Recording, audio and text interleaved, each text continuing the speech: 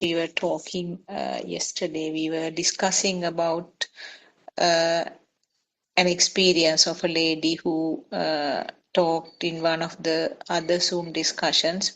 So we talked on that topic about how the sensor functions will create something as a thought, and then according to that thought, when the thought is not seen as a mental construct, and when the thought is taken as really existing, and that is what is called the ignorance, where we go along the wrong track. So that is how the world is created. Now we know that every living being has this problem where it's a sensor function which creates something depending on the type of the sensors formed, and depending on the number of sensors and the nature of the sensors, different worlds are created to different living beings. So the animals will have completely different creation, whereas the human beings will have another set of creations, and it can vary from human being to human being. Also, there could be some little differences. So all this time before we heard this Dhamma, we were projecting everything to the outside world. We thought that the light rays are coming from outside and the sound waves are coming from outside, and the other sensations also. We thought everything is from outside, and then with the help of the senses, we feel them, we experience them, and then for those stimuli which were uh, experienced were taken as really existing, and then there was defilements which followed, where there was uh, clinging or aversion, likes, dislikes, hatreds, or desires, all sorts of things followed. Now we know that the camera has to be turned inwards, because now we have realized with this Buddothpada teachings that everything is a creation of at the sensor level. This is actually what Lord Buddha mentioned 2600 years ago, and most of those facts, actually, though they were mentioned in Pali stanzas very clearly, the interpretation was a problem. Interpretation was not correct, or some of them actually were mixed with the teachings from the other religions, particularly from the Hinduism. So the pure Buddhism actually went underground, I would say. It was hiding, and only some parts were mentioned in most of the sermons that we hear nowadays. But there was a lot of confusions. Sometimes it was mentioned about something about the sensor function, and then again it was mentioned something as coming from the outside world. So it wasn't clear at all. Now, little by little, by listening to this, with our noble friend R.N. Mahanse's sermons, now we know that the camera has to be turned inwards. Now it's very clear that these are creations of the mind, or they are all thoughts. And depending on the capacity of this sensor function, the hearing could be limited to a certain range for human beings, and it could be for a larger or a wider range for a dog. So the dog will hear those sounds, whereas we will not hear some of the sounds. Then the question comes, which one is correct? And then, of course, the insects, their eyes are completely different from the other bigger animals' eyes. The structure is so different. They get so many images from one eye. So it's not, not possible even to imagine what will be the picture that is created by those eyes. Then there are certain other animals who have special sensors which will pick up some vibrations, very slight vibrations, even insects like cockroaches. And then the colors, with the human beings' eyes, we can see 7 colors, whereas some animals will see only one color. For some animals, it will be just black and white, the shades of black and white. So then you can imagine and also some senses like taste and smell are not there for some living beings. So you can see that the world is completely different from each other, and some worlds are very sort of restricted because they have only maybe one sensor. But the common thing to all of these is that feeling of being alive. So when that feel is there, trying to survive in some way is the next thing. That means the self perception, the perception, feeling of existence, and feeling of being alive. So those two actually go hand in hand. And the feeling of being alive and trying to uh, be alive and trying to sort of save that life or that physical body is something that is common to all the living beings, including every insect. Uh, so these facts actually, now we know we have that knowledge, and then it's up to the system or the person to go deep into these facts and then try to understand uh, actually what is being explained in this sermon. So they are so valuable, and guidance we receive from our noble friend is immense. And it's up to us actually. Now we have heard the true Dhamma. We know that the adequate guidance is there. It's up to us to do the research and experiment and then try to understand the truth behind all these teachings. So all our Dhamma friends have joined. Therwan Saranai, Dr. Kokila, and other Dhamma friends. I just gave a basic outline because Shani doesn't seem to be able to join today, so we didn't read the book. I just gave an outline on what we were talking yesterday. Therwan Saranai. Okay, Therwan Saranai, I worship Paramahansa. We worship Paramahansa, and we try to understand this Dhamma from different perspectives. Yeah, anyone can ask a question. If Joel has a question, he can ask too. I think today morning, the topic we were talking about yesterday about a mother asking whether to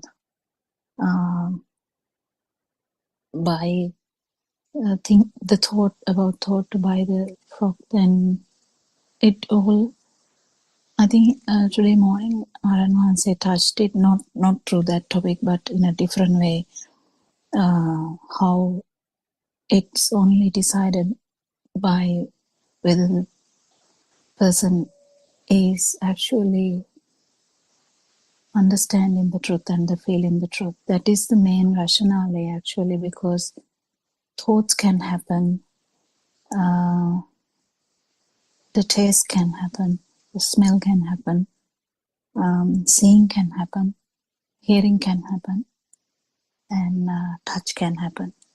But entertainment of these sensory organs and the entertainment of the mind or the thoughts, these all due to the ignorance actually thinking that they are real.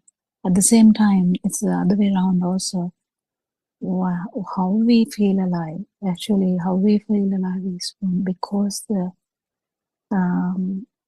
of the perception that we get from the stimuli. So the main, like the main way to one way to understand this is how this happens. So with the ignorance, we have taken that there is a self. We have directly taken it. I mean, there's no, even before listening to Dhamma, we don't have even a problem of taking it hard. Yes, I am here. Then we have, so that is a self view, and that underneath that there is a self perception. So we feel that too, like I'm here, you are there. I am here, chair is there. Or I'm here, I'm listening to sound of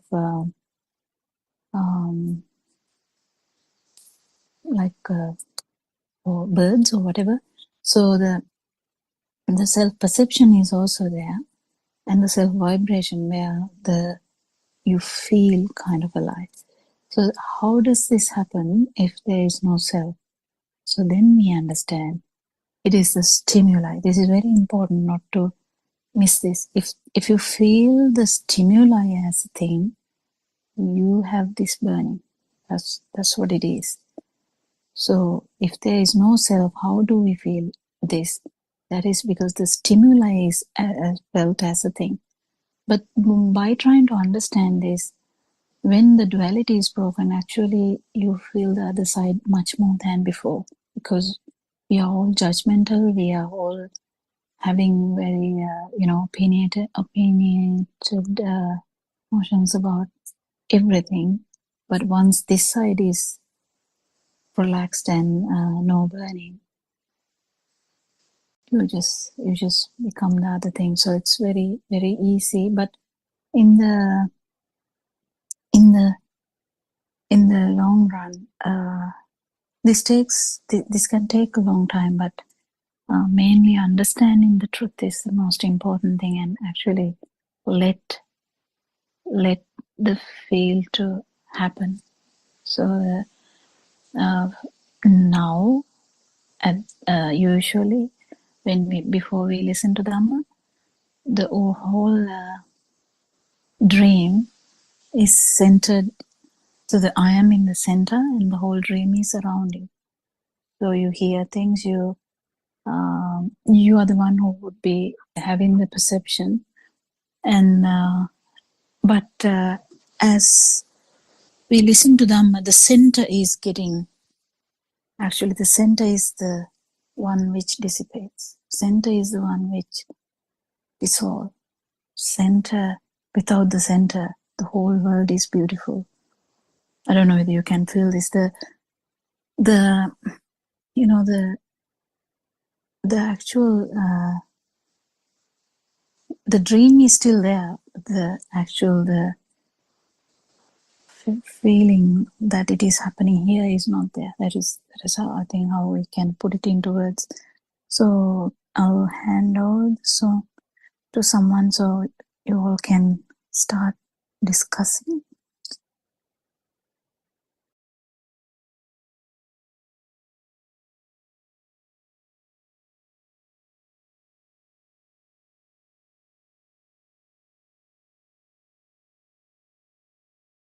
Anyone able to? Therwan Saranai, Doctor. Therwan Saranai. Therwan Saranai, Answer. Yes, Doctor, it's very beautiful, the explanation that you gave right now, that how the cynosure was the self and how gradually it dissolves into, the everything. It becomes the everything.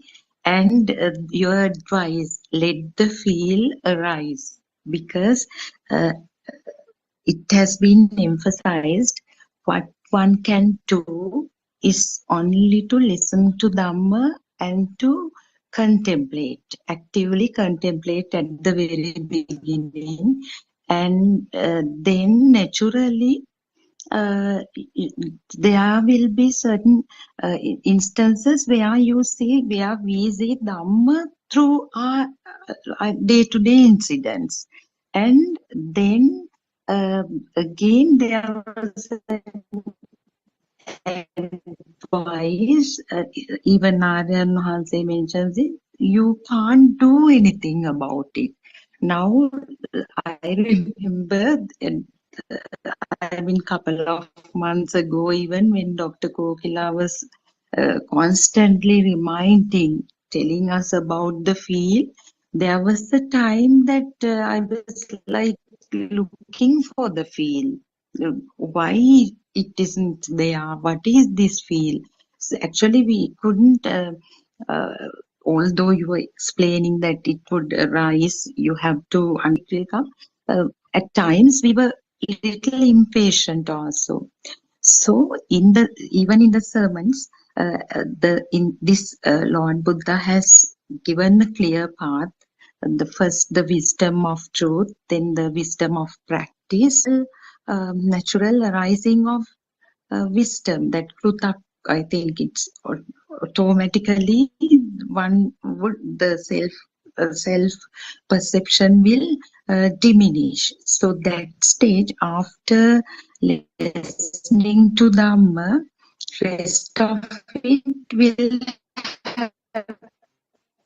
happen naturally.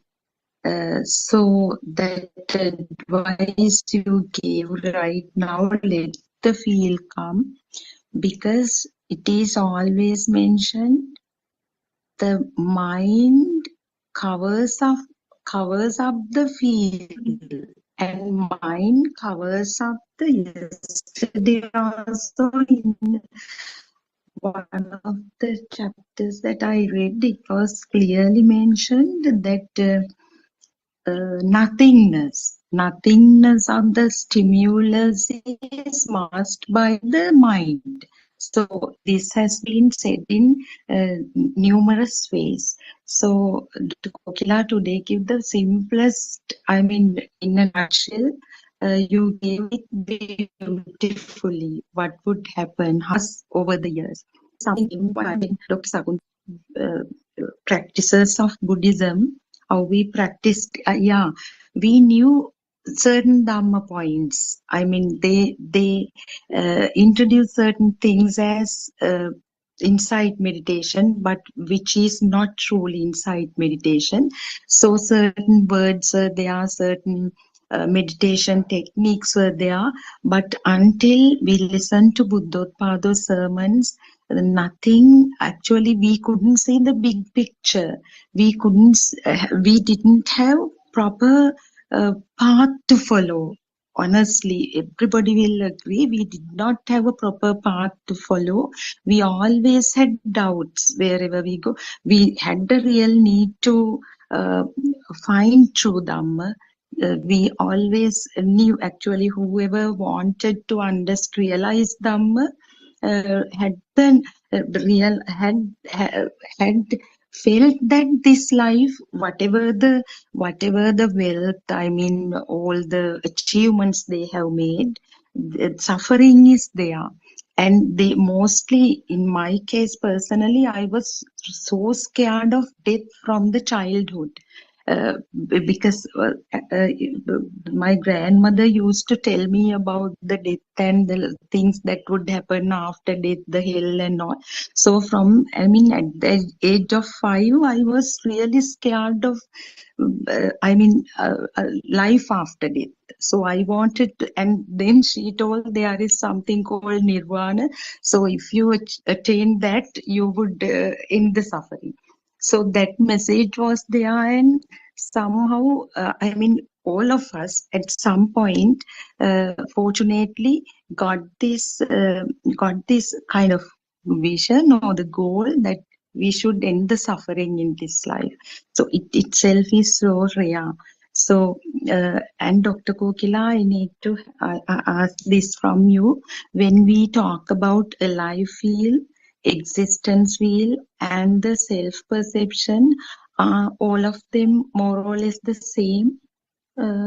life feel, existence feel, and the self No, the perception. existence feel. No, That Arana said feel. that day, one day when he joined, he nicely explained it. Existence feel will be there until your respiration stops. Existence feel is the Right. touch and all that. That will be there, but the life feel is not there. Life feel is different. The self perception is different. Self perception is in the form world. I mean, it has, but I mean, you can't really separate them. But Yeah. the feel is Self in the feel level, non-form. and Dr. Self view will go away with the realization gradually, but self perception will continue to be there, isn't it?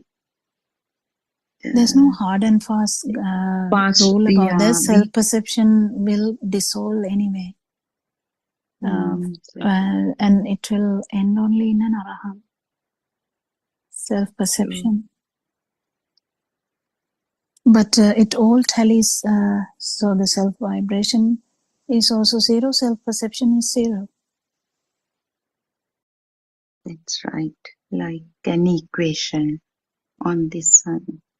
Yeah, I mean, it's very difficult if we try to like give something like that, because self vibration is something you have to feel, but the self perception is kind of all the perceptions basically are in the form world. It has a kind of, at least like when you say it's having a bad smell. It is a perception, but actual smell is a fear which you can't even talk about. But once we put a perception, we can talk about it all the time.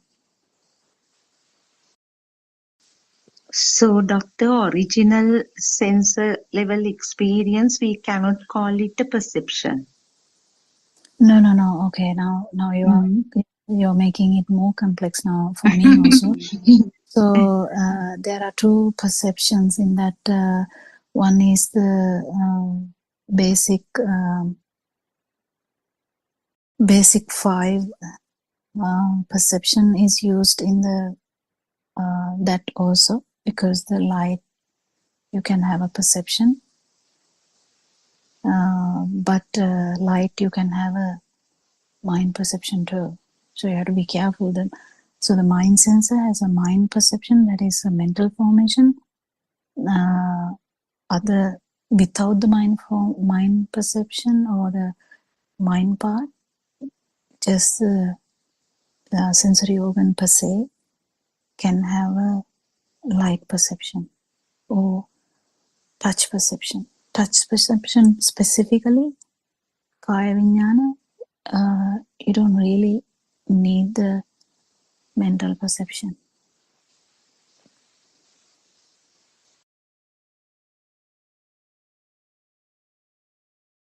So perception word can be used everywhere.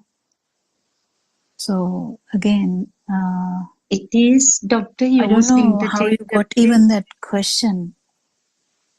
How did you get that question, by the way? No, just now when you said if it is bad smell, it's the perception, I think I got it wrong at that point on. Yeah, what I'm trying to say is it was not what you were trying to say. Yeah, the light itself. Yeah, how can I say? Okay, we'll try to say this. I don't know whether I would be good in telling this. So just imagine, without the mind consciousness, if you are feeling the light, with the fast vibration, it comes to the consciousness. When it comes to the consciousness, the light field is there. When it comes to the perception level in that, the feel of existence is there. So it's very difficult to tell these things. It's rather to feel, but because the main thing that what ignorance plays here is not knowing that it is the fast vibration of the sensory organ. That's the ignorance there. Once you pass that ignorance, if you're aware about the full science, that if you get into that fast vibration, and if you feel that, if you knew before, like it is the fast vibration of the sensory organ, definitely the value is going to go to zero and you can feel the non-vibration. But this is something you have to know. That's where the Dhamma comes. So you know if it is just light. But this in practical life, this can't be ascertained. This is from wisdom that you are ascertaining. But then when comes actual experience, it comes automatically, because it's all Satyajnana or the truth. So when you know the truth, the first round is, you can't separate first and second rounds. If you see it's the crow, you're seeing. If you see it is the bus, you are seeing. If you're seeing it's a chair, you are seeing. But if that mind has no power, only you might feel it. But it's very through like wisdom. So what you have to know is the fast. So there's vijnana, or the perception. What is the word for that? Consciousness. Yeah. So the perception there and consciousness there, we rarely talk about it, but the same words are used. But the mental formations, that also is a perception. So chair is a perception. It's a mental perception though. So when we usually talk, we talk about the mental perceptions. Right. So Sudharma is a mental perception. Yeah, Doctor, because Dr. Sakuntala is a mental perception. But if I can hear Sudharma's voice, that is again a mental perception. But if the mental perception is fully dissolved, you might be able to appreciate the vibration. That is the tense. That is the tense. But then you understand, because of Dhamma only you can reverse this. Because you know that it is the vibration of the ear, not nothing other than that.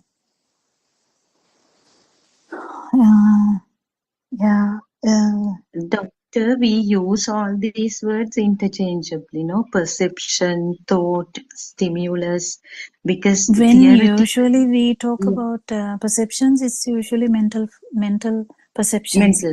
Mental perceptions. But if we are talking about the other perception, we have to specifically say it is a sensory organ perception. Clear, got it. Because that is the direct perception. But in touch, you can actually directly feel it. So in the perception doesn't necessarily need the mental formation. That's why actually it is easy to feel, easy to do it with the walking meditation. That is why walking meditation is the kind of the first and foremost of all the meditative practices. The base. Even in these 4 points of contemplation, it is the base. Like, yeah, we are not seated in certain posture. Yeah, but yeah, because Anyway, humans, this body consciousness can be used at any point, whether you are sleeping, whether you are lying down, whether you are, in the sense, sorry, not sleeping, when you are lying down, when you are sitting down, when you are walking, when you are doing any action, is because you have a body, you will have bodily sensations. So you can use the meditation at any posture. Do you understand? Yeah, doctor. Because Kaya Vijnana is there, bodily sensations are there, body consciousness is there. Right. So it's easy to do any meditation for humans, but it's different for any other being where the body is not a feature. There can be beings where body is not a feature. If it's like a unicellular organism, still the life is there. How? Because the life field is there. It's very easy when you try to put into these other jeevin. What is the word for jeevin? Like Creatures, living organisms. living organisms, yeah, because they are living. Why are we calling they are living? Because they are living. Why? Because they have the life field. And why they have? When they have the life field in any means, there's life. And there is always. Doctor, can I of clarify something regarding the body sensation since you came to this now? Now, doctor, we say like temperature, then hardness, softness, they are felt by the body straight away. But if a child gets burned due to maybe some hot water is poured into his or her hand, and then the mother says, now see, you felt coldness, but it's actually the heat. So that feeling will be the a kind of high temperature or the heat for the child.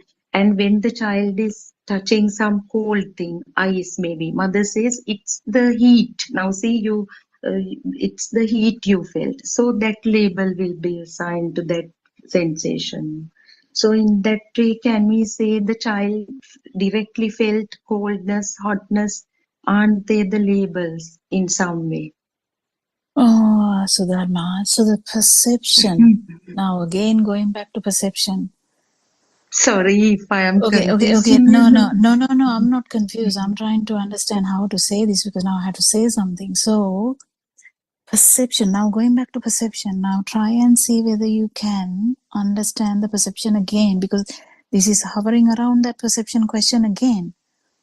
So, mental perception can be anything. It can be, in Chinese words, it can be you are telling mother to the foster mother. And child will never know what's the big problem. But the mother is not the biological mother. You are telling mother to the foster mother because baby didn't know. Until 18, he didn't know. And at 18 years of age, he's given the letter saying, this is not your biological mother, this is the foster mother. So what? So feel has nothing to do with the perception. That's the main important thing you have to understand here. So the feel and the perception, specifically the mental perception, has no correlation. So you can tell a child, okay, so you are trying to cheat the child now, saying that this is hot when the cold water is put. Yeah, he will go to the school and he will pour hot water with another child and say, did you feel the cold? And they will slap him because you burn me and you're asking whether it's cold. Isn't this happening to people all the time? When a foreigner comes, you tell a bad word and that foreigner goes somewhere else and tell the bad word again. Saranai, doctor, it's not the point. I mean, if all of us got that perception that cold thing. Same thing. Doesn't matter. Perception has no place in this film. it's a perception only. So that's the problem we are trying to understand anyway. So good thing to Sudharma is not the good thing to me. Good thing to us is not the good thing for Joel, and good thing to us will not be the good thing for Sakuntala. So what? So what is good? So what is bad? Okay, what is bad for someone in living like originated from European country? What is bad for him may be good for me. So what? So the mental perceptions are according to their dream. Whatever the dream, if it's matching everyone's dream, yeah, let it be. But if it's not, yeah, it's not. But the perceptions are perceptions. So imagine I'm going back to the Amazon forest. Someone is living in the Amazon forest. So imagine the tribe has about 50 people. So they believe something. They believe the sun is the god. So what? So their god is sun. That's fine. But whatever the dream is not true. Their dream is different to our dream. Our dream is different to the person living in America. The dreams can be different, or it can be similar.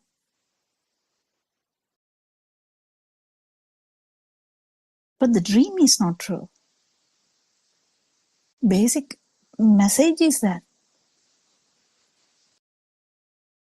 So what you actually believed in doesn't matter, whether it's hot or cold.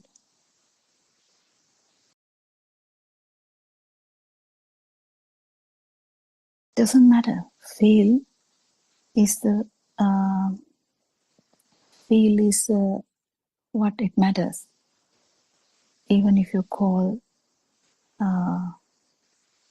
cold for the hot or whatever, if you change the whole word and maybe start living in now, if you start living in moon, you're floating all the time. Just read about the podcast that they did, the 3 people. So they are floating all the time. So the space, they are floating all the time. So what is the experience? So is that true or this true? Is the gravity true or the non-gravity true? Actually, doctor, this came up when we were doing the practical program. So, in what the instructions given was like, when you walk, the body, the feet or the body would feel some hardness. So you might think that it is the hardness of the cement floor. So, and you would feel some coldness. The thought will come that it is the coldness of the wind. So actually, that lady was asking, no, that hardness itself, body feels something, gets a feeling or a sensation, that then I think it's the hardness. Body gets certain feel, so I think it's the coldness. That way, because she was asking that, I also had that doubt, in the sense I also was wondering before also they can be labels sort of, but strictly senior people, 2 of them were there, they were telling no, you should the thought should be definitely the ground cement floor.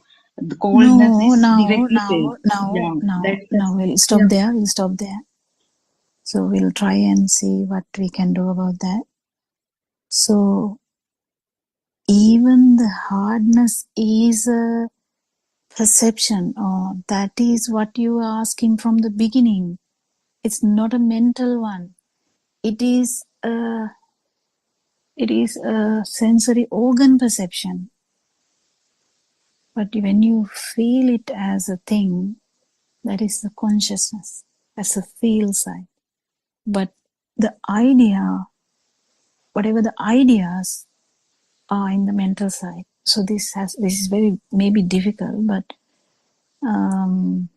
just you can contemplate on that. Churangika, do you think you can add something bit better?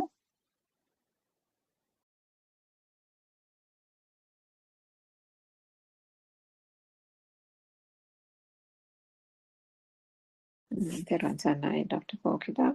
So Dharma, I think what you're trying to find out is that initial thing that you said, where it says that the body directly feels certain sensations, and that is solidity, liquidity, temperature, right?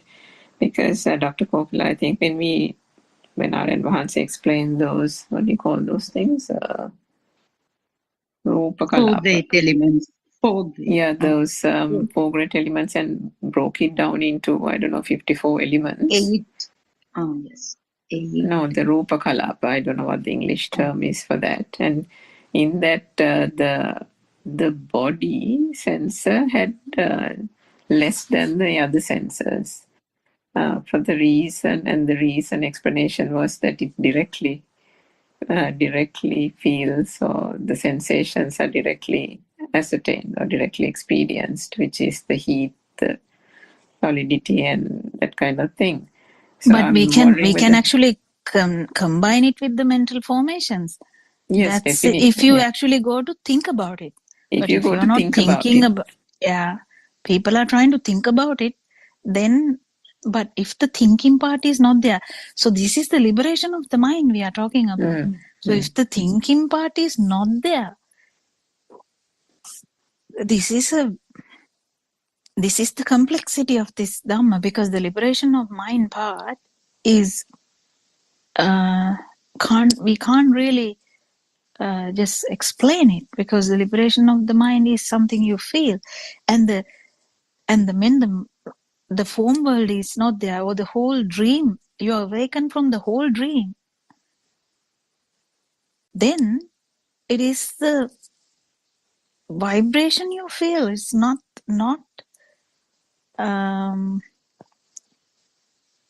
solidity, or how do I say it? It's not how do I say actually? You can't really say solidity and all that, but the solidity part is there in the sanya level. Doctor, I can little clarify it further. It was a simple thing actually.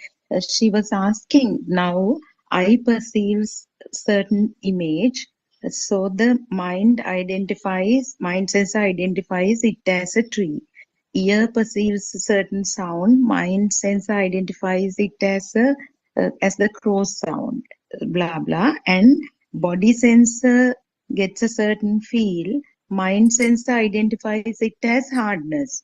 Body sensor feels some certain so hardness feeling. can be a mental formation as well as a body direct feeling. That's the thing that you are confusing. Yeah, that's what I because you can think about the hardness. Yeah, you can think about the hardness, but you can have the perception too. Yeah, true. Kind of that's what exactly I wanted to ask, Doctor. Yeah, so the because if you say now it's very cold, that's a mental perception. True. Feel is completely different. Feel, you can't even talk about the feel.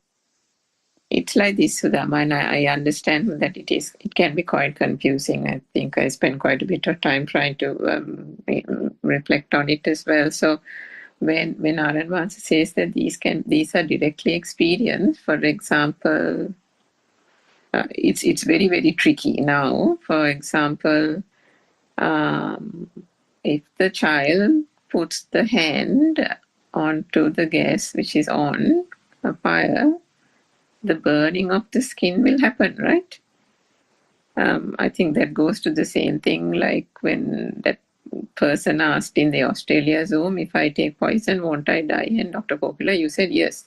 Now, then take another example. If you go in the winter outside, or you don't have to do that, just go in a cold wind, immediately, what do you call this, hirigadu pipeno thing happens now. The hair on your skin stands apart, right? Goose flesh, And no? Goose flesh. goosebumps. Goosebumps or goose flesh, Yeah, yes. goosebumps. So you get goosebumps sometimes. Yeah, and so that's an auto reaction of the body. So those are direct experiences, isn't it, Dr. Pokida? But if you that's actually a good example that you went to the baby. I actually forgot that. See, that's a good thing about having a lot of kids here. So if you go to the actual baby before starting even the mind, it is the feel. And can we even talk about anything there? Whether it is smell, whether it is taste, whether it is the thickness or the solidity or the nothing. There's no idea about it, but they feel. That's a really good example. So that's the feel level. But as soon as we understand that this is solid, because we get that idea slowly, that when we touch water, we have a like a idea that it is watery and the mountain is not watery. How can we have that? That's in the mental formation. It's with everything. We have that idea that the mountain is not watery, but the waterfall is watery. So all of them are labels, aren't they, Doctor? That's a Doctor? very beautiful thing. Yeah. Yes, Jaya. I was just listening to this conversation, and when you all were telling this walking meditation, all we walk, and hot or cold, we feel it. So what happens is you feel the hot or cold, and the body senses the feeling of cold and hot, but it goes to the mind sensor and gives a perception that it's hot and cold, or else we don't know it's hot and cold. Yes. So that's how it works. So just make it simple like that. The body senses hot and cold. It goes to the mind sensor, and then the mind perceives or gives a perception, it's hot. Someone has to sell that it is the hotness, because that's what I think Sudharma was asking. What if someone says the hot to the cold one? Cold. So so that's what she was trying to say. But if someone says cold to the hot, but that's like in the someone trying to cheat the other person. But what we are trying to say here, yes, what you said is correct. So as soon as the perceptions are working in a child, when the baby, it's just a vibration. That level, it's very important to understand. That's the level that has no defilements at all. But but still the self vibration is still there. It is not manifesting as a self perception. But as soon as the consciousness is concerned, when the consciousness are working together, it comes the perception, mental formation, then mental formation. If there's a mental formation saying this is very cold, it works differently. It's not just the label, as Sudharma said, it's complicating the whole picture, because you feel it more, because as soon as the mental formations are formed, the vibration is multiplied, it is augmented. And then because that is the initial part of self-perception. As soon as you feel something, if you get the self-perception, if you kind of understand. So if you say, oh, this is so cold, there's always the notion underneath that it's felt to me. That's how the self-perception arises. which is from nowhere. That's the misunderstanding here. That it's felt to me. That was the problem from the beginning that we had. So that's how the self-perception arises. That's our main target. We are not targeting the other stuff. We are not targeting the cold. We are not targeting the hotness. We are not targeting the fluidity or the liquidity or the hardness. We are actually targeting the self-perception. We are trying to understand how we got the perception that it's happening here to me. Me is a view, but actually it's happening here is the problem. So we felt it happening here in this system is because of the ignorance.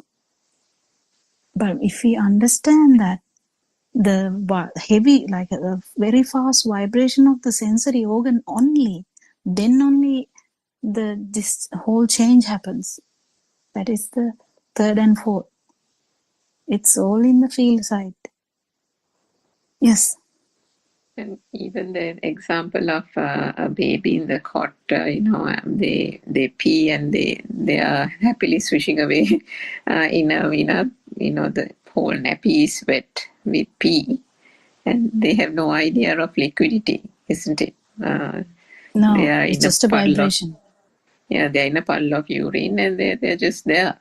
No idea of it being pee or whether it is wet, even they don't know. What about the smell of the poo? Yeah, smell of the poo. And then if you think about Dr. Kokala, you must be familiar with this, elderly people, they get very distressed when they have incontinence, isn't it? And then, so at that stage, all the sensations, all the formless, all the things have formed because it's the mental formation and all the connotations arising out of the liquidity, that it is urine, that, accidentally they are urinating without their control because they are old now. The fact that it distresses them if they go out in a social setting, all these things, how they may attribute everything to the self, isn't it? Yeah, and but what I wanted to highlight there, Sudharma, and what Joel said was correct. But what I wanted to highlight here is what we are trying to understand here is how did this self-perception occur? That's the whole scenario. Otherwise, we get sidetracked and try to attack everyone. You're out there, I can attack you. I mean, the story is so bizarre then. But here, what we are trying to understand is what is self-perception? If there is no self, how did we get this self-perception that it's happening here? It's a self-perception is a very strong thing. It's a very strong thing. How strong the self-perception is, how strong the self-vibration is. How strong the self-vibration is equal to how strong the self-perception is, and it is equal to how strong the self-view is. It's all kind of equal. And they subside together, kind of. It's very important to understand this. But in order to break it down further, you have heard, I'm sure, Sudharma and Vasi saying to all of us that I think yesterday or day before, so he said it, if not for the sensor, we don't even know there's a vibration. I think he said it yesterday. Yeah. That was so, it was really one of these are the things that unfortunately, it's his guidance that is so valuable because it gives a whole other way of vidarshana in reflecting on that point, isn't it? That if not for the function, if not for the sensors, how do we know there's vibration? And then that, the example of the general anesthetic, if the body is subjected to a general anesthetic, then there's no sensation at all. So then what happens there? These are the points of reflection. Yeah, the self vibration is not in one place. It's not hidden in one cell or anything. It's just like, the good example I can take is the iCloud. Can we try and find out where it is? It's kind of like that. So it's very important to understand the self-perception is the same. It's not, so the understanding mind is the same. Mind, there's no mind, there's no body organ as such mind. It's just kind of the same way as, that's why people are still struggling. The scientists are still struggling because no way you can catch it. It's very difficult to catch it because one can only catch it through the mind. You can't really catch it outside.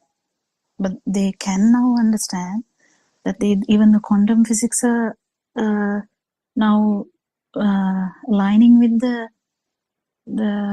this stimuli. And this co-vibration or the synchronization or the telepathization. They are talking about that. If something is vibrating here in the quantum physics, they talk about it. If there is a similar vibration, like in a different world even, they're the same. They are the same. And that's the same phenomena that how these things happen. And even how we see light is the same phenomena. If there's a vibration in the eye, it's a synchronicity of the vibration that you understand as light. But the actual real is the vibration. But after the perception arises, we have so much connotations, we have so much explanations, it's not the word per se though, it's much more deeper than that, because the words come later. Because if you just talk about the words, you are forgetting even the worm. Worm can't talk, worm can't hear, worm can't see. Worm has only the bodily functions, but still they have the self-perception. How? So it's just that because of the body or the perception that it's happening here.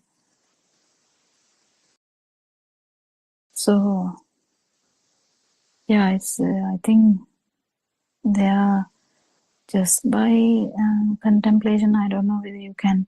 I think it is through experience you can actually get these things, because you can touch something very cold like ice and see it's just the function of the skin. That's all. That's how you can do the contemplation, not by thinking. Yeah, doctor, it's a sensation as well as a label, isn't it? That's the answer we can give for that. If you think it's a label, feeling anyway is felt, no, by the body. Yeah. Why are you using the label word? Label word, that is the first point of contemplation, no, doctor. Now for the eye perceives billions of things. So the label comes tree, country, America, so Dharma, all those. You have to be very careful in that. You have to be very careful. I don't know whether RNC uses the label word. You have to be very careful if someone is using that, because it's not limited to that. Because label in the sense name assigned, that identification part. Because at some point somebody introduces. Identification part has a lot of things. So the mental formation of a tree has everything there. You just have to feel this. Tree is not only a name. I do understand, but doctor, for the beginners we have to follow that, no?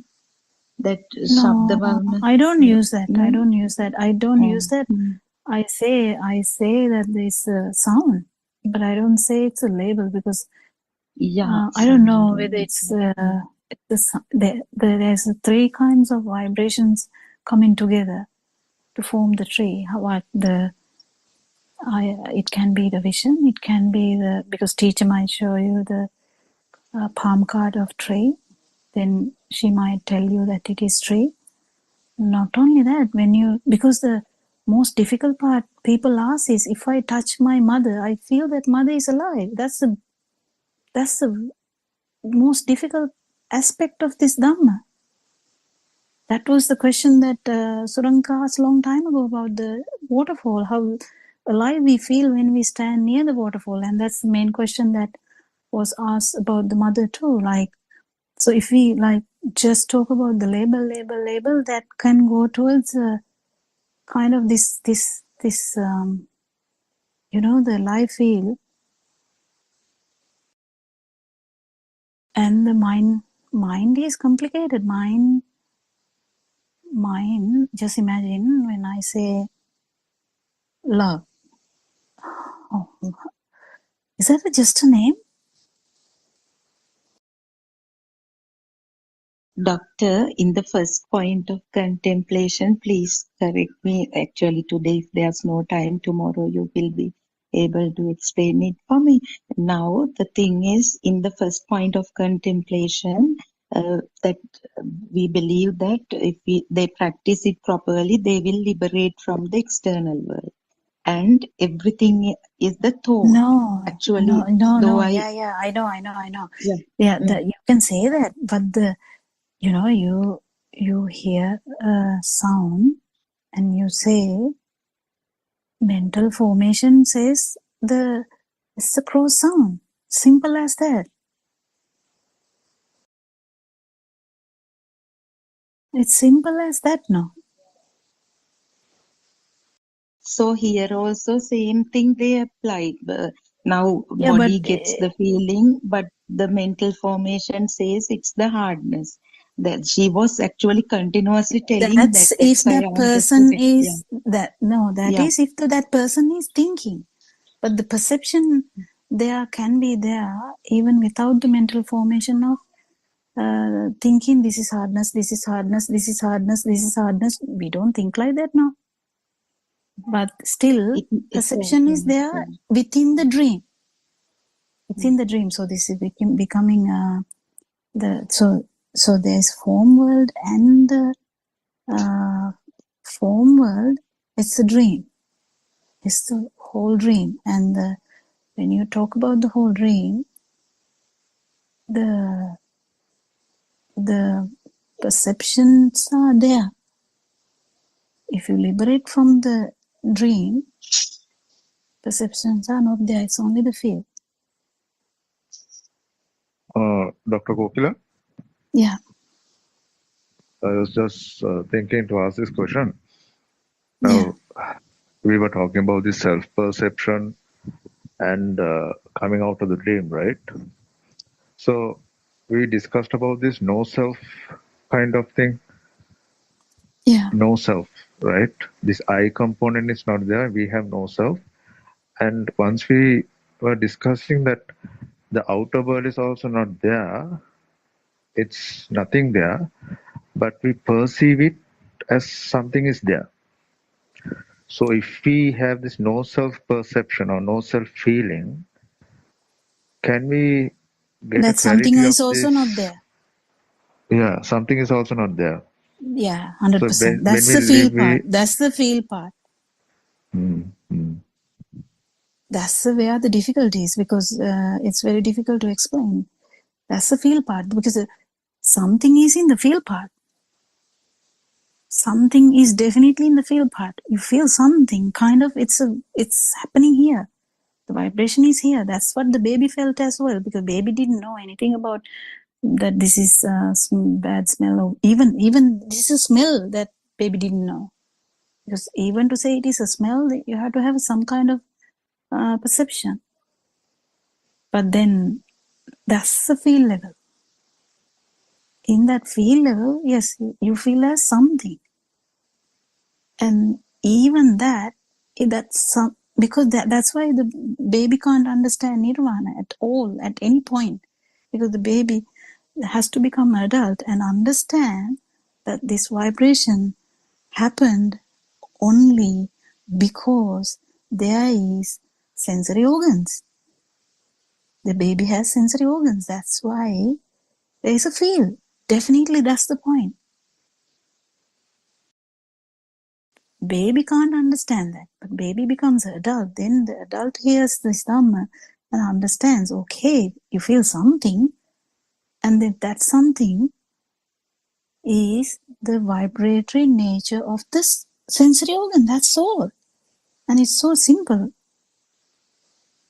But we make it so complicated because our mind is complicated, I think.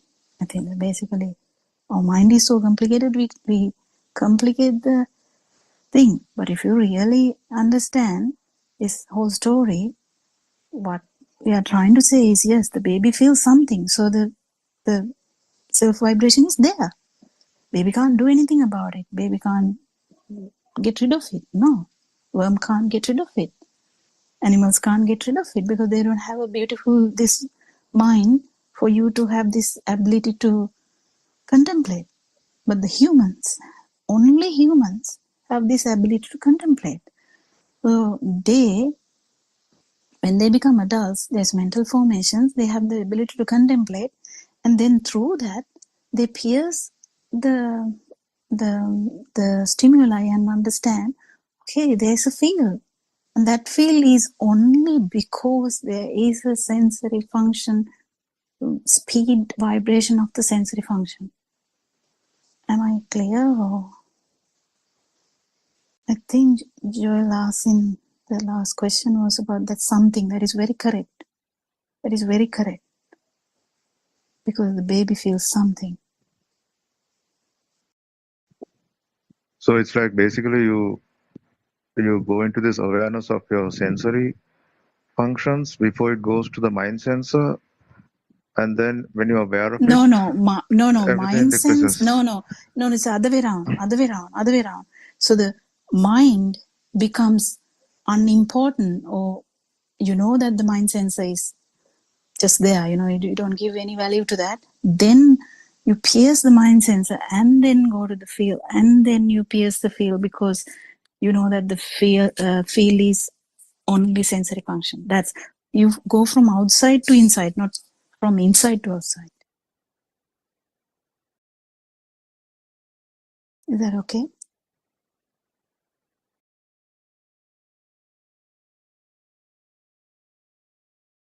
So that's why we start the contemplation by It's outside is not true. It's almost like you're removing the program. The program is the mind. The program is the mental formation.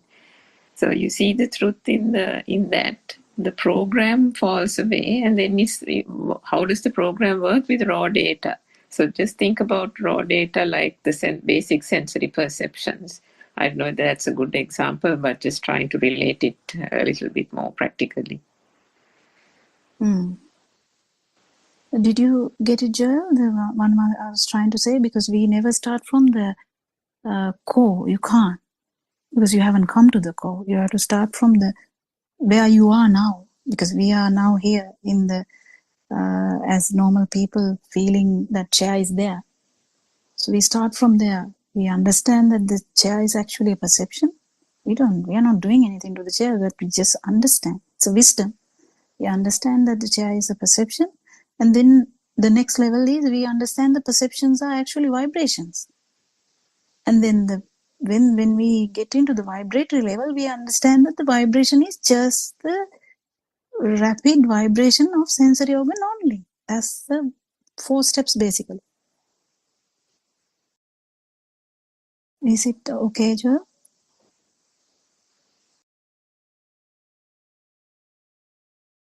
Thanks, doctor. Yeah, okay. Did you get it, Sudharma? I think you might have to contemplate this as well. Because if you make it... Doctor, I got busy and I couldn't listen to the last bit of it. I will listen to it, Doctor, on YouTube. Yes. Doctor. Yeah. The last bit is, I think, important, isn't it, Suramika? That just get it simply rather than making it more complicated with all the label and stuff. Yeah. Teruvan Saranai, Doctor. Teruvan Saranai. Yes, Surangika, you can add something if you want. තෙරුවන් සරණයි ආර්යයන්. That's fine, Doctor. I think we are running out of time now. Yeah, Dr. Sakuntala was silent all this time. Can you add something, Dr. Sakuntala? I think he's taking rest. As Joel said that he said something like there's nothing outside, but it's just I wanted to tell was that you can't say there's nothing outside. There must be something, but we don't know. There's no way of exactly finding out also what is there outside. Whatever is created by the senses is taken as real. So we have to accept whatever is created by the senses, and then that is what is projected as outside world, isn't it? So yeah, so that's where the misunderstanding is. Yeah.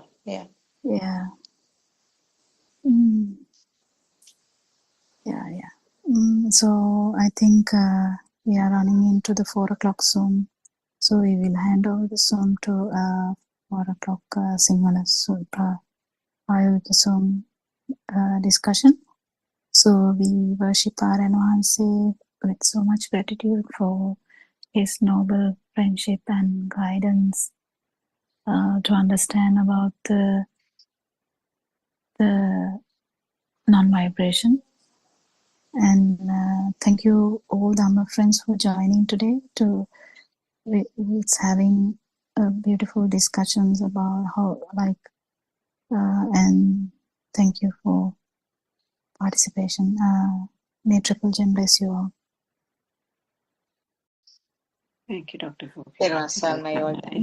Thank you.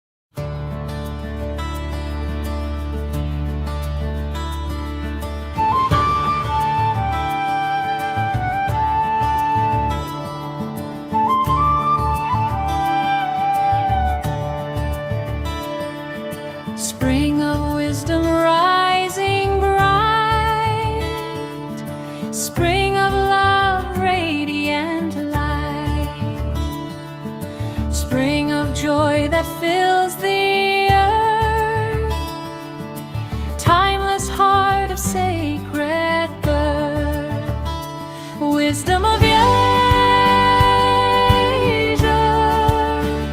shining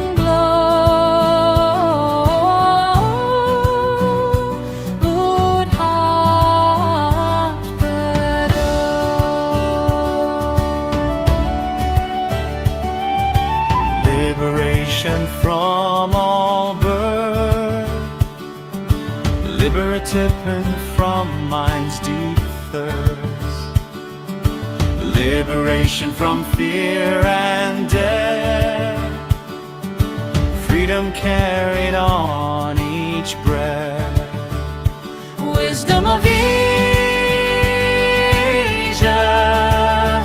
ever glow.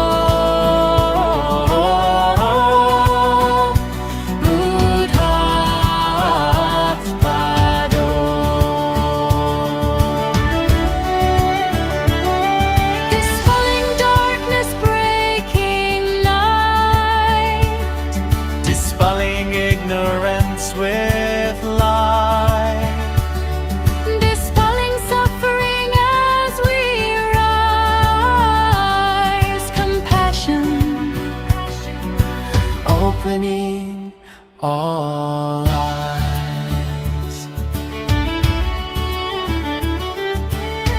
wisdom of Asia, steady flow. Buddothpado.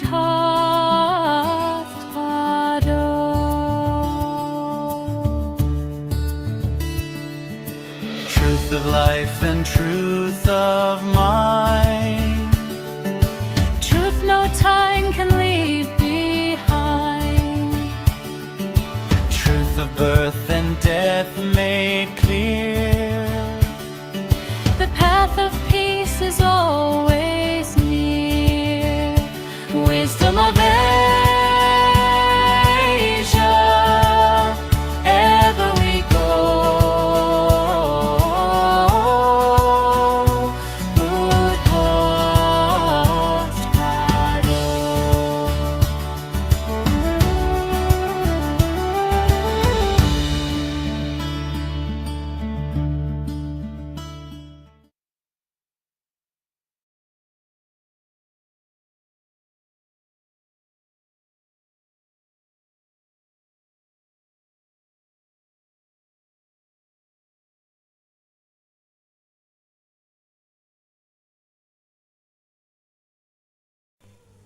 May the Noble Triple Gem bless you all. Thiruvan Saranai Aryan Hansa. May I pay homage at your feet. Thiruvan Saranai, Dhamma friends. One has to feel this Dhamma. Janato Passato. In other words, who sees this Dhamma should feel it as well. One should feel when the soul is arising, when the soul is arising within. For this, we have to be true to ourselves, because our mind, it is cheating. It is cheating us always. So the mind could say, I can feel it now. But it could be the illusion of the mind. So the mind is like that. But this Dhamma, it penetrates the illusion, which means it actually sees through the illusion. You can say it goes beyond the illusion with wisdom. So it's just like catching the magician who is performing the magic. So one has to see through this illusion and catch the magician. It's actually an internal transformation which you feel it. So what do you have to feel? You feel that this world you see, you hear, smell, taste, or feel, or think is not real. It is a sense creation, an illusionary world. If you take a child just born, we call the radiant mind. Does he have a world? No, he does not have a world yet. But he also has eyes, ears, nose, tongue, and body, isn't it? Though he could feel that something is there, still he can't identify it. So if you have small children, you can observe. So, but even he does not know about the world. The baby cries, baby smiles. So later he turns a head moves the head around. He also moves the head around towards the sound. So he cries when he is not comfortable. He also feels the pain when the needle is pricked. He sucks the milk when hungry. So he can move the hands and legs. But what we have to know is all this happens automatically, isn't it? All the actions happen automatically. So the baby does not give any name to it. No names are attached. He does not know the parents, siblings, country which is he's born, grandparents, or whoever comes to visit him. He only knows to smile when he is comfortable. Most of the time, the baby is asleep, isn't it? And he cries when he is hungry or uncomfortable. So we can see a system is working. We are the ones who say the baby is smiling. He must be happy because he is not hungry now. Or the baby is crying because he is hungry or uncomfortable. But does the baby know it? No, he does not know it. We say it because we have seen babies do this previously, isn't it? So we know what to do when a baby cries. So it is very important to identify this radiant mind, because we also came from that end. So if we deeply contemplate on this and listen to our noble friend Buddothpado, our enhancer's explanations, we understand that this is a vibration of the zygote, the self vibration. And this is the story of one vibration, which is just like a small current.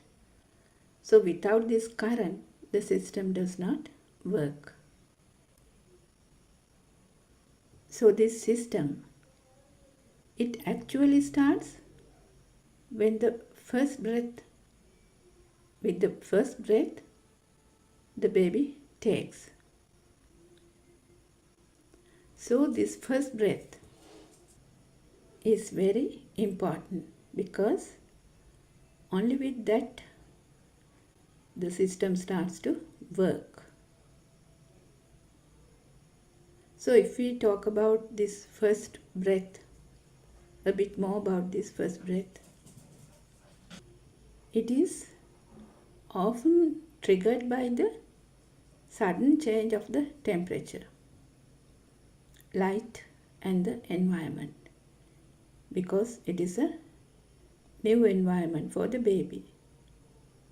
So with the first breath, the baby's system, especially lungs, the circulatory system, starts to work.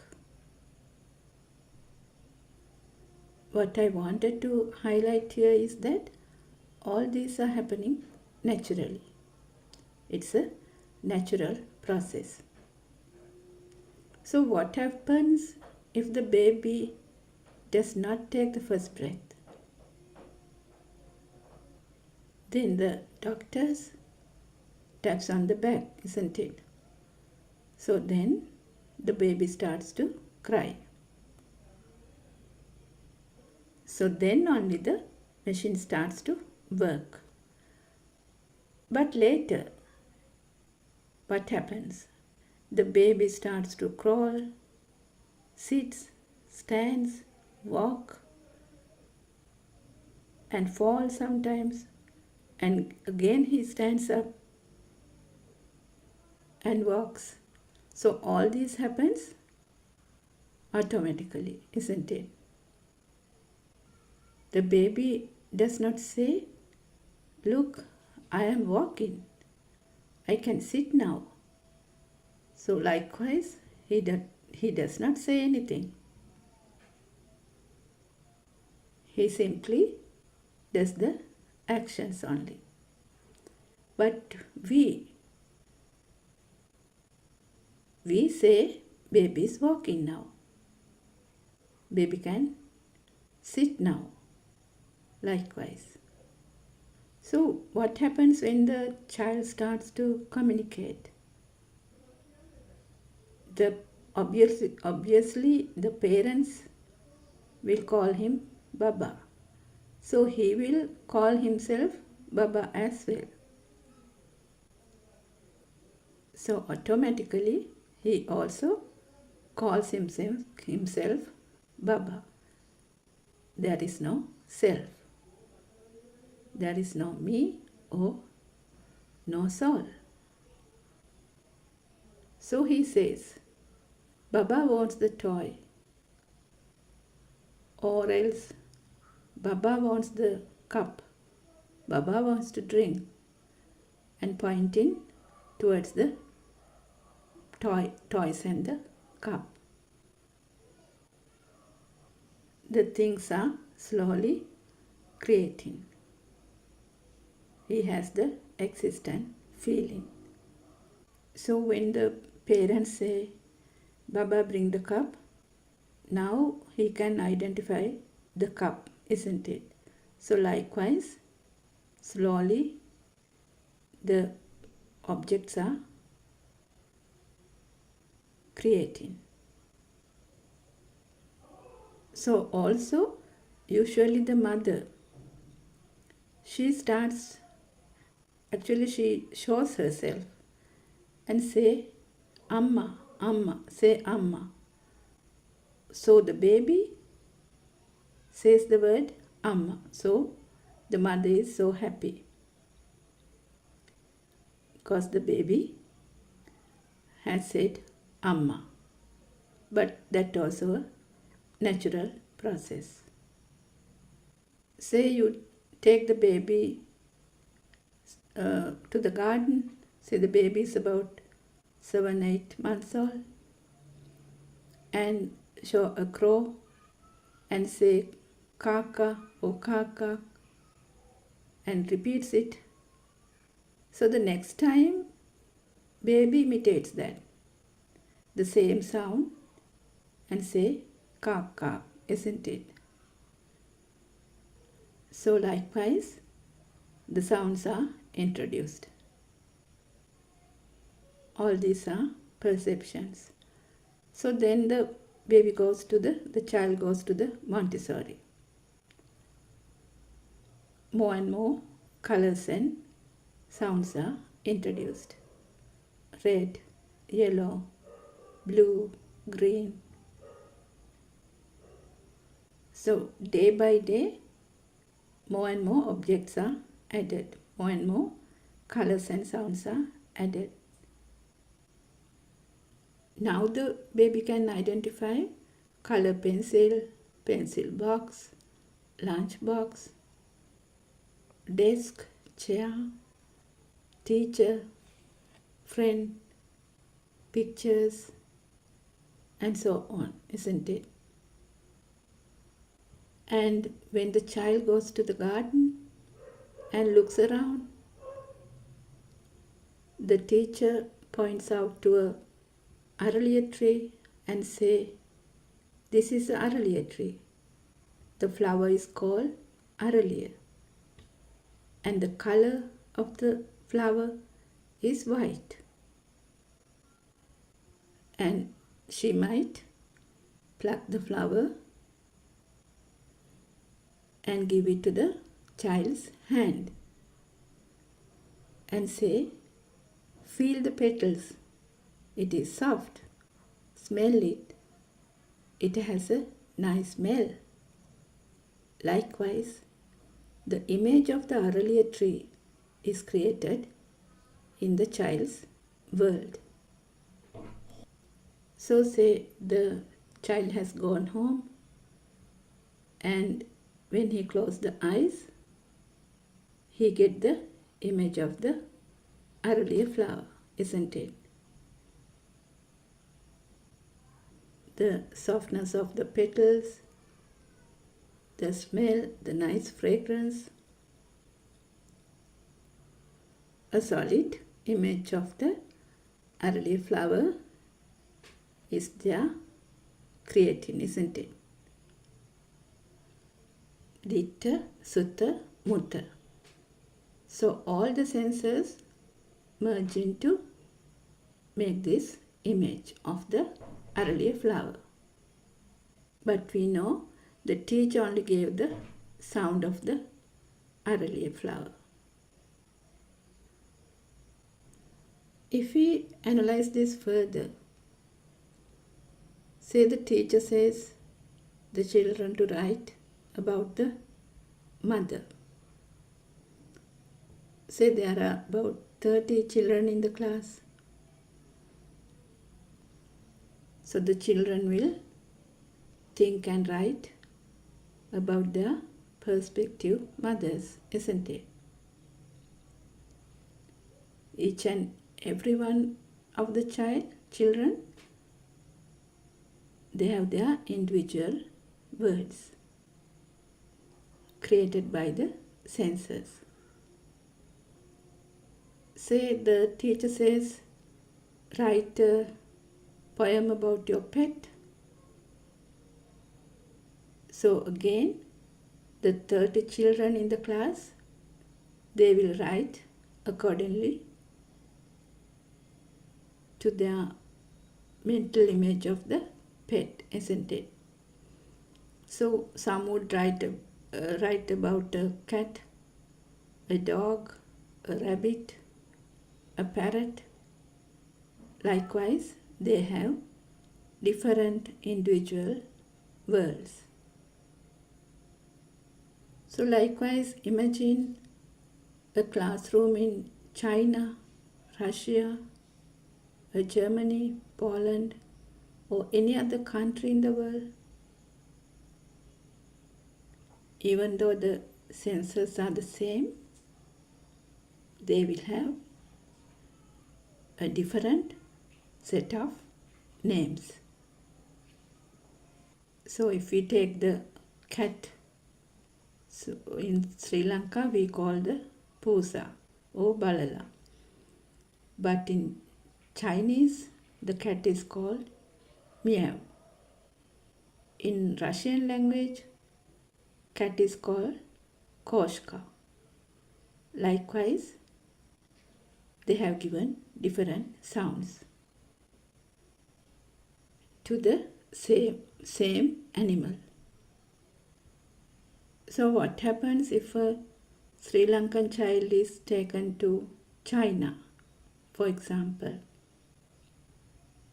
He will talk and think in the Chinese language. So these all are perceptions. But there is no sound in a perception. But to understand this, we have to contemplate with wisdom, isn't it? Everything is a perception. So when we talk about the light perception, there are two. There is no light in the light perception. This perception becomes the consciousness, sanyamai vijnane. With the mind consciousness, one can identify the objects. Say, if you keep some gold near a baby, a radiant mind, will he identify it? Will he say, oh, this is gold and I should protect it? Otherwise, someone will take it. So I should hide it. He will never say that, isn't it? He doesn't know even what is it. Even an elephant comes there, the baby won't know about it. If you read about the story of Mowgli, it's a story. Mowgli, when he was a baby, he was lost in the jungle. And a wolf mother raised him with the baby wolves. Gave him milk, gave him protection. So when he grew up, he thought he's one of the wolf family. And he became friends with a bear and a tiger as well. He's not scared of them because he was raised in the jungle. He also communicates with the animals. Though this is a story, we can get something out of it, isn't it? So likewise, the radiant mind baby, he does not know what is gold. He does not give any value to it. It is a perception. Imagine you are dreaming while you are sleeping. Your eyes are closed. So how do you see a dream? So those are perceptions, only vibrations. So the film you are watching when you are awake, it is just continuing. So if we take another example, the baby who is crawling might keep his hand on fire because it is bright and he might burn the hand. But when he gets older, someone might tell that if you hold your hand to fire, you will burn yourself. So now the child, as soon as he sees a fire, he knows that he would get burned. It is also a perception. So in other words, perception is a vibration, a current. So another example, if there's a continuous lightning in the sky, it creates a light, isn't it? This is a vibration. This vibration gives a power. So likewise, in our eye, the same thing happens. So billions of vibrations happens speedily in the eye, just like the continuous lightning in the sky, creating various images. This is creation due to vibration. So if one is blind, the eye vibration won't happen, isn't it? So we say he can't see. Say a child is colorblind.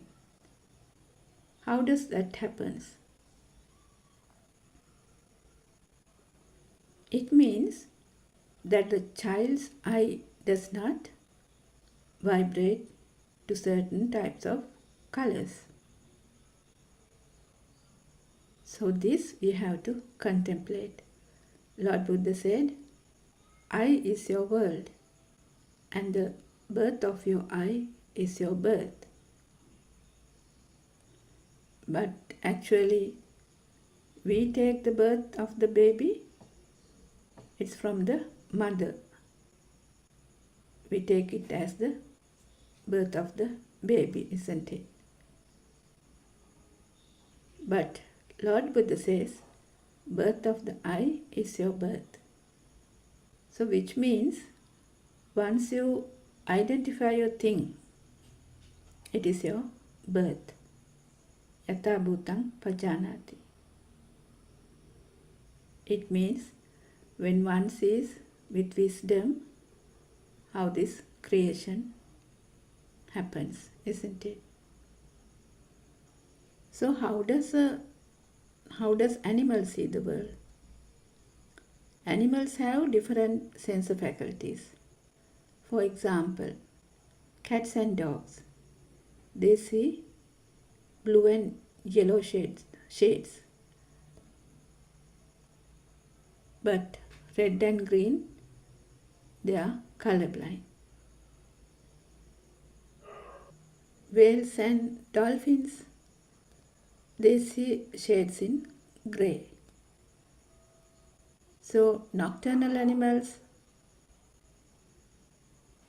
they often lack color receptors.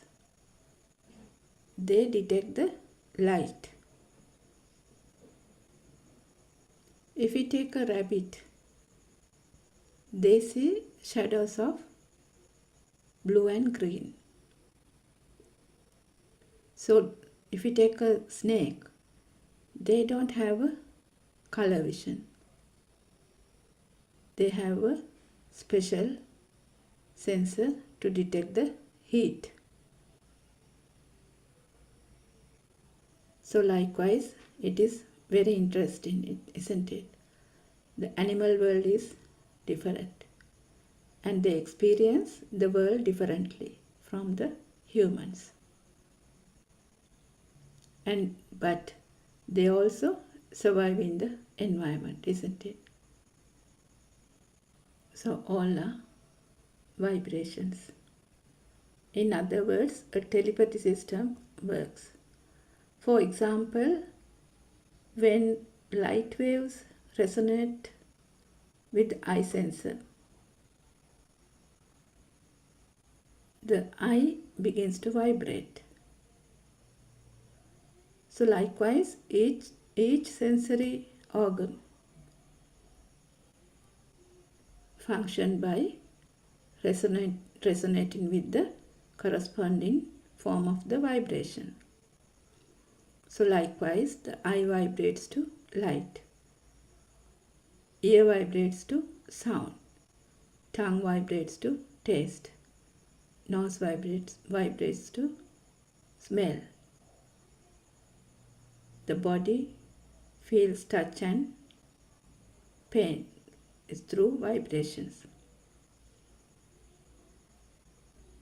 And the mind processes all these vibration as a mental formation, mental image. But we have to know that all in one vibration. Ditta, Sutta, Mutta. So all the sense vibrations merge and create the mind vibration. So this mind vibration is what we experience as the mind consciousness. So it is how the child's mind sense is created. And with that, there is a duality. So which means the external world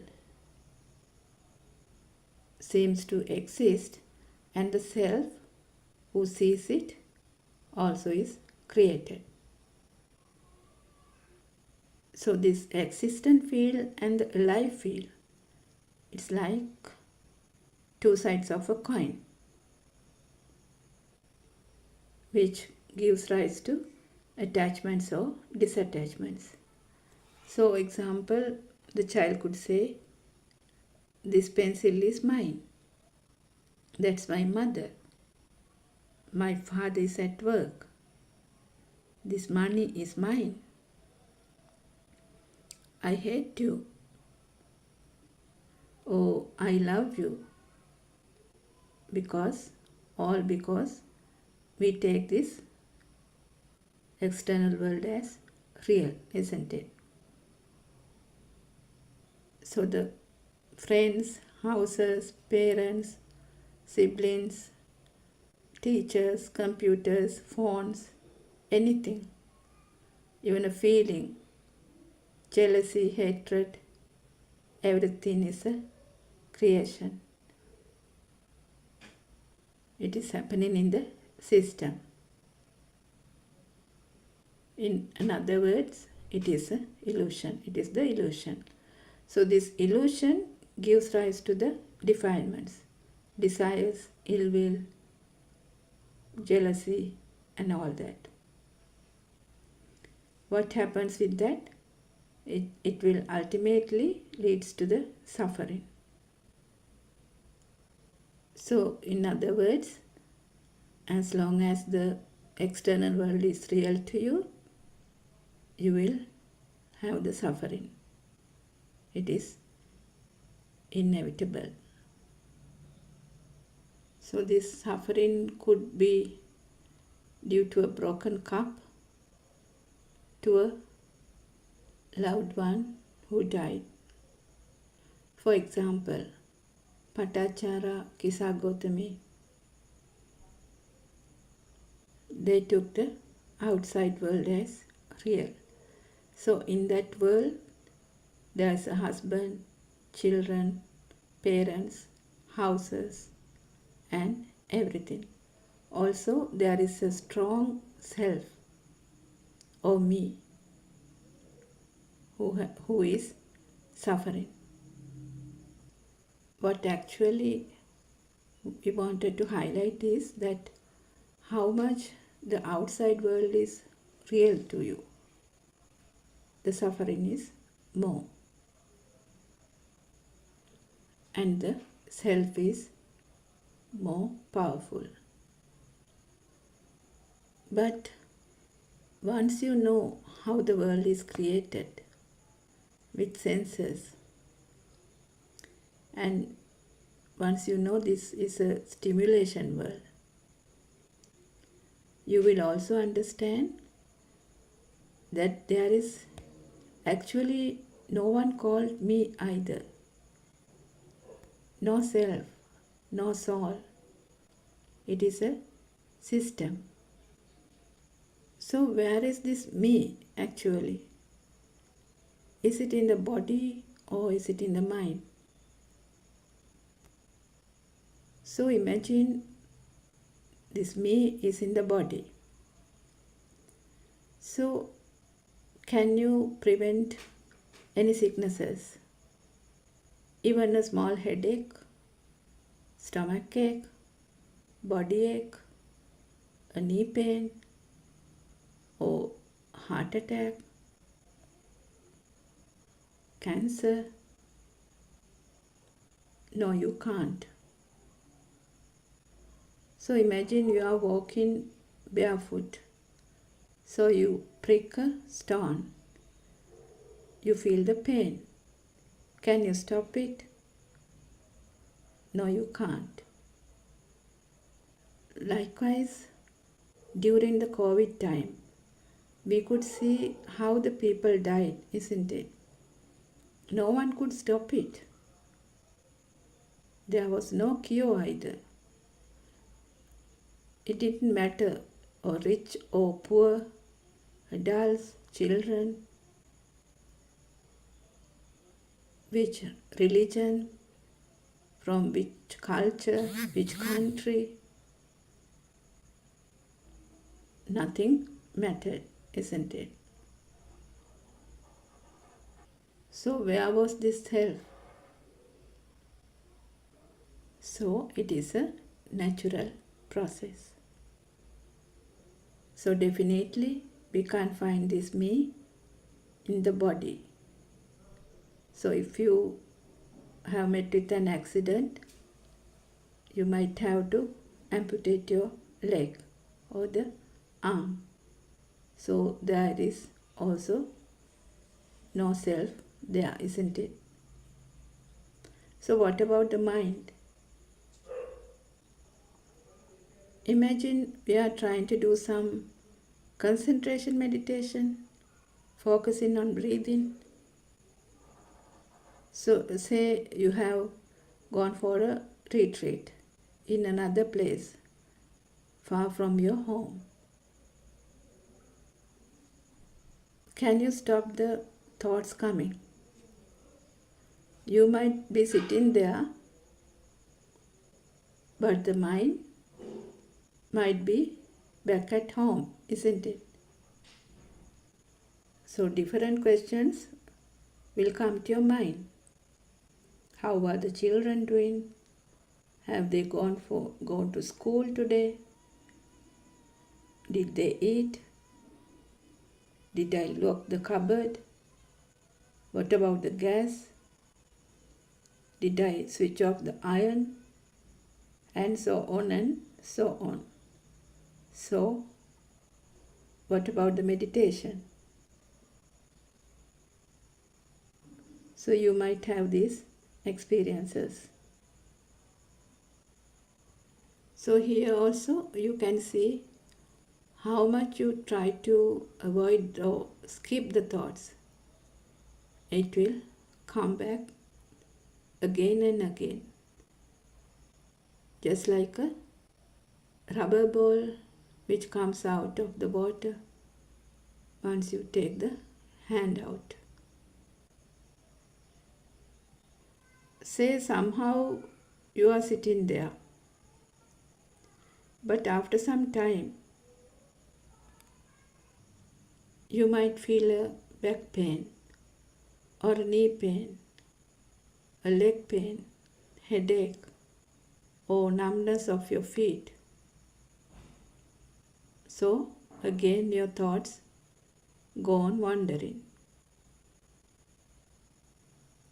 You might even feel like changing position because your legs are numb.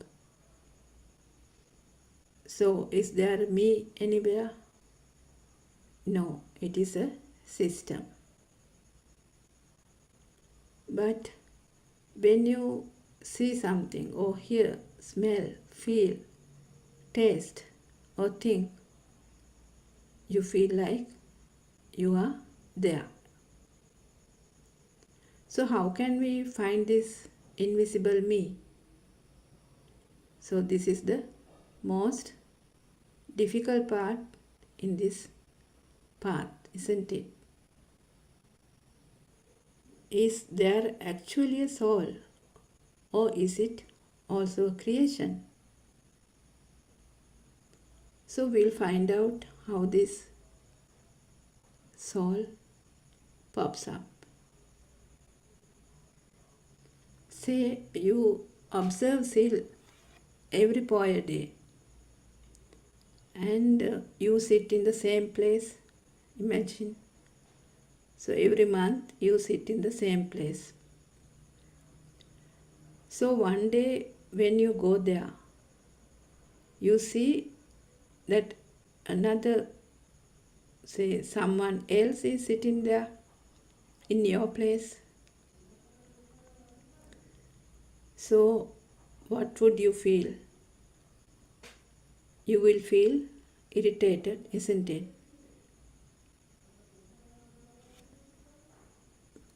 You will feel the anger is rising. It is burning inside. So you feel it within you.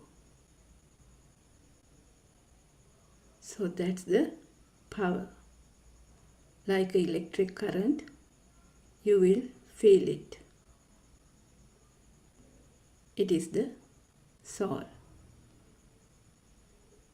So this me or the soul is this fire which was created.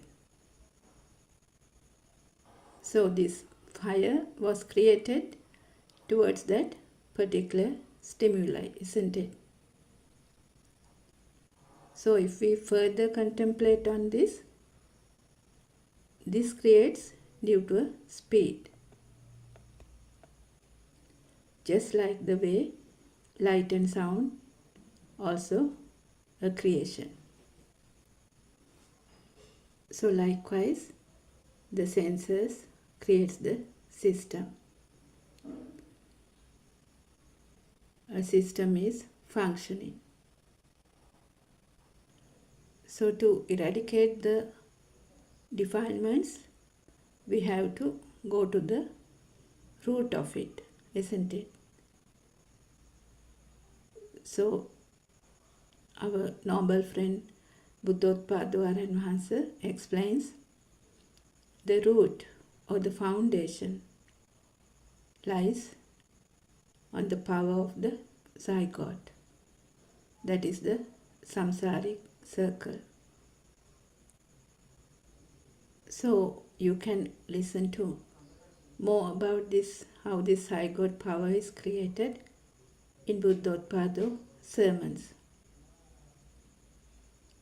So our noble friend Buddothpado explains it wonderfully through super wisdom. So if we come back to the creation of thoughts, the thoughts are also created the same way like the gravity power, electricity power. So which means when there are two different endings, it generates power. So is the mind power is also created the same way. Two different entities creates power. So Lord Buddha in Majjhima Sutra has explained this, how this power is created.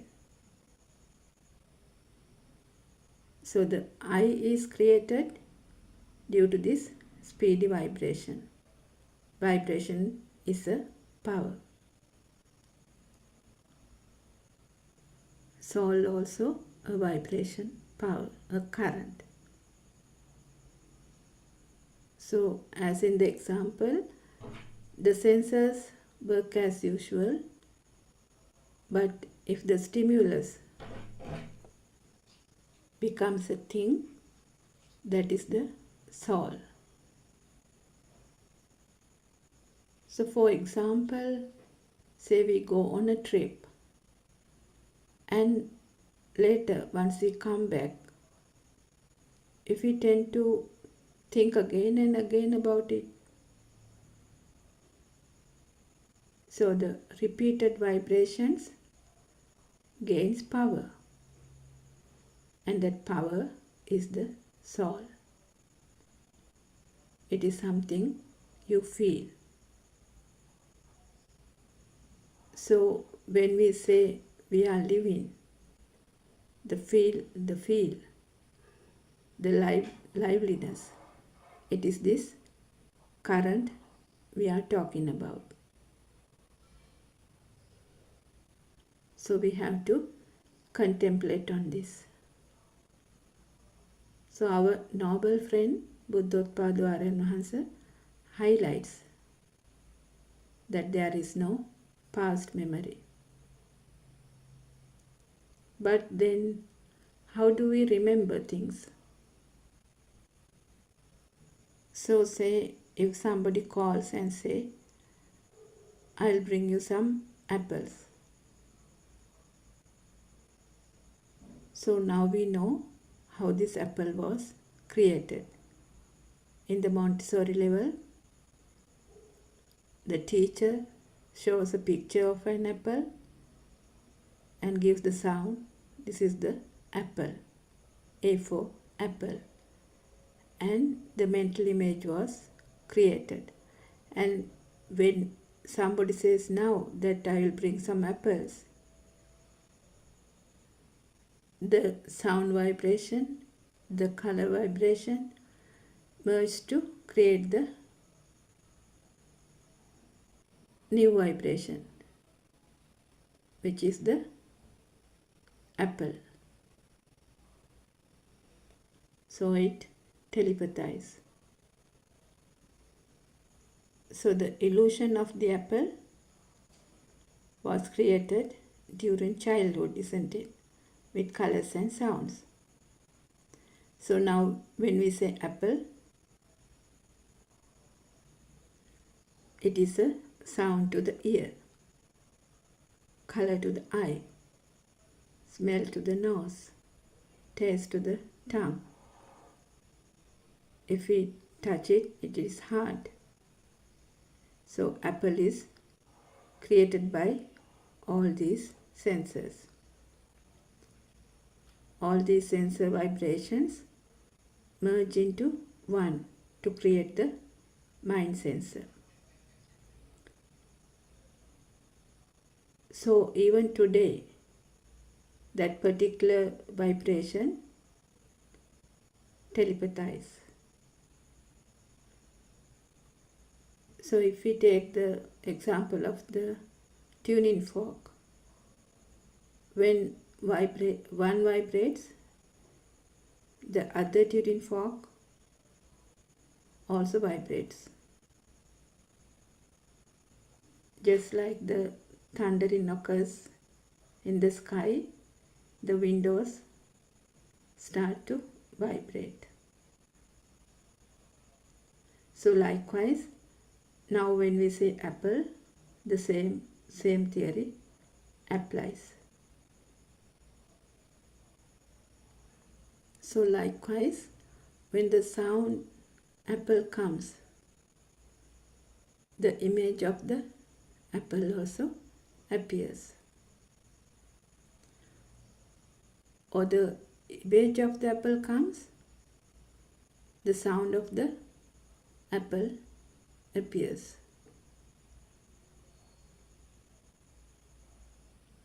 Due to the speedy vibration, we feel like it is existing.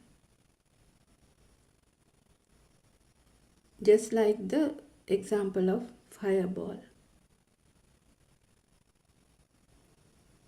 When a fireball is rotating speedily, we actually don't see a separate fireball, do we?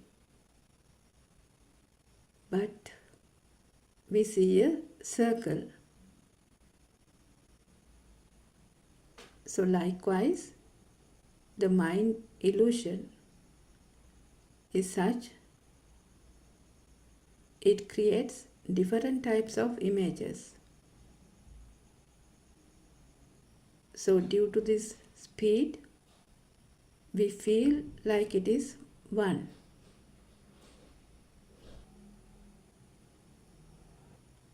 So likewise, the sensor world is created with colors and sound.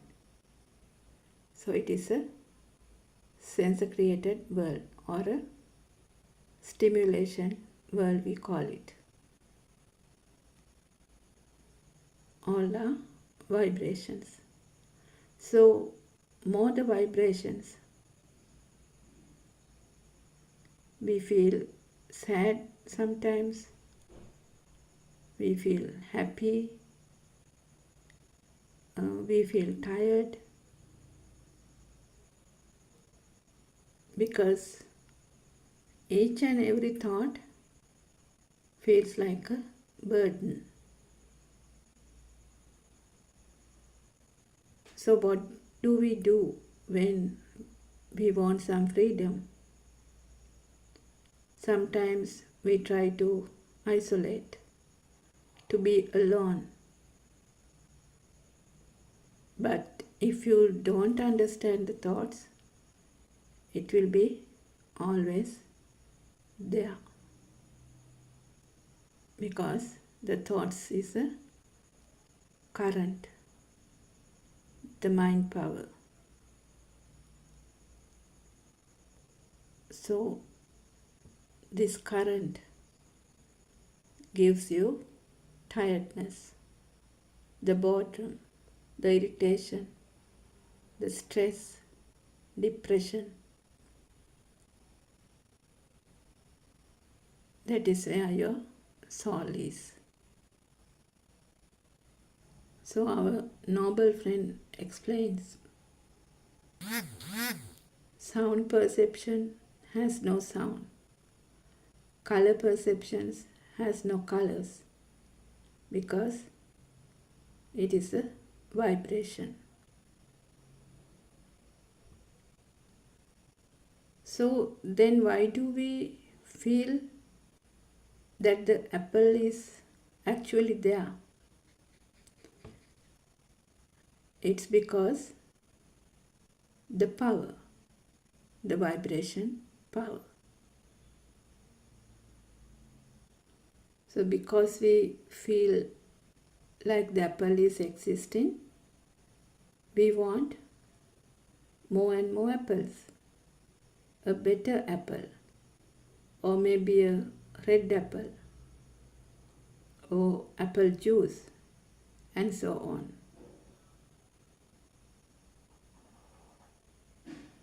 Say if we want to buy a dress, we usually choose, isn't it? The color, the brightness, the material, the print. So we choose until we are satisfied, isn't it?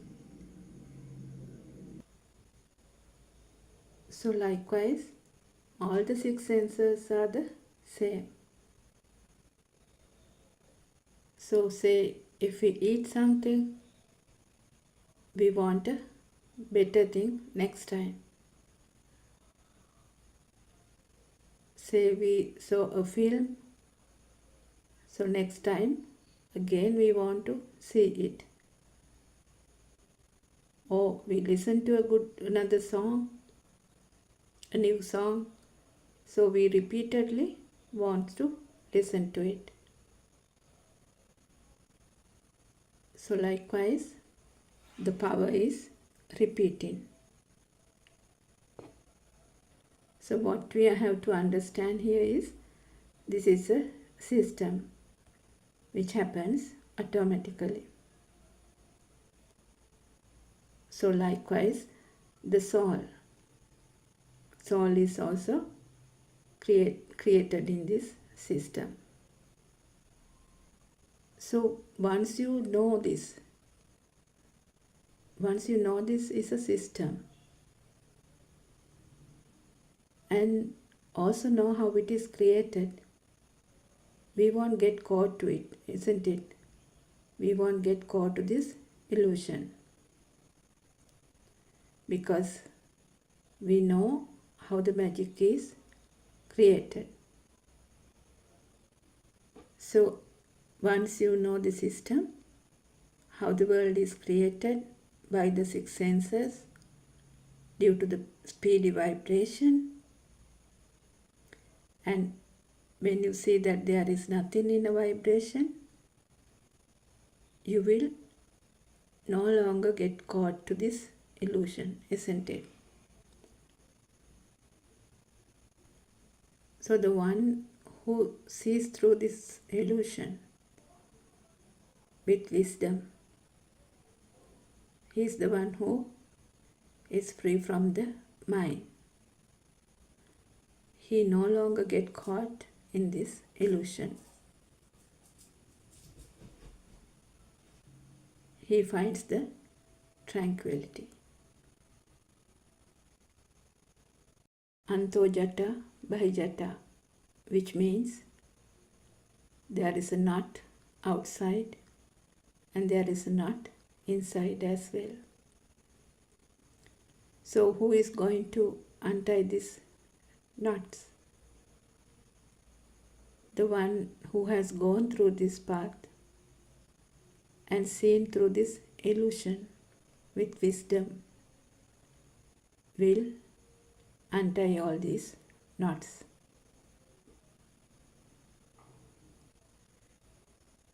So our noble friend Buddothpado, who has gone through this path has untied all the knots and now showing us the way to untie the knots as well. So it is our effort which is needed.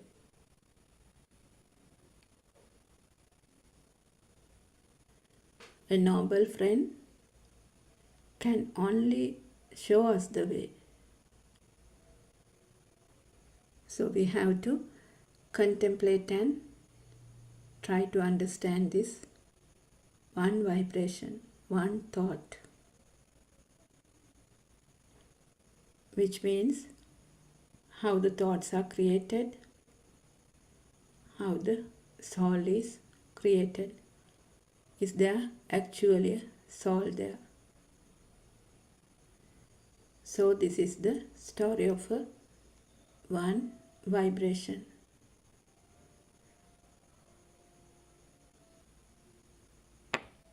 So if we see the structure of one mango leaf, so then you don't have to see the structure of each and every mango leaf, isn't it? So likewise, we have to understand only one thought. So if we take the example of the apple, if the apple becomes a thing, then you are born in that thought. So our birth or death is in one thought. So if you feel the fire, if you feel the fire within in any stimulus which comes from any of the senses, then you are born in that thought, which means the power to the thought is there, and there your soul is. You are born in that thought. So if you are born in that thought, in that particular thought, there is a death as well. So even if you think of past, it is this moment thought. Even if you think of future, it is a thought in this particular moment. So we have only this present moment, isn't it? We have this present moment and we live in this present moment. And this present moment also not real. Then there's the solace. If any thought becomes real to you, that's where the soul is. That's where the defilements are, the vibration. So what we have to know is that thoughts naturally comes.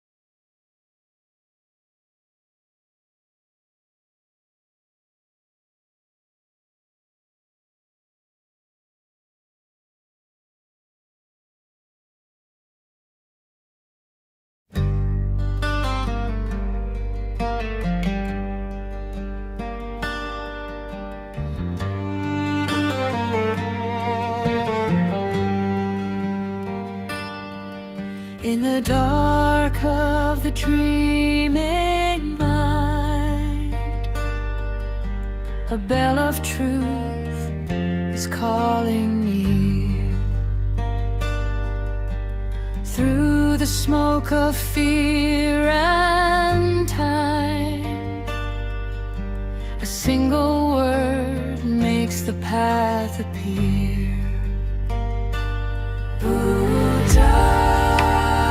Buddothpado, Buddothpado, Buddothpado.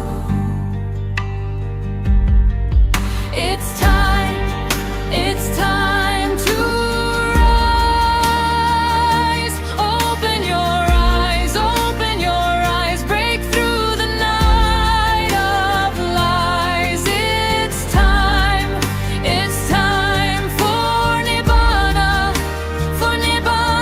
within. Buddothpado, Buddothpado, let awakening begin.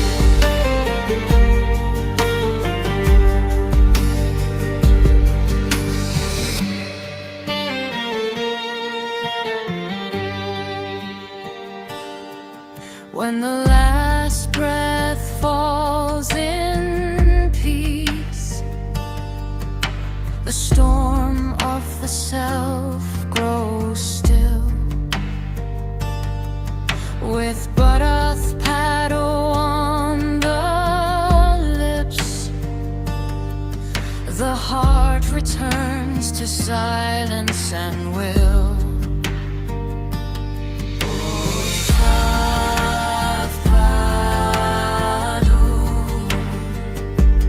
Buddothpado, Buddothpado. It's time to rise. Open your eyes, break through the night of lies. It's time for Nibbana within. Buddothpado,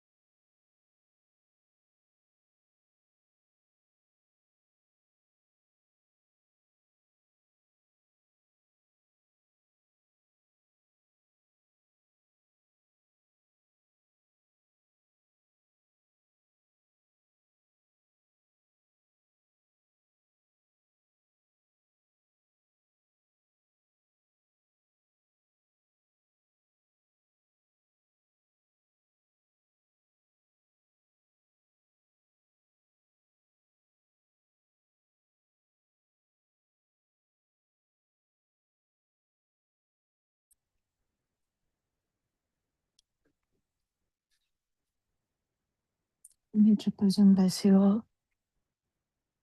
Let's start the Song 7 today. Thank you, Haranasa. Thank you for your noble guidance.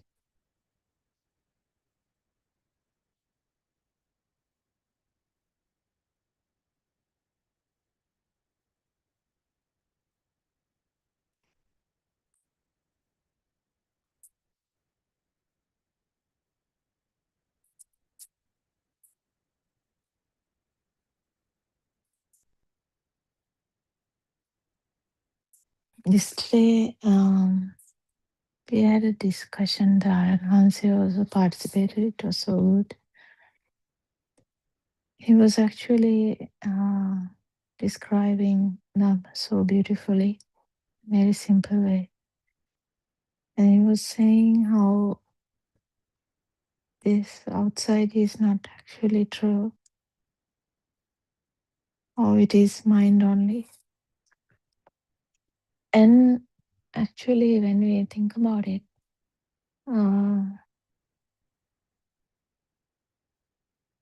how these thoughts, because you don't have,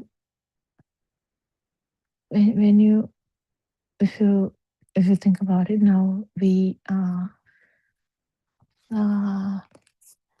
in the living room. So that when you say living room, it's a thought, isn't it? If I say I'm in a shopping mall, it's a thought. So what is thought? Thought is actually creation of the senses. Creation of the senses is a beautiful creation of the senses if you actually can understand. If you don't understand, it's not that beautiful because you will be a slave of that. But if you really understand, it's just name and the form and the touch part also in it. So basically 5 senses, when they vibrate together, there's a new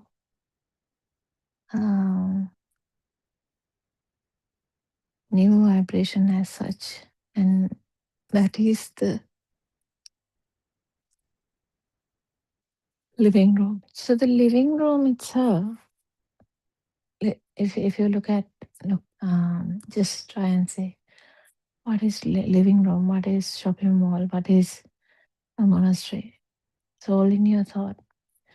You also think that you are at home, isn't it? Okay, I'm at home. That's what you would say. And you would say, I'm actually not at home today.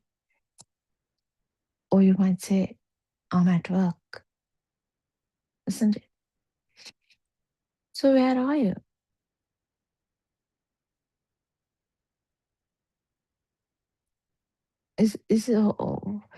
Do you think they are true? Like if someone asks, where are you? Yeah, I'm at work, I'm at home, I'm in the shopping mall, I'm driving. Didn't we say these things with so much meaning in it? Yes, 100%. You might say, I'm at home. And if someone says, really? Yeah, really, I'm at home. Are you at home? What do you mean by I'm at home? It's a thought, isn't it? I is a thought. Home is a thought. What is it? Is any one of these things are true? No. But didn't it mean so true to us? That is what is called the akwenao. That it is becoming a thing. That is how we tell also, because there's no much English words to tell that it's becoming a thing. Means we are taking it for granted, taking it for real, taking it for, yeah, that's a good one, taking it for real. Hmm. Why did you take it for real? You know,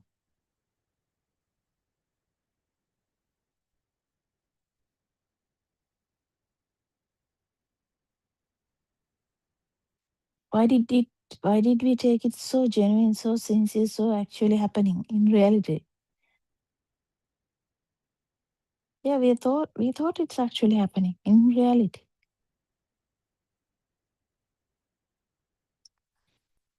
Right? Yeah. So it became a thing. We thought it is happening sincerely, actually, really, genuinely. We thought it's real. What is real? I'm at home. It's real. So are you at home? One day, someone joined the Sinhala Zoom and told, I'm from Australia. Are you from Australia? I'm from Sri Lanka. I'm from UK. I'm from Italy. I'm from, yeah, there, whatever. No one says I'm from Galaxy and kind of thing because it looks weird.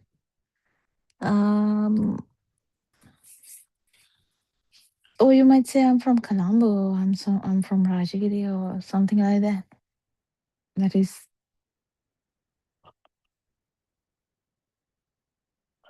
That's like you're saying I'm from Australia. I'm from Melbourne because it's like a suburb or a state,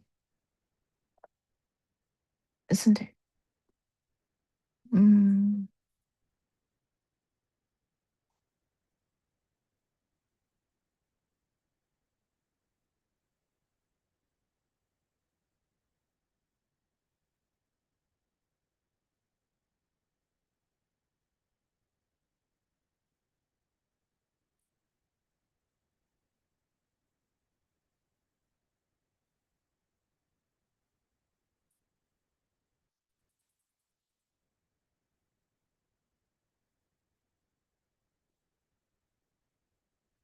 What do you think? Is everything real? Well, you might say it is real because I can see my home now. At this moment, I can see my home. Can you see your home? What do you think your home is like? Yeah, well, but my home is my home is my home. It's not someone else's home. 100% it's my home. I bought it or I rented it. Well, what do you think about this phenomena? How do you say? How do you understand it? My home, my village, my country. How do you understand this? Are you from Sri Lanka? Are you from Colombo? Or are you from Goa? And you might say your name also. It's okay.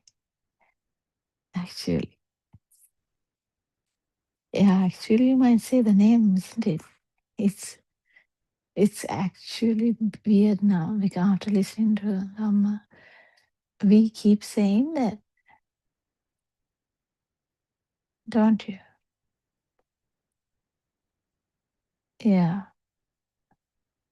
I'm John. I'm from Melbourne. Someone might say that. Well, are you John? And are you from Melbourne? That's my question. Why am I asking these questions? Because to actually awaken you. Why? You are fast asleep. No?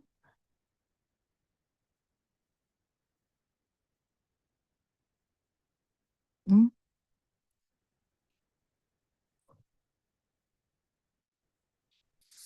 You're fast asleep, so we are trying to awaken you and asking weird questions.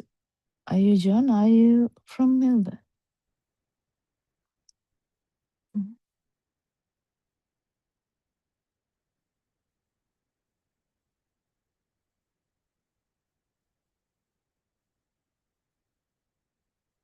So this is a wake up call. What is the wake up call?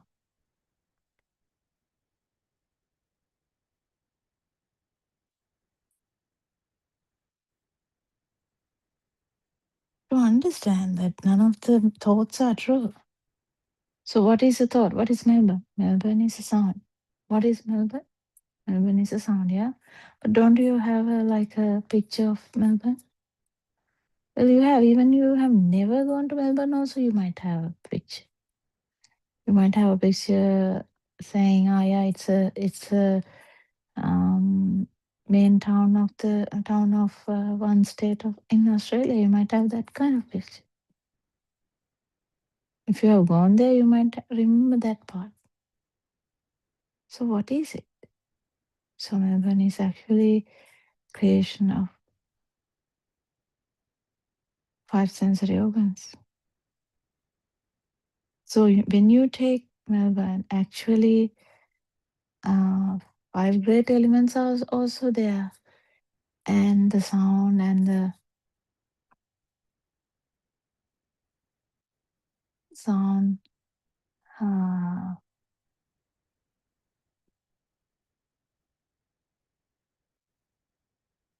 light, smell, and taste, and the 4 great elements: liquidity,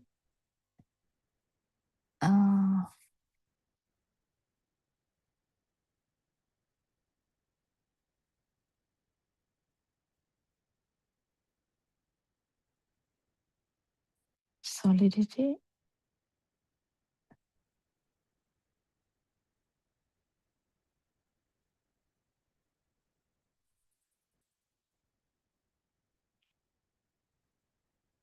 earth, water, fire, air, fundamental, 4 great elements. So earth, water, fire, air.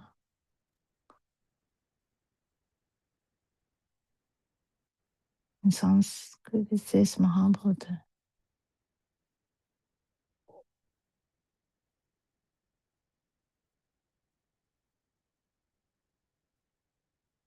What does that mean? Liquidity, solidity, heat, and air.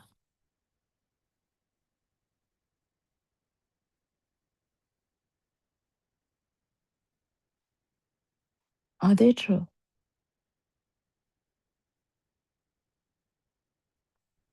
Well, you might say, yes, I can touch the floor. You can touch the floor. Okay. What do you feel? Yeah, I feel solidity. What is solidity? That's the fast vibration of or the speed of the sensory organ. If you don't have sensory organs, you will never ever talk about any great elements. You can't talk about a great element without the skin component of it, without the body consciousness. So it is creation of actually this solidity is the body creation. That's how we know even that there is a body creation also, body consciousness also. So how do you know that there is eye consciousness? If the light is there, only you know that there is eye consciousness. Likewise. If you feel something, yes, you know that there is body consciousness. It's not as if body consciousness is feeling something. It's the body, actual feel is the body consciousness. The actual feel is the solidity. But it's the speed of the sensory function that is there.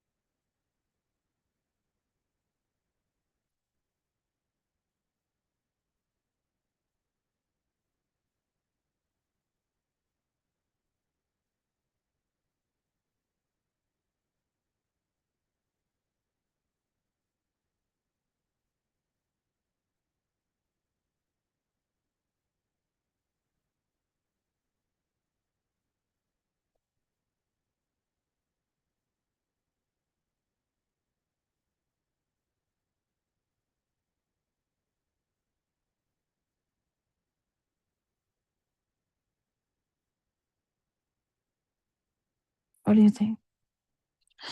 So the four great elements, are they actually there? Or are they created then and there? So when they are created, you say, what do you say? Do you say, I feel the solidity, or I feel this earth? I feel the water? Is that how you say? Yeah, basically that's what we said. It's okay.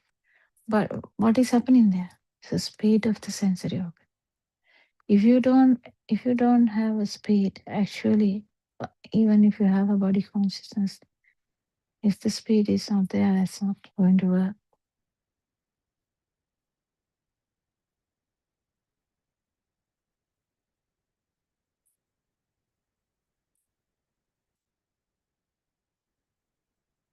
Mhm.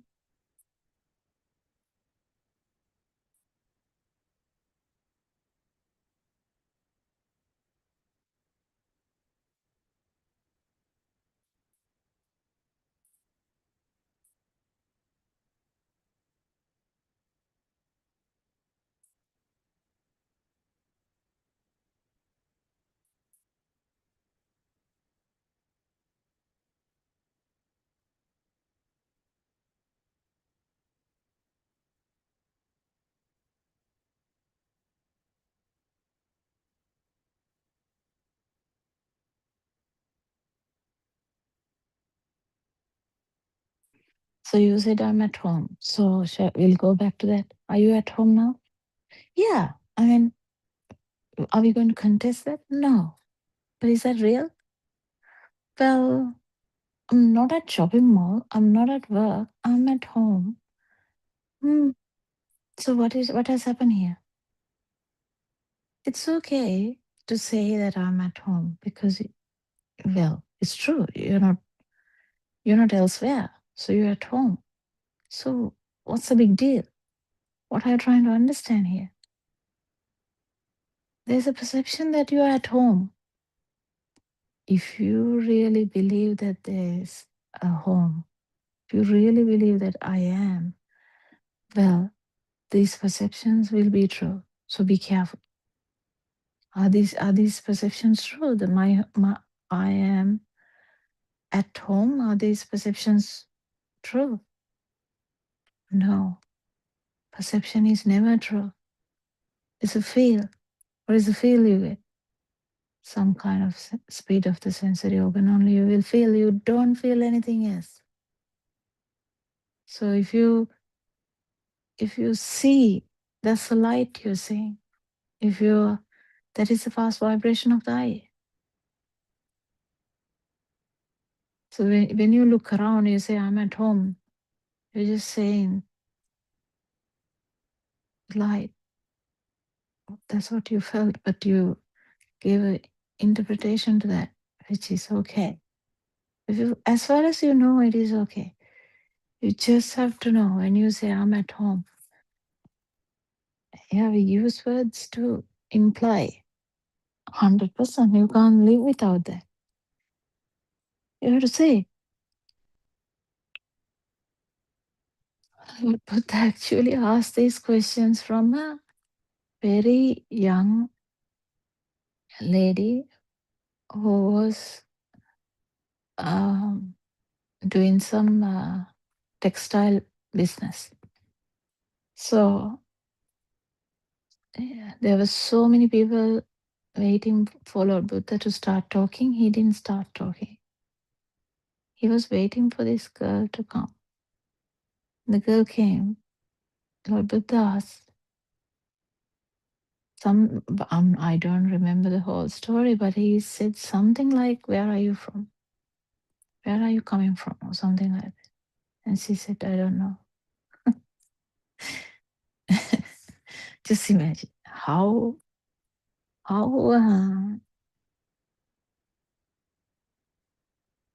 deep the answer is, and how deep, because you must have felt how deep the question is.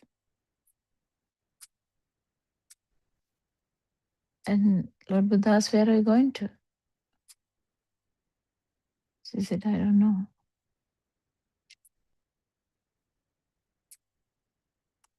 Well, I can't remember the whole story, but isn't it beautiful? If someone asks you where I come from, you might say I'm from Sri Lanka. Is that true? It's okay. Actually, you can say, yes, I came from Sri Lanka to Australia. Is that true? Where are you now? Do you feel anything? Yeah, I'm standing here. What do you feel? Oh,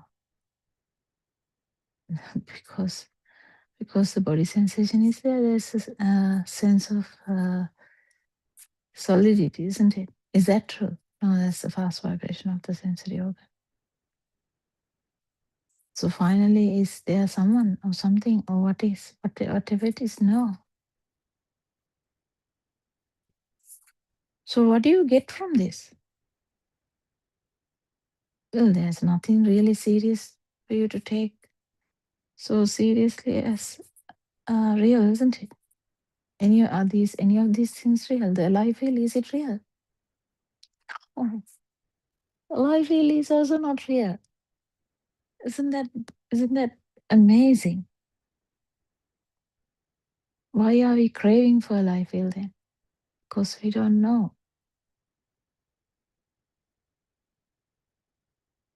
Because we don't know. That's why we are craving for something that is the speed of the sensory function. Why did we start to crave that? Because we thought it is us, it is me. That's why the craving started.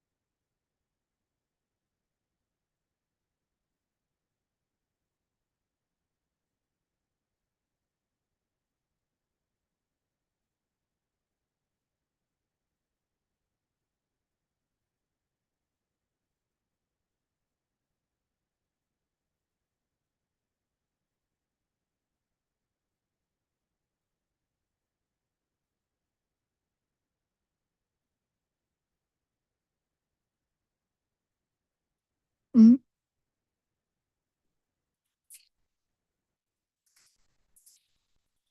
What is the thing you feel true?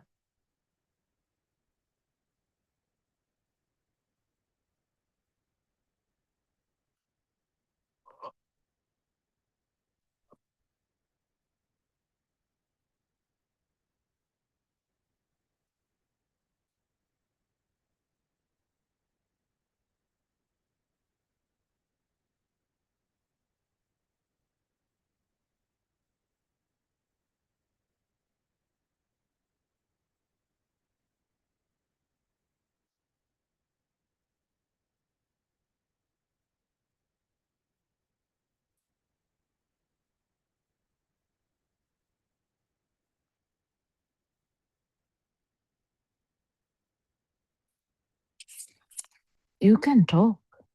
I mean, we can say anything. We can say, I'm from where? Hell, or I'm from heaven. Yes, it's okay. The thing is, whether you really feel that is real, whether you really believe in what you're saying, or actually whether none of these words are true. All these are creation of the sensory organs. It's a perception. So if you really feel any of these perceptions as real, it's a bit of a catch, isn't it? It is.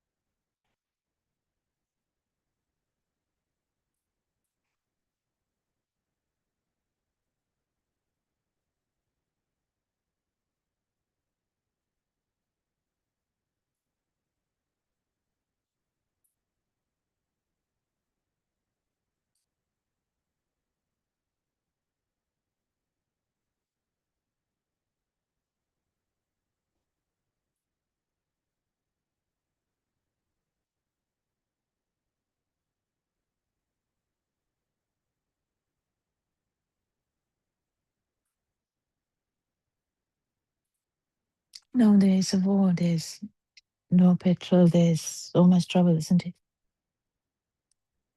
Yeah, you might say. So these all the perceptions, we feel like they are real, isn't it? What do you think about the hunger, heat? Just imagine there's no internet, there's no current, electricity, so there will be no way to talk with the phone. There's no internet, and you will be forced to stay home in hunger. And just imagine something like that. What is happening? Yeah, it's just mixture of feels, isn't it? Perception are all the it's something you felt. But that's why what is the importance of knowing all these things? What is the research for? Why are we talking like this even? Our task is not to understand that the Sri Lanka is a perception. What is our task? If you don't get this, actually, you will be lost. What is your task here? What is the main reason that why we are talking about all these perceptions are not true? Why? Why? Why? It is because we are trying to understand the self-perception. We are actually trying to understand why this self-perception is there. Because as soon as you feel that the whatever stimuli is true, you feel as a lie. If you feel light as true, you feel alive. If you feel sound as true, you feel alive. If you feel touch as true, you feel alive. If you feel smell as true, you feel alive. If you feel taste as true, you feel alive.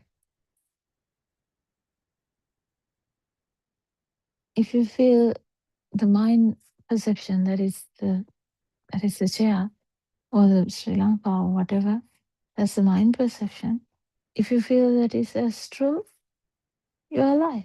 Basically, all these consciousnesses, if it's feeling as real, you're alive. In the sense you are born. In the sense that is the main reason that the self-perception is there. That is what we are trying to understand. Why? What's the big deal then? Why are we trying to understand that? Because in a fraction of a second, if through any of these six senses, if you really feel that is not a thing, that is not real, you may experience non-vibration. That is, the light may be there. Light may be there, light is there, but the actual that it is feeling happening here is not there.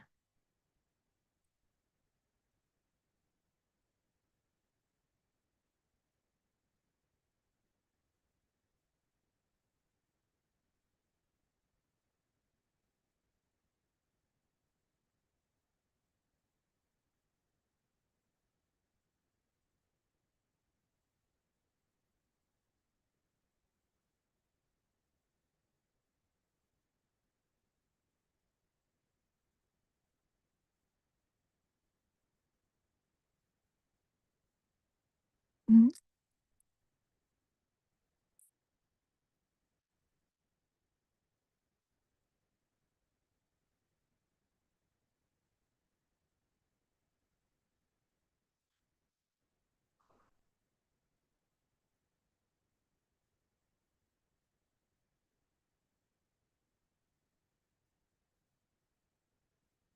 So, yeah, self-perception is that the feel that you feel you are there. This is very unique thing that you even don't know that was existing. But it is there. Now we fully understand self-perception is the reason for self-view. And what is the reason for self-perception? Well, feeling something here, here, here, all the time. It's felt as something happening here.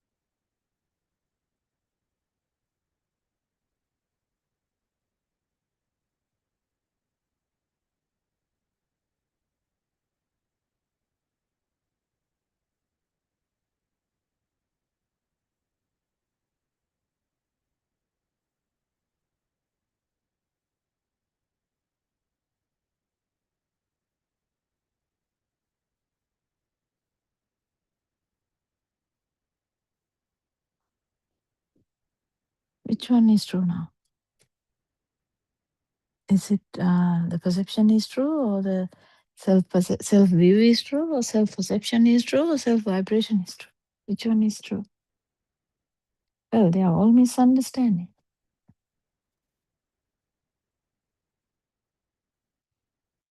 Well, of course, when the ignorance is not there, this whole thing is not there. That's the thing. So the Lord Buddha actually felt this.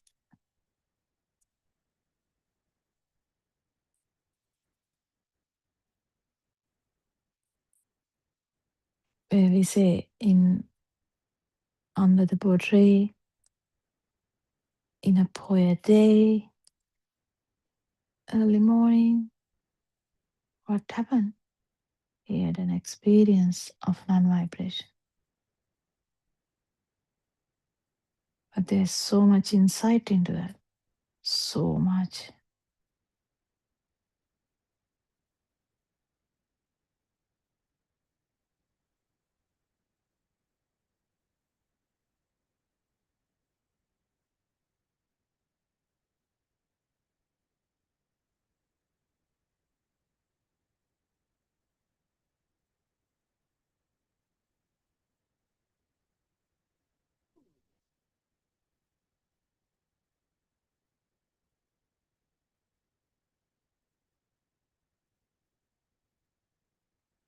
So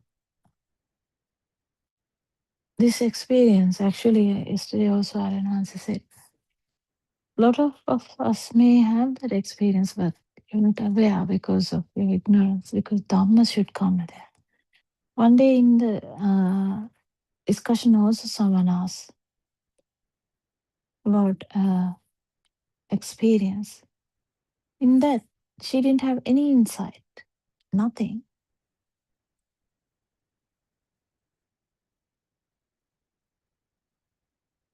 She didn't get the insight that it is a non-vibration, nothing. But she was having doubts. This is nothing like that. You can't have doubts about this because a life field is not a joke. Life field is actually real.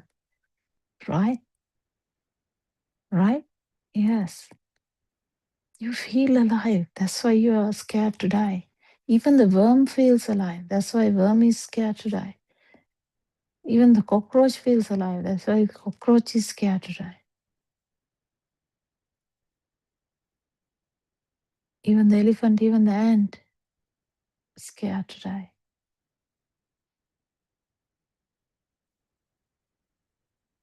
Why?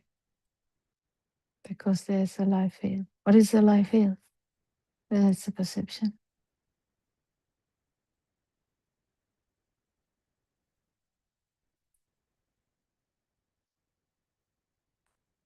Why there's a craving for a life field? because there is a craving for life field, actually these sensory organs will actually manifest, and when they vibrate together, the mind wave is formed. What happens then? Oh, the whole mind becomes a world then. So much affinity, so much craving into the mind. What is mind? It's a world of perceptions. It's as if you are rotating in a world of perceptions. No, actually, that's not true. It's one perception at a time, okay? Don't forget. Because our words can mimic something else and you might misunderstand. There's one perception at a time, but every perception, if you have millions of perceptions, every perception is active at that point.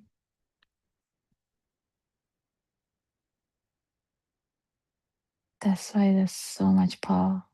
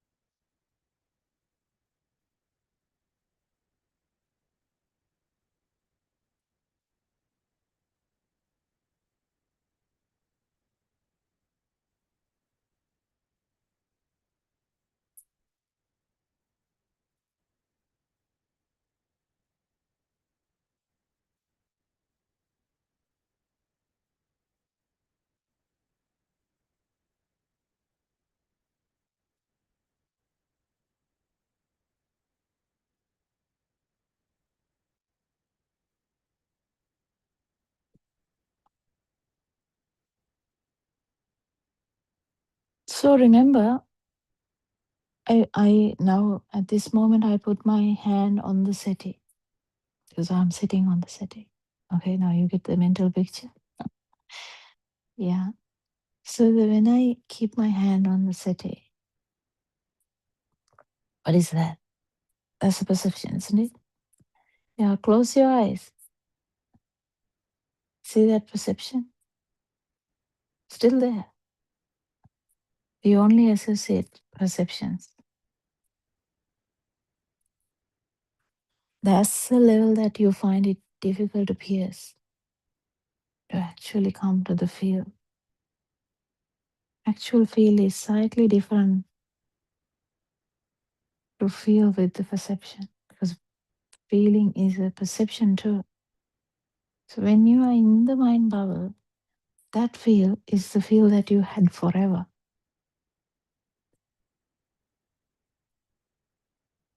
No, not forever. Actually, before the mind is created, the baby had the direct feel without the mind. Baby had it.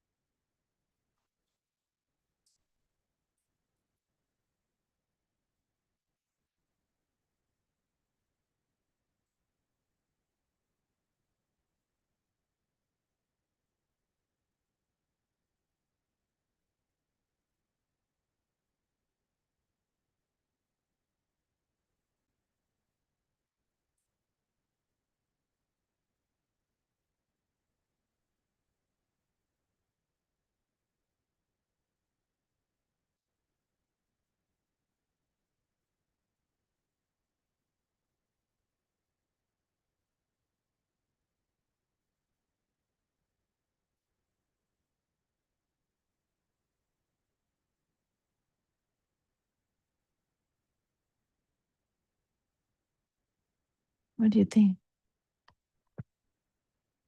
Or how do you feel? So when I say you're touching the settee, That's the perception. Even if your hand is on the settee, that's still a perception. Have you ever thought about this? Well, obviously no, because it's a bit tricky, isn't it? Yeah, you feel like, no, there's no perception here. No, there is. The touch perception is there. Steady perception is there. If the steady perception isn't there, actually it would be direct feel. But always we have the steady perception.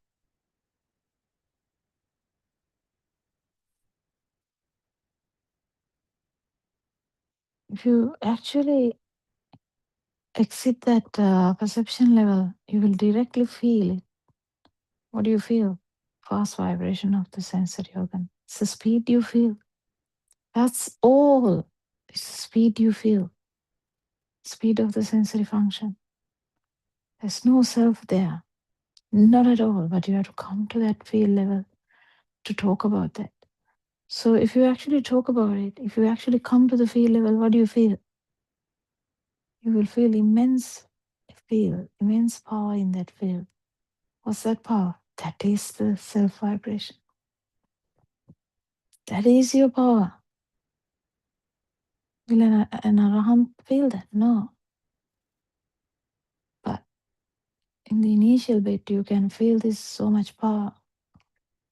Then you know, wow, that's the sasa, that's the power.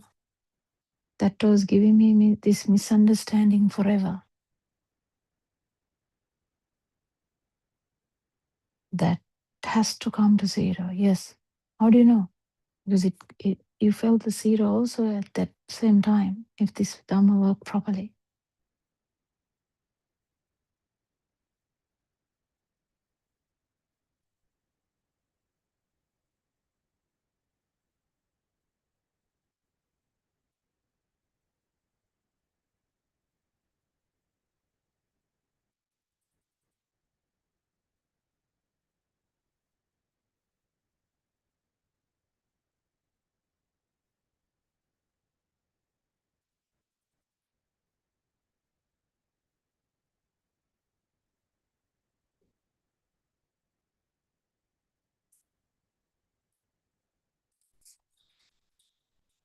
What do you think?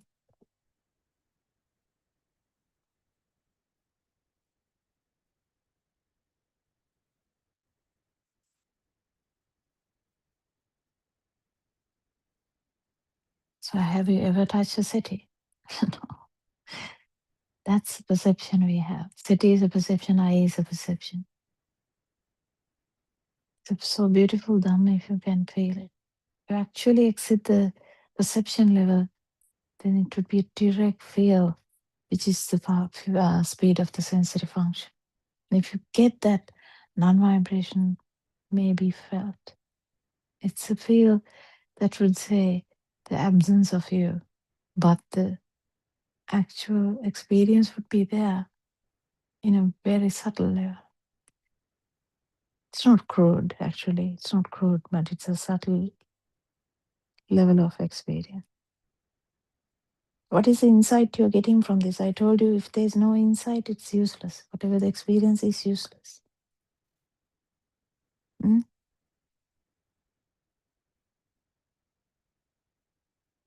Insight is, in that fraction of a second, you get so many insights.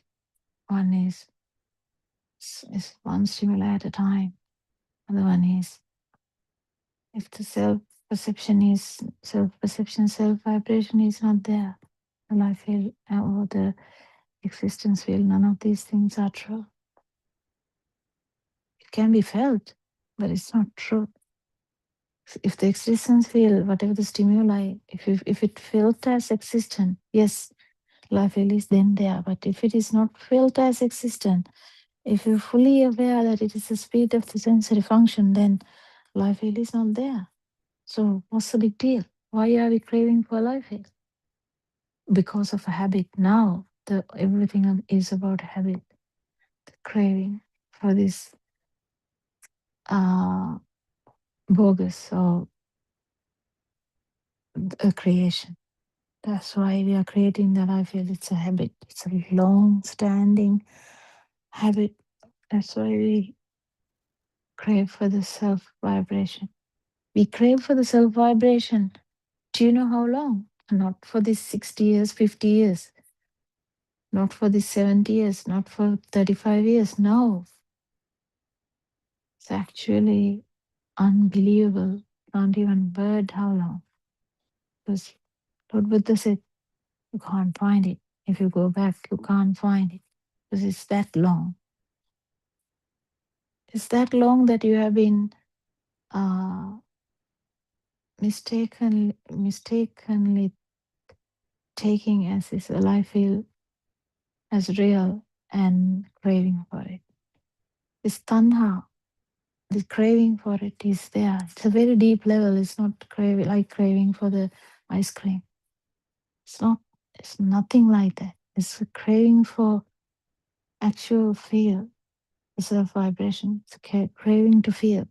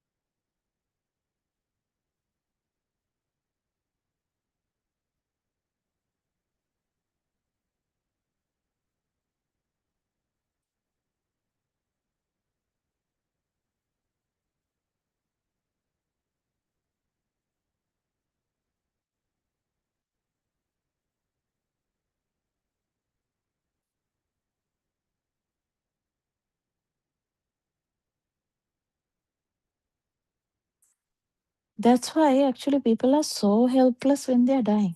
Why? We have so much power, don't we? Like imagine a powerful person thinking, like actually acting has so much power. Why are they helpless in the last breath? Well, where is the power gone now? Just imagine you thought that you can handle the house. You're the one to dictate, and then you thought, I can dictate the workplace also, and then you might. Sometimes some people have the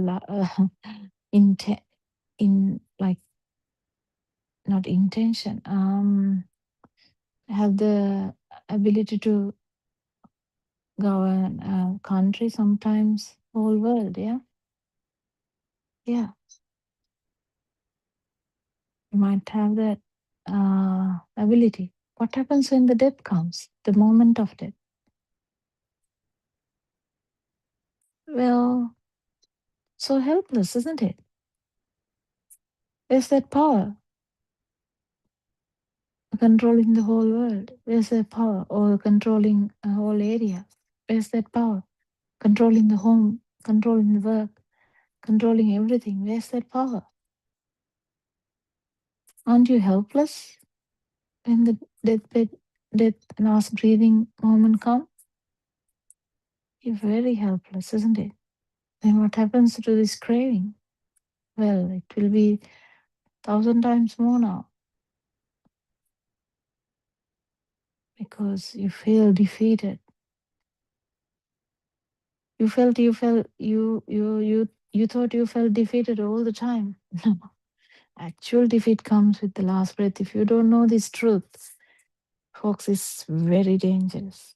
There's a chance that this vibration will be very high and heavy, so that that vibration will manifest in the lower realms.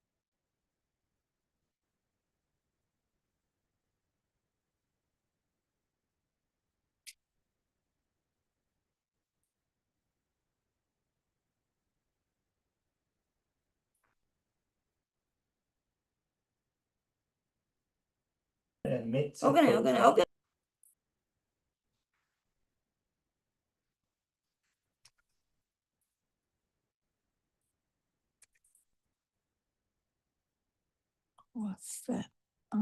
Anyway,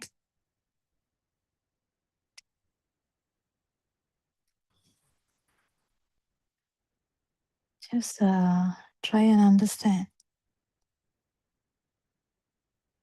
If you understand this Lord Buddha's Dharma about the self-view, self-view is similar as the chair. Self-view is similar as Sri Lanka. Any thought, if it is felt as real, of course, you are there. Why? If you feel that the chair is in front of you is real, it is actually in front of you, then you are here, definitely. So much self-view is there in that. Do you feel that? If you feel that your child is actually in front of you, then self-view is there. If you actually feel that. But one who is listening to Dhamma might actually slowly might get better at this. Because you know repeatedly Aranhansa has told this world outside is actually a perception. It's a creation of 5 sensory organs. The chair is a creation of 5 sensory organs. Is there anything called chair actually? No. The sound and light and sound and 4 great elements together, or touch, sensation, or together, that we have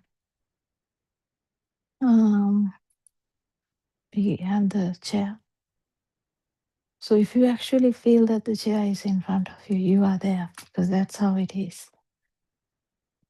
That's the perception you will get. That is the perception that is being fed, right?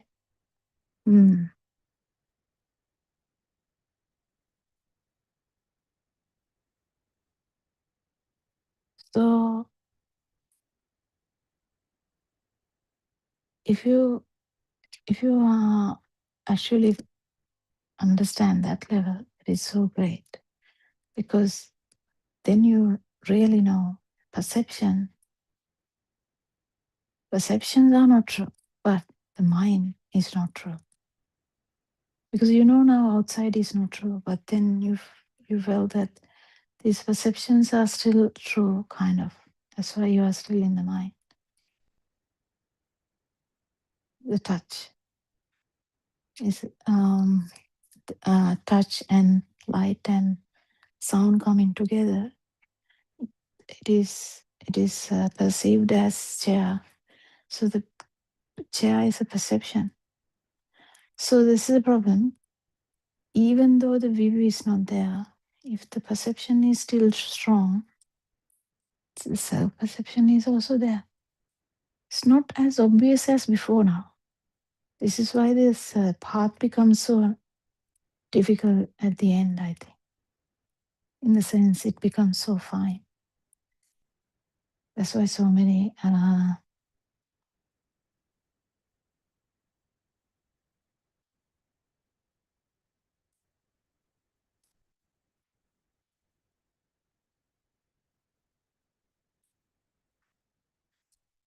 changes are there.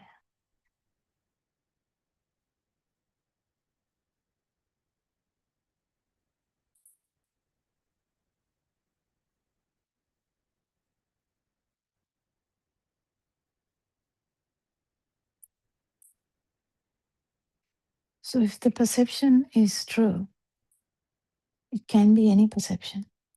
If the perception is felt as true, self-perception is there, but it's not as gross as before.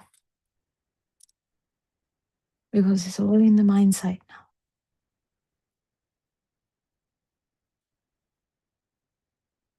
So what happens now? You fully realize that the perception is just a vibration. How? Well, perception is not true. You feel something. What is that? That's the vibration. Oh, what about that? Well, actually, that's why Vedana Sanya, they go together. If there is something you felt, there has been a perception. Always. This system is like that. If something is felt, there is a perception. Even for the worm, there's a feel, there's a perception. Very subtle though, because worm doesn't have a big mind. Maybe just the touch perception they have, or the heat perception they have. So the touch, heat is enough to give them the alive feel.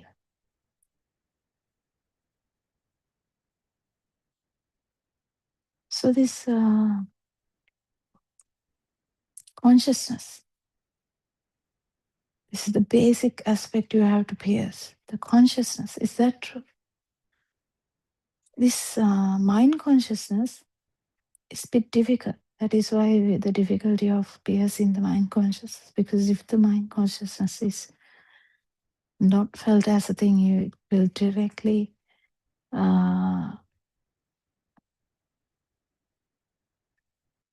feel the other elements. When the other elements are felt, you can understand it's just the pause or speed of the sensory function. If there is a perception, you haven't pierced that perception level, you can't talk about the feel. That's not genuine. That's not the genuine feel you talk about. Because even touch is a feel, perception there. It's very difficult to say this. But just imagine, before understanding Dhamma, you felt something. You touched the seti as I told. Yes, you felt the touch. That is a perception. Touch perception you have. If you are actually piercing the perception level, there's no perception at all. It's just a feel. Just a feel, in the sense it's not a perception level. It's very difficult because this from beyond this, it's all in a field. So Lord Buddha can't help. I don't know, he can't help. It has to come there. But if it comes there and Dhamma works, definitely non-field, no self, or the non-vibration will be manifested. That's a feel as well. You know, a life feel is a feel that you will never be able to explain to anyone. And so that is the vibration. Non-life feel or the non-vibration, you can't explain it to anyone either, because it is also in the field side. So if someone is having the life feel, they should know that. Why don't they understand the difference? Because unless you feel the non-vibration, you don't know the difference. So you have to actually feel the non-vibration to know the difference between the vibration and the non-vibration. That's the trickiest thing, isn't it? Yeah, that's where one should become Sotapanna to actually get the whole sense of this Dhamma. You might enter the path, yes, but actually this at least for a fraction of a second, if you get a experience, this would confirm, consolidate, and remove all the doubts about this Dhamma. Doubts about, how many doubts are there? Oh my God, there's a list. So the list, that doubt about Dhamma, doubt about doubt about, there's a lot. Buddha, Dhamma, Sangha, doubt about dependent origination. I can't remember now, in the doubt side. So because the first three fetters that would be gone is Sakkaya Ditthi, that is the belief that we have that we are there. Sakkaya Ditthi, Vichikicha, that is the doubt I'm talking about. Silabhata Paramasa is the actual tendency to insert self into everything, and do so many rituals to so many rituals for that. So it is very important. It is very important for you to fully realize this Dhamma, because if you are born as a human, are you a human? Well, that also sometimes doubtful, isn't it? Yeah, it can be. You may be out of your own vibration sometimes. That's okay. But if you are in a human body, that means there's a possibility that that vibration may touch the human level sometimes, isn't it? Not sometimes, most of the time. Because when you are like extremely angry or extreme statuses, sometimes your vibration may not match the humanity.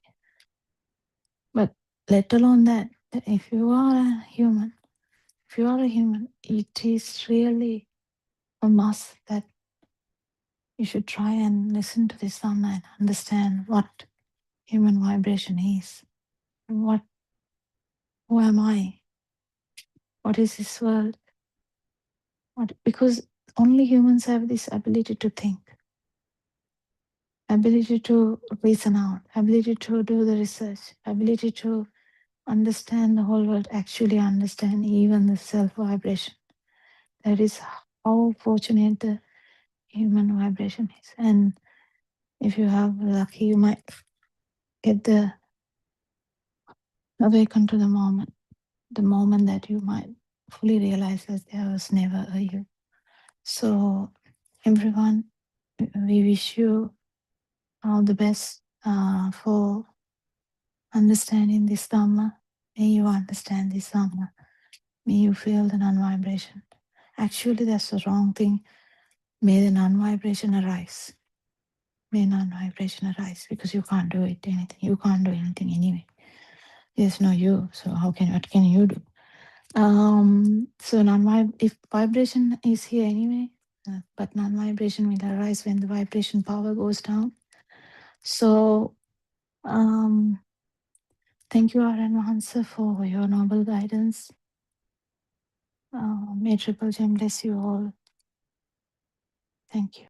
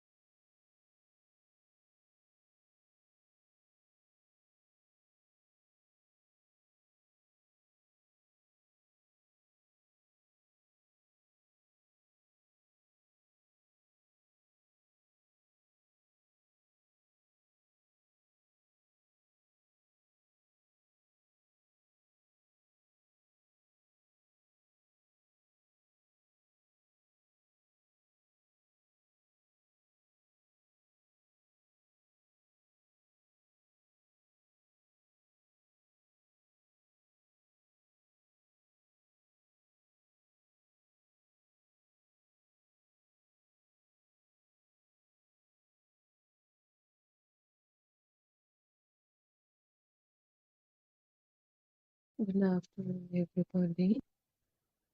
Sana everybody. Let's continue with the book reading. The True Dhamma Has Awakened, Volume 2, page number 86. Even though you do a lot of meritorious deeds by giving food to temple, do a lot of good deeds to gain a lot of merits, still it does not stop you falling into bad worlds after your death. The point is, if you have not entered the supramundane plane, which is the Lokottara Bhumiya, the chances are that you will fall into bad worlds or hells. If you believe that things outside truly exist, that will lead you to Bhava, and you will go on in samsara, following the cycle of rebirth and death. Unless you have realized the philosophy of the Buddha, you cannot be called a Buddhist. Anybody who has already realized that this world is an illusion, a lie, he or she can be called a Buddhist, Buddha, or Baba Buddha.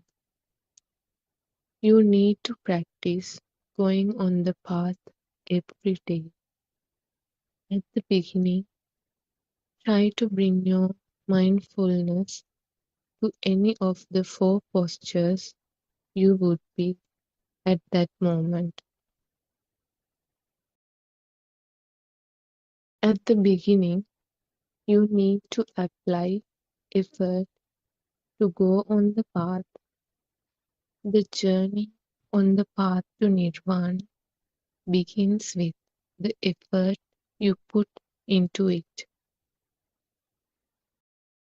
Once you realize the pure truth, you will remember that at the beginning you had to apply a lot of effort to start the journey on the path.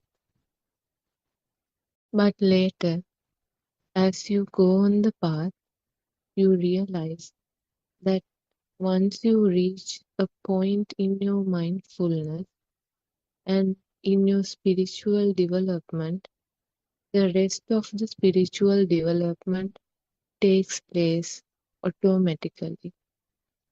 You would automatically see the thoughts effortlessly. You would not get distracted by the thoughts. You would let them go. Before your spiritual development, you had applied a lot of effort to practice how to let go of the thoughts that you receive at that moment. It only shows that it is very important that you practice letting go of the thoughts in order to proceed on the path to Nirvana. You should also know that the path to become a Sotapanna or stream enterer is different to the path one has to follow to become an Anagami or a non-returner. There are 4 stages of attainment in the supramundane plane. They are Sotapanna, Sakurdagami, Anagami, and Arahant. To attain each stage, you have to follow a different path. Sotapanna Margya is like a path going up a mountain in search of nirvana. And on your way to the top, you arrive at a plateau.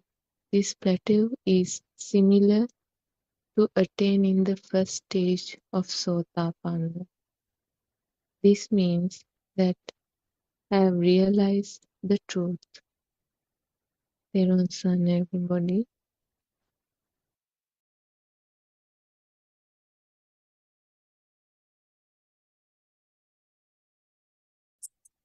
Therun Sanai, we worship Aranamse for his noble guidance and welcome you to the English Zoom discussion.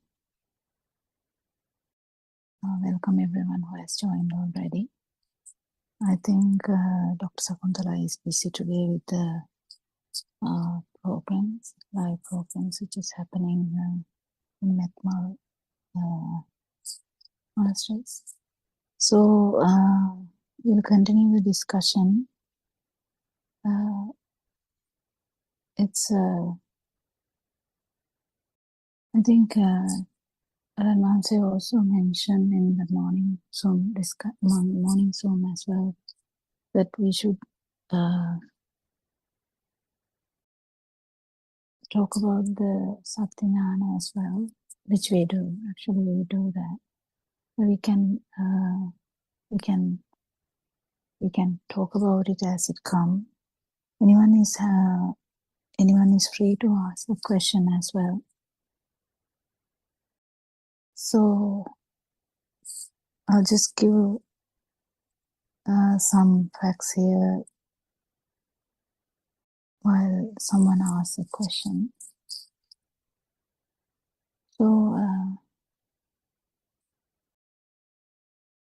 when someone asks questions in the Zoom discussion, we realize that the angle we see here is can be very, it's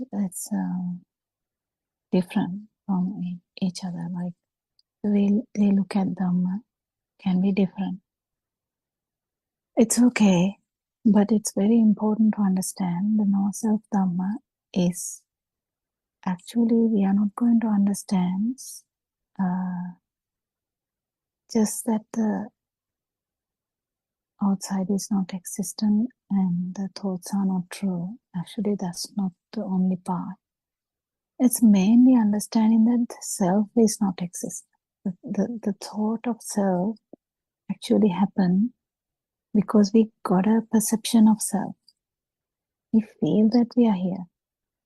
So there's a feel, there's a perception, and there's a big view that I'm here. We're actually trying to find out how this happened. That's the whole idea of Dhamma, nothing about other things. So we have to keep this in the background, otherwise we might lose the idea that why we are discussing these things. So mainly we discuss these Dhamma points mainly to understand that the self-view, self-perception, the self-vibration or the burning is actually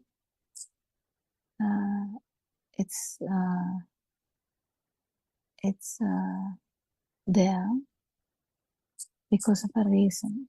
We are trying to understand why it has happened. If there is no self, what are we feeling? Then we understand through Dhamma that Aranmatse has explained that it is mainly the stimulus which we feel as existent. That's how that we have this feel of existence or alive feel in here. So this is very important. If we lose that basics, the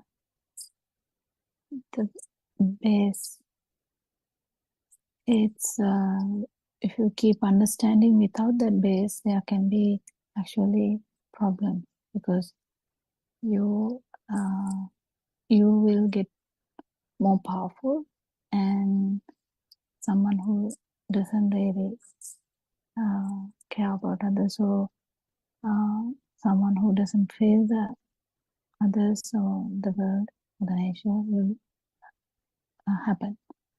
may happen. So the main thing is here, the why we discuss this Dhamma is we are trying to find me.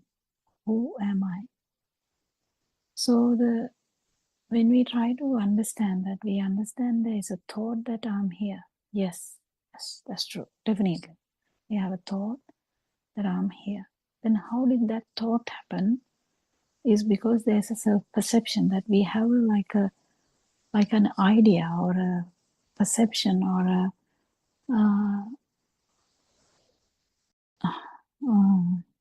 we can't say anything similar words for that. We have a perception that we are here. There's always that duality. So there's a feel too, like you feel something here, like a vibration. So how this happened is our investigation. How did this happen? So when the vibration is there, when the self-perception is there, when the self-view is there, definitely this get more and more reinforced every day, and then very easily you get carried away. So if something happens, it comes as they did this to me, or that person did this to me, or that company did this to me, or that bank did that to me, whatever, or this nature did this to me, or the other way around, I did this to them. This is my fault, or I shouldn't have done this way, or I should have done this in a different way. So there are so many thoughts around I because of the view. So it get magnified every day, and this ongoing thing happens till your respiration stops. So in your 20s you might be thinking about some stuff, and in 30s you might be thinking about another stuff, whatever the stuff that you feel important, and 40s, 50s, 60s, 70s, 80s, if someone is alive at 90s, yes. So there are so many things that revolve around myself. So if it's very old age, you think about what will happen to me after the death, or how they will do my last moments. What will they do to my body after my death? How will I be healthy? How will I be healthy? How can I maintain this health? So many things. Or you might feel envy of others. I can't even walk, but others are walking. I can't even talk. Others are non-stop talking. I can't hear the music. I can't see properly. Even the taste is bad. My skin is so wrinkly. But the world is ongoing. The world hasn't stopped, even though I feel like I'm stopping. So the story goes on. Story goes on and on.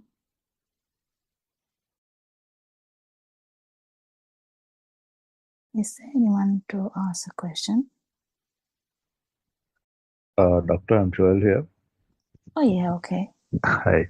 I wanted to ask how to practice this let go thing, letting go things.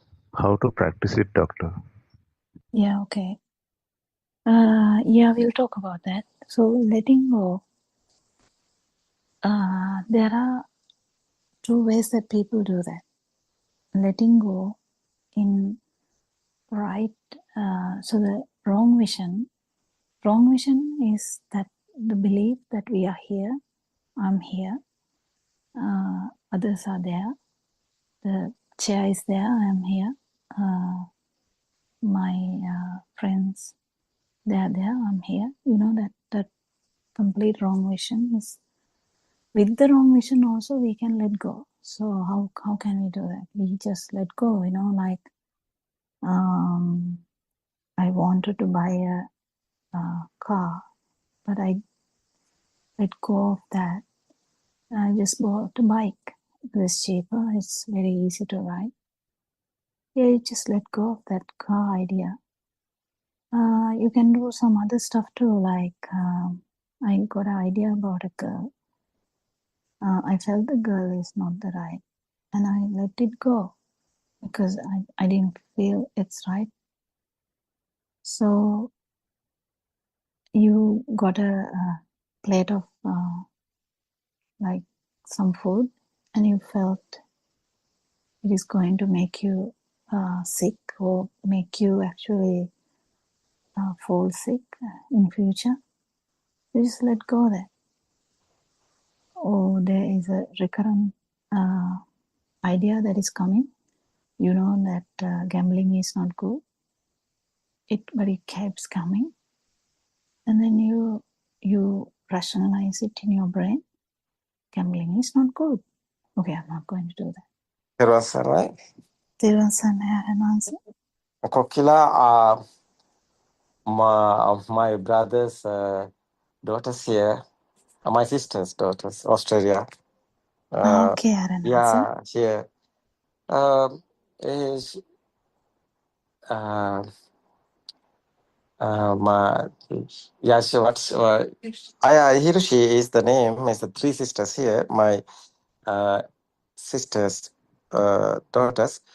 Yeah, I like that that subject. Can you talk that? Yeah, so we are talking about meditation, inside meditation. Now discussion is going with my daughters with inside meditation.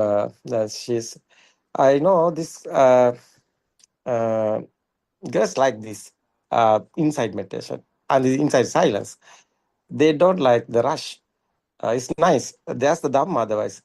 Kokila. Yes, sir. You're the doctor also. What's your subject? Physiotherapy. Physiotherapy. It's okay. You talk.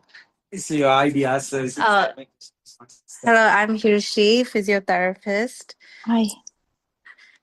So in Australia. Also, we're from Australia. My sister's here too. She's a speech pathologist. Hello. Hi. We were talking What about did you say? What did you say? The sister is a speech pathologist. speech pathologist. Oh, Yeah. we were talking about inside calm and tranquility and that sort of thing. Mm-hmm. Mm-hmm. What did you understand? What did we understand? Did you actually understand something, or you're just in the process of trying to understand? I think it's a mix of both. I think we understood that life is so busy that you don't realize that meditation can happen all the time. I think that's what Sugamama explained, our uncle. Kokila is every moment inside meditation is there. No, Kokila. Yes, sir. Yeah, it's okay. That's how discussion is going. What we are doing is no matter our day-to-day activities is normally happening, but inside meditation is there. No, Kokila? Yes. Yeah, that's right. No, inside meditation is not the concentration meditation. Yeah. Not the subject, not the syllabus. It's our life. Every day, Oh, mundane meditation. Right? Yeah, inside our we are in awareness. Inside spiritual awareness. Yeah, spiritual awareness. With everyday activity. Yeah. It's normally our life is going. Yeah. Inside meditation also there. That's why Buddha's, especially Buddha, never heard before Dhamma. Yeah. They explained the five teachers after became a Buddha. Siddhartha Tapasa became a Buddha. It's okay. It's okay. she can hear. but Buddha explained. Normally, our life is going, but not sadness or suffering. Why? We know nobody is here. System is working. Our senses, eye, ear, nose, and mouth, and the body, feel is the five senses, and the mind also other senses. Mind sense also we are not doing. Automatically is the working. Right. But we are thinking we are doing everything. But nobody is here. No one is here. No doer is here. System is here. Yeah, like the That subconscious. system, yeah. Systematically is happening. Subconscious. Yeah. Yeah, it's all happening. Yeah. Yeah. That's the inside meditation. That's the inside meditation. So your senses. Yeah. Yeah. Makes sense. Yeah, that's Kokila, very interesting. These girls also know this, but they are not talking about the Buddhism only. But they are talking normally. They style. Yes, sir. Our that's very important, Kokila. Yeah. That's very important. No religion. We are not talking about the religion. The Yes, Dhamma is the nature 100%. like that. Yeah. Younger generation, they don't talk Yeah. about the religion anyway. Yeah. How old are they? Yeah, it's okay. You can see how old are they. It's okay, Kokila. You can now see. You can see. Really? It's okay. It's okay, Kokila. Yeah. Yeah. Three sisters and she. She's the younger, and she's the second, and she's the third. Okay. Yeah. You see that? Yes. Yeah, Kokila. It's okay. Yeah. Now age, you can tell the age. Yeah. Now you can tell the age. Yeah. I'm 24, 26. 26. I'm 17. 17. It's okay, Kokila. Yeah. They are Nice, generation, no? yes, 100%. Yeah, younger generation. Yeah. So, so it's very interesting, this Dhamma in a, like, if anyone... Where are you, Australia? Where are you? What? Gold Coast. Oh, really? Okay. Where are you, Kokila? I am towards Wollongong, down south from Wollongong also, like, Wollongong, south. yeah, down south. Down south. From Sydney. Sydney. It's south, Shoalhaven, that area is called. Yeah, that's okay. I'm a general practitioner. Brisbane. Yeah, my sister, they are in the Brisbane. These daughters, they are working, no? Yeah. The subject, what is that subject is talking? I very interesting that. Speech pathology. Is speech therapy. Speech therapy and the physiotherapy. Do you know? Yeah, Do you know? I know. Yeah, it's okay. Yeah. I know, I refer to them. It's okay. I refer patients to them. Doctors refer to It's okay. Nice to meet, no? Suranka, where are you there? Suranka? Surangika Yes, maybe I'm in Brisbane. Brisbane. Teresa Suranka, where are you in Australia? I'm in Brisbane, Aryan sir. Brisbane. Suranka, are you Brisbane? Yes, Aryan sir. My sister also Brisbane, no? They are in Brisbane. Which part? Yeah, my brother is here. It's okay. Yeah, ask him. Which part of Brisbane? Just slightly north in the northern suburbs of Brisbane, just half an hour's drive from the city. Okay, what's suburb? Chermside? Boondall. It's called Boondall. Boondall. Yeah, I know. Shopping center near the airport. Yeah, that's right. Yeah. Okay. How long you live there? I've been here for 3 years now. Okay. All right. You come to temple or Gunda temple? No, I go to Forest Lake, Ajancha Monastery in not Forest Lake, sorry, Kolo, Dhammagiri Forest Monastery. Okay. We are close to the Gudna temple. The Gudna one, yeah. I've heard of Gudna, yeah. Yeah. Okay, very nice temple. Yes. Yeah. Yes, Lanka, it's okay. Where's this, our Sumit, where's Kokila, the Australia? Sunit is in Sydney, Sydney. Yes. Sunit is Sydney. Yes. Yeah, it's okay. What do you think about Melbourne the day before yesterday, no? Or yesterday, no? Yeah, I listened to Yesterday, that the whole day. some discussion, yeah. I was Nice, no? involved in that. Yeah, Nice, it no? was nice. It was Yeah, nice. it's nice. It's okay. Okay, Kogila, keep going. It's okay. I'm now stopping my side. It's okay. Okay, Aranatha. Because we are going the discussion. It's okay, Kokila. Therun Sannaya Terosara, Aranatha. everybody. Terosara. So going back to our question of letting go. So we'll go back to that. So the letting go, as I was starting to tell, letting go can happen in normal way, the way that we knew, you know. I have let go so many things because maybe I wanted another thing, or because I thought it may be harmful. So that's common sense, by the way. That's common sense. So we have some common sense. We let go of things. Someone is worried about the lung cancer, they might let go of smoking, you know, like something like that. But this letting go that we are talking about is actually nothing related to that kind of common sense. This is actually more deeper than that. This letting go happens automatically by just knowing that these the truth, basically the truth that actually Joel is very into. Because the truth is, this dream is not true, even though we are in a dream. Really beautiful dream, it can be ugly dream, it can be tired dream, it can be a terrible dream sometimes, or whatever it is a dream. So who would like to actually be in a dream and get deceived by a dream? No one, no human being. If they are really aware that it's a dream and you are really getting carried away in a dream, you wouldn't like that. You would like to wake up, isn't it? So we are talking about waking up. We are not actually talking about letting go in other ways. So again, how can you let go? So the letting go, imagine that understanding them, how you feel lighter, how you feel that eternal tranquility, how you feel that super awareness, how you feel that super happiness, or the unbelievable loving and kindness that we were talking about that day. How come that happened? So the usually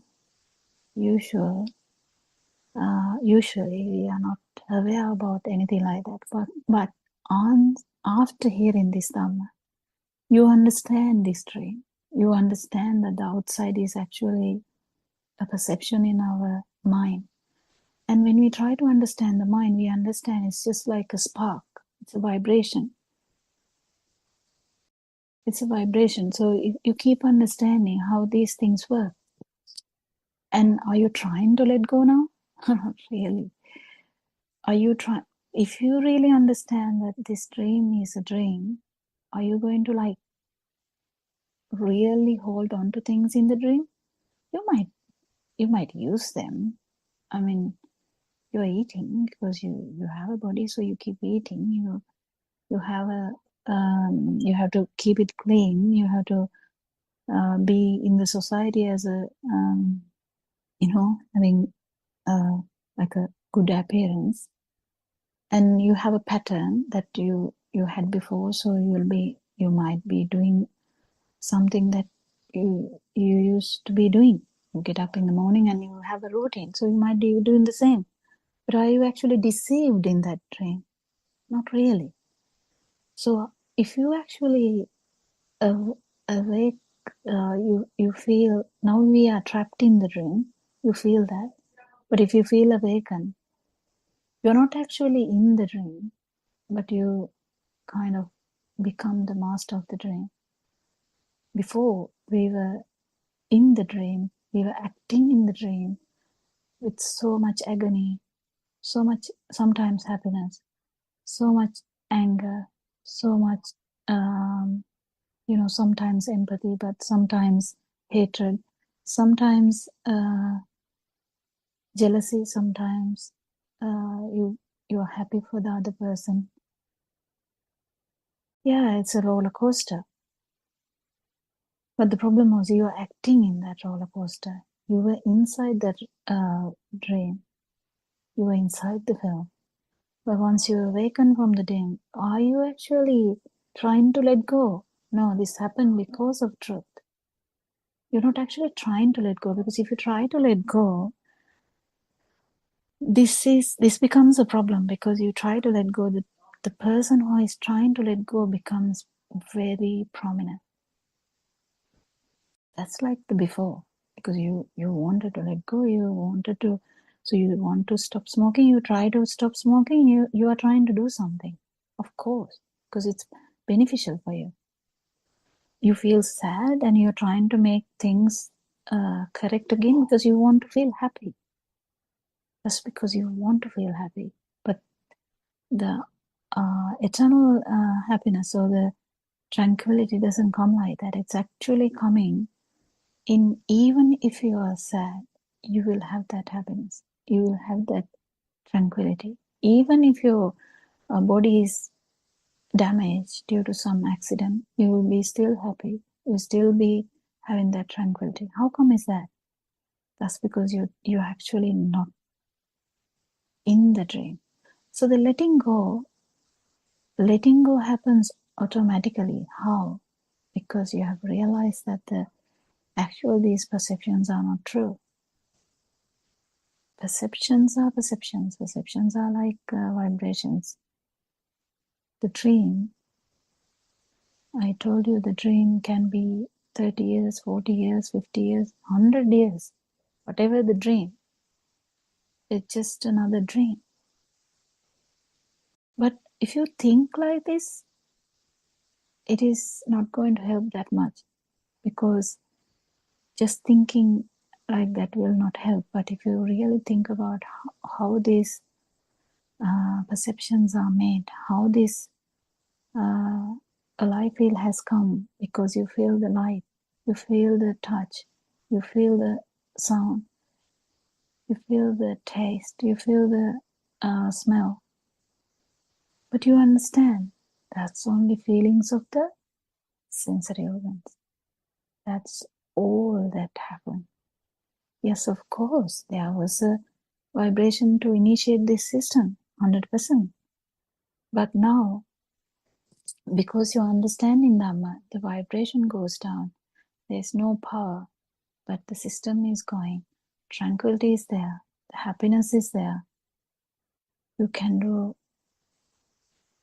whatever the things that you are doing, and you will definitely start to help other people who will need this Dhamma, who will seek this Dhamma.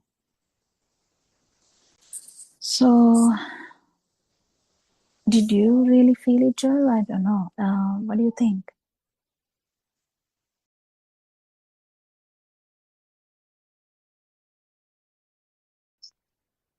Yes, doctor. Thank you. Thank you. I felt it. Yeah, okay. So, Saranka, do you want to add something to that?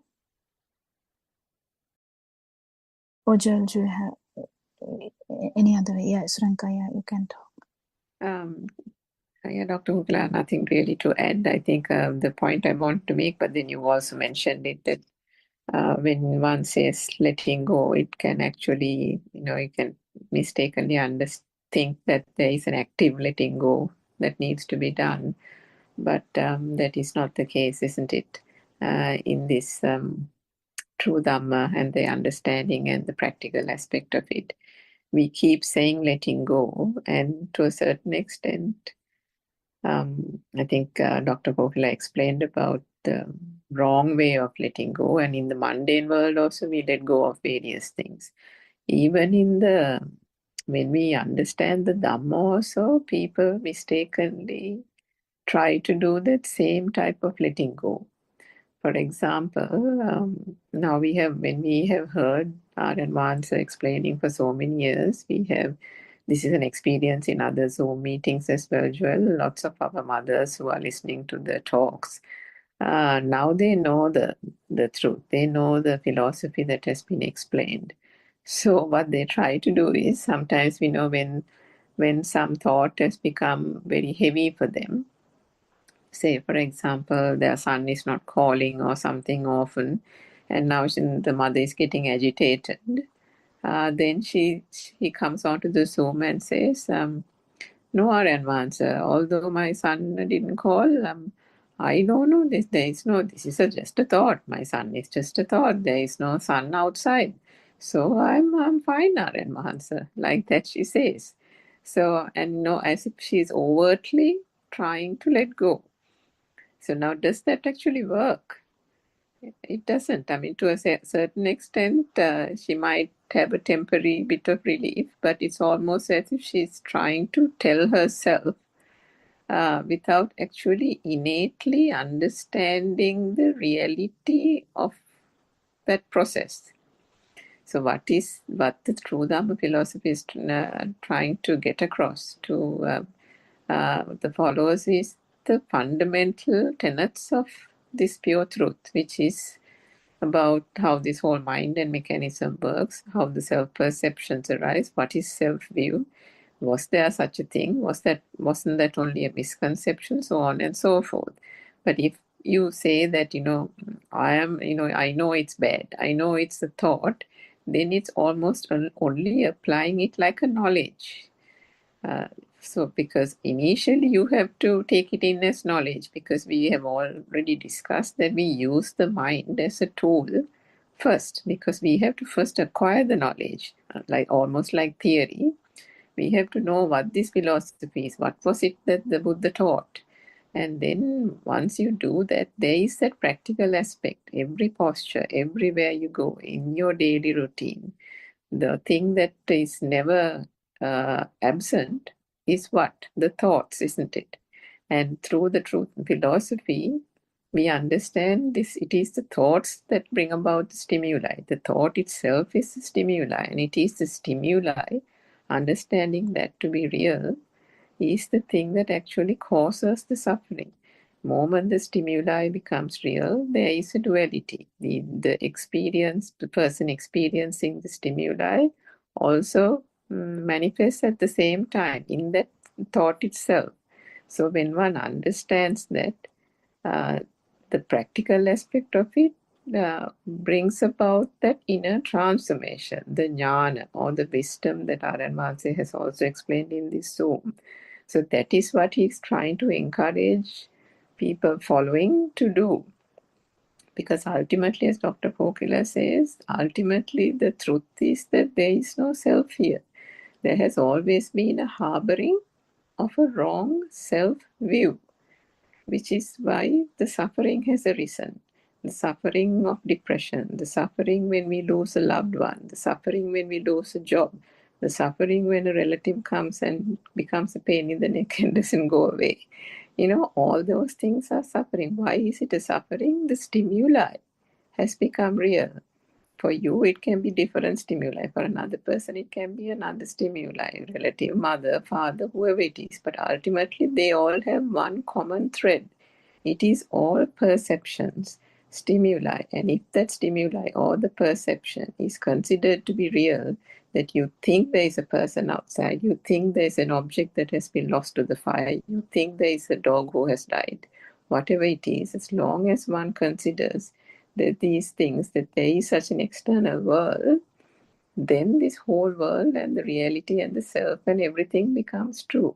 Because that's the way this whole ignorance, this mechanism works. But if we understand that this whole thing is the natural phenomena of the mind, just like the trees, just like nature, that there is just a process and a mechanism that is being activated here. As long as there is breath coming in and out of the body, the whole thing is understood objectively, clinically. And that clinical thing is what the theory and the practical aspect of it helps us to realize.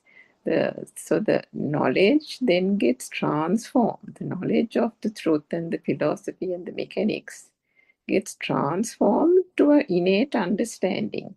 And that understanding cannot be forced. It is not an active letting go. What has to be done is see the truth in the thought.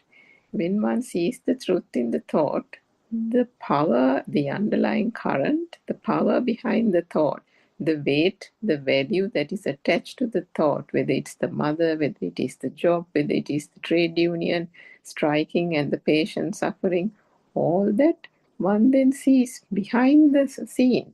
We see the magic happening. We see how did this stimuli become real. Was there a patient? Was there a trade union? Did the baby have all these problems? No, they didn't. When did these object stimuli become real? So that is the part that is understood by applying the truth and seeing the thought. So all that is done is understanding the thought, and then the letting go comes naturally. The letting go is an auto happening, and slowly what happens is the thought ceases to be of value. The thought ceases to have the suffering, the burning, the heaviness that is attached to it. That is the ultimate letting go in this Buddhist philosophy. Dr. Popida, if I said something wrong, please correct any aspect. No, I think Thank you. really, it's really good that you added that. Actually, I can feel that some others would actually artificially think that okay, sun is not there, so sun is a thought, so that's it.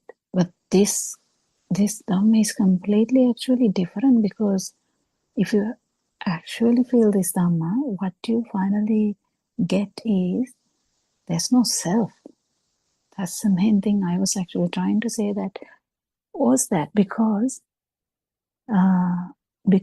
at the end, what we understand here is how we felt alive, and how we don't feel alive, that burning, even we can't say burning, that self-perception is not there when the actual stimuli is not felt as a thing, or it doesn't become a thing. This breaks the whole cycle of feeling alive for the whole samsara. So the actual break here is that this self-view, which is there even in the God, the Brahma, the human, even though the self-view is not really prominent in animals, they have the self-perception, very strong self-perception. Even the small rat is scared to die. If you have seen, podcast and stuff, or whatever the documentaries, you can see even the smallest animal in the world, they don't like dying.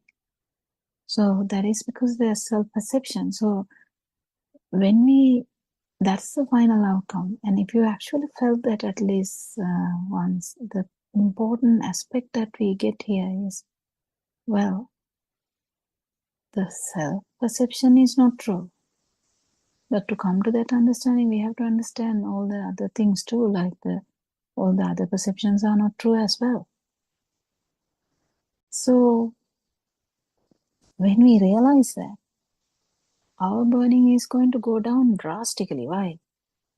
If there is no self, how come there are others? Because we are like a center. Like we are the center of the attraction, or the center of the field.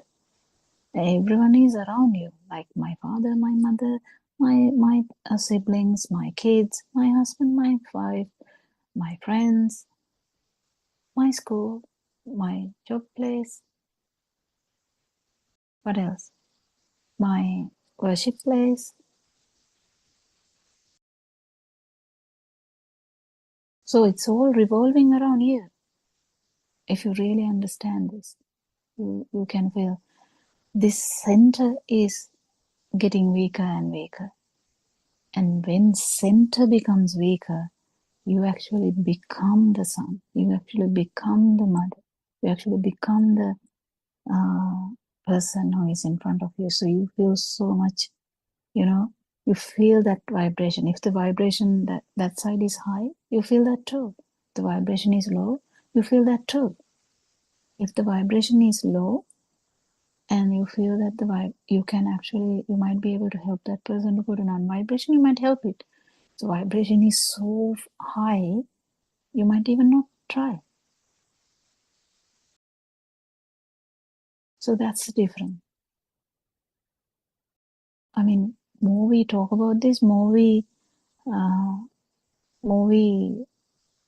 can actually understand this. I'm really thankful for Joel keep asking these questions, because we even don't talk about these things because our talks are usually very monotonous and boring, because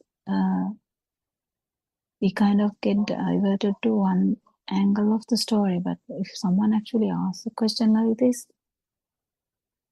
the true Dhamma comes automatically. No one is bringing it, it comes automatically. So so letting go basically is something which happens with the truth. What is the truth? There is no thing, there is no self. So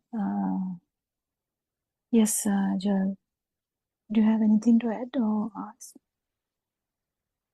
Yeah, it was nice to hear, like, you become the mother, you become the father. I felt it a lot, what you said. And we read about detachment. How do you detach from yourself? I mean, detachment and let go, is it same or Okay, is it different? now you are really good in asking questions, Joel. I have to appreciate that. Okay, now detachment. You asked from how to detach yourself from your. How can you detach yourself?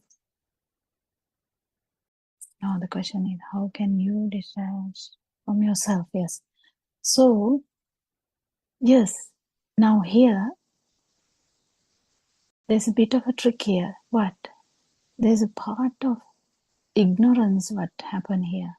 Actually, what ignorance here is, we have a misunderstanding, complete misunderstanding, misconception that there is a self.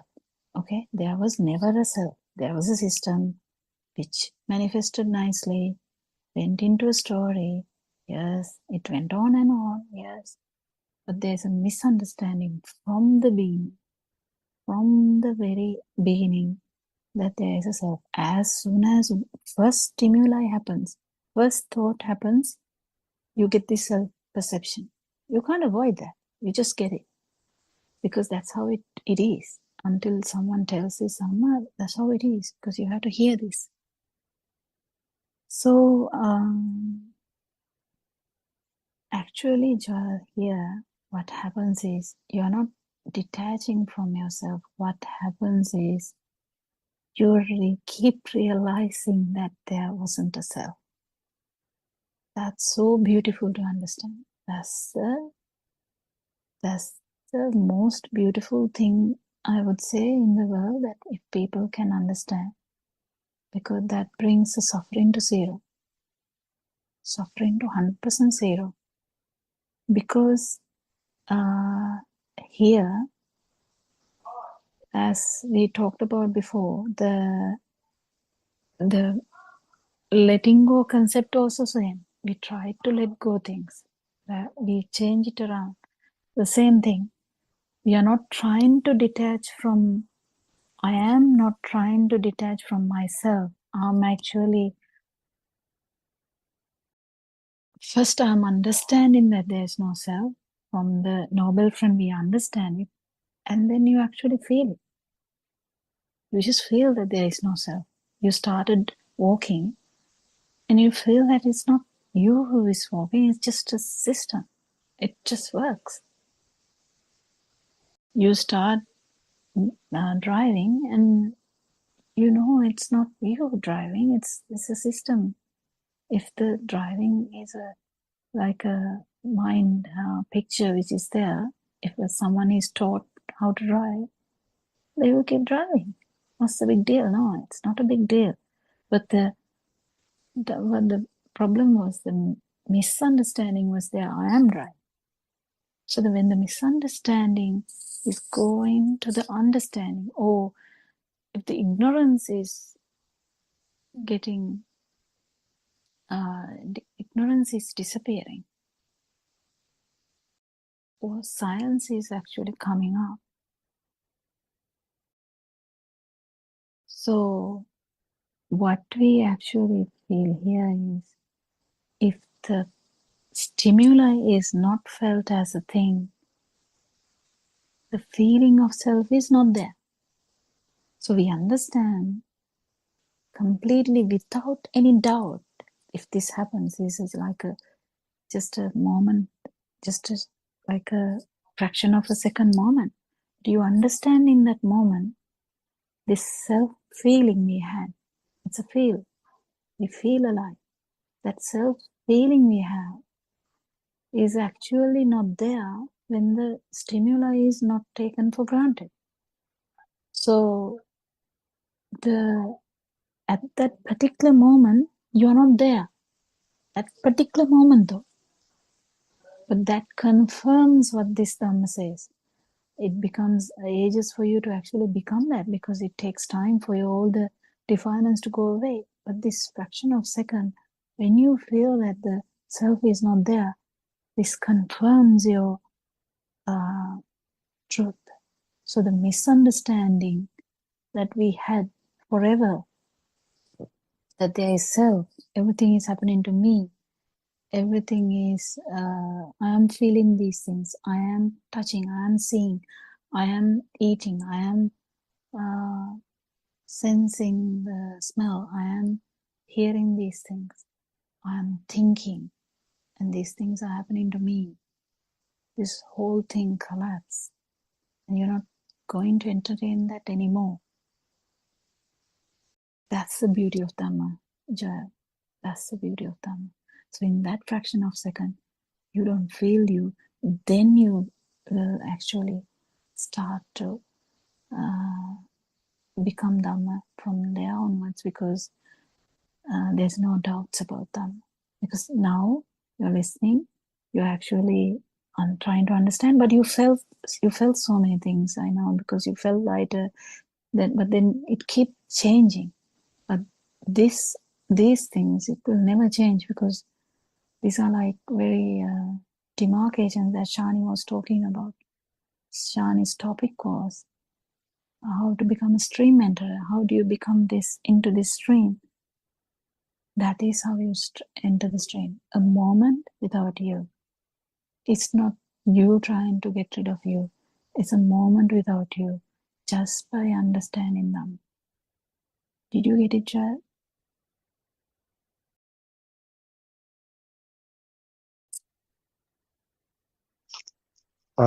Yes, doctor.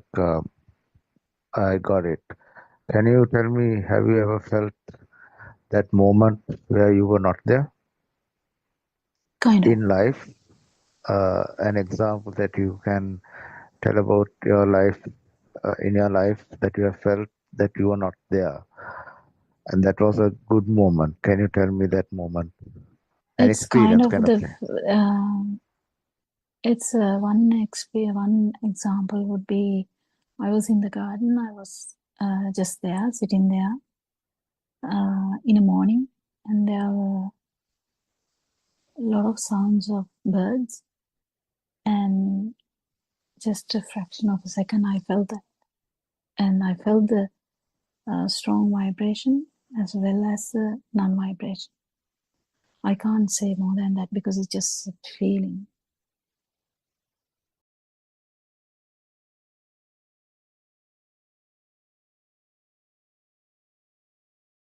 And that's the example. Yes, Surangita, can you add anything more to that?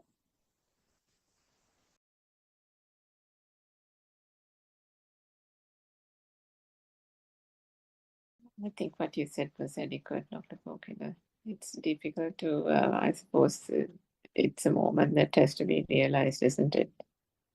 Yeah. But Joel's questions are really valuable because, but the problem is you can't really simulate or get anything from anyone else's. That's why we don't talk much about these experiences, personal experiences, because if you get a chittarupa about that or the mental picture about that, someone can get misled because it becomes like a mental picture. So we try not to talk about these specific moments, but we try to. But all, if you felt it once, you might feel it again. So all the Dhamma we talk about is actually based on these experiences. But it's really beautiful for you to feel it. But your way is completely different. It is completely different. So all the experiences are different, but the non-vibration is same. Vibration power could be different from person to person. You feel that vibration power that is tense. You feel that power, and then if it really comes to you that it is a function of the sensory organ, definitely it will that ear function. It would be the ear function, and if you really feel it, then you will feel the non-vibration too. It is very subtle, though, very very minute, because it's very transient like kind of thing. But and definitely this path keep changing. Shani told about that. Shani was talking about that where the path keep changing. So the path where you become stream enterer is different from stream enterer becoming a non-returner. Non-returner to an arahant, it is different. So there's a long way to go from that beginning. So it's just the beginning. That part is just the beginning. So you are just still floating around. But it's very important to understand that this self-view is the main problem here. When that is understood that it is just a view only, and what is here is only the chair or the mother or anything, any stimulus in that case, you keep understanding that was the only thing that was there. And then, is it that true? No, that's not true either. It's a perception. It's like a current. How can you otherwise see the chair in the dreams? So this Dhamma is very beautiful if you can understand and then feel it. And you keep understanding more and more that actually when you understand that there is no self, your burning goes down a lot, because there's no way that anyone can make you to boil. After you understanding that or feeling that, can someone come and talk to you and say, here Joel, you have this thing, why don't you try to achieve this, or something. I mean, people are very inquisitive and very keen to help as well at the same time. So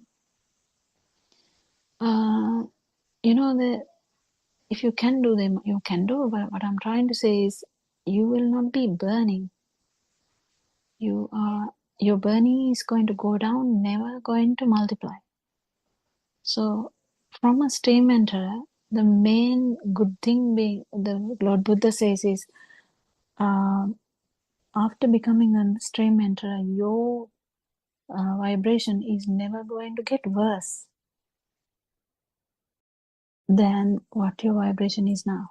So the human vibration, the kind of human level, you're not going to go down in the sense to the animal level. So it happens here and now.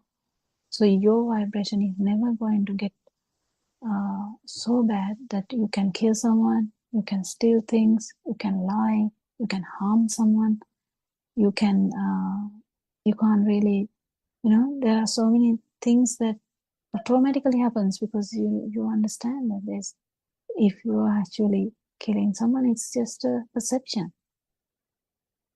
You have a perception that you are killing someone. It's just a perception. Who would like to be in a dream and act really seriously in the dream? Because you have to be so serious to kill someone, isn't it? Be so serious. To lie, you have to be so serious.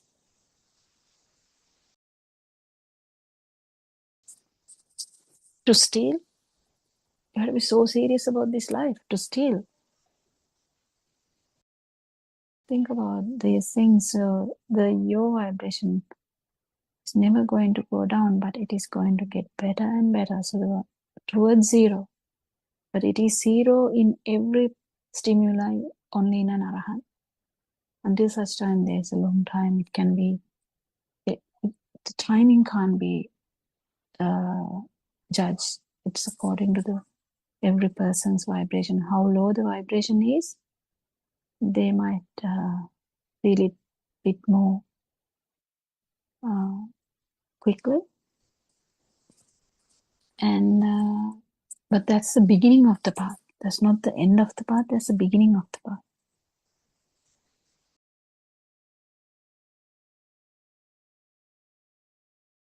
Anything else?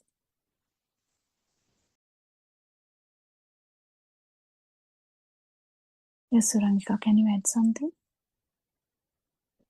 Yeah, Dr. Kokila, I think that even as that vibration gradually lowers, even I think at the point or before the stream enterer stage, the value attached to those mental formations, what we call sankhara, or perceptions itself, dissipates. And now, how does those perceptions manifest? It manifests in three ways.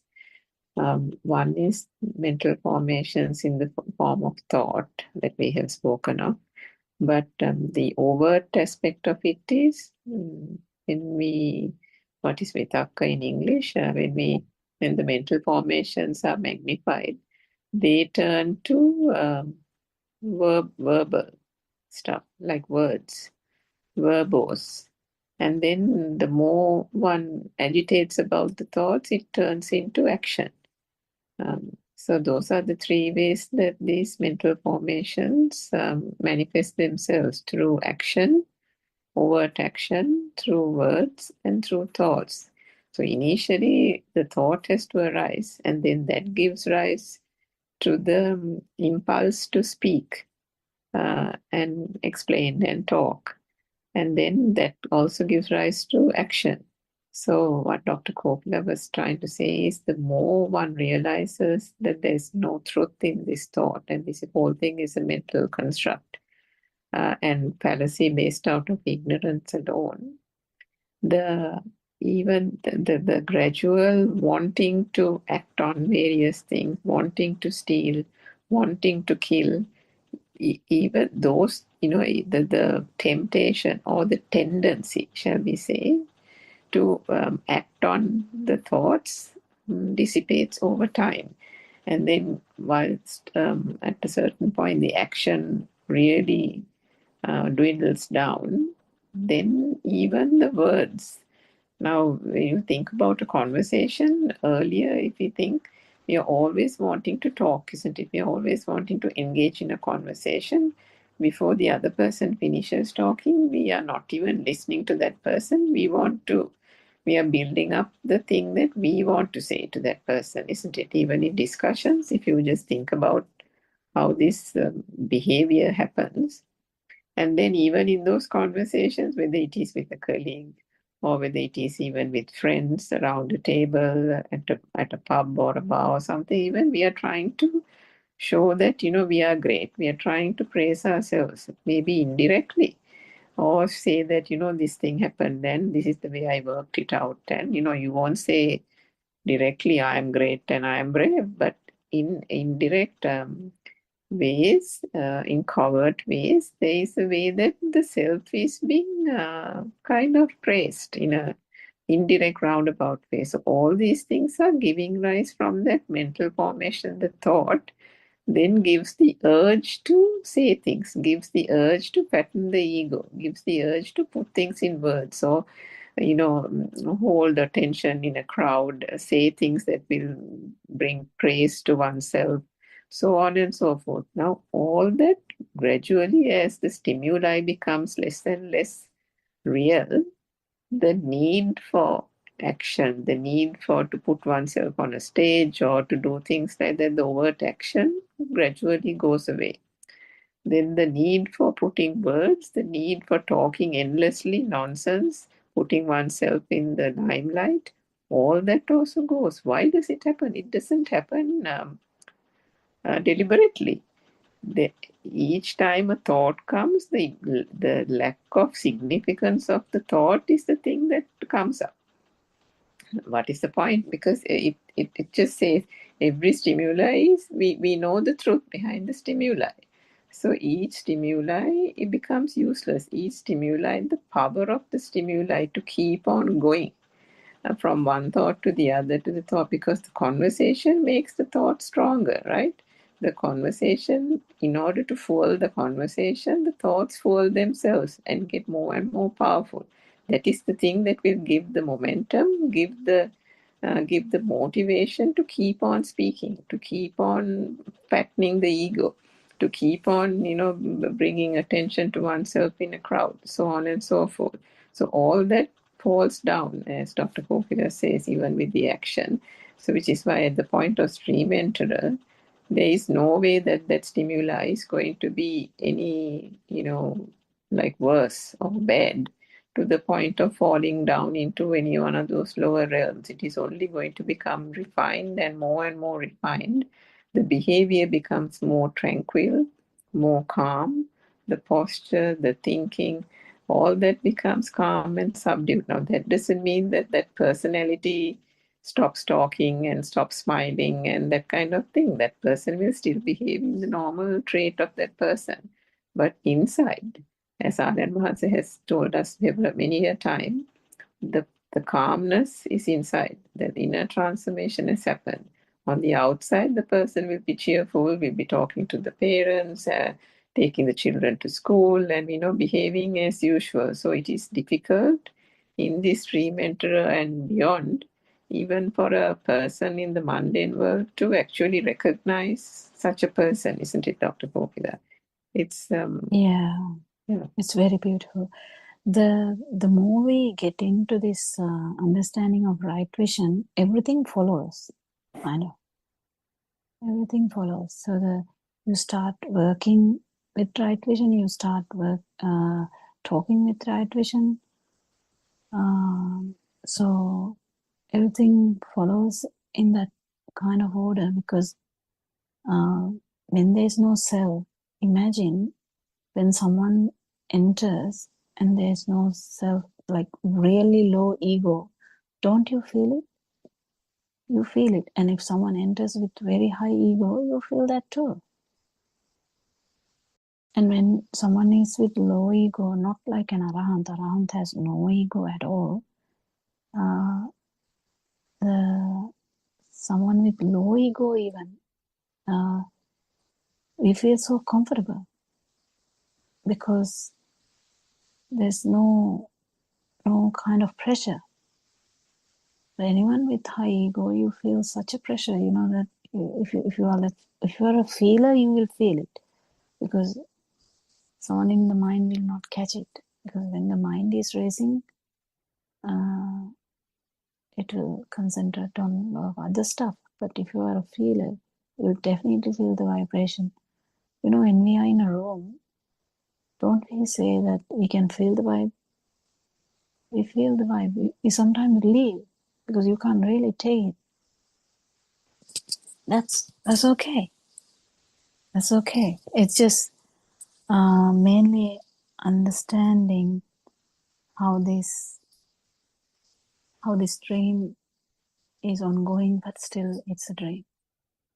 So if you are awakened from the dream will still go, but that power which you had as the burning or the suffering is not going to be there. So you'll be smiling with them, you might be talking with them. If you really don't want to talk with them, you might go. It doesn't matter. You're not bothered about that action, though. If you're not going, if you are invited to go to a party and you say no, you're not bothered about that either. And also, if you decide to go and you are there, but you're not there.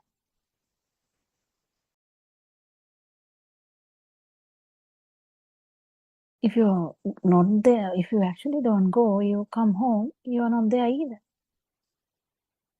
But you keep doing everything that you should do. You act normal with everyone. No one can say anything.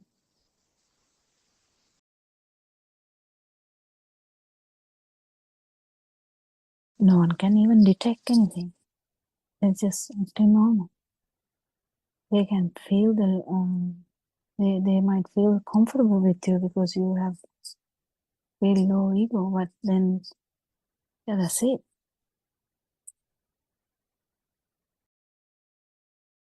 Yes, anything, Joel?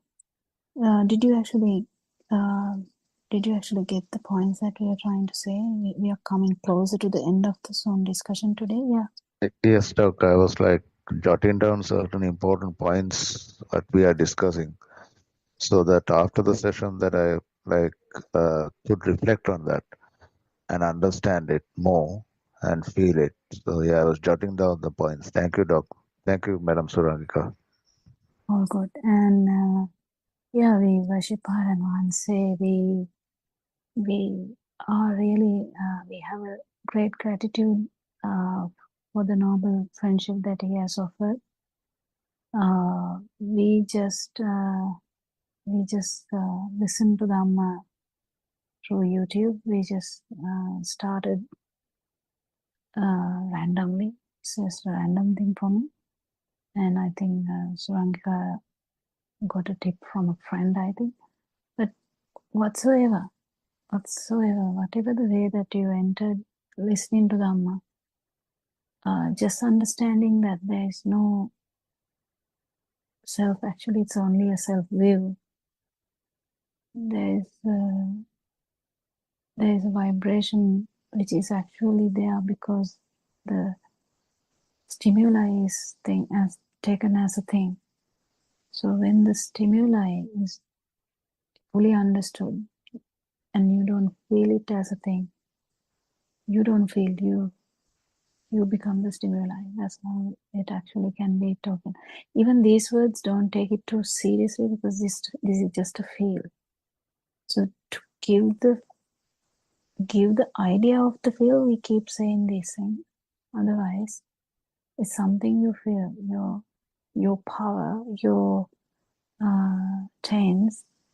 Actually, that's the vibration of your system. That vibration, you have to actually feel it to understand that is what is going to get slowly dissipate, slowly dwindle, slowly go to zero. So we'll start the discussion tomorrow. Thank you all Dhamma friends for coming for the discussion. We worship Hanuman. May Triple Gem bless you all. Thank you, Dr. Pokida. Thank you, Joel and other Dharma friends. We worship our and Mahansa Tirunsan.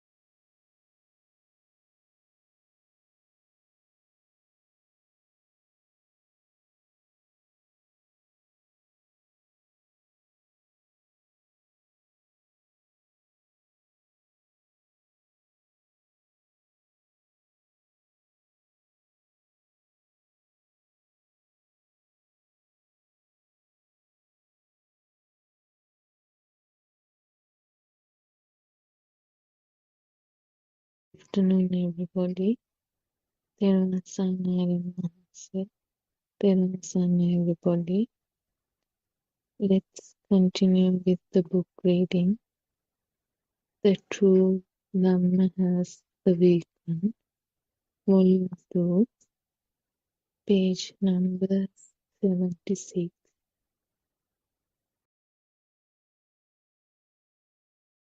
When you always apply the truth that nothing exists to every thought, you will not create a liking or dislike to that thought. Even if somebody scolds you, you will immediately be aware that the person does not exist outside, that it is only a thought. You immediately begin to see the truth in everything. It does not matter even if you feel that the person who is scolding you is a bad person, because you know it is only something in your mind, and that there is no person outside. Vidarshana means the ability to see through the illusion of the mind and to be able to see the truth in every thought. When your practice of Vidarshana improves even more, you will realize that all what you see outside are only thoughts. Then you would stop believing in the outside and know that all what you experience as outside are only thoughts. That is called Vidarshana. Yathabhuta Jnana means seeing the pure truth in each thought. You know that the outside does not exist. It is only a thought. And you also know that the thought is also a lie. Yoniso Manasikara means you are mindful about each thought that arises in your mind, and you are aware that there is no thing or a person in that thought, and you also won't get tricked by thoughts. It is not easy to apply the Yathabhuta Jnana and see the pure truth in each thought. It is like having a war with the thoughts that you receive. The war is with your own mind. It is not an easy task to see the truth in each thought and let go of it. Your I-ness is your demon or your Maya. Attanu dittancha utta machu raja napasati. In the Mogaraja Sutta, the Buddha told Mogaraja that greed to sustain your view of self is the Satan or Maya. Machu Raja Napasati. This means that when you let go of your self-concept, the Satan, which is your mind, will not follow. Everyone, everybody. Therun Saranai Shani. Thank you for reading the 2 pages for us. from the book The True Dhamma Has Awakened, Volume 2. We worship Aryan Wahanse, Theruwan Saranai Aryan Wahanse, and we warmly welcome all of you who have joined this English Zoom discussion, daily discussion from 2:45 to 4 p.m. Sri Lankan time. So we have been talking about the thoughts and the mind for the last several days. What is meant by Vidarshana was described here. It's kind of a piercing and seeing in detail, kind of researching in detail about the thoughts. So Vidarshana is, we are trying to analyze a thought and see how it happens and what is the nature of these thoughts. And then it also talks about this so-called outside and inside. Outside is meant by the world, its world. What is meant by world actually? World means that something that we assume to be existing in the form of materials. Also, it was mentioned that there is nothing outside, or the thoughts are all fake. So if you sort of elaborate a little bit on this part, actually, I mean, what is meant by nothing, there's nothing outside. What's meant by that is actually you can't say there's nothing outside because we don't know what is there outside. We know with our five sense faculties, we get some information, some vibration occurs at that level, and something is created in the mind. The ignorance is that we assume that what was created in the mind is exactly outside, existing outside as outside world, which is not true. There's no way of proving actually, because we know, we have mentioned this earlier also, the different animals will have different types of senses, and depending on the capacity of the senses, something is created for the animals. Even for the human beings, there will be some changes, some differences in the way that the things are created. So therefore, you can't say 100% same thing is being experienced by even the human beings. So what actually we have to realize is that what we assume as a thought is not there outside. You cannot say there's nothing outside. There must be something, but there is no way of finding it out exactly, and it's not something common to all the living beings. And also the word yoniso manasikare was mentioned. That means being mindful and then trying to find the origin of these thoughts. So exactly what we have to understand is that what is created by the sensor level is combined to make the thought. So therefore, now for example, if there is some touch feeling, if there is some hardness felt by the skin, it's interpreted as the chair, or the floor, or the sand on the ground. So the interpretation is the thought, whereas it's just a sensation at the sensor level. So this is the truth that we have to understand, because the thought is something that is created, and if you give a value to this thought, taking it as real, then only the trouble. because then it doesn't stop from that level. There will be defilements, there will be attachment or dislike to that created thing, which is a construct of the mind. So these were the little things that I could elaborate.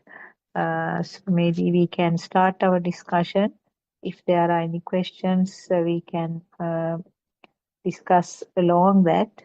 Thiruvara Saranai, Dr. Kokila and other Dhamma friends. So we can start the discussion.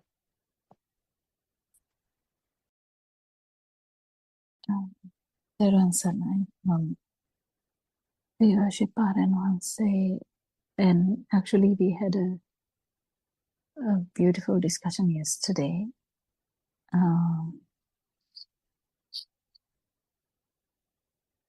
With simple English, he went to the extreme level, I think, about this no self Dhamma. It's really beautiful. We can discuss about anything today as well. Hi, Doctor. Yes, Joy. Yeah, nice to come back to this session. Like yesterday, the session was absolutely great because I learned a lot from him, the way he put it, and it was so simple. As a concern, like now in Sri Lanka, the red zones they're going into picketing, and doctors are also not working in the hospital. So for me, when I listen to this and when I see those things, I feel so upset because the patients are going through hell. So how can I see this in a better way?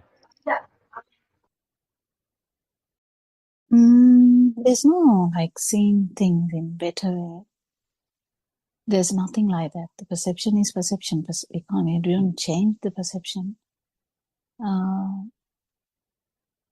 Just what we really understand here is that the self-perception, how we feel self, that's the main focus here. We have perception, this is right, this is wrong. But what happens here is a stimulus only, because if we are born with some system, we are born with a system, like a human system. So we have all the problems of humans, definitely. We have a manifestation, this is the world that we are in.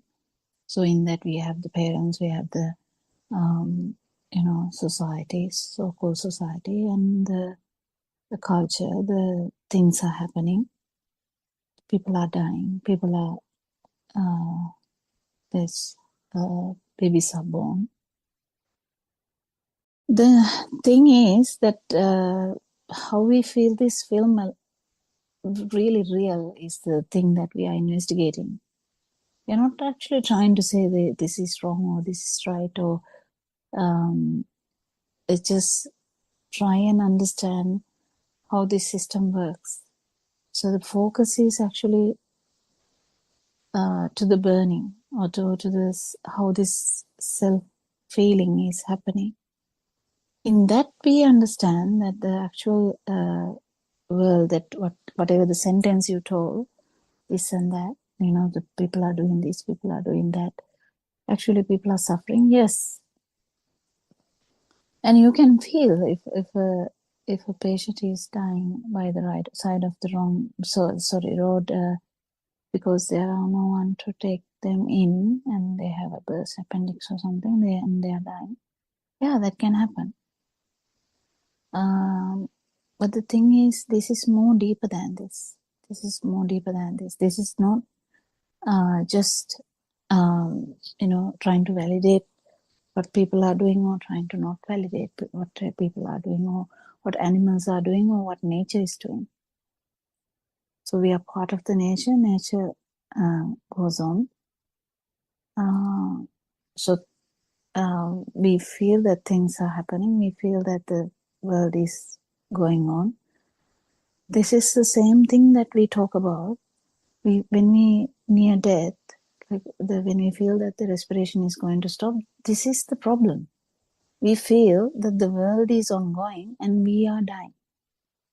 That's the whole idea of understanding this Dhamma, how this works. Why do we feel that the world is flowing or this dream is ongoing and I have to retire from that dream? I don't want to retire. I just want to stay in that dream whatsoever. Even if it's a sad dream, we still want to be there. On the other hand, someone might say, oh, this dream is so bad, I want to get rid of this dream. You can go to that extreme too. But in this truth, that what Aryan was trying to say yesterday, we're talking about the deeper truth than that, the truth about this manifestation. The manifestation, we have so much perception. Yes, there's time, there's things happening, there's people talking, there's people thinking, there's actions. Yes. This whole thing is a manifestation of your sensory system. That is the thing that we are trying to say. And even that, it's just a fraction of a second actually this is happening. This one stimulus only at one time. These are scientific things also coming up with the, the quantum theory, that they are trying to correlate with the life. And they're actually trying to correlate what life is. What is life? What is beneath life? What is consciousness? What is underneath consciousness? How is it happening? So this Dhamma is really, really in the other side, kind of understanding how this whole thing, how the animal, how that animal is having the consciousness, how that animal is feeling. We know that animals are slaughtered, so that how is the animal feeling? So are we going to change anything, any of these things, or just understand? If you want to see the world, Lord Buddha has told, see through your mind, see the world through your mind. See how your feelings differ in each second. How is it? How the feel is also different. How the manifestation is different. At one time, you are actually maybe like a animal, and at one time you are actually maybe like a god. At one time you may be actually like a Brahma. So, but the thing is, whatever the feel, whatever the manifestation, it's just the system,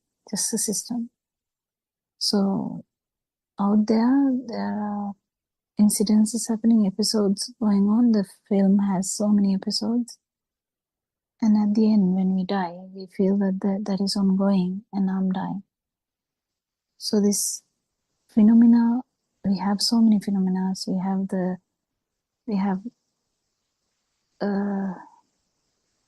a thing like even inside the family, outside the family, society, the country. If you talk about the world, you will be shocked.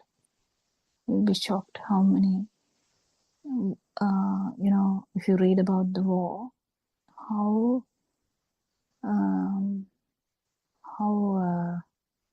it's much worse than that. They are trying to find a shelter, they are trying to find some water, they are trying to find some food. But actually, Lord Buddha's Dhamma is not to say that there is nothing like that. You feel everything, yes.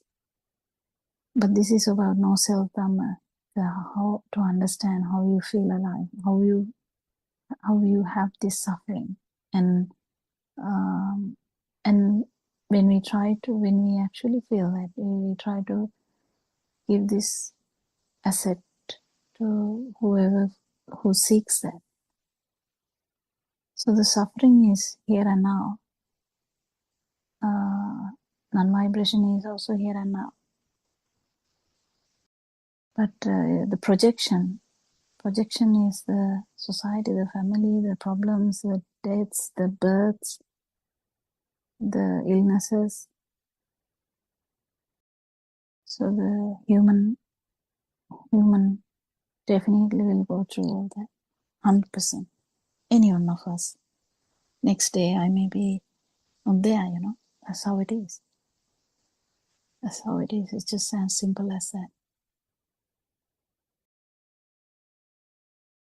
Did you anyone else can add something as well to Joel's question?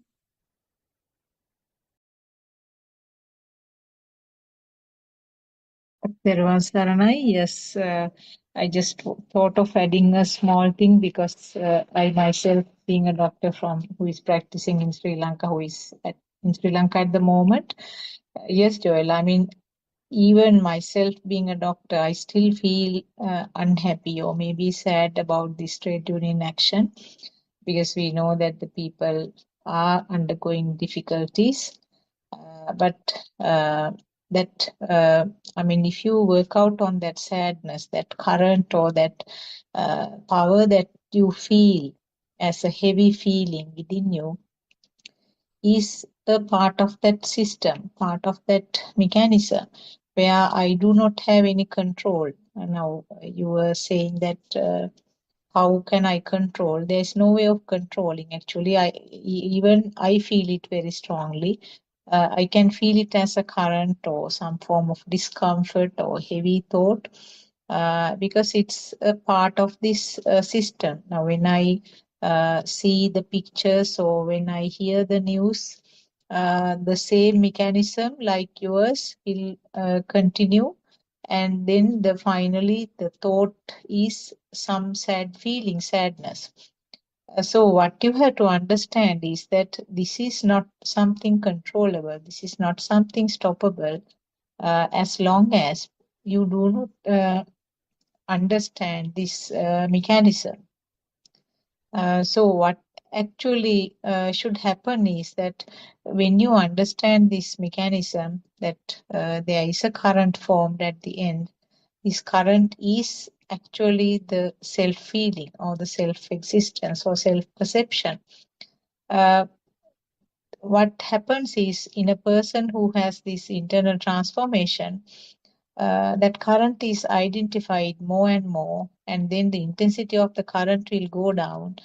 And at the same time, you can do your maximum to help these people, now patients or whatever, in whatever the circumstances, whatever the situation. I mean, not only this strike, if there is some other incident, without that burn within, the person should be able to help in the maximum possible way.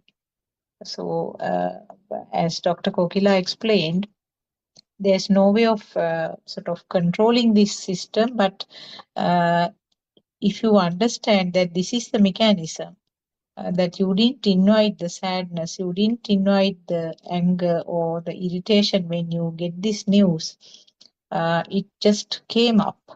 And not only that, I mean, not only the irritation, along with that, so many other experiences will come along that. Yeah. About the past incidents, all that. Yeah.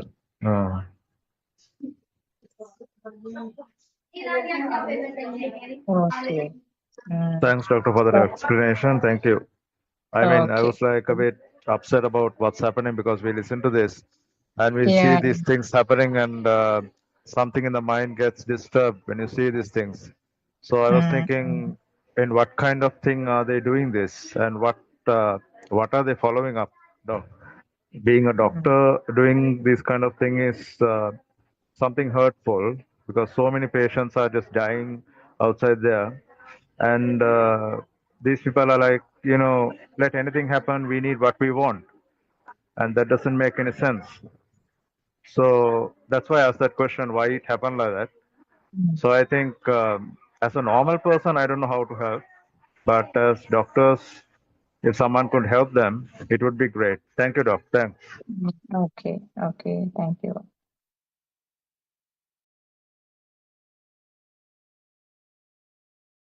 Yes, Suranka, do you have anything to add?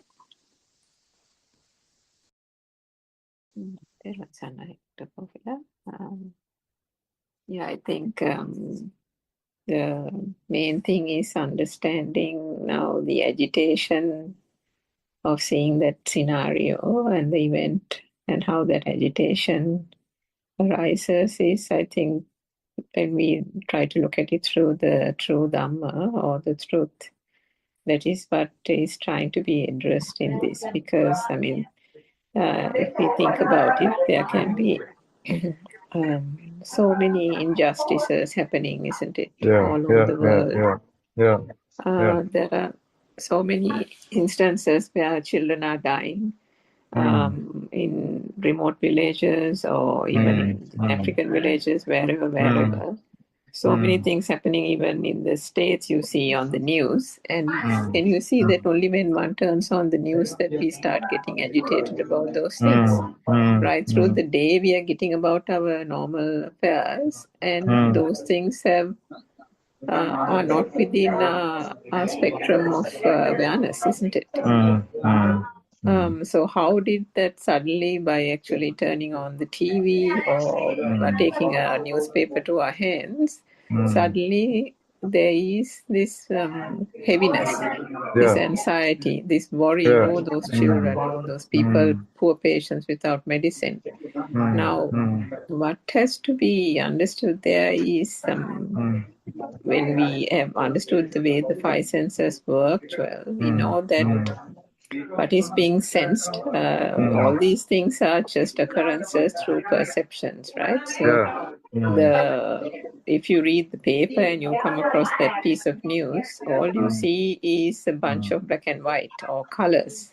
And it's the colors and the combination of sound that has been attached to those words and letters. So then that is associated, right? You associate the sound to the words and letters. The color and the shape becomes letters, and then the letters become words. How did those even become words? Because going back to our childhood, these have been taught to us. These words have been given meaning to us. And the words about suffering and patient, illness, death, each of those have been given various connotations, isn't it? And then all these have been given values. So if we think about conventional society, then our parents will teach us to become good people with good values. And to say, wherever you are, lend a helping hand to poor people or lend a helping hand to an old lady on the road. So these things have then gradually taken on a weight and a value of its own. And with that weight and the value attached to it, there has been an identification to that. So we identify ourselves as a person who has good values. We identify ourselves as a person who is a good worker, who will never allow a patient to go unwatched or ill-treated and so on. But ultimately, these are all perceptions. And I mean, the truth is the thing that one cannot change the world order. Because what gets manifested to the senses continues to manifest. That until the last breath is drawn in this human physical body, the senses that have that sense faculties will continue to function. And as long as the sense faculties continue to function, the vibration will happen, the sensations will occur, Joel. The sensation with the eyes, the light will continue to occur. You can't suddenly, by knowing the truth, the light doesn't turn into darkness. The light will still be a light, and the newspaper, when you read it, it doesn't turn into a blank page. You will still read the bad news. When you put the TV on, you will still hear the news about the death, the landslide, the floods, the burning in Australia, the bushfires. Wherever you turn, there is some tragedy, right? The same thing with Sri Lanka. But why is this? Sometimes can you notice that you might feel a little sorry about somebody in Vietnam facing a landslide, but then when you turn into a story from Sri Lanka, you're like more worried and more anxious and more stressed. Now, how did that happen? That also because the perceptions being born in Sri Lanka and having lived in Sri Lanka, the number of perceptions, the telepathization with all perceptions is greater. And with each perception, the perception also has gained value. Not only when I'm saying value, it doesn't mean happiness. Value in any form, value in the form of stress, worry, and so on. And with each of those, there is an identification of the self. So one thing is the incident becomes true if one is in ignorance, and then the fact that that incident is there also becomes true. Now, Aaron once explained yesterday this feel of existence, the sense of existence, isn't it? Now there is a hospital, there is a trade union, there is a strike. Now all these are existing, isn't it? Now, take for example, you go to bed tonight or last night, and you slept for roughly 5 hours. So during that 5 hours, were you worried? Was there a jewel? No. No. And Yes. nothing That's happened, true. right? Yeah, World yeah, was yeah. fine. Yeah. And then you wake up this morning, and then Yeah. immediately perceptions flood into the mind. Mind. Yes. So can we see that these are all coming through the form of perceptions and becoming real? The more we think about them as real, and then the moment you notice it, that the heaviness starts with the thoughts. Moment the thoughts start flowing little by little as you wake up, for example. When I wake up, the first thing I do is I make a beeline to the bathroom. So even before you get off from the bed and go to the bathroom, the thoughts are flooding in, right? Yeah. Yeah. So And true. then can you see slowly this kind of machinery, this flow or the mechanics of the mind starts. But the beauty of the Dhamma, Joel, is that each of the functions of these faculties are considered just functions. There is no one doing it. The trauma, the stress, and the worry comes when one considers those perceptions as real. And if the perceptions become real, the hospital, the trade union, the strike, the poor patients in Sri Lanka, the more they are real, the more there is a person here. Those are existing, and then a person here called Joel who knows about the suffering, who knows about how caring for patients really is such a good thing. And you know what happens to patients when they are not given medicine on time. All that becomes real, isn't it? So it is a process. If the perception and the light formation, the sound formation are not understood as mechanics of this vibration that Aryan beautifully explained yesterday, that this is just a wave. No one's doing anything. No one's getting about it. There is no Joel here. It's just a process. What happens in this human body is just a process. And if in the night it wasn't there, then it is very, very clear, isn't it? That it is just the thoughts that are bringing the anger, the craving, the worry, and everything. And it is that perception. And the more you shine the light on the fact that these are just a flow of thoughts, and the more you give weight to one thought, can you see that another heap of thoughts come like a tsunami, adding and multiplying and multiplying and multiplying? If one doesn't see the truth in one perception, the happening of this multiplication of thoughts flowing from one to the other at a fast speed, all bringing worry, all bringing stress. You have to stem the flow, and to stem the flow, there is no doer stemming the flow here. All that is seen here is see the perception as to what it is. See that it is a construct of the mind. And when one sees that it is a construct, a combination of those old perceptions arising and becoming a new perception, it is just a flitting of a thought. And if one considers and understands that it's just a flitting of a thought, the ability for it to continue to multiply, continue to hit you one after the other diminishes. So that is the way that one can kind of see through the whole aspect of it. But for all this, understanding the sense faculties, understanding the perception. When you read that book, you said that when you see a book and then you turn your head and you see a chair, right? And then when you turn this side again, you see a table. Now, if you think that the chair, when you turn this side, the table, and then you turn this side again, the chair, if you think that was the same chair, a person who has no access to the Dhamma will think that the chair that was seen earlier is the same chair when you turn your head, right? So true. Yes. So, and now the great thing about it is, well, that you have read the book and you have also now done that practice. Now see, now say when we go to sleep and when we get up, somebody will tell us, you don't know what happened whilst you were sleeping, so and so came and made a big commotion here and this and that, right? Now, none of that was true. The world gets constructed only from moment to moment, but the ignorance is such that each living being is in ignorance. So each living being is constructing all this in this false way of the perceptions becoming real. The external world is a reality, and so on and so forth.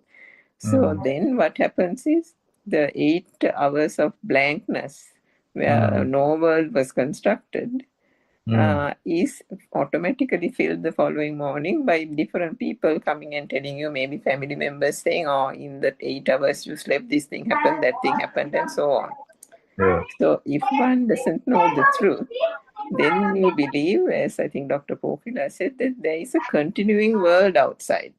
That these things are happening. As you speak, these things are happening. Now, isn't that like such a real feeling that no wonder people kind of get caught into it, isn't it? That is why it's so difficult to be able to see through that. And that is why, noble teacher and all these people are so valuable. Because however much it is being taught to us, however much it is being explained, there are people who are listening to it for 3-4 years, Joel. But it is difficult. But it is not impossible, as Dr. Pokila says. So, I mean, just kind of consider a few of these facts and see for yourself, and then gradually one will be able to, gradually what happens is the flow of thoughts and the burden and the heaviness associated with it, as Dr. Sakuntala said, starts to dissipate, because again, we cannot change the conventional world. We still wake up when the sun is shining. We still wake up to, the birds chirping. Those things don't change because the true Dhamma has been realized. As long as the sense faculties are functioning, the body is functioning, and all the other senses will also function.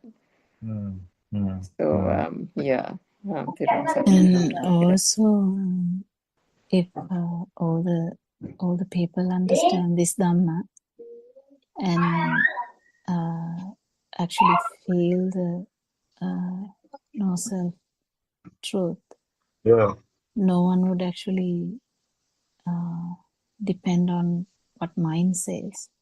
They will be acting on how the feel is, and the country will be different. But the problem is, Joel, it's the percentage wise. We can't even give a percentage who really feels this. So the feeling of no self is not easy. It is rare, yes, 100%. And if someone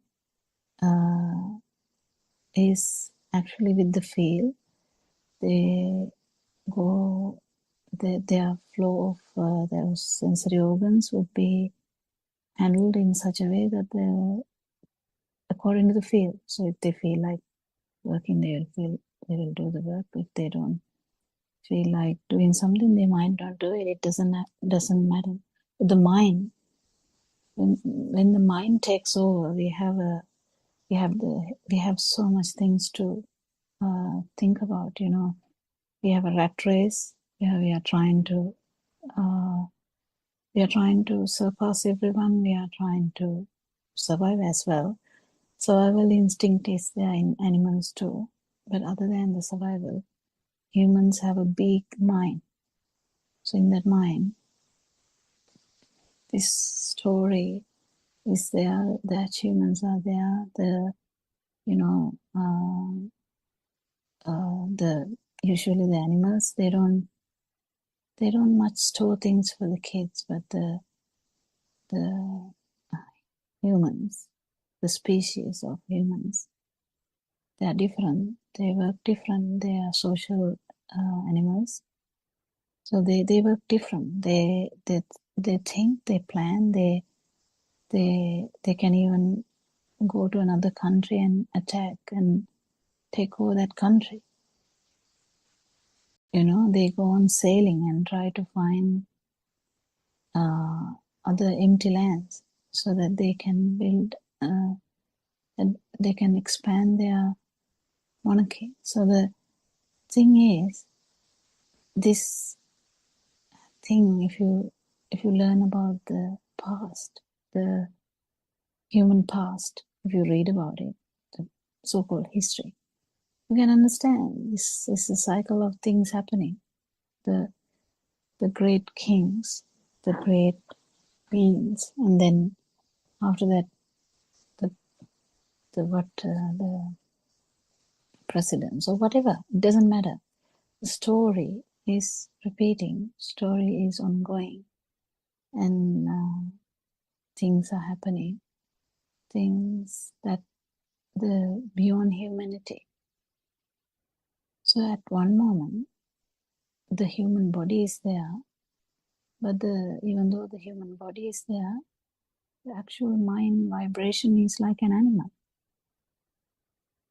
How come? Usually humans are not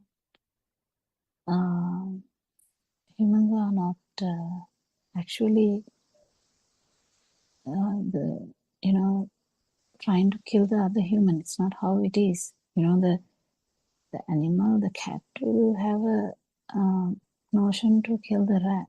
That's the perception of food.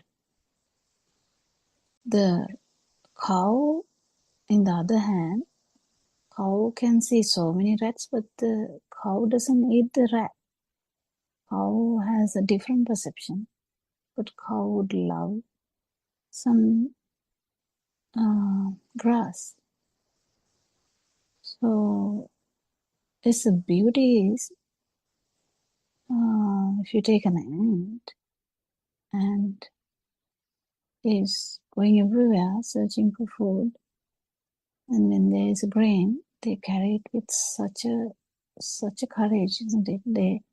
The science, they can carry so much weight, much more than their own weight. Usually 70-kilo man can carry 70 kilos or a bit more. No, not a lot. Not like 1,000. The man will be crushed. So the species to species, the perceptions are different, but the feel the vibration, that vibration can actually happen even in this human body. So that's what you should understand. So when there is a goal, so imagine there's a gold necklace and someone is in trouble, needing money, and there's a necklace. What is the main thing that would come to that person? Well, if I take this, my problems are over. So that's the perception that they get. Another thing is like you see a loaf of bread and a mother who is hungry and who knows that her child is hungry, is going to the shop, act as she's buying something else and steal the loaf of bread. So which one is good or bad? Which one is bad? Which one is good? Or is this the flow of events which keep happening in a in a world with ignorance, because there's so much to achieve. The hunger is a basic feel. So when the hunger is there, but there are instances where you're not even hungry, but you are stealing. So what about other stuff like, you're not using substances, but you're selling the substances. How about that? So can we end these problems? Like Joel can be the king and Joel can correct all these things. Is that how it works? It doesn't work like that. Because as soon as you become the king, you have so many other problems to look after because you have to maintain the kingship. So a lot of people actually try to resolve these things in their own way. Even a king of animals, like the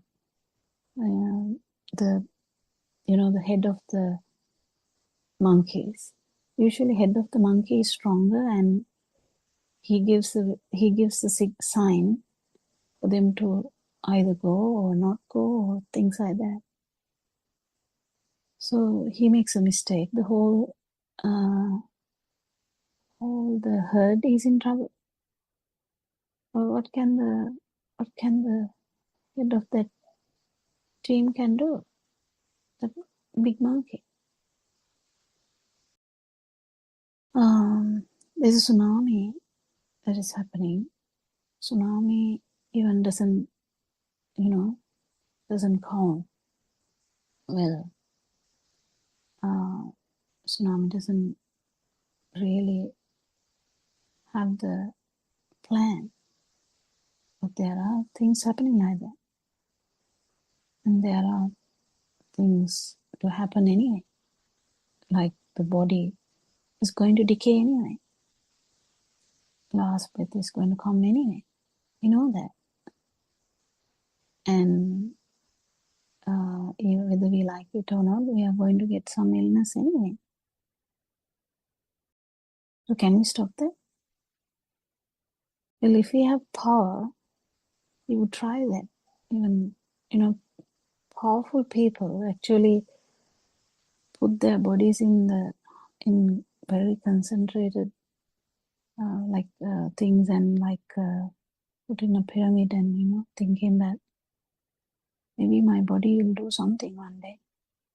Or else people try to keep all the body parts ready if the things go wrong, so that I can survive.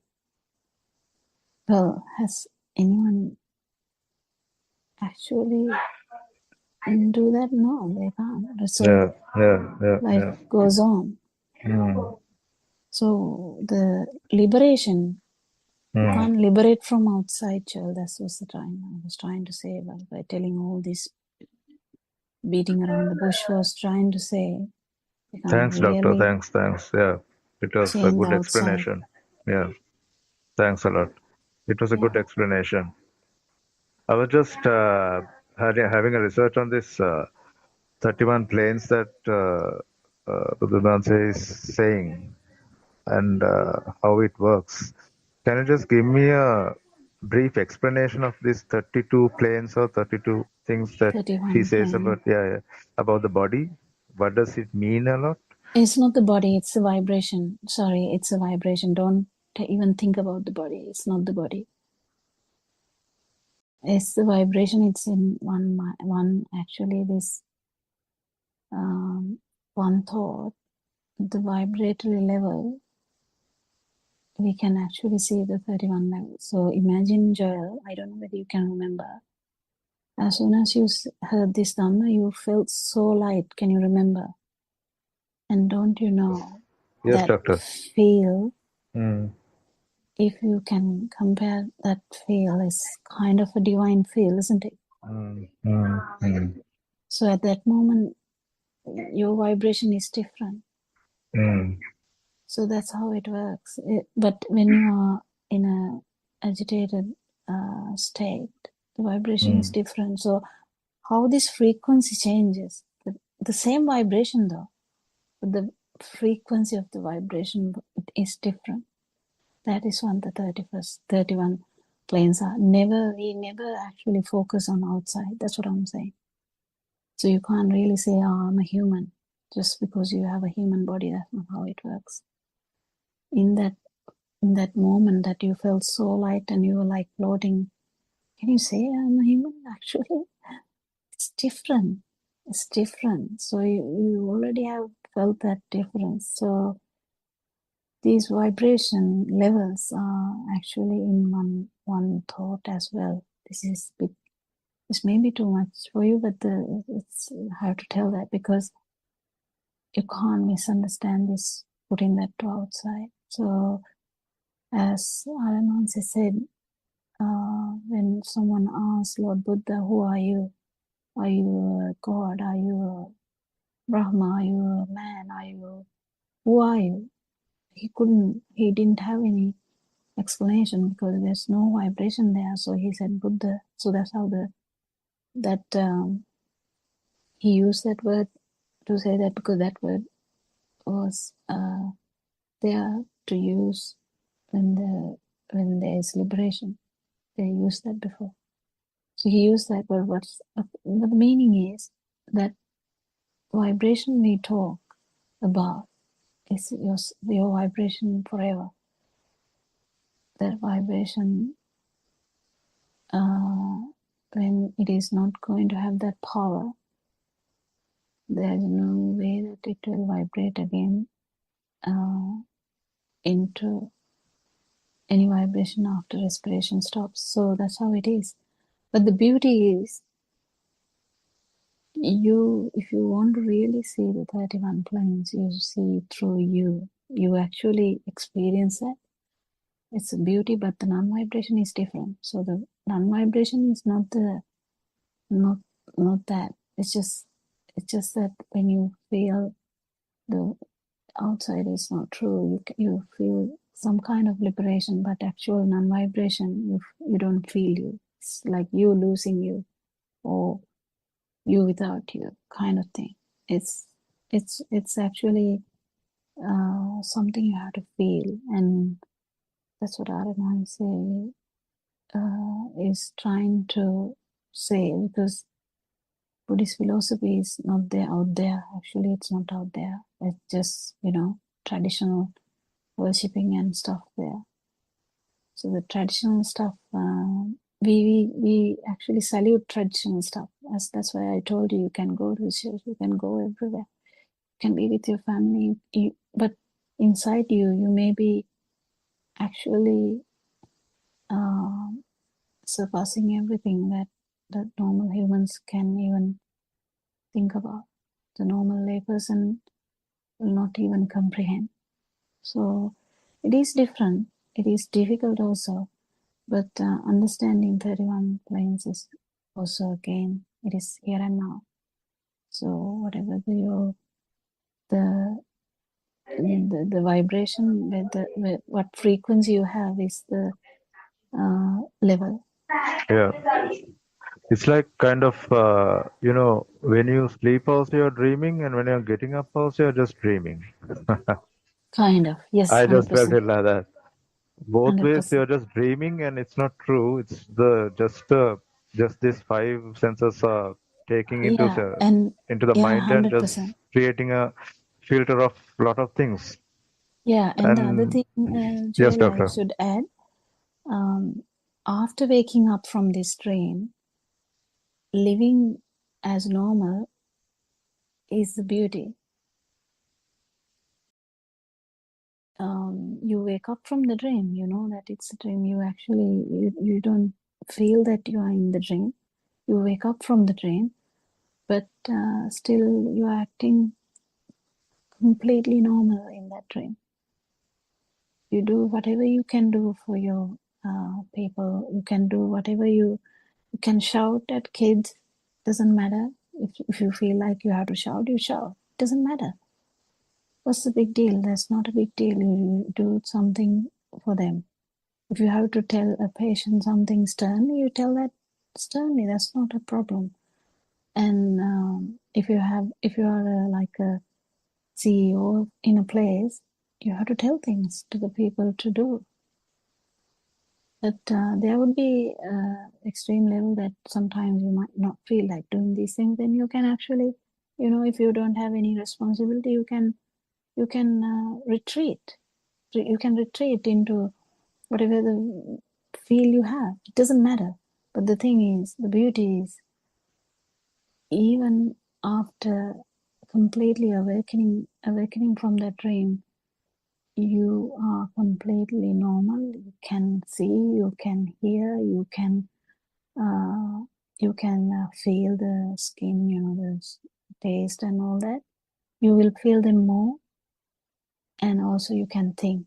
You comprehend everything really much better than everyone else, and even how these vibrations work. But it will be just one moment only. So the main important thing is the absence of suffering, or absence of this the misunderstanding or the ignorance. So understanding what you understood today is beautiful. Actually waking from that is a bit difficult with our very thick thinking pattern and very thick thoughts. But it is doable. It is doable. 100% doable.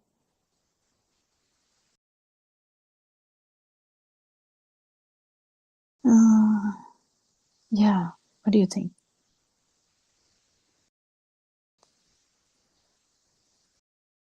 Anyone else to add anything?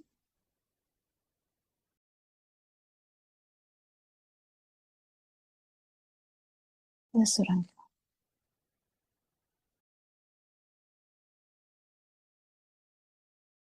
Yeah, Doctor, I think the 31 planes, as you said, is based on the vibratory power. Yeah. And 12, I think you heard R.N. Mahat's explaining yesterday about a Pali term, you might not have been familiar about it, about Mania Makato. He talked about a monkey and a dog, and that is just to show that depending on how egoistic, if the self vibration is really strong at the point of the last breath, if that vibration is very strong and the egoistic feeling is really powerful, it can manifest itself into the vibration of a monkey. And if it is even stronger than that, it can manifest itself into the vibration of a dog. And a thing that, having listened to the Dhamma for so many years, a common thing our advancer explains to us is, and I'm sure you'll relate to this, when you see a pack of dogs, you know how dogs have their problems, right? Yes. They're worried about the other dog coming and peeing next to their fence, and you know how they go berserk when another dog comes and pees. And then if you see a pack of dogs running around the road, they're always So they mark fighting. the hierarchy, their area. Exactly. So all and what it is very difficult when one is in that, when that vibration occurs, the vibration of a dog, kind of lower realm of plane of existence, to get out of that point of vibration is very difficult. It takes several samsaric cycles to get out of that. But then another example he gives is that sometimes, I'm sure you might have seen it, you see a gang of dogs always fighting and this and that, but then there is one dog who's just seated on the side, not worried and not bothered and not getting involved in the fighting. Minding his own business kind of thing. Minding his own business, and Not at all worried.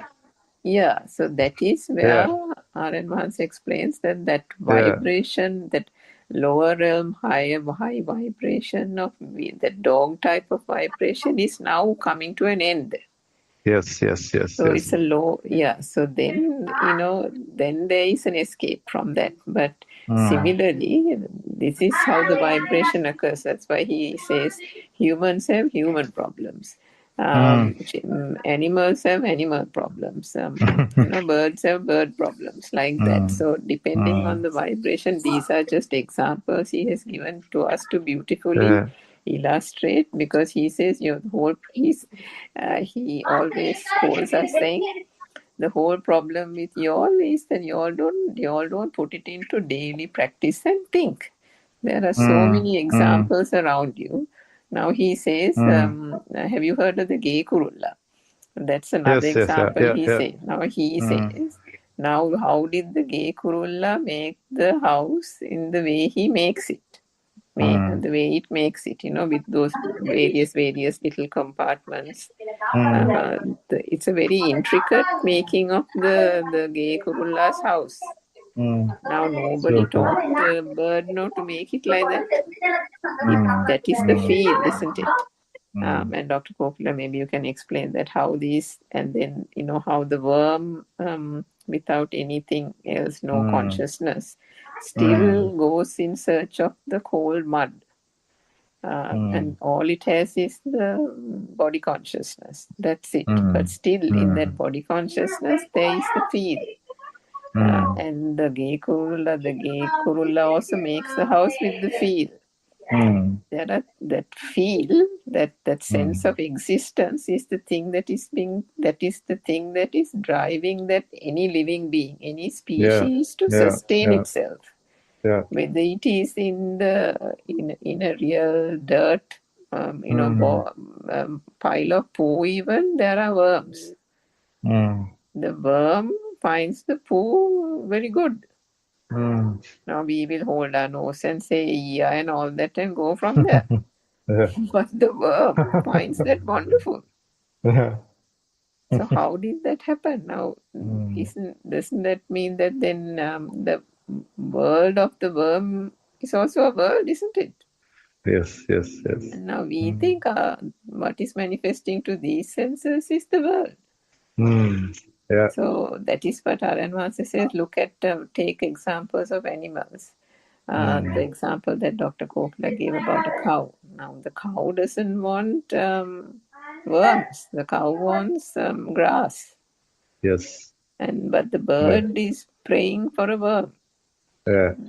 So like that. And then with regard to and then animals have very basic consciousnesses, and therefore is just worried about the survival instinct and basic food only, and that's it.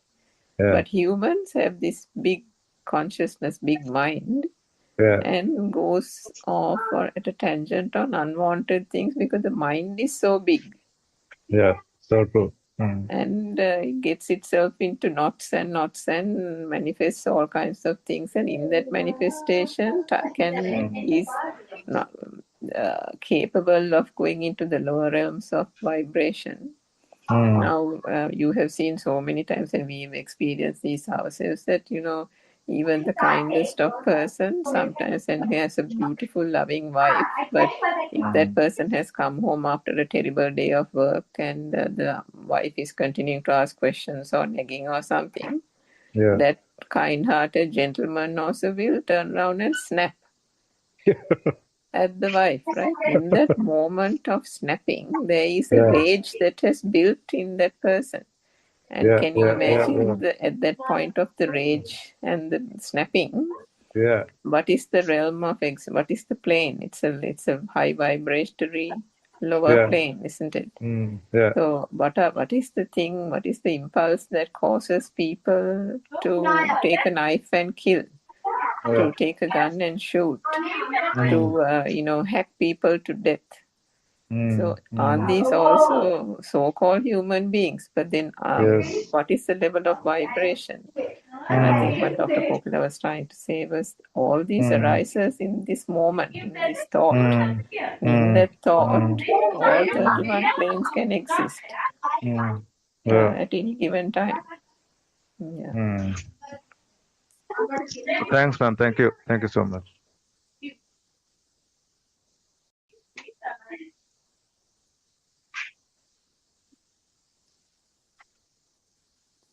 Yeah, it's very interesting to actually do this research. That's what we are all ask from all our listeners to actually do this research and see the consciousness. Even the scientists are actually doing this research. Yeah. So they are actually researching what could be the driving force Yeah. for. So The more you search on this, the more you find you cannot find certain things because it's not easy to find. But the more you search, that kind of peace, kind of thing comes into you. That's what I feel. Am I yes, correct? yeah. If you actually go towards and go with the understanding about no self, yes. Yeah. And But like it's it, but like yesterday, I was like just touching something, and I was just feeling not touching, like walking and just lifting up myself, kind of thing. It's really kind of weird sometimes, but after that, I get to my senses and say, okay, yeah, it happens. yeah, yeah, true. Thanks, Yeah. Doc. Thank So you. yeah, all good. And the feel can actually improve, and the important aspect of no self dhamma is you feel the non-existence. That is the most important aspect. So we feel everything as well, but yes, the most important moment is when you feel the non-existence, or kind of when the stimuli is not taken as a thing, or when you kind of pierce the stimuli, how if you actually get this vibratory notion, you can understand it is just the sensory organ. It will be either ear, either eyes. It would be the tongue or the nose or the the skin vibration, which usually is the beginning of the mind, because we usually see something and think it's the chair. Even though this happens so fast, we can't really separate them. The same thing can happen if you really feel the non-vibration, in the sense you without that power that we are talking about, you without that vibration that we are talking about. So that's the real important understanding, or real important thing to feel. So what Taran says, telling if we can understand, and then when we basically actually understand first that the outside is actually our perception. It's not easy in the beginning, but it becomes a pattern after that. So you're not actually shaken by the outside, but still there's a perception of self, or perception of the chair, in that sense. Because the perception of chair is the perception of self, because if the perception of chair you feel as there, that is the perception of self. There's no separate self. So when we understand it, how this current can do that with chair is a perception. Perception is like a current. You can understand this if you see the chair in the dream. It appears beautifully, if it's a chair made of gold or something. So you might see that, and you'll be like, oh, this is that gold chair. Yeah, how come is that? Because it's not actually in front of you, even in this dream. Terence had an answer.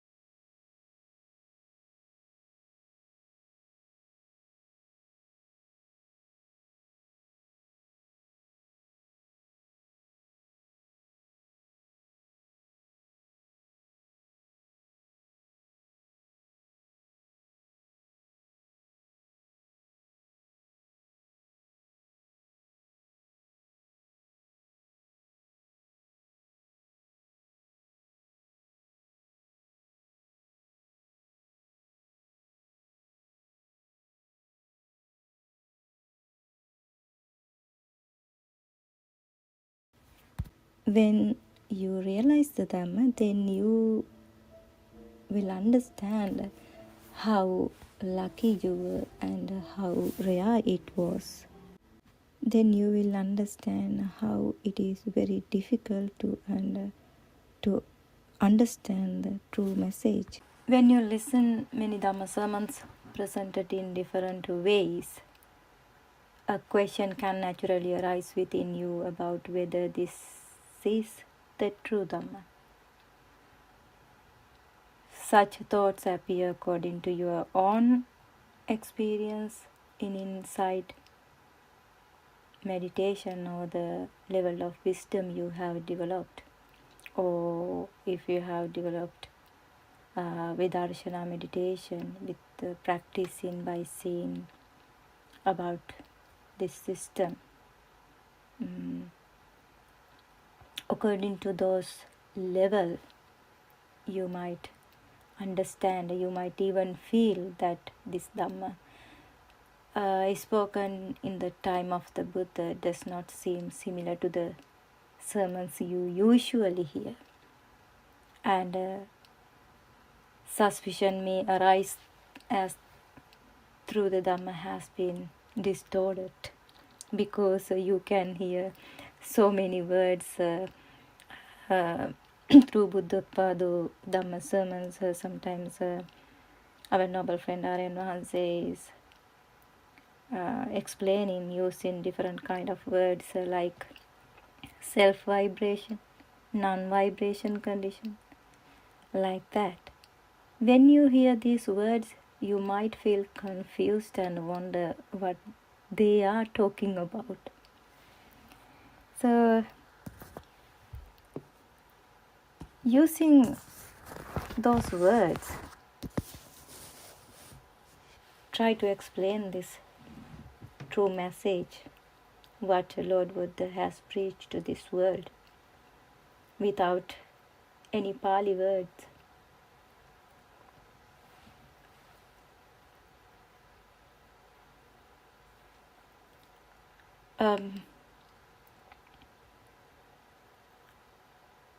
Sometimes when we try to explain these things to our relatives, we realize how difficult it is for them to understand. Then we can clearly see how strongly ignorance has trapped the mind, holding it in place. It is very hard to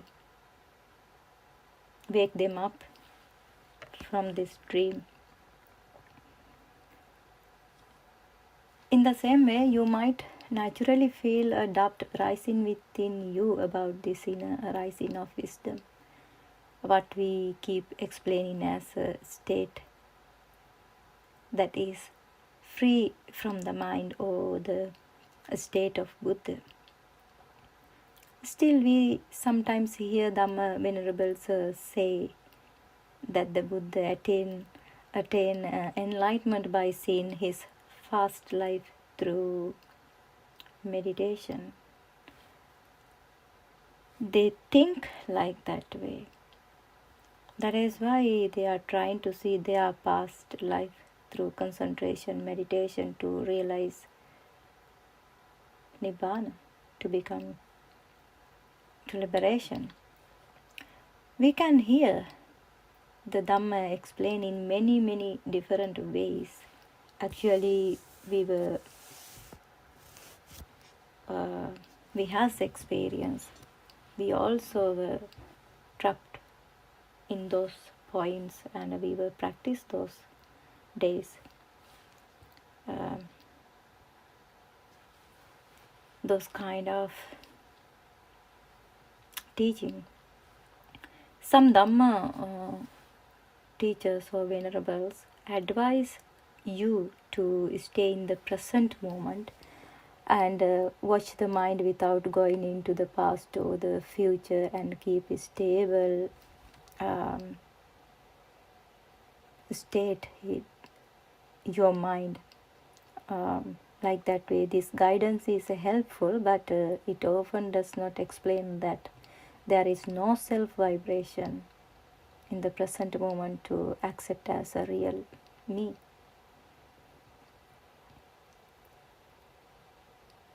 They teach you to keep the mind from running here and there and to hold it in the present moment, but they may not see that the mind is still taking its object as something real, and that this creates two extremes, like an inner self and outer world.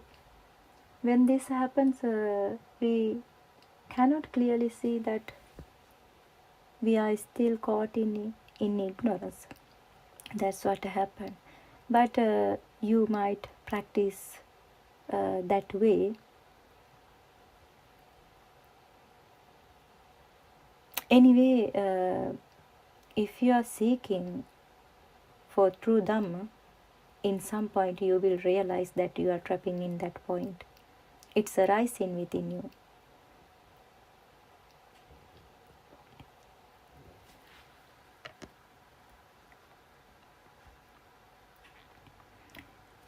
Also, some Dhamma venerables also encourage you to keep repeating words like anicca, dukkha, anatta, every moment when arising mind object in your mind, to hold or to keep a stable state in your mind. But without seeing that the mind object itself is not real, and without realizing the non-vibrational state, this practice cannot lead to true understanding. I gave these two examples because when we were seeking for true Dhamma, we could find those kind of teachings, and we were practiced like that way, but we never couldn't find the truth in fast. When you are passing those steps, you will realize one day what we are talking here, and why this Buddothpado Aryan Mahanse is making great effort to give this message to this world. One day you will realize it. But you can reflect on Dhamma and ask yourself if that if you can practice like that way. You can ask yourself, if that is so, then how did noble ones like Sopaka, Sunita, Vishaka, or Dharuchirya realize the true Dhamma? Have you ever heard that they spend long period in meditation trying to see their past life, like 7-year-old Sunita, Sopaka, those children, or Vishaka? Have you ever heard in the Buddhist philosophy when you were learning? No, never. We didn't learn like that way, or we never heard. You can also understand why the Samma Sambuddha first taught the Dhamma of dependent origination to his 5 teachers. It was not about past life stories, but about seeing the nature of suffering and the way it arises here and now. Because those teachers had experience about the concentration meditation. But in the Buddha's time, people like Patachara, Suneta, Sopaka, Angulimala had no prior knowledge of the Buddha's teaching, like in like Abhidhamma or with Pali language. The Buddha patiently explained how this whole system of existence work and how these six senses arise in and passing away in this very moment. About this ignorance. How does suffering arise because of this ignorance? If there is something real to hanging on with that, then the suffering arises in this very moment. Because if there is something real, then there is a person who creates greed, hatred, delusion.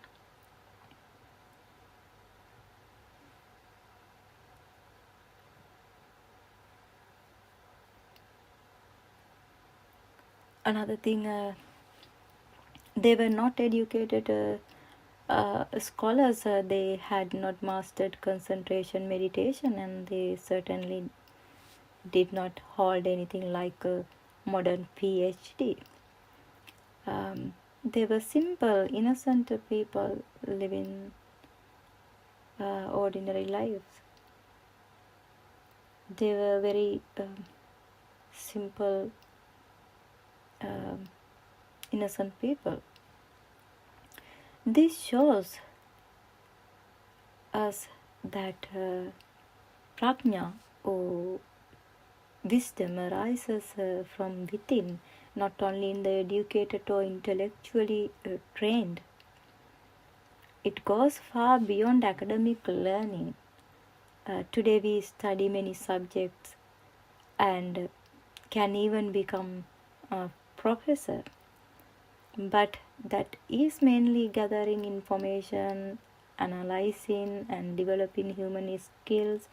I think it's based on one subject. It's also information gathering in your whole life to become a professor or educated person.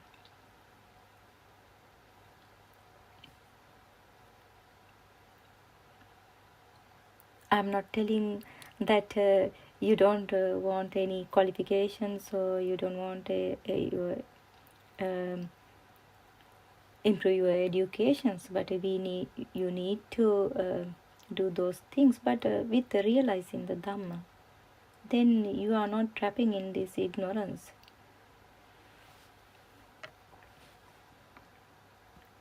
So the Buddha explained a Dhamma that goes far beyond that. This is why the Buddha called it a Prajna Sasana, a teaching for those who are ready to awaken wisdom. Even if you have a highly advanced academic career, it can still be difficult to understand the real meaning of Dhamma. When the mind is filled with accumulated knowledge, theories, and lots of information, it becomes overloaded with concepts that are taken as real. This can make it harder to see things as they truly are. After you have formed big, strong frame around you by gathering knowledge, it's very, very hard to break. Your mind never allowed to break it. It doesn't like to break it. Even if you have not passed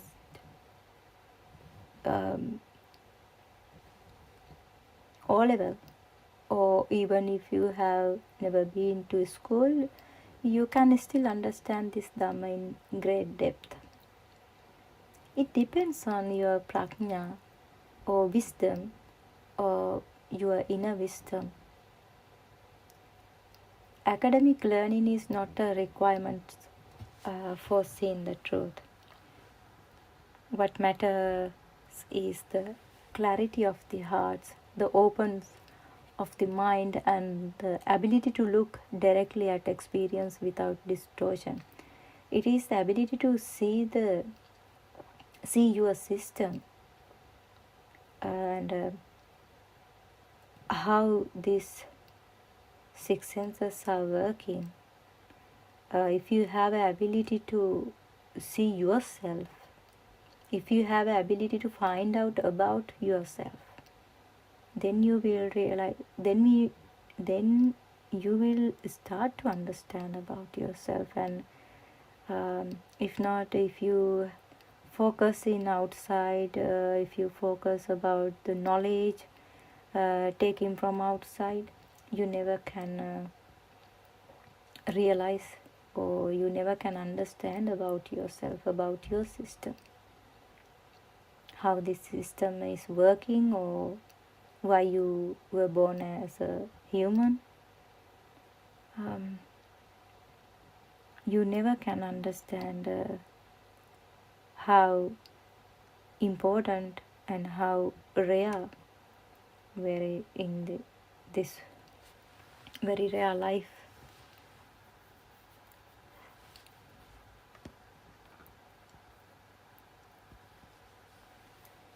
That truth actually already exists within you.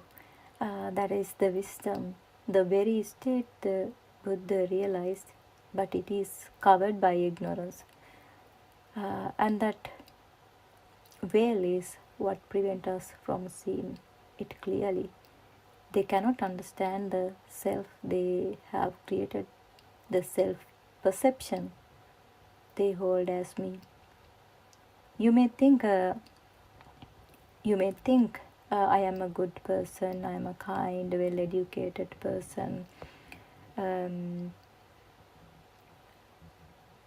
So someone might think I have a good knowledge of Dhamma, I offer dana, I observe sil, I do many wholesome things, I collect so many merits in this life, then I never go into the hell. I am a good person, then I am straight away going to the heaven after death. You might think like that way. You may not realize, you may not understand how very scary in this cycle of samsara. Even if you earn more merits, or even if you were a good person,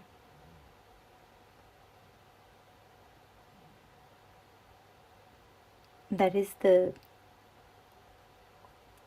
big super ego stay within you. That is the scary part in this cycle of samsara. But we never think those points. This is the subtle trap created by our idea of self. We create an identity and then hold on to it, thinking it is real. But the Buddha taught that this very idea of a fixed me is the root of suffering. It is, of course, good for this peaceful world if you are at least a harmless and kind person, even if you are not trying to end suffering or escape samsara. Simply living without harming others is already a blessing to this world. It is very important. Even if you are not seeking for true Dhamma, at least you can live in without harming others.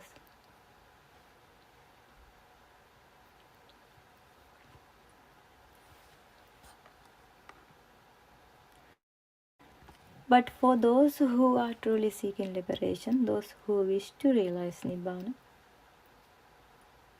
You must understand the crucial points, very subtle points that you are trapping in. The tangle lies in the self-view, the subtle identity we create and clinging to. Unless this is understood, the path cannot open for you. Those who truly understand the Dhamma becomes naturally compassionate, kind, gentle, and soft-hearted. All these qualities arise within you. Yet nothing in the world feels real or worth clinging to.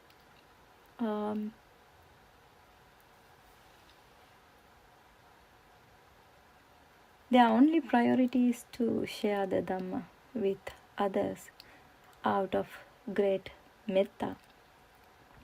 That is why that is the highest gift one can offer to another.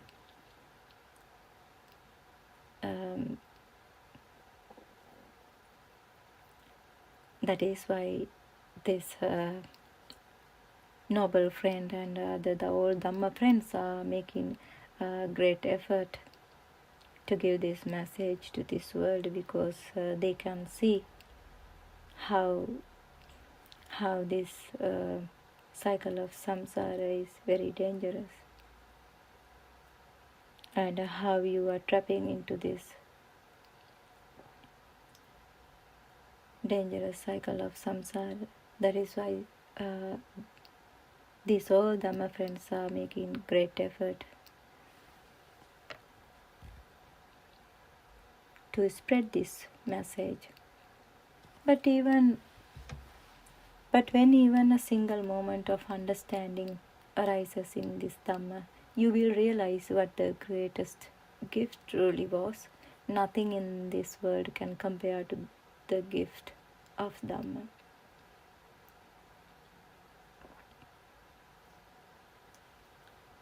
Sometimes we even become attached to listening to Dhamma without realizing it. We enjoy the calm and a peaceful feeling it brings, and we think that is enough. But simply feeling calm is not the goal. For a moment, until you listen to the Dhamma, you might feel peaceful within you. But that is not the Nibbana. That is not the freedom. If we look very carefully, we cannot truly divide experience into name and form, because what we call name is already intertwined with the appearance of form. The moment form appears, the mind immediately overlays naming, recognition, and interpretation. So we only think that name and forms are separate, but in direct experience, when you experience in this very moment, they arise together, as you will understand, as one process. For one who has not understood the Dhamma, the world appears as external and internal, as Ajjata Bahita, and inner self here and outer world out there.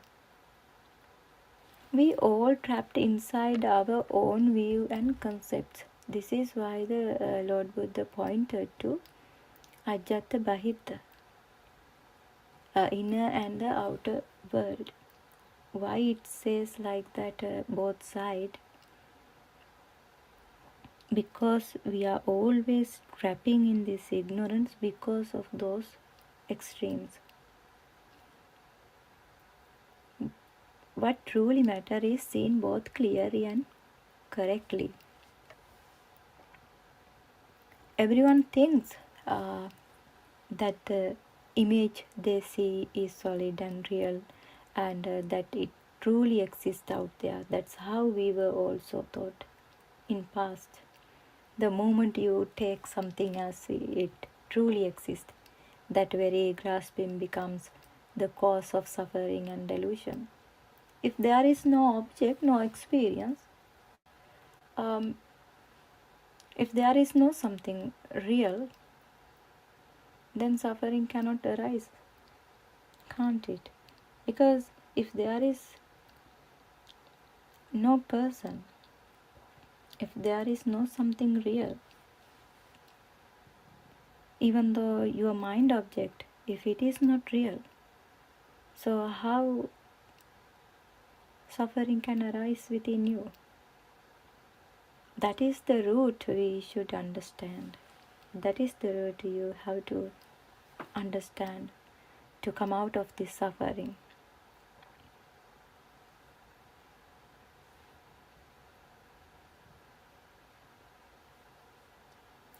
Suffering arises only when something appears in front of you and you collide with it. Even this body is something outside.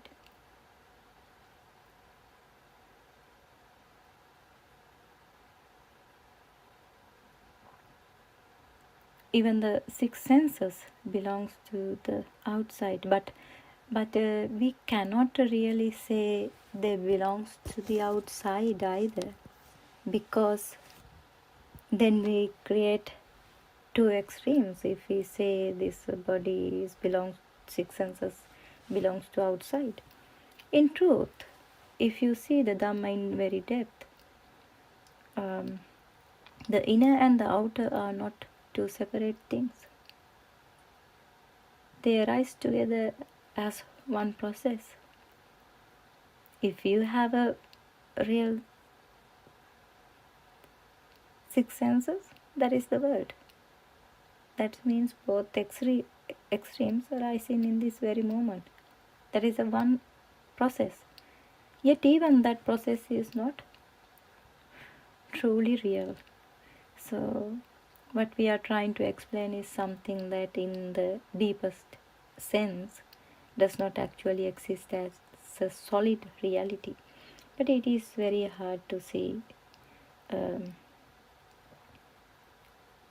Sometimes you have to practice, you have to understand about the Dhamma, and you have to listen Dhamma very carefully, and step by step you have to explore within you in depth,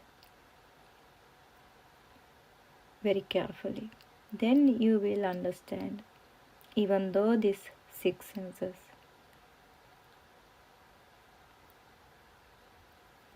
also it belongs to outside, but there is no, even though outside or in a world,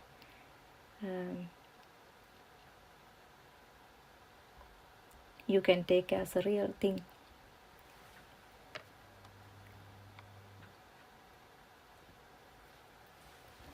So if we wish to be free from this avidya or ignorance, what must we do? We need to clearly observe how this ignorance actually arises. Actually, there is no four great elements in the way we imagine them. When we understand how this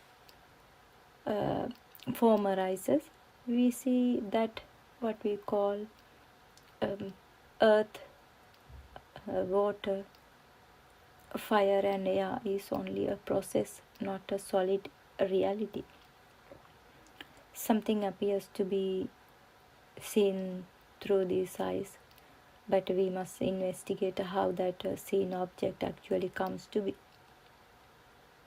Right now, you think you are seeing your phone in your hand because it's always with you. But how do you actually see it? The eye works like a camera. It takes in light and produces the electrical signals. yet you recognize it as a form with a name and a meaning for that name. So how did that recognition happen? Through the eye door, what actually arises is only a world of color and shapes.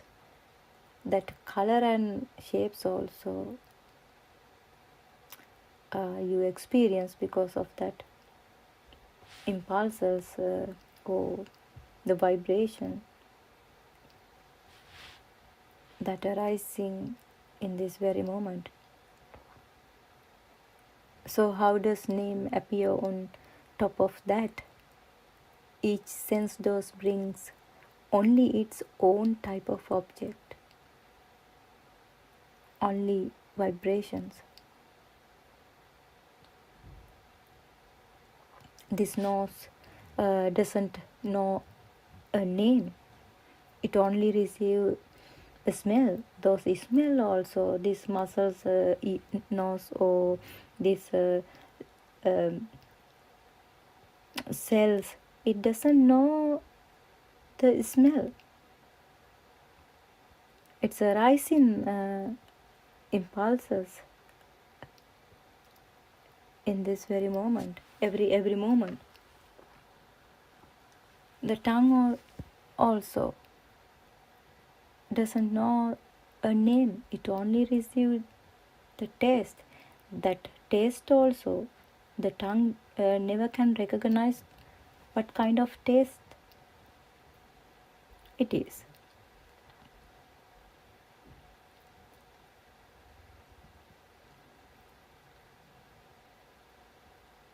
Here, Arammana refers to the object that comes into contact with the sense faculty.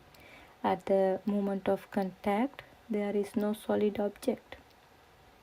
There is only an energetic events happening here, a vibration or a stimulation arising at the sense faculties.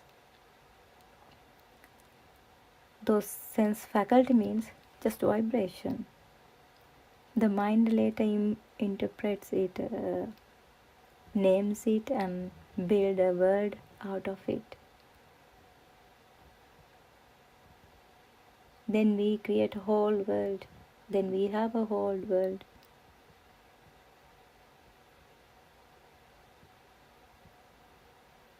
Those little vibration or those little impulses creates a big world for you.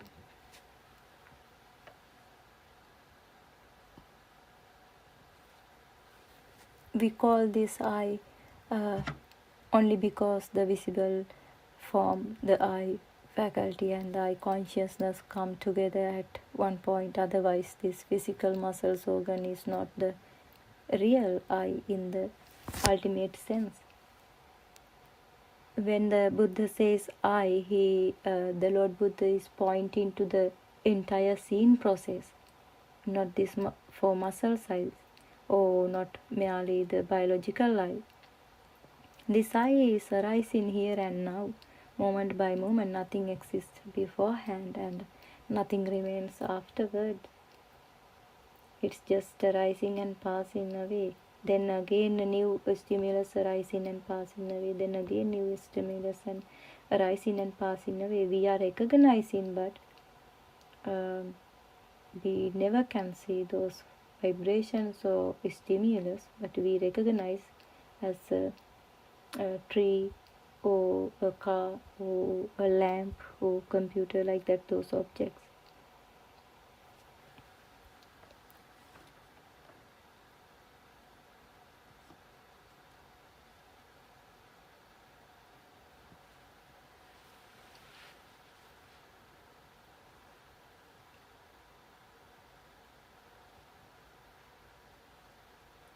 Also the image comes through the eye, the sound comes through the ear, the hardness comes through the touch. Each sense depends on its own conditions, but those all of them are the vibrations. Nothing appears as a single solid object. The mind puts all these separate signals together and create the idea of a phone or a computer, like that.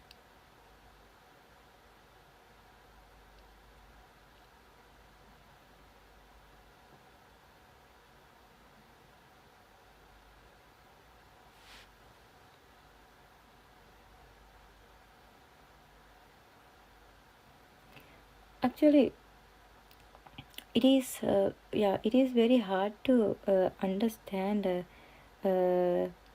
about the four great elements as well, because in some point you are trapping in that. You might think, I can understand them, I know these all has formed from four great elements, then I know everything is four great elements, nothing there, nothing existing except four great elements. You might think like that way. Even if you can see there is not permanent thing, you may think that there are four elements existing outside. Even if you can clearly see that nothing is permanent, you may still think that the four elements exist outside as fixed solid things. This is exactly the point where many people get trapped before entering stream entry. We have experience in some point you are coming to that level and then you stuck there. But you have to come out of that point. You have to see very clearly. If you listen this Buddothpado Dhamma sermons, you will understand. I'm pretty sure you will untangle those points and you will start to see true Dhamma. And if you don't untangle this knot, the mind keeps holding onto the idea of a person, a soul, or a controller. Because if you hold an idea in your mind by thinking that there are four great elements in outside, and if you think this body has made from four great elements, and if you think that okay, there is no soul, only the four great elements in this body, like that way, still you are trapped in that ignorance, because you have both extremes, because you have four great elements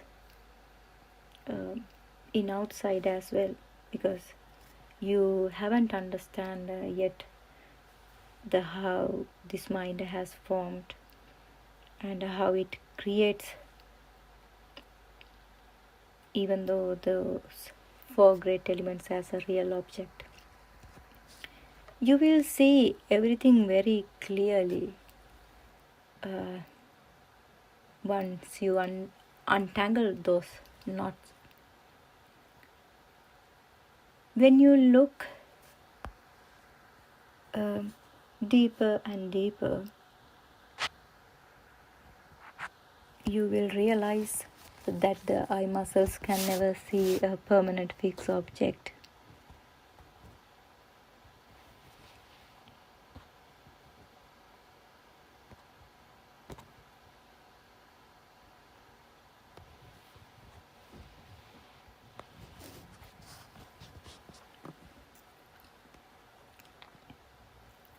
Without eye consciousness, nothing is seen at all. When you look deeper and deeper, you realize that the eye itself can never see permanent fixed object. It is all just a process, momentary vibration arising and passing away, and the mind interpreting them as a thing, and then the mind takes that momentary vibration and builds a picture for itself.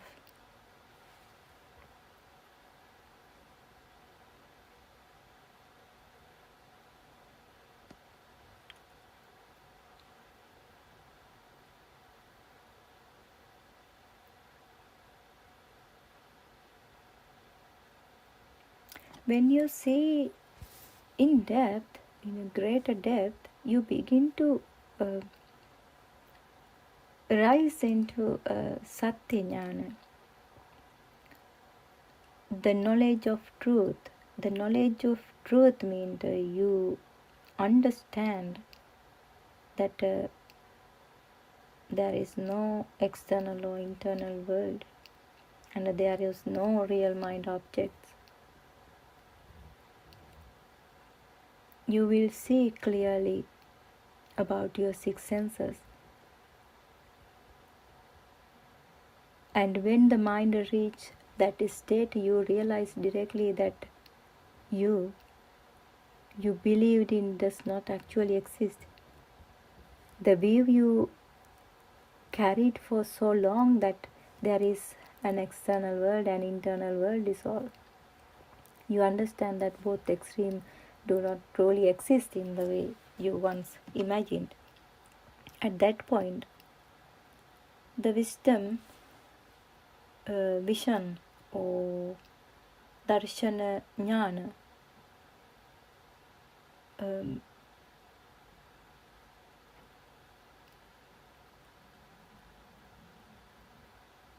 arising within you, but it does not arise easily, and seeing this clearly is difficult.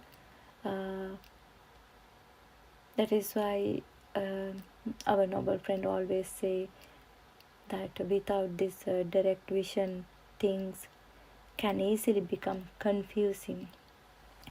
That's why most of them also, when we are speaking with some Dhamma venerables also, they are stuck in this point. We can see it very clearly, but we can't say anything until they understand within themselves, until they untangle those knots within themselves. Can't help,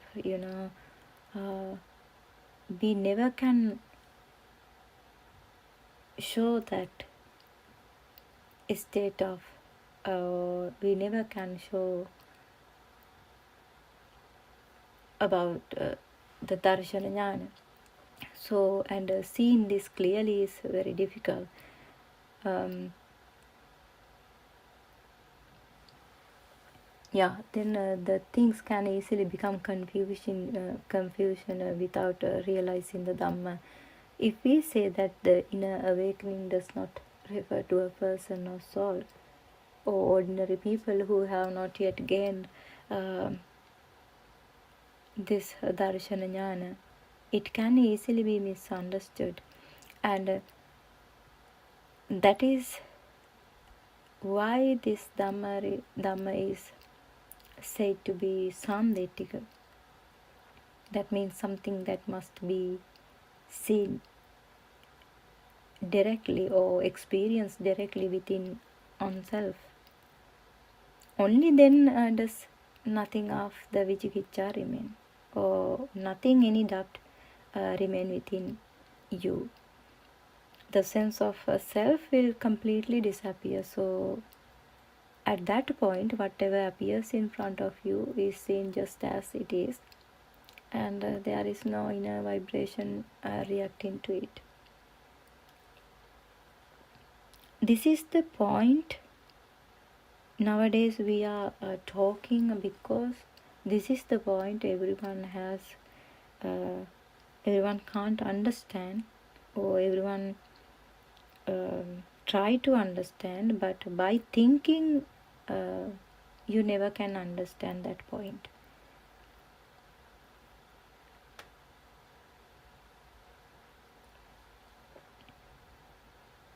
Without experiencing or without realizing that point, you never can think through your mind. That is why most of all the time our noble friend and the Dhamma friends are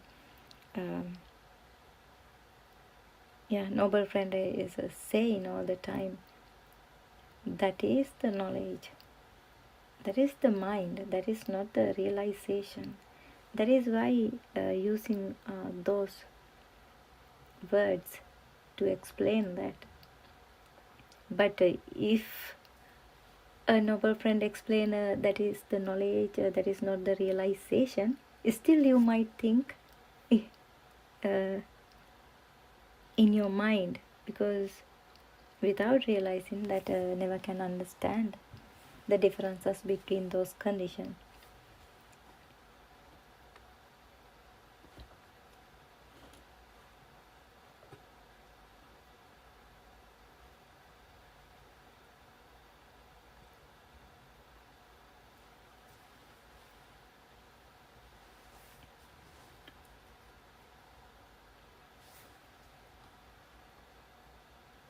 Once someone enters the stream leading to Nibbana, there is no longer any actually heaven or hell for that person.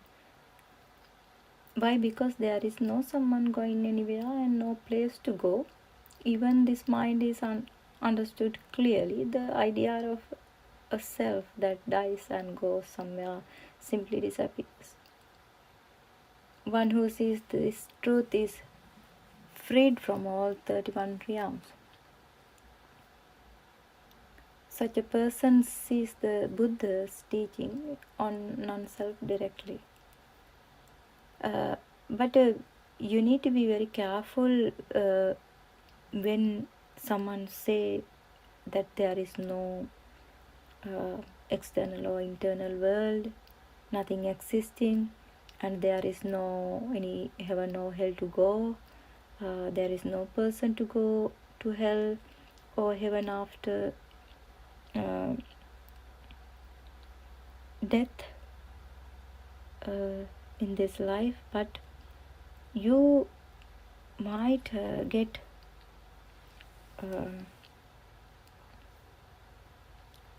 misunderstand if you haven't realized the Dhamma, because if you are in the Pruthakjana ground yet,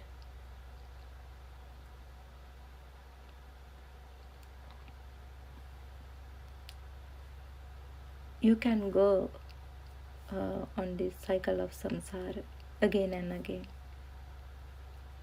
That is very dangerous if you think, okay, after this life there is no heaven, no hell, this is the life only we have, we can enjoy in this very moment.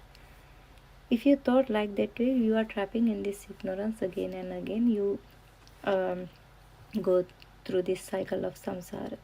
You never can stop. That is also mithya dushti.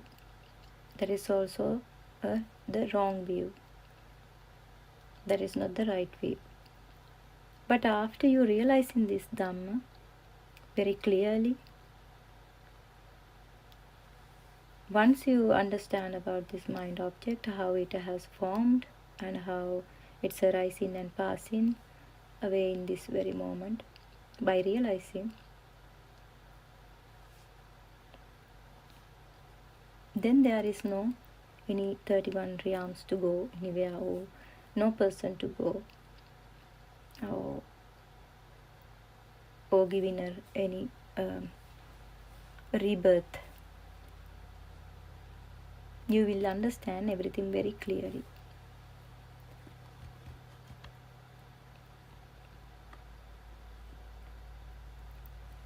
So please examine this Dhamma very carefully without be misunderstood before rejecting it, or take a moment to see whether it truly fits your own experience.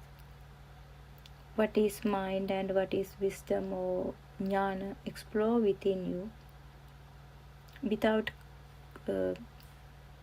accomplishing Dhamma. Nibbana is not possible. Some people think this without an understanding of the Dhamma. Mere knowledge will never take you towards liberation. when you realize through Satyajnana that you realize sin does not truly exist, the creation of self, Sakya,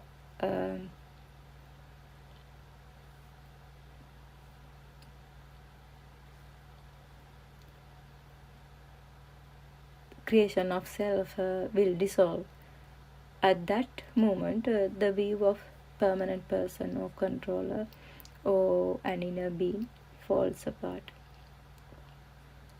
From there, it naturally moves towards Krutajnana, the knowledge that the work is done, the knot is untied, or the delusion is broken.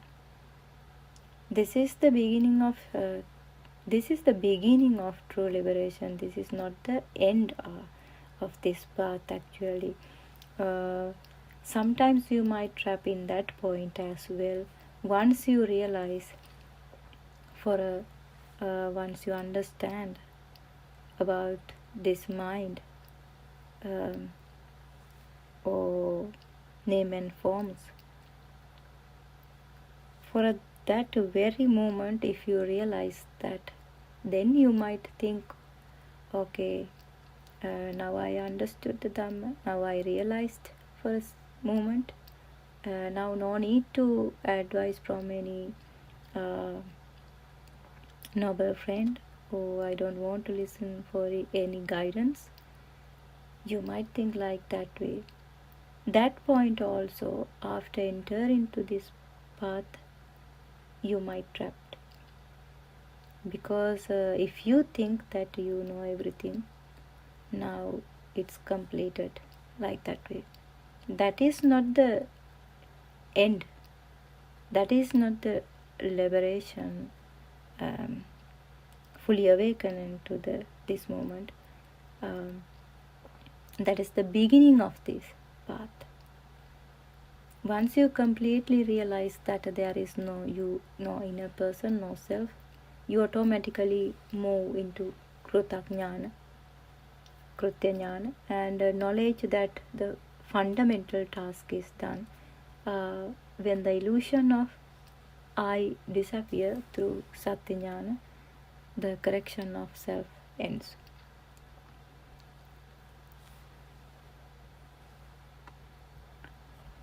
So, Krutajnana means you realize that this entire illusion, the illusion of me, mine, and a solid world, is created only by the six senses.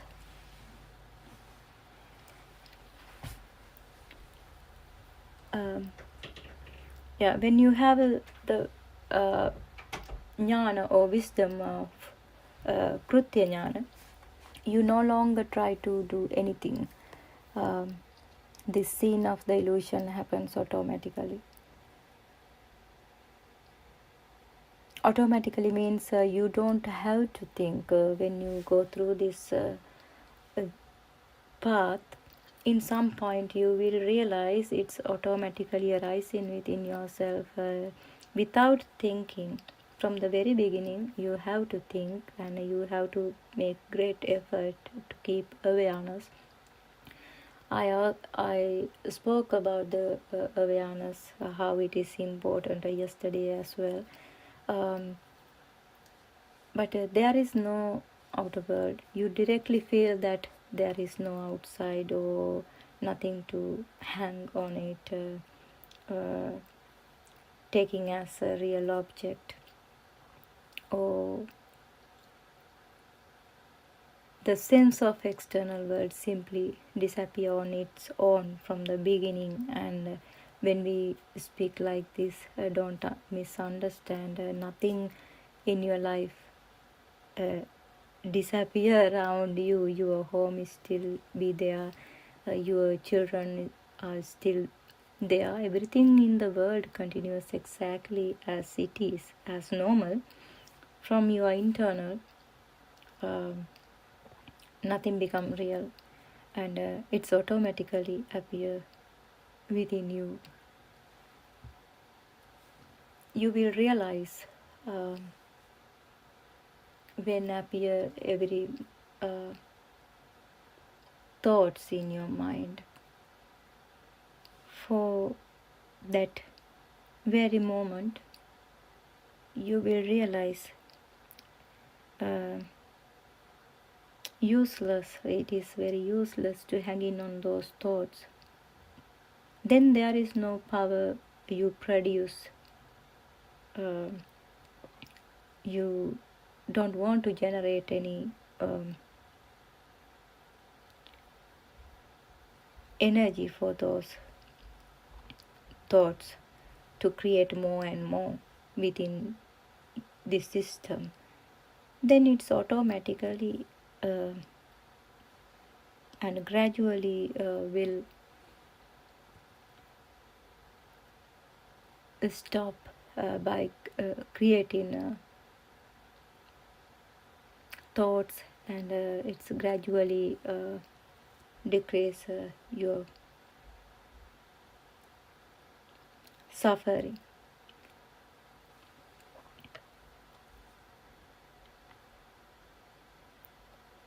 When change is only inside you, moment to moment awakening begins to arise automatically.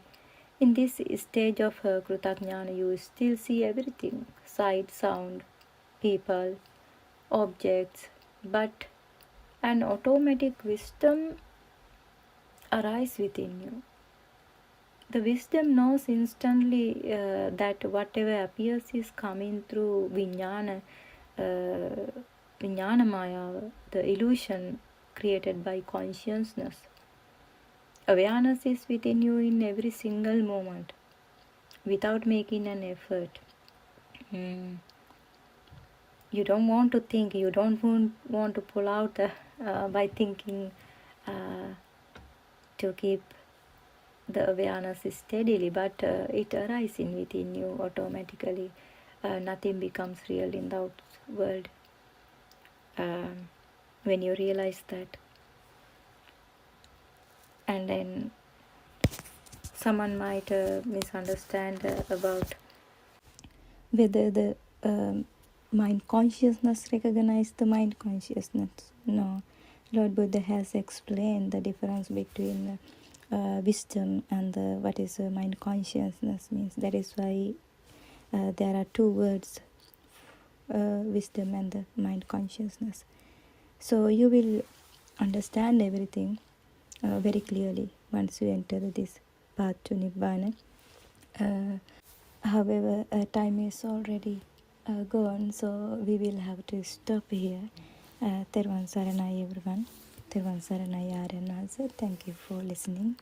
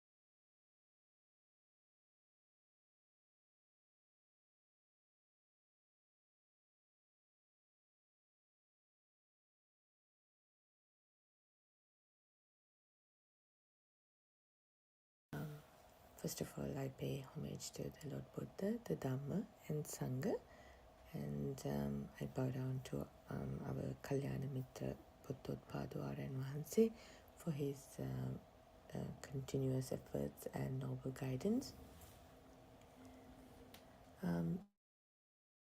To continue with the discourses on the path to Nibbana, which is to find the true liberation from your mind.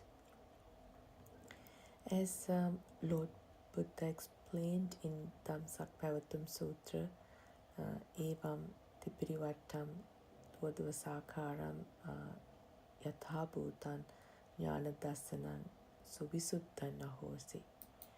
That the three cycle of this process, which is the first need to identify the correct path, which is the true knowledge, which is the Satya Jnana, and then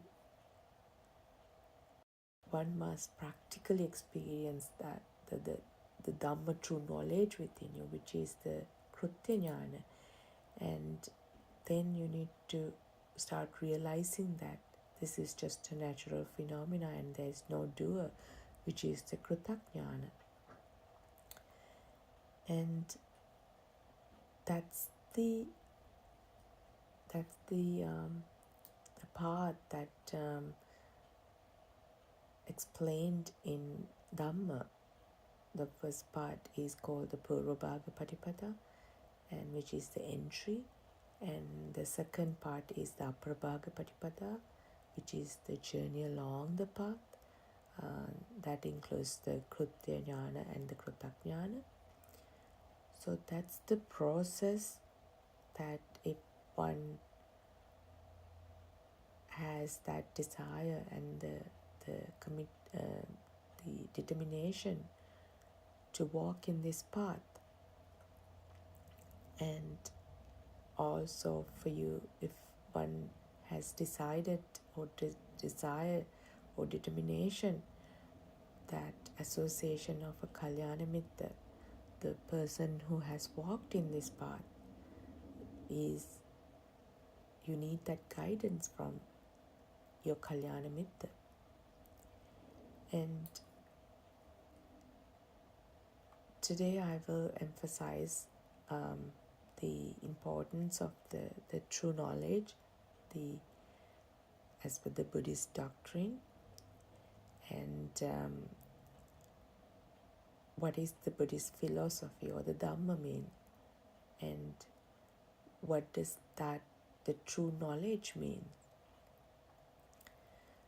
The core of the Dhamma explains how the mind consciousness is made, how to recognize the defilements, the raga, dvesha, moha, and the fire that happens within you, within a self, which is the defilement of a self, and the freedom from the fire, the freedom from that soul, that sparks that happens inside you, and that true freedom from your mind consciousness. And from when you start understanding the Dhamma, and when one start comprehending the way that the defilements appear and how the defilements are formed, and start recognizing the fading of those defilements, and then one start relating the beginning, the middle, and the end of the path clearly, and that is your entry into this Arya Bhumi, your journey. And when we say the birth of the Salayatana Loko means the birth of your senses, the birth of the I.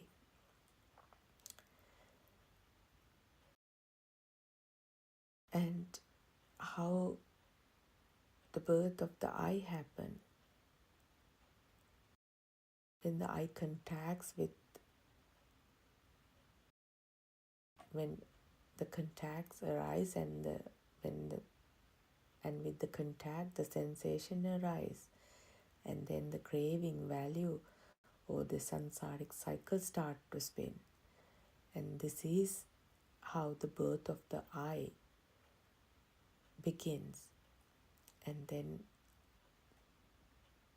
the dependent origination, the Paticcasamuppada Dharma starts to spin.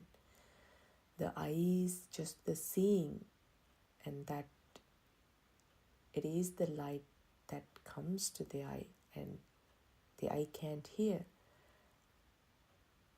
And that image that forms from the vibrational speed, the sound, color, smell, taste, feel, the sense, how you, the contacts, all these five senses. And that is how the birth happened. And then that makes you think like there's something outside.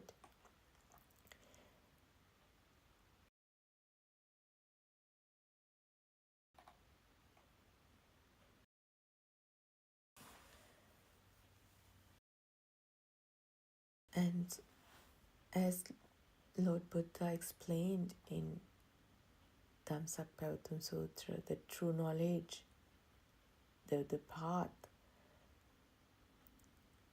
And if you follow this path, then you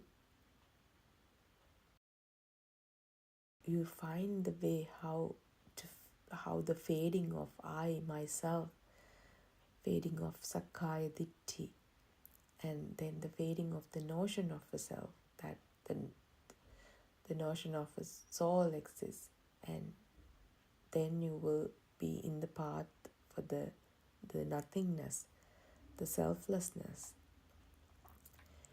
And you need to start listening to the path begins when you start listening to the true Dhamma and gaining the Satya Jnana, which is how the soul is formed and how the perception of the soul happens. And then experience in everything you associate are through your mind and thoughts. And there is no object or person that you see as existing outside.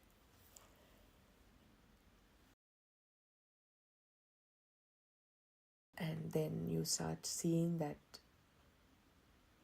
mind consciousness is a thought, and thoughts are not real. Outside world and mind consciousness are not real. And then the last, mind conscious, is not your soul but a system. Once the knowledge is established within the practical aspect of the path begins. When you know what to do, when you know how it works, and when you have that guidance, your practical path, you know where to go and how to go. Buddhist teaching is it's anatma dhamma, and it is that no self, the learning learning that the process to identify that there's no self. And Anusotaya means that aramuna, which is the fixed notion of the self or thing that reside outside world, that is aramuna mean. You are anusotaya means that you have an outside world which is real.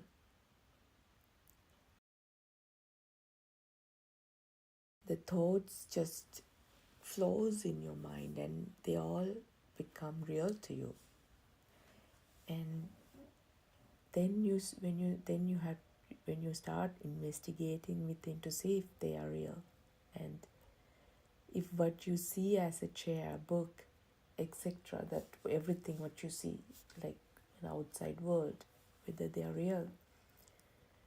If the chair formed with sound and color, then can it be real? Just we call it chair, but if from a different language, if someone mention a chair in their own language, will a chair be formed in your mind? Is that really that sound and the color that formed with that name? Is that real? Just start investigating. And sound and color, they are just thoughts. When you analyze and investigate how these objects are formed inside your mind, you are able to separate yourself from the mind creations of that outside world. And once you master this process, you will not find a chair in your mind. It doesn't mean that there's no chair outside, it's just that that mind consciousness, the mind formed, you will know how it creates. You realize that it's just a thought that created combining sound and color. Then you start to experience that the system operates without I am doing it, or it's me, it's mine.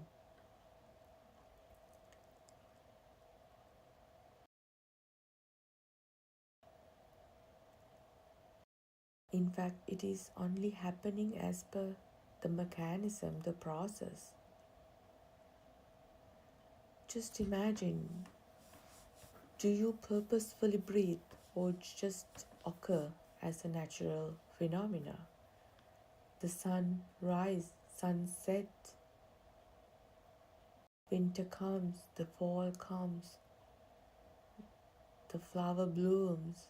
Is it something you do it or just happen naturally? Can you decide the day that you'll be born and you'll be dead? You'll be died from this life. These are all natural phenomena. And you need to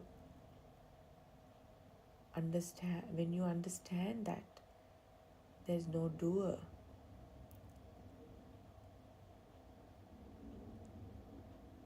this is the anatma dhamma. You will establish that within you.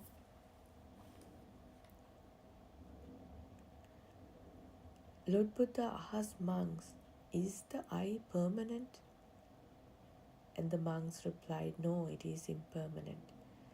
Then is there any individual self? Monks replied, no. First, one has to understand the Paticca Dhamma by listening to a Kalyana Mitra, the person who has already walked in this journey. And then need to understand how this me or Atmiya Bhava is created. The Paticca Dhamma shows you that the sounds and forms are cause and the effect is the Atmiya Bhava, or the sense of me.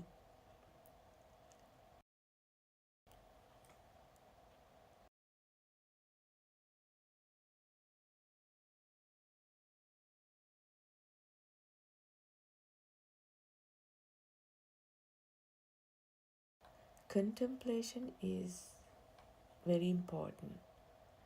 Contemplation is important for understanding the teaching.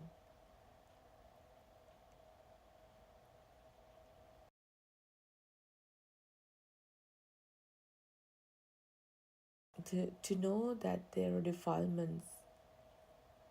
Defilement exists because of your ignorance. Ignorance means you do not know what is really happening, the mechanism of the illusion.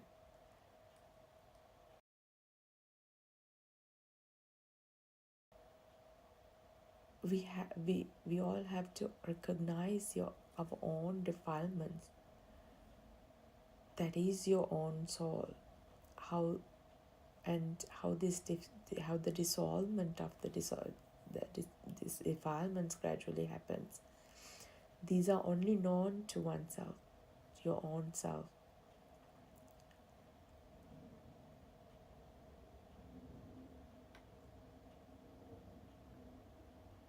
And if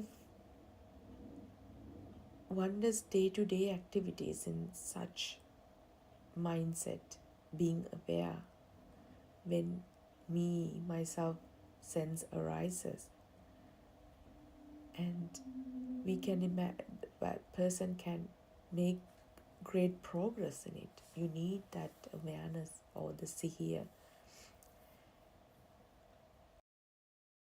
Me is a thought when you do activities, and eventually you will be able to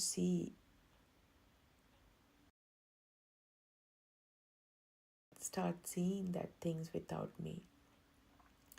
And that is when that kriyasit emerges.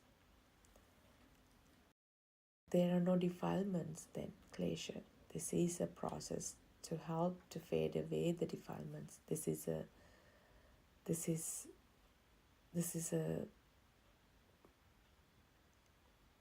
process, and you have to train yourself for that.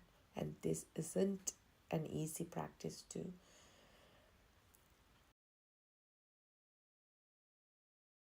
But for that you need to have a clear understanding of the Dhamma, the true Buddhist, the core of the Dhamma. You need to know that, you need to have that true knowledge. But if you have any doubts, then if you're not 100% established this in your mind that this is the true path, if you have doubts, then it will be a big hindrance for your journey.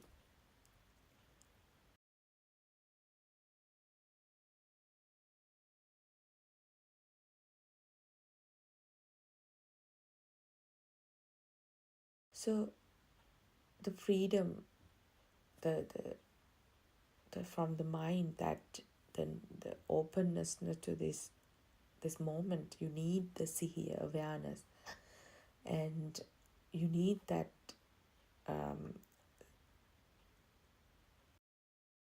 sihiya as a guard watching, that awareness which can see that how the form of me happens, and then also dissolution of the me happens. It is a very important thing in this journey, and you have to be skillful to develop that and establish that within you. And just to touch a little bit of the Dhamma, the knowledge part, as explained, Buddothpado Aranwanse has simplified this prodigious knowledge into something that we can, normal people like us who can understand. This is how these outside objects created in the mind. So everything is a vibration, and the vibrations and the movements are connected with the six senses, and according to the speed of the vibrations and energy movements, the various sounds, colors, shapes, and the feelings, sensations occur. The appearance of a thought, this is a it's instant, and based on the dominant factor out of the five senses and the related that situation that come forward, it can be either a sound or the color or the taste or any of the sensual sensations. The dominant feature is the object that is called the Aramanya. It's the power. At that moment. So if sound is the dominant, it is called Shabdaramanya. When the smell is the dominant, it is called Gandharamanya. And when a thought appears, it is also an object, and that is called Aramanya. At this point, the subjective feeling of that feeling of me, myself, the soul, comes forward when seeming objects related to Aramanya exist. When objects such as sounds, colors are taught,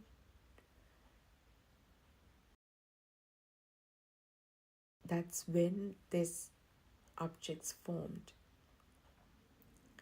And when if someone doesn't know a food that you have never eaten, you go to a foreign land and you see a food, but if you don't know the name of it, that will not form something as an outside object, and which will only when that are taught, the sound and color are combined with your senses, the taste, smell, feel.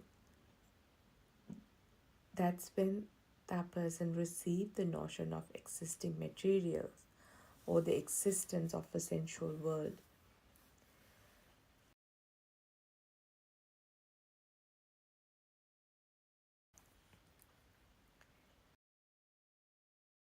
And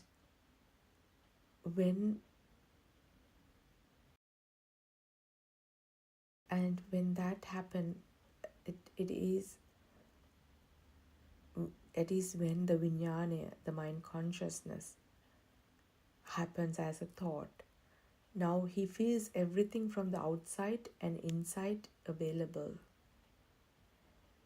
These feelings are entangled with the notion of the individual self or the existence of me or myself, which is the Atmaya. If this exists, me also exists concurrently. And that is when the image of the chair was created, and it is, we know now, it created through the vibration, the sparks and sensory stimulation created by those sparks in the senses. And that is how the chair is born. Anything that you see as something crystallized as an object or something in your mind, you hold on to something that is happen through the vibrations, the sparks and that sensory stimulation created by those sparks. That is what it created this.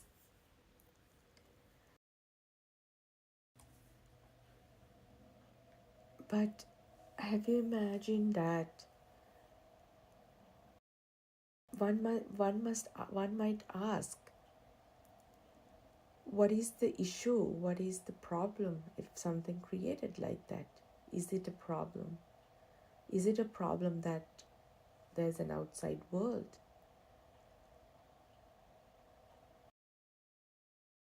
And the question is, how did these sparks turn into something outside? And then how did you get that notion of me or mine? And that is where you entangled in this samsaric journey. That is the hook. So unless you clear that how this process is, you won't be able to unhook yourself from this.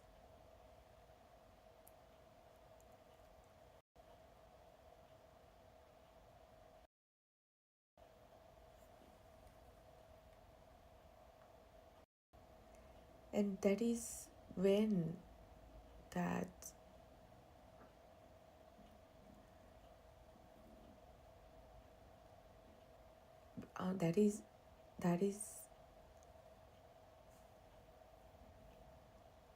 that is how that mindfulness that comes in, that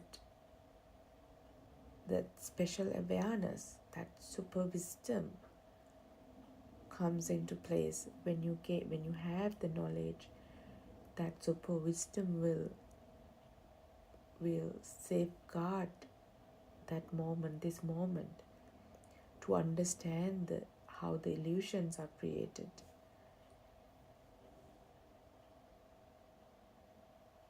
And when someone is able to fully understand the illusions in the mind, then you start seeing your mind completely, and this is called the Adhigata Samadhi, a special state of the spiritual concentration gained through insight. Then you are an awakened person. You are awakened to this moment. No one can fool you. You see this magic and you observe this, but you will not participate in this. As Aryan once explained, you become the director of your film, and right now we are just actors. We just don't have any idea of the script.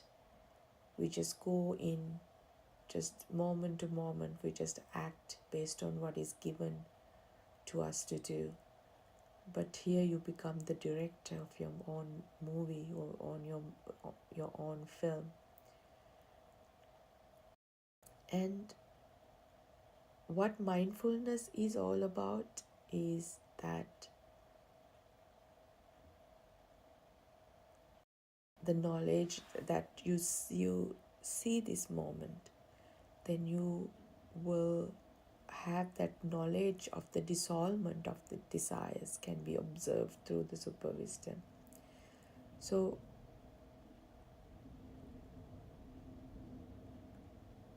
then with that experience, a person can stop the effects of the sixfold base: the eye, ear, the nose, tongue, body, mind.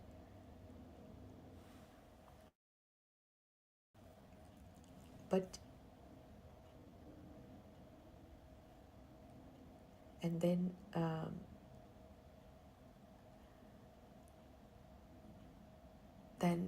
this will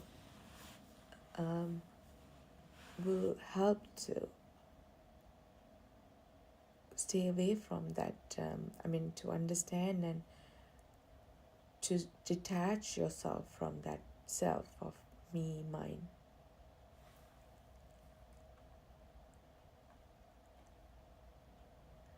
So just to summarize that, the basis of the philosophy, the steps to the path, the first part, which is the majority of what you have to do, that grasping the true knowledge,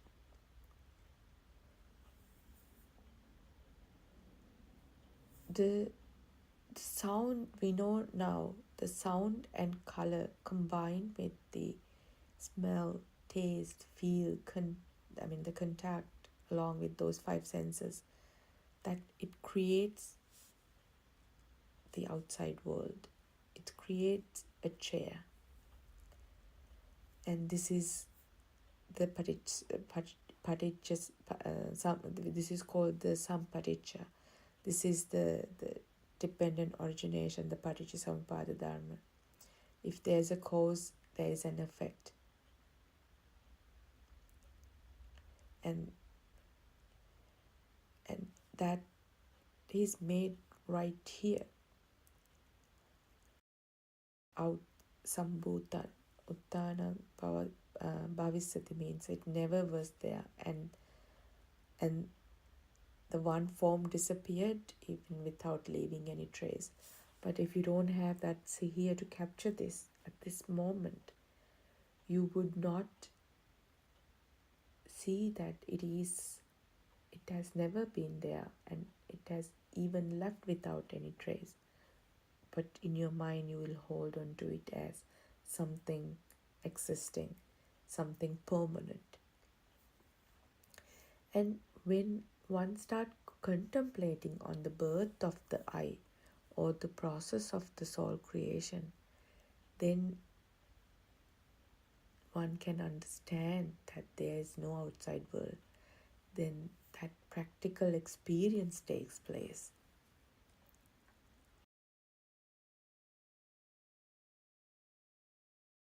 There's nothing in a thought, and aramuna.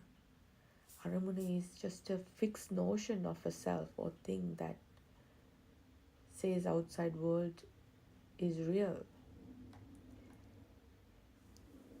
When you have that knowledge, and when you establish that within you,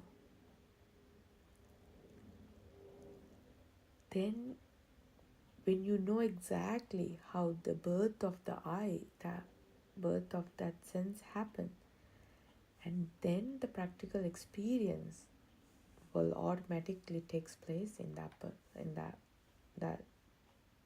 state.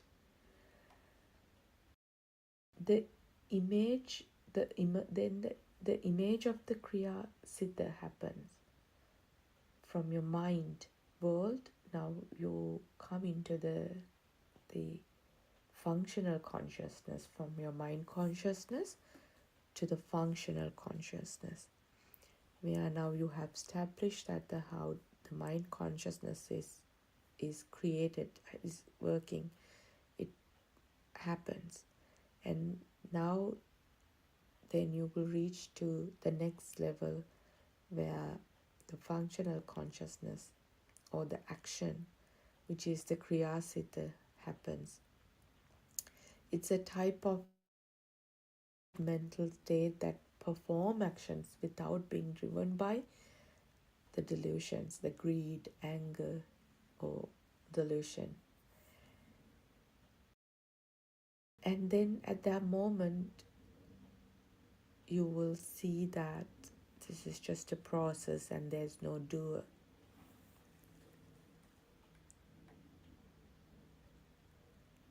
And Aryan Vahanse explains this very beautifully here, that how the step by step how one person can start training yourself here. It's same like how you train your muscles, how you train your brain to learn something, how you train to master a skill. This is also a skill that you need to start learning and building. Kusalasa upasampada. This is a skill towards the meritorious act, towards the Nibbana path.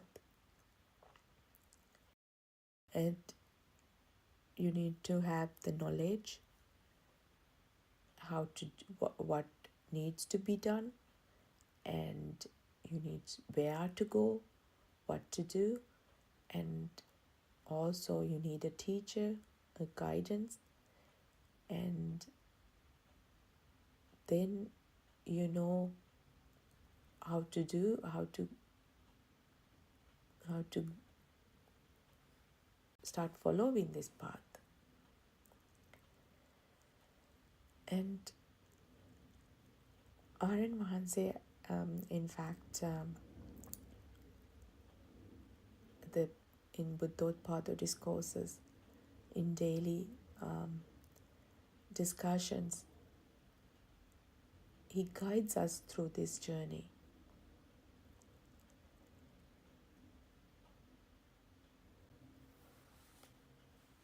And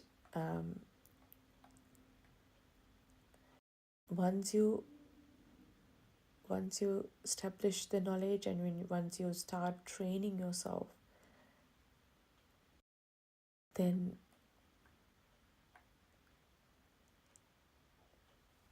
you need to have that discipline to stay on this through Dhamma, to live by the Dhamma.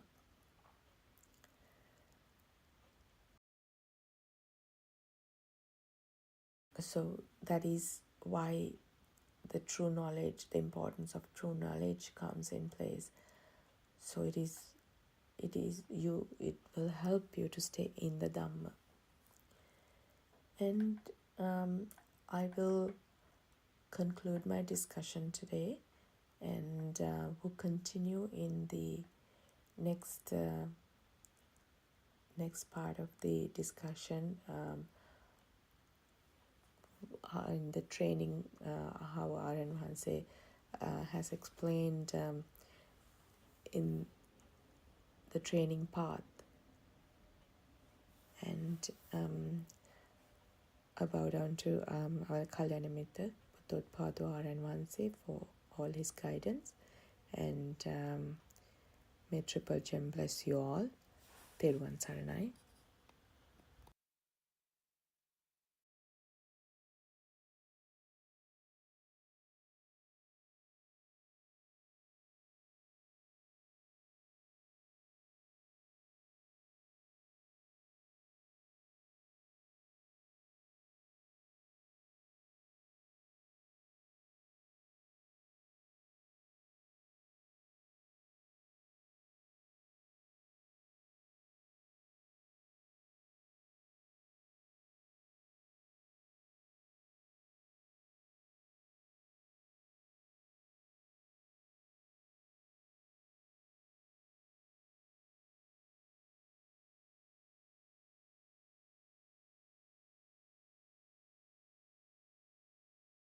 Of awakening are: first, mindfulness, sati; second, investigation, dhamma vichaya; third, effort, virya; fourth, joy, preeti; fifth, tranquility, passaddhi; sixth, concentration, samadhi; seventh, equanimity, without craving or aversion, upekkha. This spiritual development of the Satta Bonjanga cannot be stopped by anyone.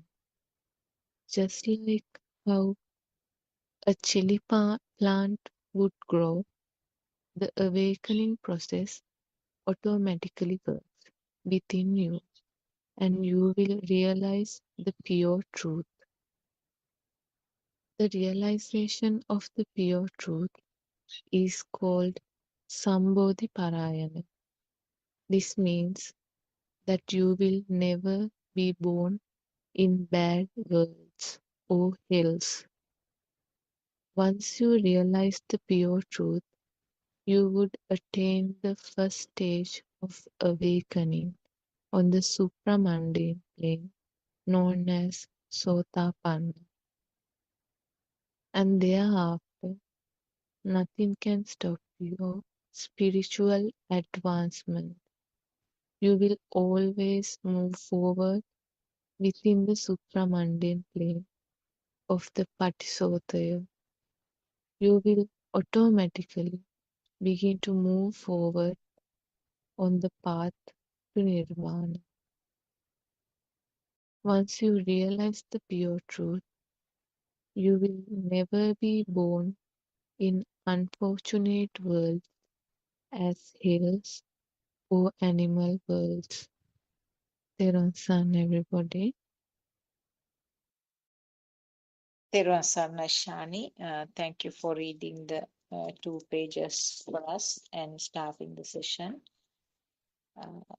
Therwan Sarnai Aryan Hansa, we worship at your feet. Therwan Sarnai, all Dhamma friends who have joined the Zoom discussion. This is the English Zoom discussion, 2:45 p.m. to 4 p.m. from Sri Lankan time, to describe Dhamma pathway by Buddothpada Aryan Wahanse, our noble friend, our guide, and our teacher. So we have been discussing about the nature of the thought, how the thoughts are formed. If I just summarize what is mentioned, excluding the Pali terms which were mentioned in the 2 pages that Shani read, actually you should have the willingness to find out this pathway or understand. So your willingness is very important. And also you have to make an effort to understand this and concentrate on the facts that is described in these discussions and the sermons. So concentrate, and then little by little with the concentration, there will be some tranquil feeling in the mind. Also, when you understand the nature of the mind and how the thoughts are formed, the mechanism, eventually every thought which comes up is automatically analyzed in that way. Right at the beginning, you have to use your own thoughts to understand the mind. So thoughts are used as a tool to understand the mind. That is how it is when you start. But gradually, the system will feel that the detailed thinking is not necessary. With a little bit of concentration and little bit of thinking, can realize what is happening. And furthermore, when you improve further, or when the system gets used to this mechanism, automatically it will come as a feel. Actually, you don't need to think, but as a feel, when the thoughts are coming, it is realized that there is no value, or this is something, some construct of the mind, and that also is not something lasting. It's something that occurs then and there, now and here. So this is the rough sort of sketch of the things that Shani read for us. What we are trying to do with these discussions are to identify and understand the nature of the mind and the thoughts, and how this feeling of self occurs. And when you have an outline of these things, little by little, with these discussions, the gaps can be filled, and finally, you get freedom from this burning sensation which is there underneath every thought. And when you come to a certain level with this understanding, there is no way of just going down the stream, because when you start swimming upstream, it's hard, it's not easy. But after a particular milestone, there is no way of turning back and getting dragged along with the stream. And then there is some assurance that because we describe and we believe about the birth cycles, the samsara journey. So there is no risk of falling into one of the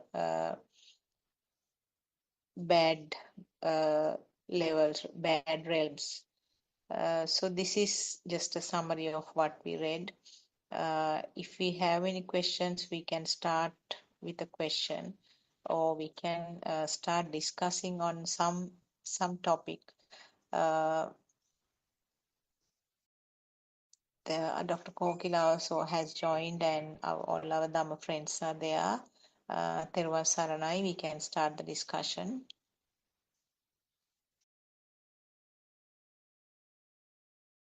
I think Therwan Aryan Wansi Saranai. also has joined. Therwan Saranai, Aryan Wansi.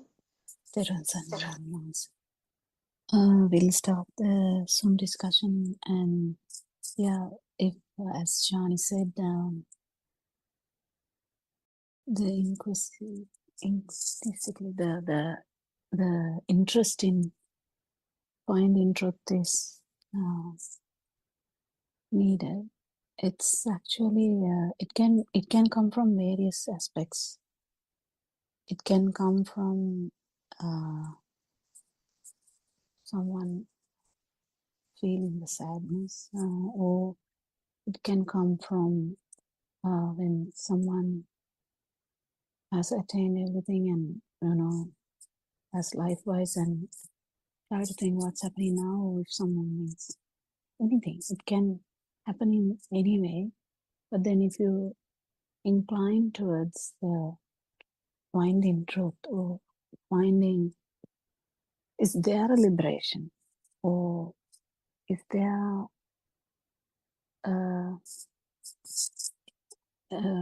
me, is who am I kind of question. So the main thing is the interest, then, as Dr. Sakutala said, the keenness to follow and understand truth, and the effort, and the investigation. Investigation here is actually trying to find who you are, and trying to find who you are faces challenges. So challenges are like, because the mind plays a lot of tricks. Mind, it's not that mind is willfully doing that. It's just mind is like that because it's like a mirage anyway, and it gives a dream, and you tend to think in a way that we are existing, I'm existing, kind of outside is existing, I'm also existing kind of attitude. So we never knew anything else. The whole world is actually investigating on this, like true investigators. There are people who are really interested in science as well as the spiritual side of it. Whether there's a spirit, there are so many aspects of it they investigate. Even though they take Lord Buddha's view sideways, they don't really talk about it because it's not how they look at it, but they don't declare it basically that it is actually Lord Buddha saying that there's no self, but the vibratory nature of the sensory organs bringing about a feel of life, and that is all what it is, and how this circle of birth is ongoing. And even if we say circle of birth is ongoing, people tend to think it in a way that, okay, I am born somewhere, something like that. But actually it is not in that way. It is a kind of a way that can't be explained in that way. Because if you feel, I'm going to die and I'm going to go somewhere, it is not what happens. It's the vibratory nature of this. If there is an additional vibration, which is the power of thinking, or additional power of that existing thinking, which synchronized to any vibration elsewhere. It doesn't work like according to your wishes or anything. So it's very interesting to find out who you are, to try and locate who you are, and at the end, what we really understand is what Lord Buddha told us. Well, there is a stimulus, or there is a thought, there is a feel, but all this is just a function of the sensory organ and the speed. So anyone can, and they are the kind of in simple words for the effort and the investigation, all these aspects of your finding or become the truth, in the sense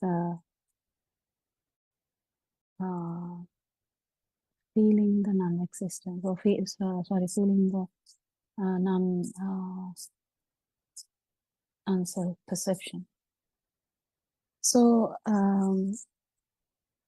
you can ask a question at any time,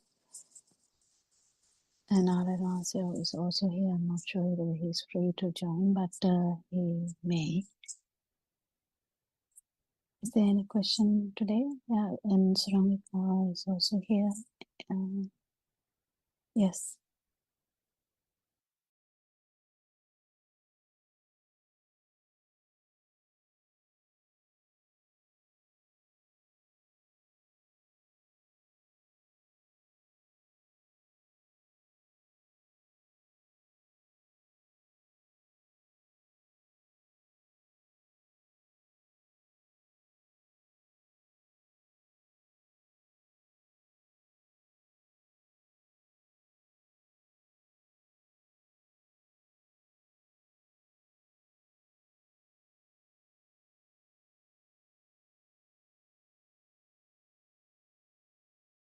Saranai.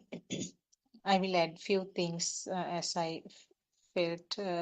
When we are talking about this, who am I? The topic, who am I? It's an important thing to discuss, because that is the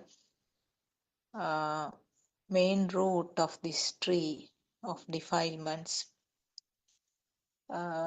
Feeling the self, or the self-existence, or self-perception. We use it to describe it at different levels. Initially, it's felt that self is there, self-vibration is there, and then it becomes stronger, and it's reinforced by thoughts. I am there, and my things, I like to do it this way, and like that, with the different age stages, various other colors or seasoning is added to this self feeling, and finally as an adult or maybe a grown-up child, there are many perceptions around this self-perception, many other additional things, and it becomes a strong world, thick world around the self, me, my, and myself. So when we are trying to chip off this thick shell around the self-perception, the thoughts, it's very important to know how these thoughts are formed, what is this mechanism. As we have discussed earlier also, the little baby didn't have the thoughts, only the feels were there, in the form of seeing, hearing, and feeling of the skin, tongue, and the nose.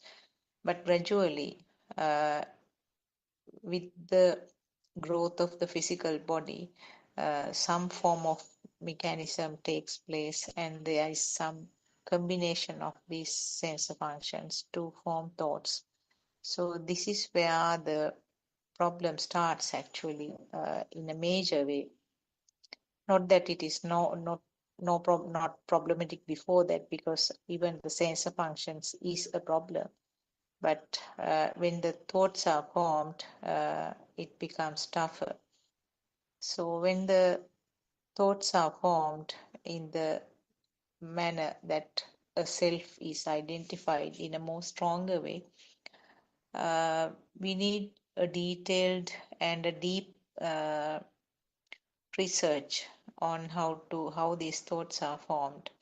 So in Buddothpada discussions, we have listened to these basic disclosures and the sermons done by our noble friend R.N. Mahanse.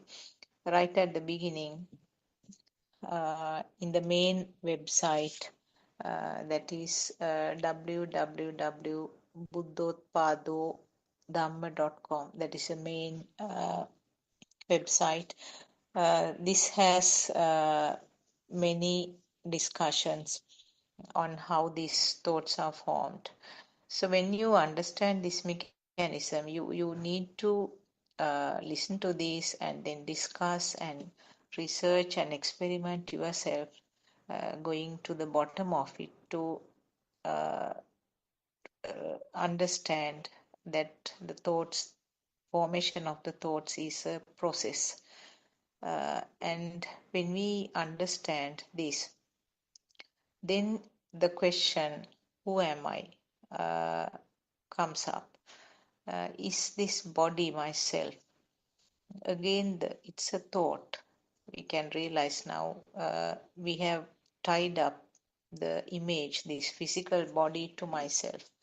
So when you take different parts of the body, even in Lord Buddha's time, there has been some descriptions in certain sutras that different parts, the body is separated into 32 parts, yes.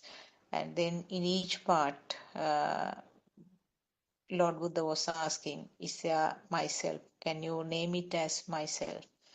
So this is just an explanation that you can't say that this body is me.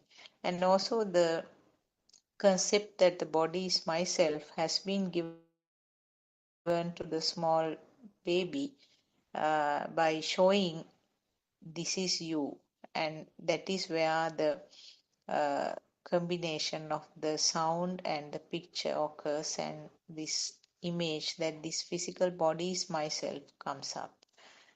So if this body is not myself, then is the thought or the mind's, is the mind myself? Again, you have to research in detail how is a thought and how is the mind formed.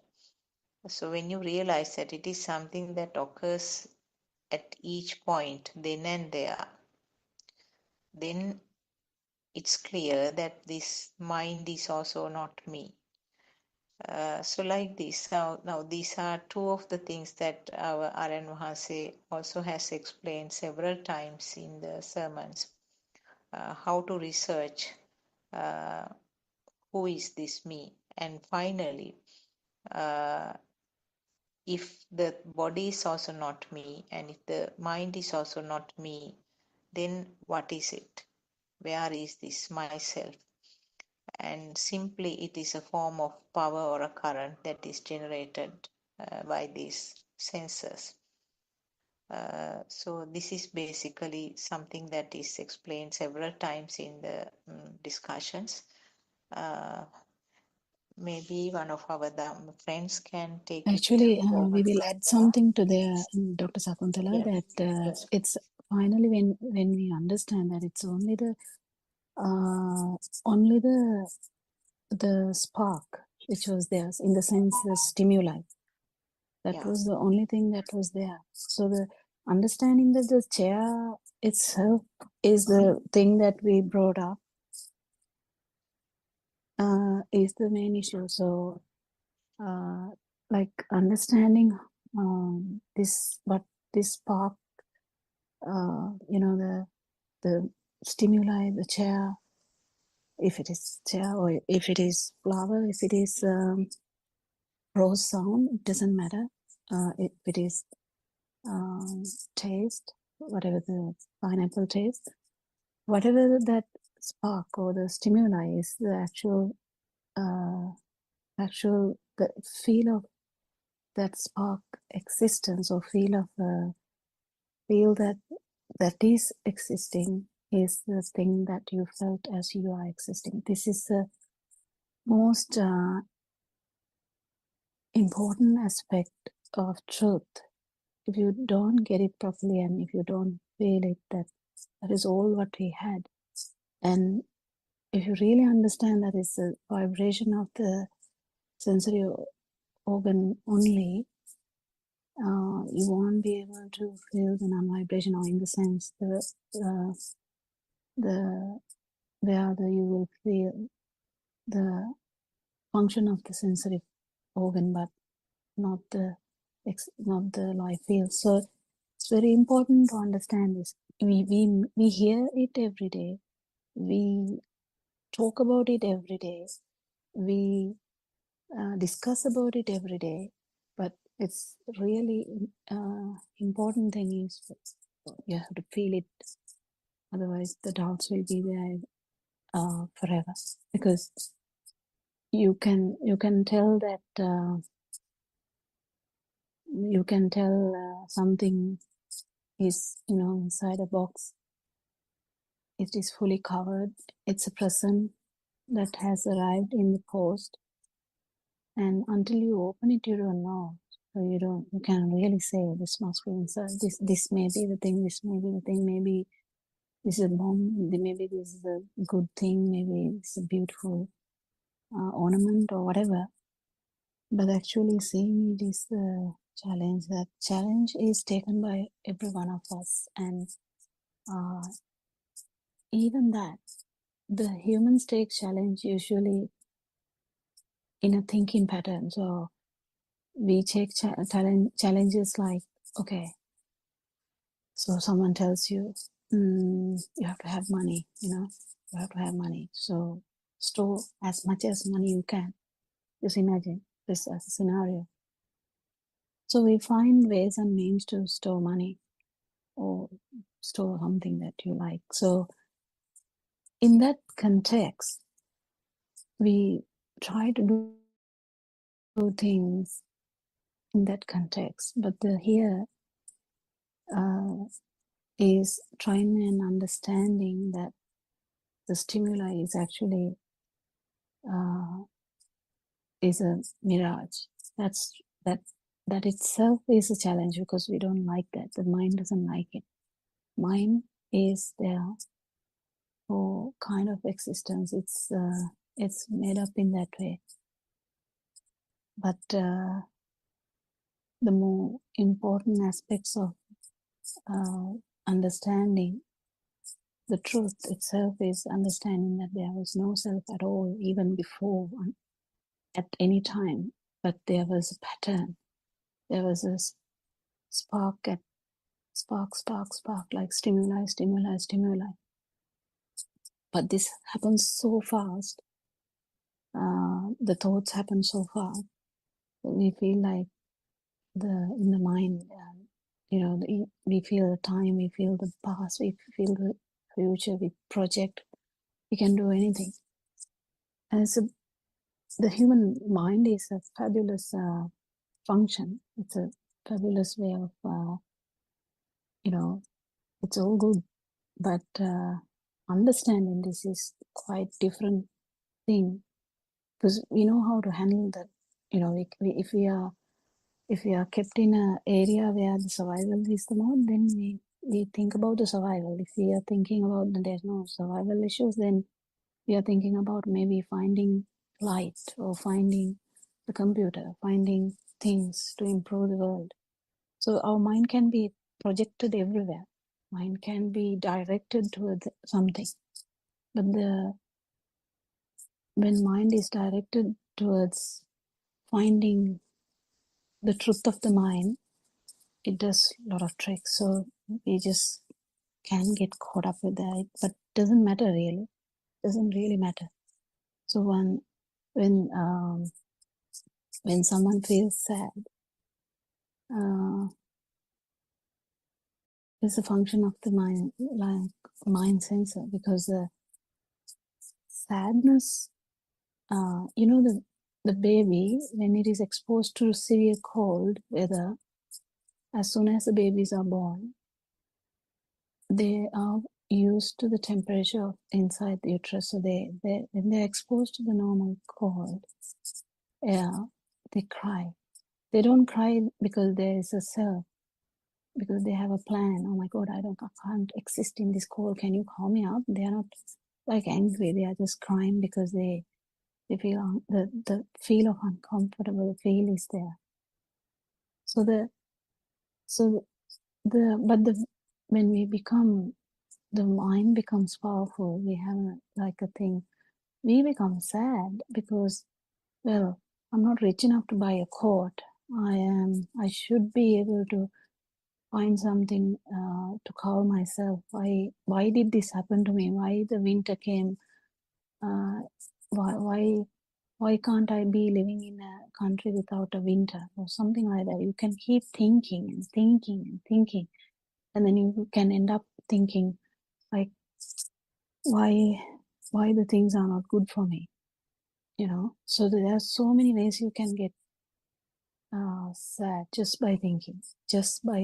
That's different. So we just have to understand the way you look at life. There can be anything. Someone tells you to think positively, even that is just another way of thinking. So the way of thinking is what we are trying to understand here is not to change the way of thinking. We're actually trying to understand the thinking, or understand beyond thinking, I would say. Yeah, trying and understand beyond thinking, because the field didn't have any of these things, the problems, the everything. Yes, it feels the coldness. It might feel the the hotness, the uncomfortable. If the skin is cut, you can feel the pain. If a tooth is broken, you might feel the pain. Yeah, bodily functions are there. If you might get a headache, but the most importantly, the suffering aspect from the mind is not there. For that to happen, you have to actually basically understand the mind. Here's the mind through your wisdom, and liberate from mind. Yes, anyone can add on. තෙරුවන් සරණයි ආර්යයන් වහන්සේ. තෙරුවන් සරණයි Dr. Kokila and all Dhamma friends. Dr. Kokila, it's a very beautiful explanation of the newborn, how the newborn feels uncomfortable with the coldness and all other external entities due to external factors. And there, Dr. Kokila, the newborn even feels uncomfortable, but the child doesn't know that it is heat or coldness or whatever. But isn't it the life field that makes the baby uncomfortable? The need to survive? If Yeah, it's but then he can't, or he or she can't do anything about that. yeah. The mind has to So form to understand the mind. yeah. And Dr. Kokila, even though this self perception gradually augments due to the factors, I mean, due to the sensory inputs and making the world real gradually, this life field itself is a certain barrier that anybody has when getting rid of this self perception, isn't it so? Well, you put it in a, you don't put it in that way, because that's kind of makes everyone like make it like appear hard, because whatever we say can affect others negatively. So how I would put that is, if you try to understand one stimulus, how this happens, you can pierce it. It doesn't matter what it is, but you can pierce it. The piercing part is done through the wisdom, yes. So if it's a cross sound is how that sound doesn't have the cross sound. So one day, if you really understand that, one day it will just come like that, without that direct. There would be the sound, but the thickness of the cross sound line will not be there. It may have pierced it, and then there's the vibratory effect that you feel. And if you already have practiced enough that it is only the vibration of the ear, then of course you can feel the non-vibration. There's nothing to say that you can't. It's just that the piercing part of the mind is the difficult part, because it's thick, it's so strong. The stimuli is, it's always there, which comes to us. It doesn't come as a vision or the function of the eye. The sound, it always is a horn of a car or mother calling you. You don't have to think about it. It's just mother calling you, or dog barking in your house. So directly, it's that which comes. But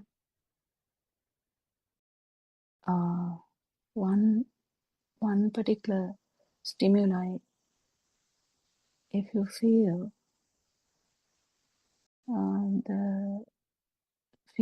the vibration of mind has happened there anyway, and the feel itself is just the function of the sensory organ speed. That's what we need to understand.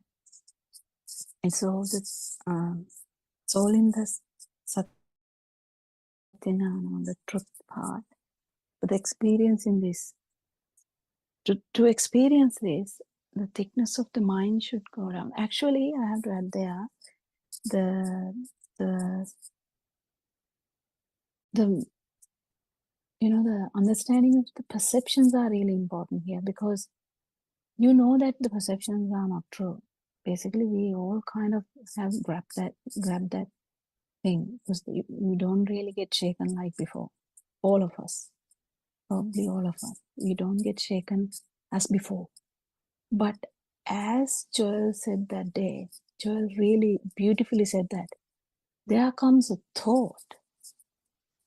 There comes a thought, and you don't know what to do with that thought. The thought arises. I'm fed up. I'm fed up with this, with life. So that's a thought.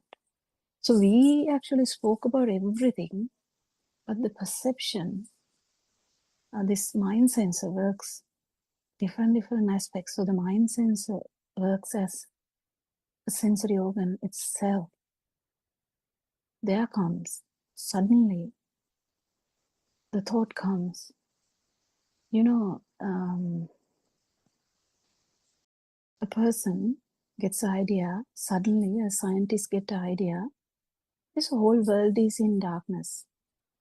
Can't remember whether it's John Logie Baird or who it is, but suddenly it comes to his mind, the world is in darkness. I should find a way of a light without making fire, like without making a fire lamp. Without making a fire lamp, is there another way of light? That's how the bulb was formed. You know, the mind, when fixated, it can do anything. So how does that thought process work? So when a thought arises, thought it comes again. So just imagine you get an idea that you feel something different, and you feel, oh, this person is weird. You know, sometimes you might feel that this person is weird, and then this might come again, and in a few days it might come again, and then suddenly you will find that completely you have come to the conclusion that this person is weird. You can't even remember that it was a thought which happened before. Likewise, I'm fed up with this life. Dr. The Kokila, thought, yeah, Ja.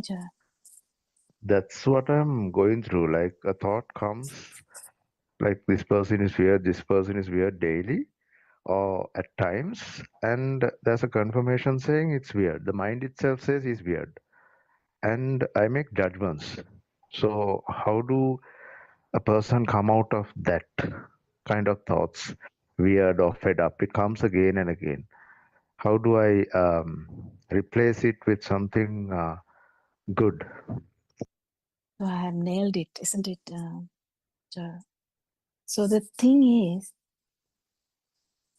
there's no tricks here, no shortcuts here, no even long cuts, I would say. But to understand how mind sensor works.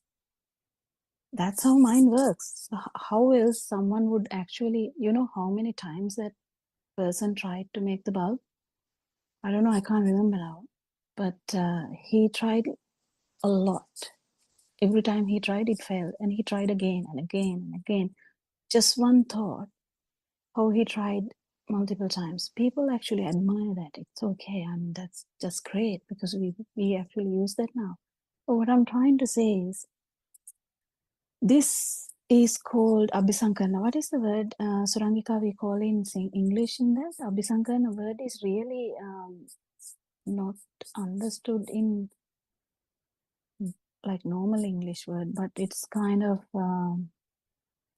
Yeah, I don't think we landed on a particular word, isn't it, Sudharma? We used volitional formation. Yeah, but that is even very complicated. For, Who that is understands too volitional? complicated. yeah, It's like magnified.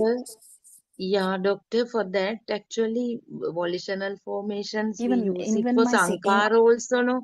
Sankara. So this no, for this even one English also, word is English too word is complicated. volitional formation for Abhisankarana, but still repeated occurrence of the same thought simply.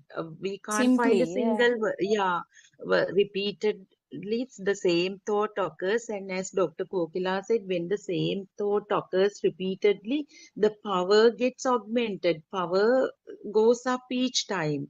And that is so that's the situation. So Joel simple is repetition. Maybe we can say reinforce. magnified. And Ms. Surangika, can we use something related to reinforcement of so the and repetition causes reinforcement. Repetition causes the problem to get magnified, but there's a problem. I would like to actually divert this discussion to the baby again.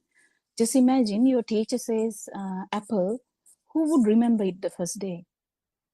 Will you even pay attention to the teacher? You will be looking at her, maybe teacher's hair is so good today. This red color is so good, if you have learned red color before. But the teacher would say apple, then you would say apple. And it's not a big deal to you, you just, but if this is coming up in every lesson, because usually remember how the lessons are done. I mean, so I might tell that better, but what I'm trying to say is go back to your childhood and see how we learn things.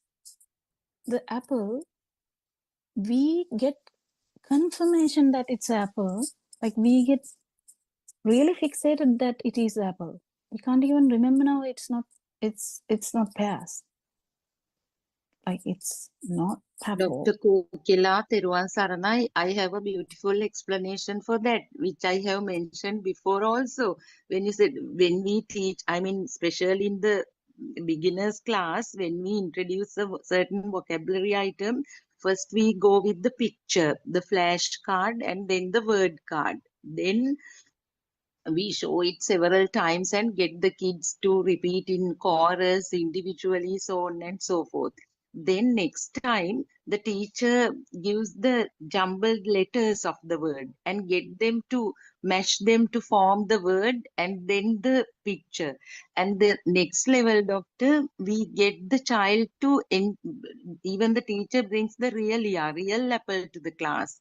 Get them to touch it, feel it, even cut it and taste it also. So in the lesson where they teach the names of fruits, there is a certain activity where they bring the real fruit to the class and make fruit salad and taste it with the beautiful rhyme. So see, it is definitely this reinforcement of this same stimulus that it is actually the teaching methodology is totally based on this Abhisankaranaya in all subjects. I think, doctor. Yeah, thank you. And the main thing is, finally the child is convinced that it is the apple,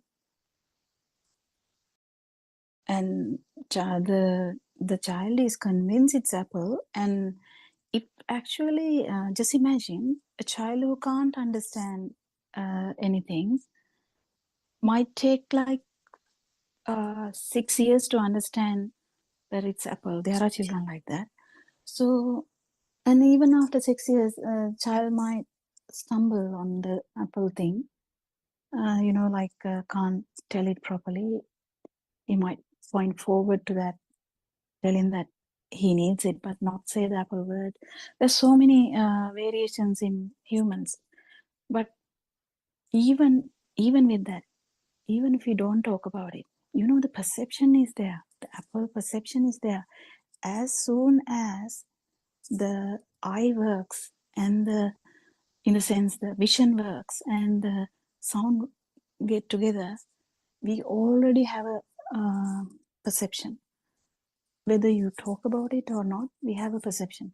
Now think about this, that we get feelings. So the feelings is a bit difficult to understand. So, at one time, you feel sad. So that's the function of the this system. This system feels a bit low, a bit sad. And as soon as it happens, we tend to think. So what's the thinking? Oh, I'm fed up of this life. Why am I living even? There's nothing good about this life, There's so many things that come up. The problem here is the reinforcement, the repetition of these thoughts and the reinforcement. You finally, that apple, the child is convinced that it's apple, this becomes really convincing to now. Mm. The you think, oh yeah, I'm depressed. Yeah, that's what has happened to me.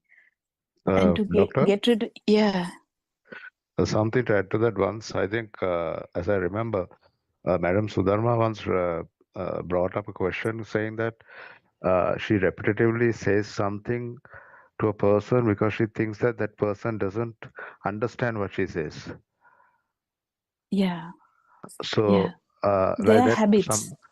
like we also feel certain things that this person doesn't. I mean, life is when we feel bad and depressed, the thought comes, it's depressed, and it confirms it's depressed. So, Yes, like, how to, and come out of that also, feeling? well, you just have to understand that you can actually divert yourself. As I say, you can go for a walk, you can, listen to music, you can, if you get angry, you can count from 10 to 1 to 10. Yeah, you can do a lot of things. You can listen to the birds singing, you can feel the nature, you can see someone and talk about that, you can really try to think positively. But I would say, as a Dhamma friend, I can say, most importantly, understanding this physiology or the truth is the most beautiful thing I can say, because all the patchwork, all the things that I told were patchwork. So you go for a walk and you feel better, and you come home, you're like, oh wow, that's good, that walk made me better. And that thought itself is reinforcing now the better side. So you go for a walk and you are convinced that you will feel better after the walk, and you feel better. That's how it works. You kind of get absorbed into a music that you like, and that other thought can't arise. But as soon as there is another vibration which matches, or you see a person that you don't like, or that there are several aspects in our life that we have labeled stuff like that.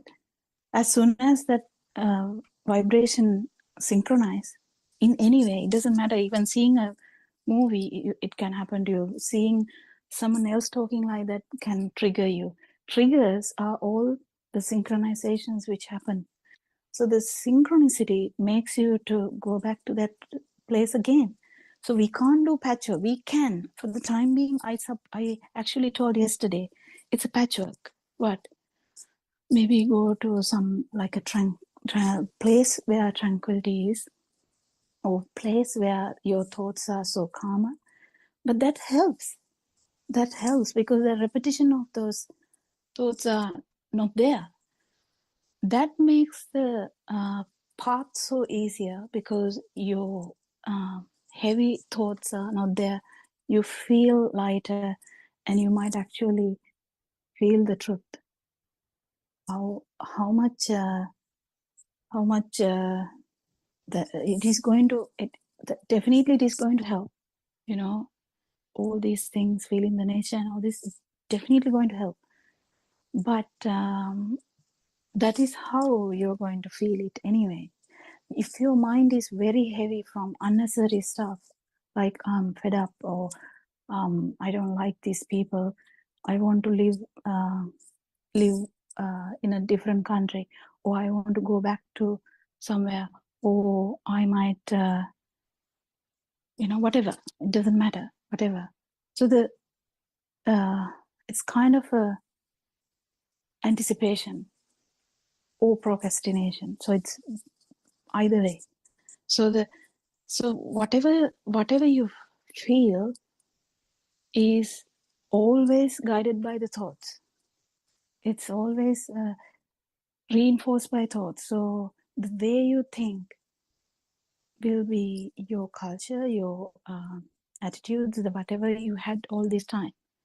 Because the thinking patterns are different. The way I think is different to the way you think. The way you think is different to the way Sudharma thinks. I was anyone like that. So the vibrations are different anyway.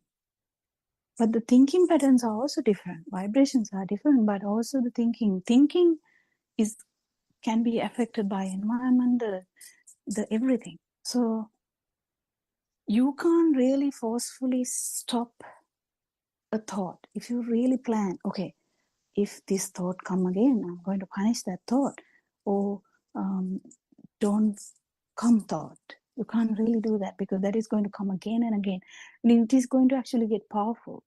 So if you want to not think about politics, you try to do that. I'm not going to think about politics. I'm not going to think about politics. And the politics come automatically to you because you are trying to suppress something. It is getting more important, more and more important. It's unavoidable actually. So the best thing is to understand the mind, how this works, how this power comes. Sadness is okay. We are not happy with the sadness. What's the problem with the sadness? Sadness is okay. Happiness is also okay. It's just the function of this system. What's the big deal? But we fight with the sadness and we look forward for happiness. That's our agenda. The whole life we have been doing that. Just another question, Doc. Yeah. Hello. We talk about feeling, right? We feel sad. We feel happy. So feeling No, is actually, also happiness sensory. and It's no a sensory happiness. department, or what is it? Feel is different from No, senses, or is it connected to feeling? no. Actually, that word can be complicated. The happiness and there is happiness and sadness. They're all kind of mind related because I told you before, the child doesn't cry because he's sad. Well, we have to understand this. It's a bit difficult to understand. Child is not crying because he is sad. Do you get the point? So Yes, Doc. Yes. basically, it's something associated with the mind sensor.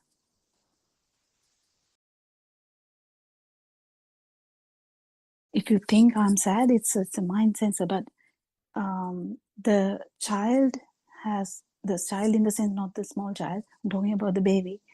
Baby felt something, and the vibration can't be handled, and the cry comes out. We think,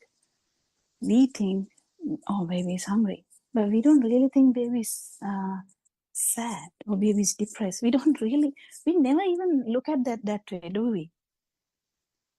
We never tell a baby is depressed. We never tell that. We know if the baby is crying, definitely it may be tummy, it may be that he has passed urine and is wet, or passed feces and is wet in that side, or he feels something uncomfortable, or he's hungry, or he's needing something, some comfortable feel. So that's different. So we need to get this correct. Am I clear? Is that clear? Yes, Doctor. Yeah, it's Everyone, been Saranai, yeah. Yes, Sudham.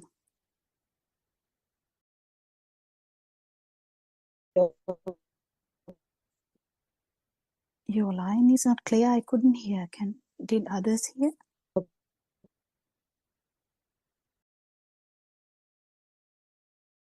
Sudharma, I can't hear you, but can others hear? Surangi, can you hear Sudharma? No, we I can't hear. Yeah. It's very interesting the way you explained it, and Kokila is telling is that really I know Doctor no, then maybe Sorry. Miss Surangika can talk. Yeah, I have a problem with the connection. No, finally I heard you, but You can't hear me. Now I can hear. There is some problem today. I can hear you now. Joel, what Dr. Kokila says is thoughts are thoughts. Thoughts, in other words, all these stimulus I mean, sensory experiences are more or less the same. Their composition is same in the sense there is no substance in these thoughts. So when the thought occurs, I am fed up, I am sick and tired of this life, it's also a natural phenomenon. You are not doing it. It naturally occurs. That is the nature of the mind sensor. But now you, after, I mean, listening to these sermons and through your own research, through your own research with regard to your own mind sensor, you know that it is a thought. So when you realize that it is a thought, it itself reduces its power. So you referred to my experience that day. I realized that I have the problem of talking the same thing over and over again or repeating to the level that listeners feel uncomfortable. That itself reduces that weakness. It is again nature, that awareness itself reduces the power of that particular thought, Joel.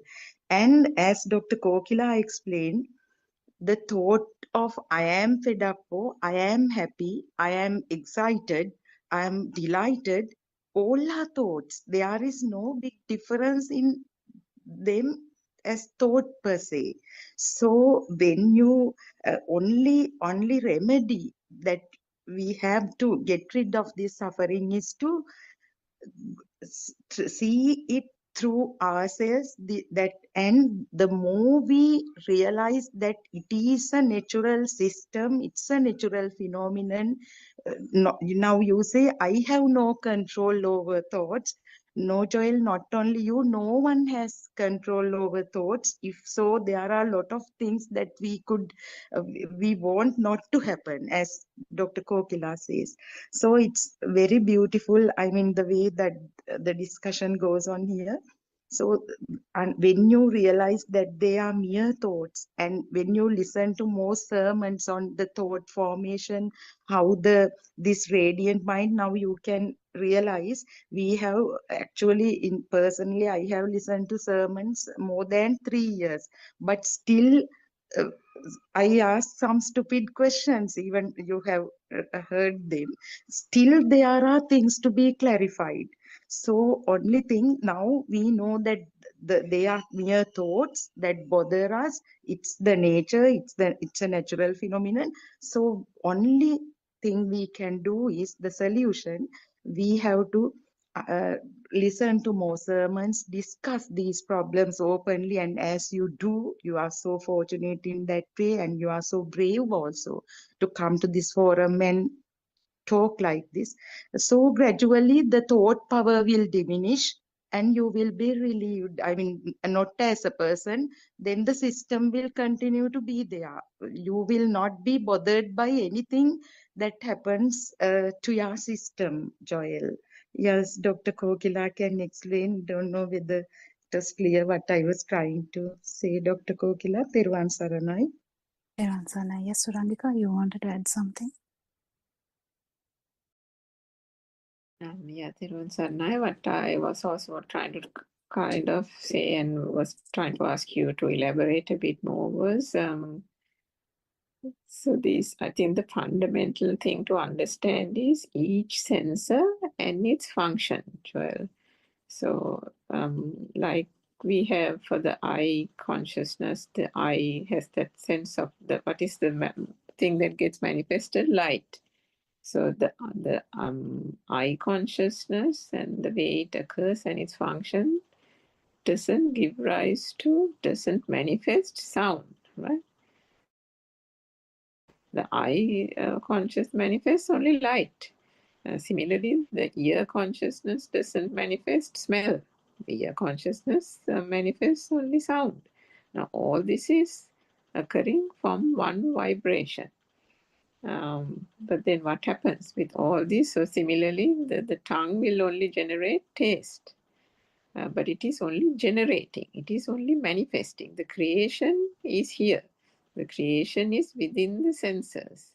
So like we said, the eye consciousness creates light, the ear, the sound, tongue, the taste, skin, the sensations of solidity, liquidity, temperature, and so on. So the body won't feel the smell. It's the features peculiar or particular to the body sensor is what arises from the body sense faculty. And then the nose, it's the smell. So then but how does the mind consciousness or the thought occur? A combination of those earlier vibrations, the touch, the taste, the smell, the light, all of those vibrations combine to form another vibration. And it is that other vibration, the second cycle, which is the thought. Now, even that thought is a vibration. And what happens in that thought? It is a combination of all those things put together, like that example of the apple that we've talked about today and then earlier also in these discussions. When somebody says apple to you, in a flash, the entire of all the sensations occurring from all those different sense faculties arise in the mind. How do they all arise in the mind? In that one thought. So this thought is different stimuli that has been learned during childhood, during Montessori, whether it is an apple, whether it is a mother. So they'll show a picture and then they'll say the sound and then they'll say that's mother, this is apple, and so on. And then this is the way these stimuli, by it occurring in various places. You might learn it in the Montessori class. Say, for example, you might learn about the lion in your classroom. They'll show a picture and then they say, this is animal is called a lion. And then they'll say lion, lion, lion. And then they'll tell you to draw the lion. And then say, for example, in your childhood days, your parents might take you to the zoo.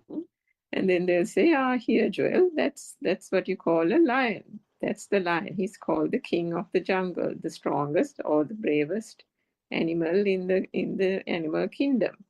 So then suddenly, so then what happens? The stimuli and the vibration, the perception that occurred in the classroom by the reinforcement by the teacher of the picture and the sound of lion continues to get reinforced when that arises with the sight of the lion. Again, the same perception through the synchronicity or the telepathization occurs in that moment when the lion is seen, or you think you see the lion again. Then, for example, if you see the movie Lion King, again, due to ignorance, if one still considers the world to be true, which we then did in our childhood days, you see, here in this stage drama or in this film, that's the lion. It's that lion that I learned in the classroom. It's that lion that I saw in the zoo. So this is the way the stimuli get reinforced and magnified. Madam Surangeka, Dr. Kokila, anyone can answer this? When you say about thoughts, be aware, is it kind of you recognize the thought? Yeah, do you want me to tell Suranga? Yeah, sure, go ahead. Yeah, so yeah, it is kind of something like that, you can say, because if you try to do it forcefully, you can't do it. That's the thing, that's the trick here. Because in concentration meditation, it's done with so much force, we are not telling that. It's just kind of a background thing which happens where that thought has come. But to tell you, Joel, is very, very interesting to understand. I mean, needed to understand is if someone actually feel the truth about this thought, that thought can be, there is a liberation from thought, then we don't have to keep repeating or even keep looking at the thoughts. That's where the actual freedom is. When we talk about freedom, we are not actually keeping track about the thoughts. Then the freedom is gone because you are keeping track about the thoughts. The freedom is you're not tracking the thoughts. You're not even doing that. But that's And also, like, I just almost like felt, the later yeah, period. Yeah. I just felt like, we are just formed with vibrations and stimulus, and we are just made out of it. And it doesn't stop. The day it stops is when we stop breathing. And Actually, it's even yeah. if it's an arahant, it stops from there. Otherwise, this vibration, self-vibration, where we took it everything as real, that because this thought, the I thought, about me, mine, I, that one, the self-perception is actually a formulated one. Can't you see? We only had chair. No one said about I. Did anyone teach you about I there? It's only chair that arise. But how did this duality come? The chair is there, I am here. That's the additional perception. It's additional perception. That's additional vibration, that additional perception, that additional thought is there for Tarzan too. Even no one has taught Tarzan. Tarzan is going around the trees, with the monkeys. Monkey mother didn't teach anything to the Tarzan boy, but the Tarzan also knows if the monkey mom is there or whatever he feels about the monkey mom. I'm here. That duality is always there. When the duality is there, the story is there, and it will go on and on because this is something additional. So that vibration is the power that we have. That power, the burning, that additional power is the force that is going to synchronize to another zygote or any vibration out there. It doesn't matter whether it's a zygote or not, but any vibration out there. So that's the thing. This additional self-vibration or additional self-perception has nothing to do with this system. If the system only had chair, bed, the windows, the walls, the light, the fan, it's okay. Because as soon as the respiration stops, everything, these things stop, the suffering stops. But it didn't happen like that. It didn't happen like that. That's why there is a vibration that is manifested as Joel now here, manifested as Sudharma now here, manifested as Kokila now here. The name is just a name, but there is a manifestation, isn't it? There's 5 sensory organs, and then there's a mind sensor, which tells so many things. Yeah, definitely there is a manifestation. We are not denying that. We are in that. Yes, that's fine. But what we are trying to understand is what's the power behind this? What is the driving force behind this? What is the suffering here? How are we going to stop the suffering? As soon as you understand this system, this power is going to go low. If it was 35,000 watts before, it is going to go to 0. That's how it works, Joel. I don't know whether it was good enough. Surangika, do you think?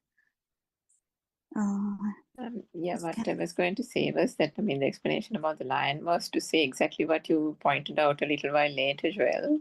This is a constant stream of stimuli, whether it is animate or inanimate. We take examples by giving objects, right? Like tree, mother, father, temple, and so on. But think about it like this. So whilst the light and the smell and all these things come together and form thoughts, even the mind sense or the mind consciousness itself acts as a separate sense faculty, which is what Dr. Kokila was trying to say earlier. So just like we have objects like lion, dog, and so on, think about concepts. Now see how many concepts we have learned over the years, like freedom, patriotism, compassion, loyalty. Now, when a baby was told these words, does any of this make sense to the baby? Baby doesn't know loyalty from freedom or any nonsense, right? The baby doesn't know a thing. Even those concepts have become of value because of the way we have perceived them. We have given freedom a particular connotation. We have given depression a particular connotation. How come there's so much stigma around depression? How, in different countries, people are cornered.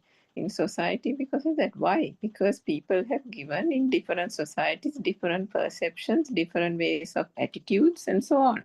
So similarly, Joel, for you, when you say I am depressed, I am sad, I am fed up, the word fed up is also, there is a particular meaning or a tone and that you have given to it, which is why now even the mind consciousness keeps bringing that up, as if, depending on the meaning that has been given to it. But what needs to be fundamentally understood is these are also just like objects and everything. All these, even those concepts, are mere perceptions. In the English language, we use those words. In another culture, they would know what on earth that means. But they would probably have their own thing. Can it change like that from one to the other? No, the truth doesn't change. Whether it is from a culture to a language to any nationality, the truth does not change. Why? Because the truth is the field. So the field is what Dr. Kokila was saying, that ultimately this self-vibration, the field that we have, that we are existing, that we are alive, all coming out of this false sense of perceptions arising from the mind, is all due to ignorance, because we have made up a thing called the mind by all this absolute nonsensical data that has been programmed into this system. What has been programmed into the system called Joel is not the same data that has been programmed into the system called Dr. Sakuntala, Dr. Kokila. But they are, can you see, they are all different systems, which is like being, strung by like a puppet on a string. Each time the vibrations occur and the perceptions occur, as long as one considers the perception to be real, the strings are plucked and the puppet is dancing. Now, the understanding through the truth is that the strings that are being pulled, otherwise known as these perceptions, the random thoughts occurring in the mind consciousness, I am fed up, today I'm depressed, tomorrow I'm happy, the following day I don't know what to do. All these are just thoughts.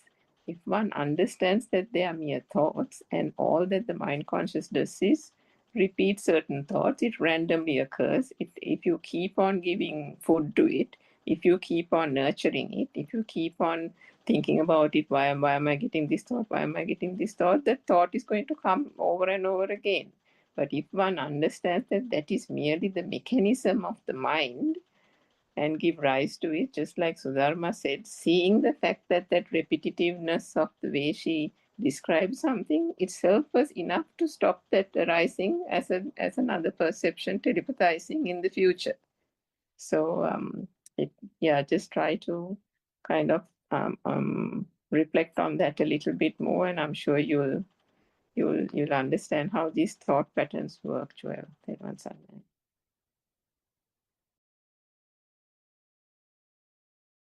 Yeah, I think we are running into the 4 o'clock soon, so maybe we might have to hand over the Zoom discussion to them. So we'll discuss from tomorrow, Joel, and it's really interesting to understand the mind, understand this vibration, how did that arise? Due to very ignorance that we have, everyone actually, any being has, and even it's a unicellular creature, unicellular organism, even that organism has this, because when there is vibration, there's definitely, it is not manifested as in humans, like in a way that we do, but it's always there. So understanding this system is imperative. It's really needed to actually get this power reduced to a level so that you can actually pierce the thought. So we'll continue discussion tomorrow. We worship Aranwanse for his noble friendship, the guidance, has no words for the gratitude we have for him. And thank you all, Dharma friends, for coming to discussion, and thank you, Shani, for reading the book, and also thank you all the people who help us to have the Zoom discussions. May Triple Gem bless you all. May you understand this Dhamma. Thank you. තෙරුවන් තෙරුවන් සරණයි සරණයි all කියලා Dhamma friends. තෙරුවන් සරණයි ආර්යයන්.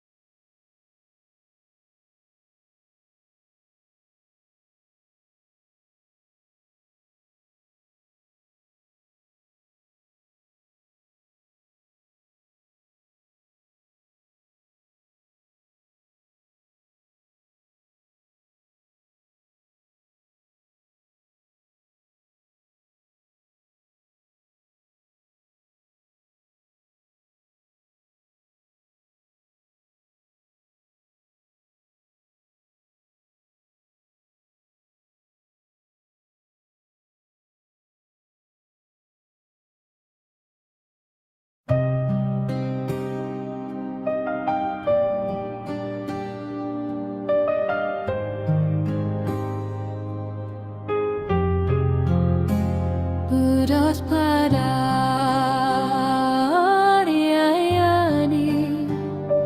loving and kind. You came like light to free the blind from realms of grace, from heavens above. You walked among us with boundless love. Buddothpada, Buddothpada. Seeing the sorrow of mankind, lost in darkness, confused and blind, you spread the truth so clear, so bright. The Dhamma's flame, the guiding light, you reawakened Buddha's way.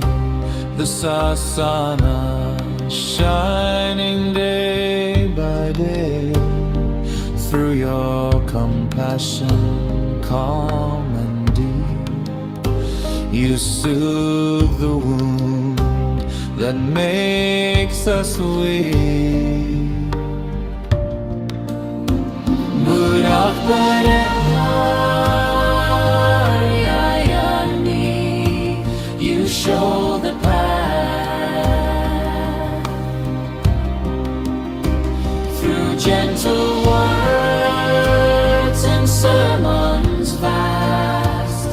Step by step you lead us on until the night the fear is gone. Buddothpada,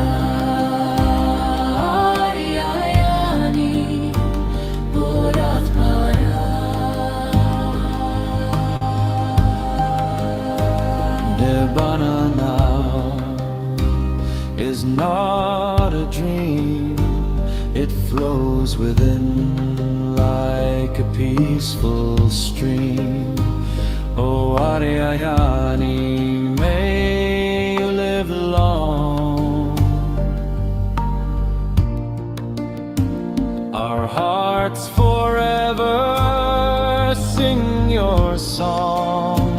May you live long, oh noble guide. In gratitude we stand with pride. Buddothpada, bright as the sun. May your holy work never be done. Buddothpada, you show the path through gentle modes and sermons vast. Buddothpada,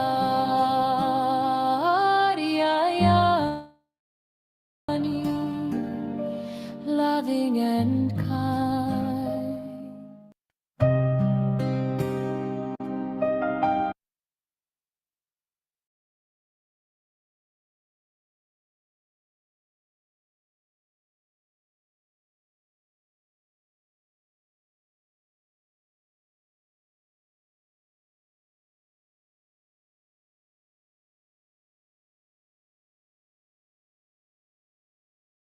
The 8 world It was mentioned that Thiruvan Saranai Aryan Hansa, we worship at your feet, and Thiruvan Saranai, all our Dhamma friends who have joined the program. This is the English Zoom discussion starting at 2:45 p.m. Sri Lankan time. If I sort of summarize what was read by Shani, it shows the advantages or the benefits a person can achieve by understanding this Dhamma, true Dhamma. Actually, what is experienced by a person who is on the path. Also, it was mentioned that about the 8 worldly conditions, which are described as profit, and the opposite is a loss. Insult, opposite is appreciation. Fame, opposite is a disrepute. Sadness, and opposite is happiness. These are the things that we experience in our day-to-day life. And at least every time there is one of them being experienced. So depending on the ability to tolerate them, there will be ups and downs in the life. So when we understand this mechanism, what is this mechanism and how it happens, how you feel, it's always orientated around the mind, around the self-feeling or the self-existence. So actually, when these facts are clarified, how the thoughts are formed, how this self-existent feeling occurs, then automatically the system or the person will realize that the ability to face these situations become much more easier. Kind of tolerating, the ability to tolerate everything, with a neutral feeling will be achieved, which is something great, I would say. And also the Panchendriya Dharma also was described. I think for a person who is interested can read from the book because there are 5 steps which are described there.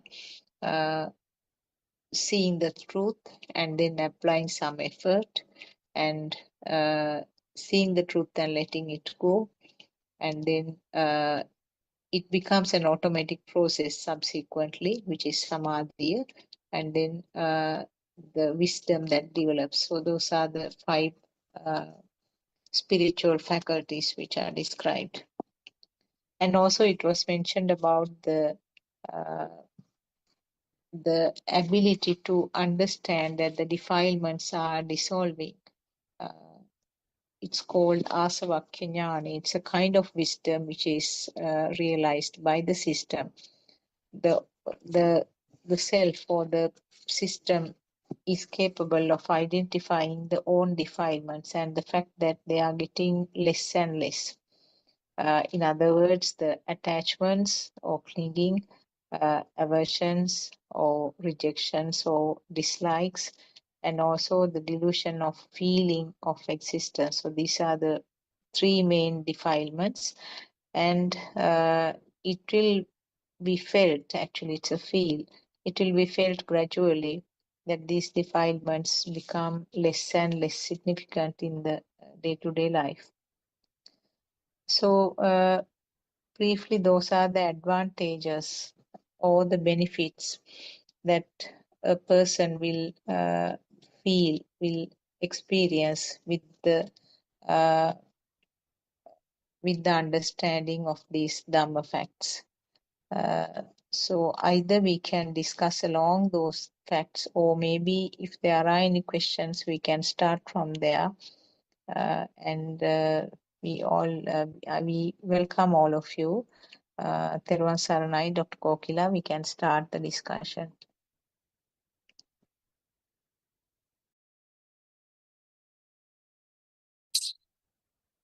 Therwan Saranai, worship Aran Hanse. I am not sure whether it's Aran Hanse who has joined. When we say when we were talking about the advantages, actually we can't really say like, I don't know whether we can really say like that, but the path itself is something that you can feel when the burning goes down. So it's something you feel. But when we explain, we use so many words to give different ideas. Yes, but it's the same burning or same vibration which goes to kind of which not goes to, but which is not going to have the vibration as before. So this is something you can feel, and with you know that there were some words used, I can't remember now. When we understand that none of these thoughts are true, actually they are constructs. They are mental constructs. So mental constructs are not true at all. So to understand we have to understand how the mental constructs are originated. If you understand the way that they are originated, only that it won't be a magic. So that if someone is knowing how the magic is performed, it doesn't become a magic anymore, and you are not going to love magic output, like if it is a mirage. Basically, if it's a mirage, you never would like it or dislike it, because you know it's not actually there. So likewise, this feeling of self, or the life feel, is actually it is something which is there because of the misunderstanding that the vibration is actually the sensory organ vibration only. So if we keep understanding that actual this unusual power we have, power which synchronized to the zygote. That power is already here. And if you feel the non-vibration at least once, you will understand the difference between the sensory function with the power and without the power. So that gives you so much wisdom, because the power is actually synchronized in the one particular spark, or one particular thought, or one particular stimulus. We can say any word. If that spark is originating from the eye, it can start from the eye, it can start from the ear, it can start from the touch, smell, taste, as well as it can start from thoughts too. So Joel can, or anyone can ask a question as well. Even we can have a discussion about anything. So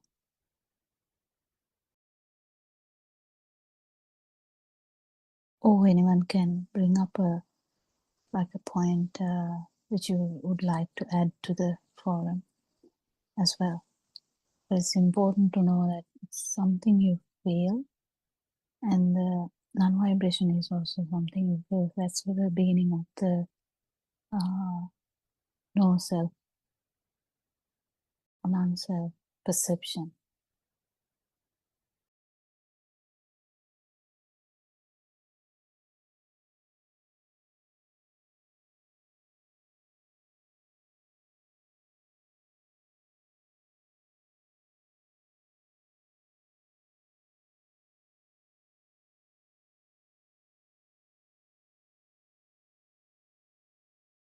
You have anything to add,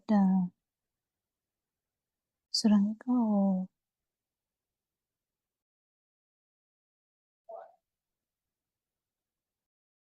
Dr. Kokila, yeah, that those conditional states, I was also going to point out the same thing really about one can't really say benefits or disadvantages, because there's no such thing as disadvantages or benefits really.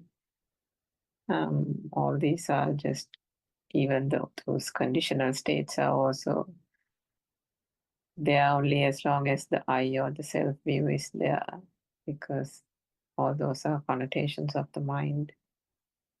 And I mean, who feels happiness? The happiness is in relation to the I, isn't it? The sadness is in relation to the I. And there won't be those things if there is, that notion itself is a fallacy. So one can't really say these are advantages, disadvantages type of thing. All that is like conventional terminology that is generally used in this mundane world to describe different feelings and sensations, because those are the criteria in which living beings are oscillating, isn't it, in terms of two extremes, and just trying to find something where they can latch on to, whether it's a craving or even an aversion. And those are the things that are typical features of the mundane world, which through the true Dhamma, then the fading of the defilements, they gradually cease to exist, cease to have, there's no meaning, there's nothing that comes out of that kind of terminology, because those things are all understood as you said, constructs of the mind. Sensations and feelings and all are stemming from the mind consciousness, where attachments have been given to various concepts, feelings and sensations, and they have magnified over time through self vibration, and then those are the things that are constantly latched onto. So all that dissipates with time, with the understanding of the Dhamma and the inner transformation. Yeah, that's all.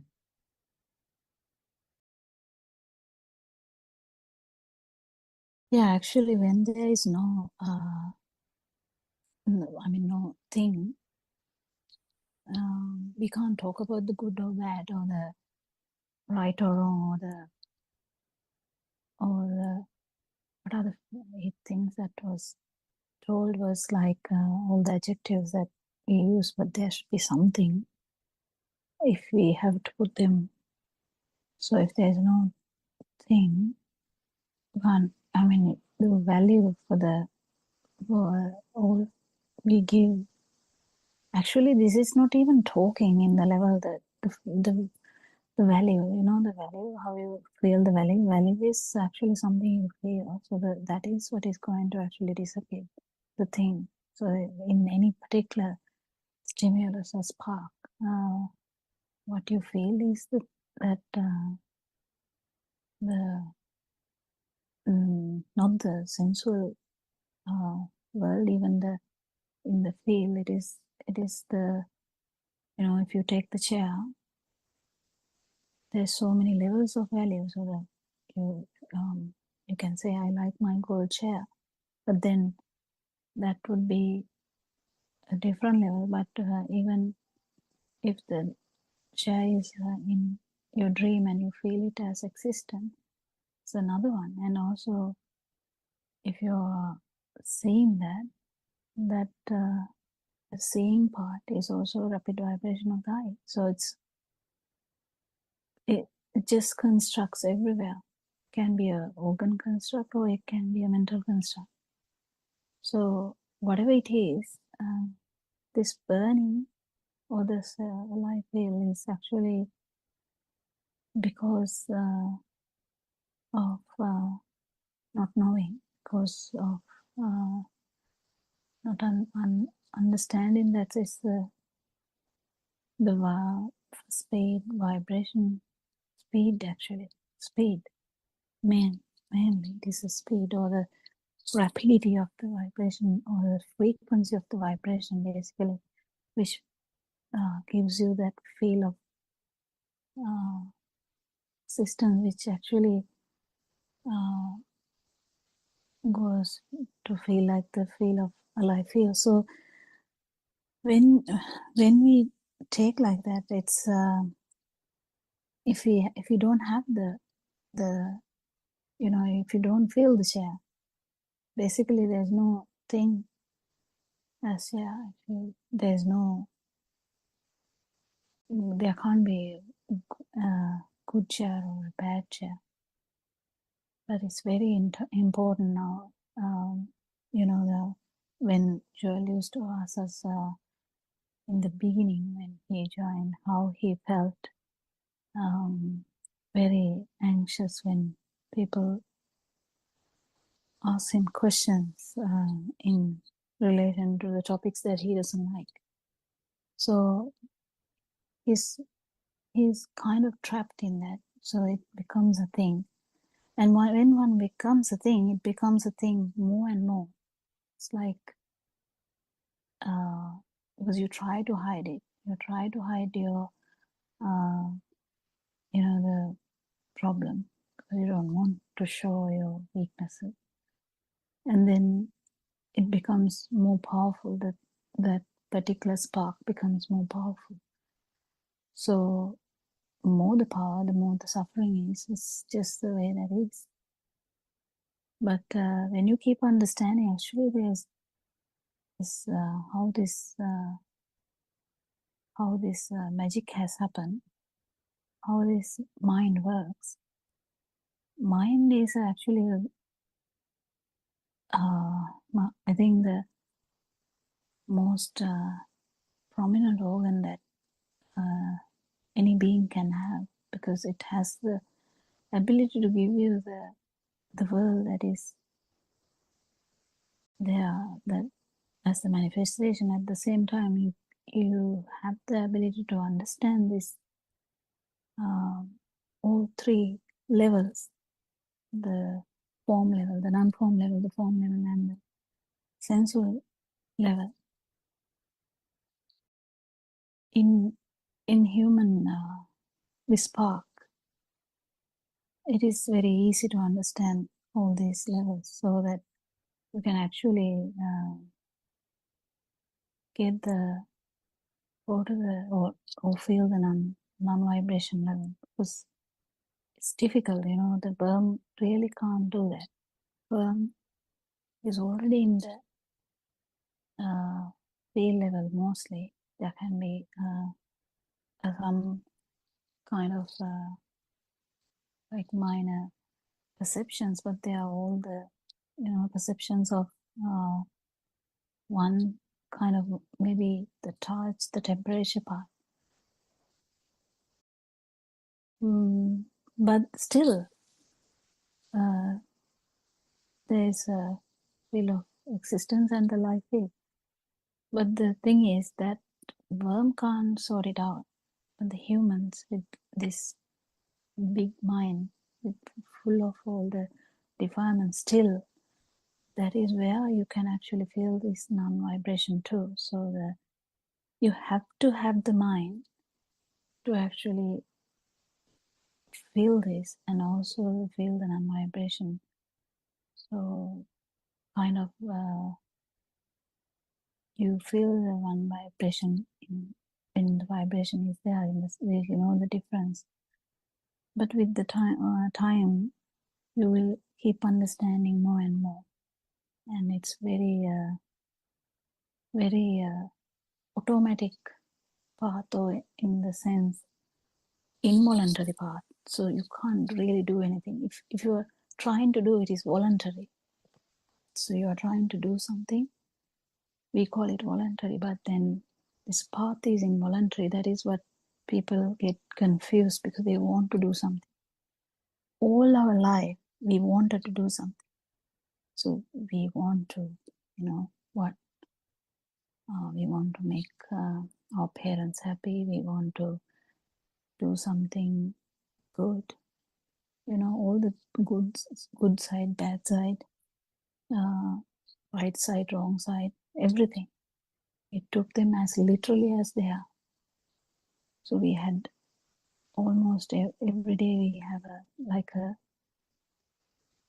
need to feel the next moment, because we have so much hopes, we have so much ideas. Everything is real. Everything is felt as real. And the feelings are actually masked by the mind. So it's all the thought world. In the thought world, you have this good, bad, the right or wrong. Everything is in the mind world. Basically, the form world. All the perceptions. You name it, we kind of you have it. So any perception, any spark, it's just a production of the sensory organ, and sensory organ, when they're synchronized, it forms like a vibration which acts as one vibration, but actually it's not one vibration. It has all the features of all the sensory organs. So even though it acts as one vibration, it has the whole other features of the eyes, the ears, the nose, the taste, the touch. In the touch component, you have the temperature, everything. So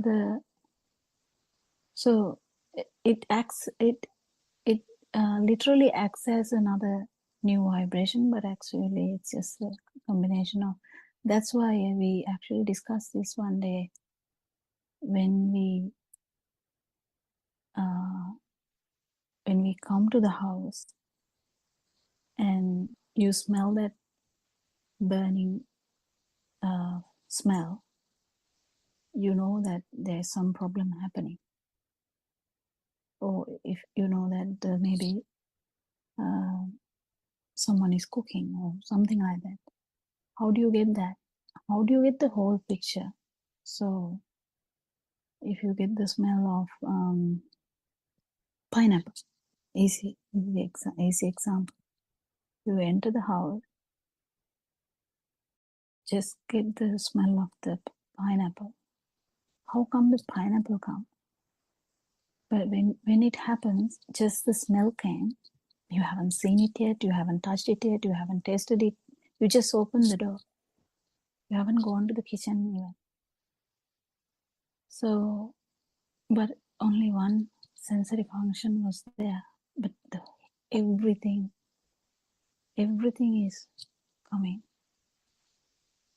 So that's how it works. It's like in iCloud, if you type something, everything closer to that comes forward, like comes up. So if you type A, everything will come. I mean, you won't be able to find anything just with A, but it's coming with the all the vibrations in even going close to that.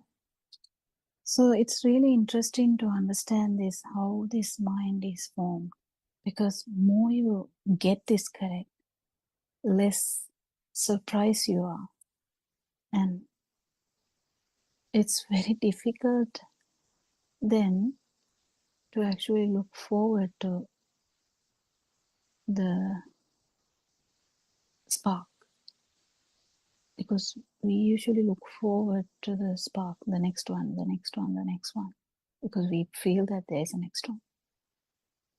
But whether there's actually a next one, you have to actually feel the non-vibration at least once for you to actually understand it's just in one spark. This whole story is in one spark. So it's really interesting to do this research. I think we are trying to make it easier for you. Joel, do you have any questions today? I think you have asked a lot of questions before, according to a lot of the current issues in the country. You were concerned about stuff, how people were suffering. You wanted to know why people are doing bad things like that. They were like really interesting questions that you were asking, very genuine questions. So, but it brings up the idea that again, we are biased according to our views. So in a tribe, one type of attitude will be taken as godly, very good. But then the same attitude in a European country may be taken as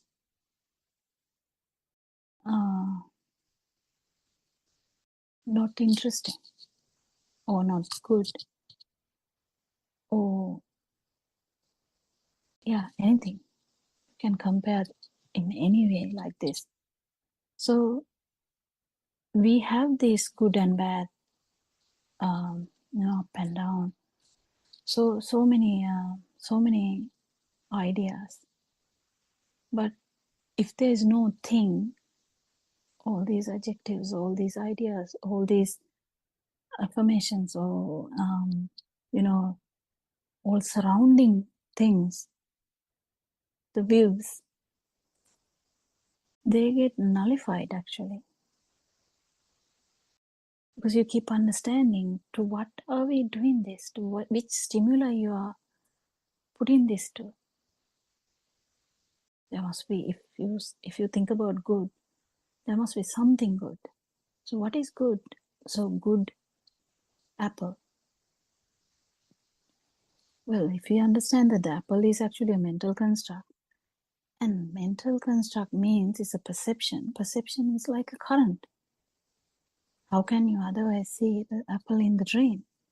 So mental constructs are actually perceptions in the system. They are like it's like a current. So in the current, is there apple?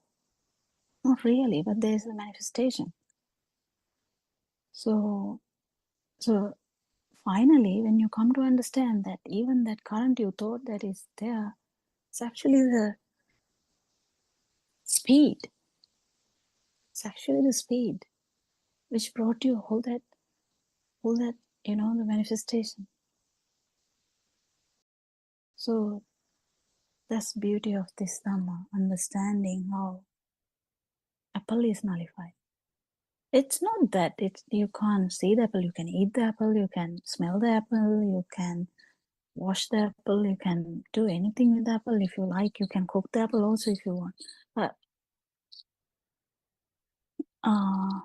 that's not the thing. You don't feel that it is actually existing. You are fully aware. If you feel that the apple is existent, that is the feel that is the life field, basically. That's how the life field has come. So understanding every and each stimuli is not our plan. I mean, if you have about billion thoughts, are we going to like cut each and every thought and say, is this a thing to me? Is this a thing to me? Is this a thing to me? Is this a thing to me? No, that's not the plan. Understanding this, and actually when you understand that the power goes down, and you might feel in one particular, whatever the stimuli or the spark, that the non-vibration. So you will feel the vibration as well as because you are fully aware that it is the speed of the sensory organ, that you will feel the non-vibration at the same time. So it's really, really, this is the point where you turn. Because you know that now, there's no doubt now. There's no doubt because you have already felt that if the spark or the stimuli is not a thing, field of existence, or the life field is not there, you still can. You still may have the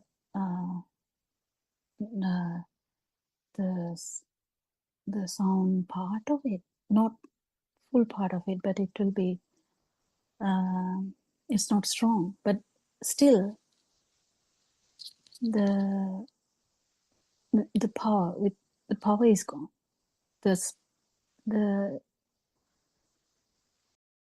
That itself give you the so much opening to the whole Dhamma, because it is happening in one stimuli. The self perception is going to break down because you get the non-self perception now, and you're definitely going to get this again and again, because this is going to get powerful, because it's a very strong step. So the Lord Buddha reassure you, this insurance. This is that if you have, or not if you actually, if the system has felt the non-vibration at least once, that system is definitely going to become the non-vibration. There's no doubt. The time duration matters. I mean,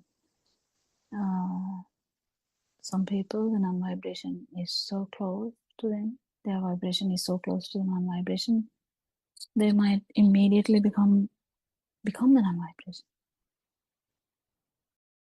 Anything can we add something, Suranka or Dr. Sakuntala? Yes, thank you. Thanks to both of you for making the corrections. I think the wordings need to be corrected. Thank you. And something along with the line that you were trying to discuss, actually, now I can see a tree. I can see a coconut tree through the window. So what Lord Buddha said was that if an object is taken as existing, that means it becomes a thing. Or in other words, we have been describing it as giving a value. So all this word is being used to describe something which is taken as existing. In one of the sutras, it is described that there will be 11 descriptive features or 11 descriptive points which come along with that. So if I take the coconut tree as existing without realizing that it is a mental construct, actually it is just a shape to the eye, and if I touch it, it will be just the hardness to the skin, and maybe the particular smell, if there is anything particular like that, it will be to the nose, and the sound, the name will be a sound to the ears. So altogether, collectively, there is mental construct that the coconut tree is a mental construct. But to different sense faculties, it's different perceptions. So if you take this as a really existing coconut tree, or if you take it as, if you do not realize that this is just a mental construct, then there are 11 descriptive points. So the coconut tree could be the one which was there yesterday. That means the past, which is there now, present, and it's going to last maybe for the next few years.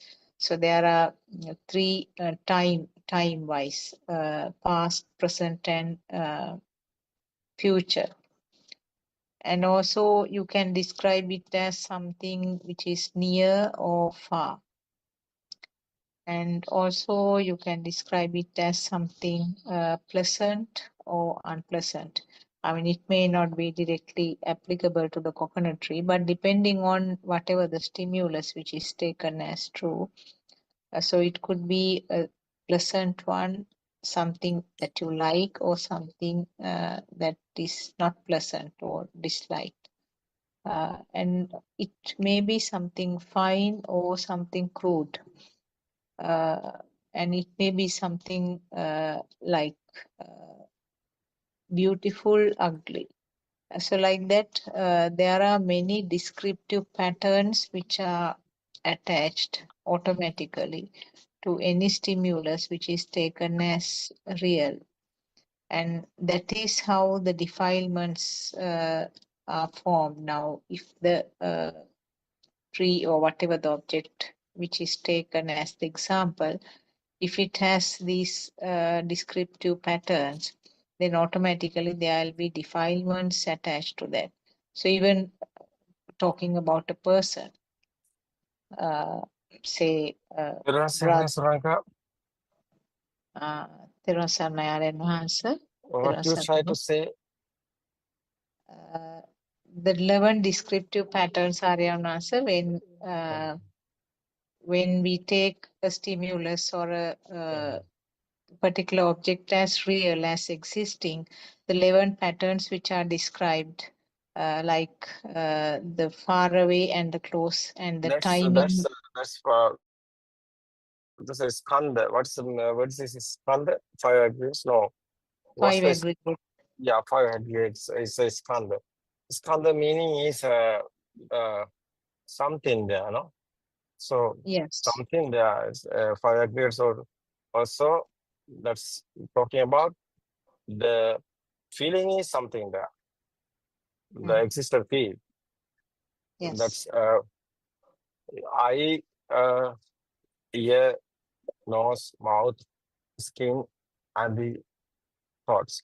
So the eye, so you can see something, no? You can hear something. The Yes. what's that? Crow sound we are talking. The something there is a coconut tree or anything. It's okay. What's the smell? It's jasmine. What's the taste? It's pineapple. We are talking about this. What's the taste? It's okay. We are what's we are talking about?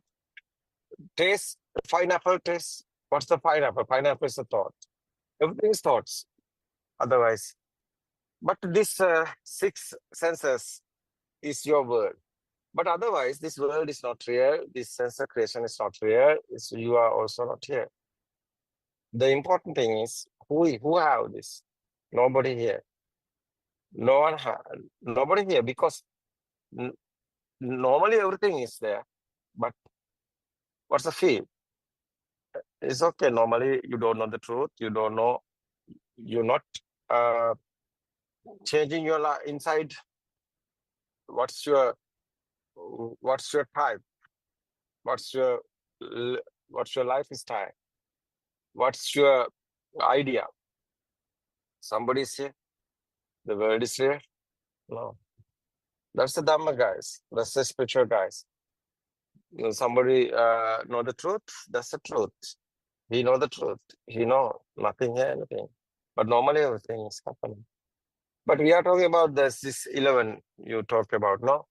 That's okay. What's this 11? Is we are talking something there. It's a past or future here, because chair,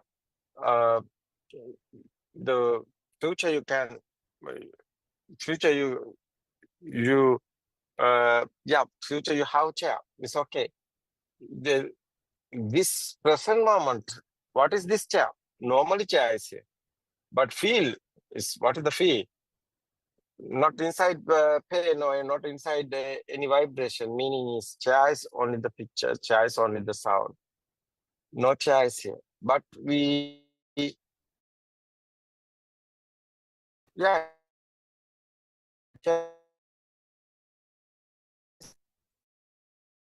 but no chair is here.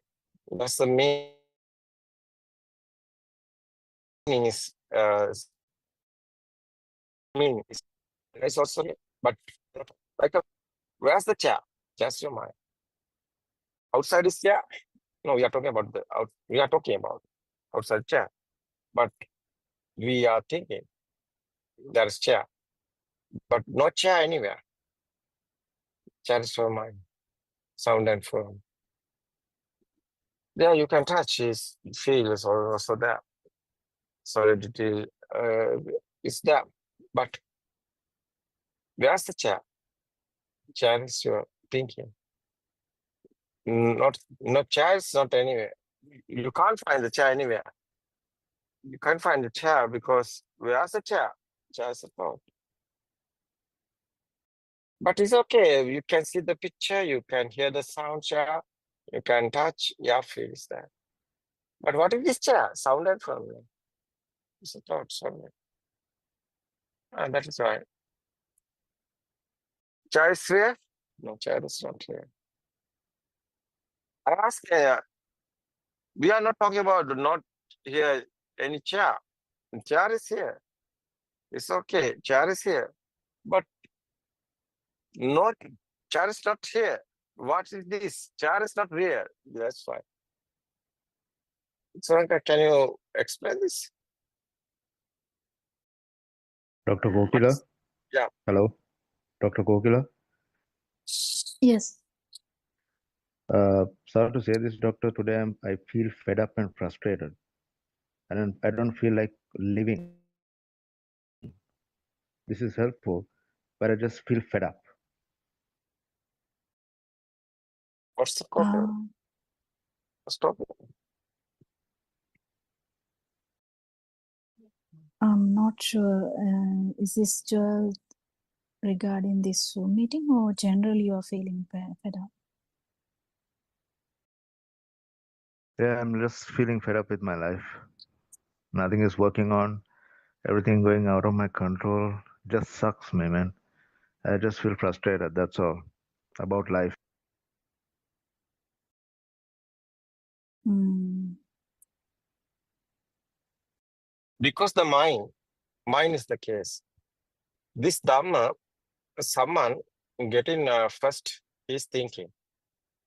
His thinking outside is not real, but it is thinking. Thinking is not real. Be careful, because I think you can hear the Sinha Dhamma discourse because you know the Sinha language. I think this mind, this Dhamma is not a mind. We are doing this mind understand. How is creating this mind? So how is these thoughts are coming? How is this lights also coming? How is this sound also coming? These are sensor creations. We are only to understand how is the system is going on. How is these thoughts are coming? You know, before kindergarten time, the baby on the cot, baby in the cot, the baby don't know anything. Baby haven't defilements otherwise. Baby don't know death or birth or girl or woman or anything. That's a radiant mind. That's our beginning. After what happened to us? How is coming this world? It's our sensor creations. Our eye creation, our eye creating this lightful world, colorful world, this picture world. Our ear creating our sensor. Yes, sensor creating the sound world. Our nose is sensor creating the smell world. Otherwise, our tongue creating the tasteful world.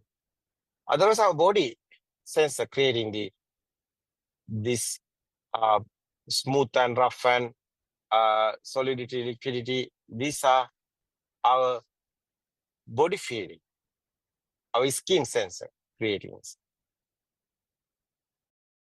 This sensor creating is not real. Various of living beings have various of senses. Example is the buffalo looking the red color, otherwise the horse looking the blue color. Otherwise, the various of living beings have various of type of senses. This sensor given them the world. World is not real. This sensor nobody is doing. It's a system. It's the dharmata. It's a process. Nobody is doing. No one is doing. You also not doing. Systematically is happening. This is a nature. We understand the nature. We understand our sensor creations. Kindergarten time, what happened there? That you can realize, you can experience it. Yes, red, yellow, blue. These are sounds. Sri Lankan not talking about like this English words. Ratu part, nil part, kapa. What is this sound? Indians are talking other. Chinese are talking other. What is this language? Only the sounds. No? Sound and the picture. Kindergarten, you see that picture given the eye and given the sound. Sound and picture together coming. That's the thoughts. Simply you can experience. What are these thoughts? Thoughts is not real. This thinking world is not real world. How you are drinking pineapple? How you are eating the pineapple? Your tongue making this taste. But taste, what is the pineapple? Pineapple have a picture, pineapple have a sound. Are you eating pineapple? Picture and sound? No. It's a thoughts. You are eating a thoughts. You are smelling the thoughts, jasmine. What is this smell? You are talking about jasmine. Jasmine have pitch and sound. It's a thoughts. What is your word? It's a thinking word. It's not real. It's a simulation word like that. It's a programming. It's nobody's saying. This is understanding. You see, this is understanding only. Normally you are living your lifestyle normally going. This is understand. Finally, you know what happened here. Death or birth, everything is thoughts. Nothing happened. This thought is not real. But normally you are living. It's normally, everything is normally happening. You can't stop that. System also normally is going on. No problem. No problem. It's a system. You only the understand. So someone not understood what happened here. He's getting this real. He's in suffering and sadness. But someone know this. Someone talking about my child is dying. How is this child is coming? Before you are married, where's the child? Where's the husband? You are in happy now. How is coming husband and how is these are coming? You see, kindergarten time, nothing there, anything, no? After what happened? Red, yellow, blue. And everything coming, the thoughts. Mothers of thoughts. Everything is thoughts.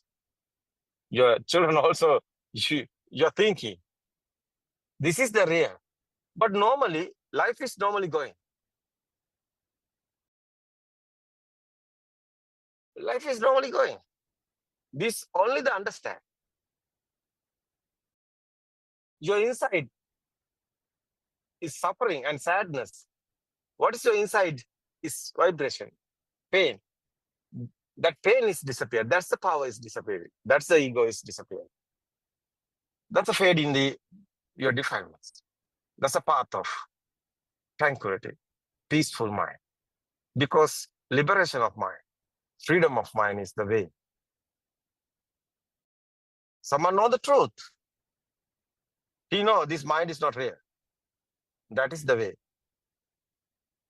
After, you can control everything. Why?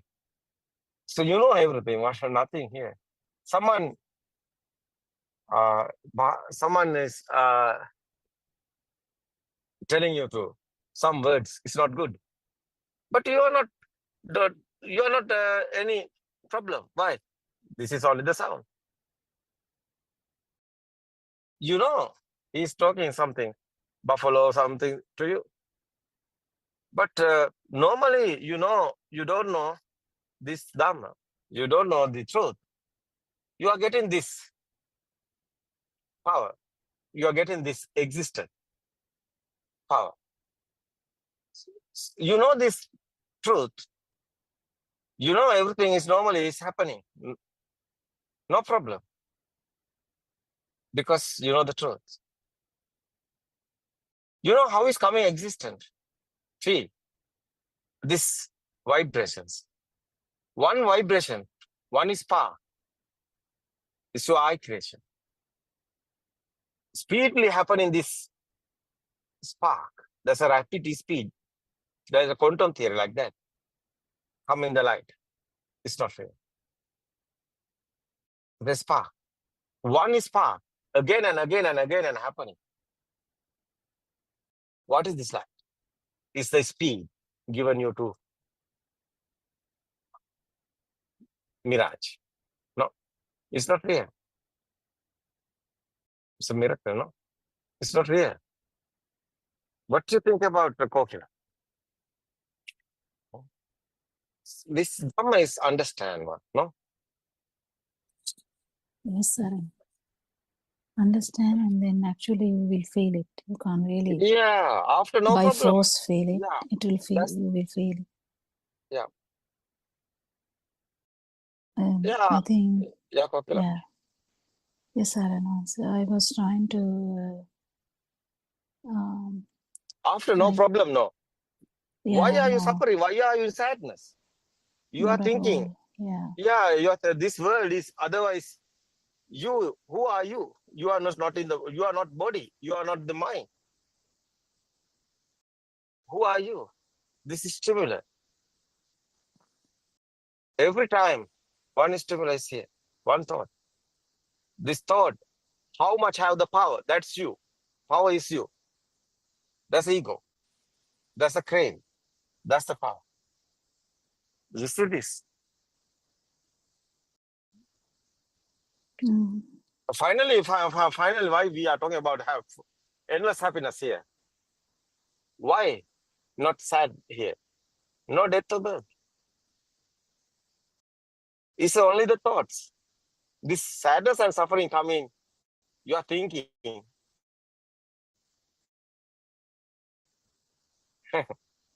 Someone is here. He's now coming the death. It's happening. Someone is here. Who are you? It's a power, no? After you are not doing, systematically your power is disappearing. It's a fading. That's the crave is fading. That's the path of Nibbana. Practically, you can experience it. You are not doing. You can't do this.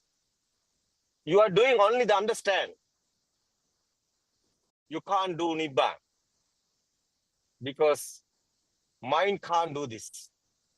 Mind cannot do this. Mind, how is this? How is mind doing this? Mind is not real.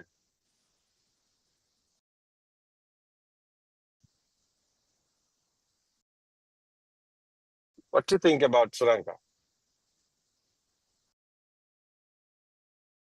There Yes. was an answer. Yes, exactly. That is ultimately what has to be understood is that there is no one doing it. I think R.N. once explained it day before yesterday also, this whole process.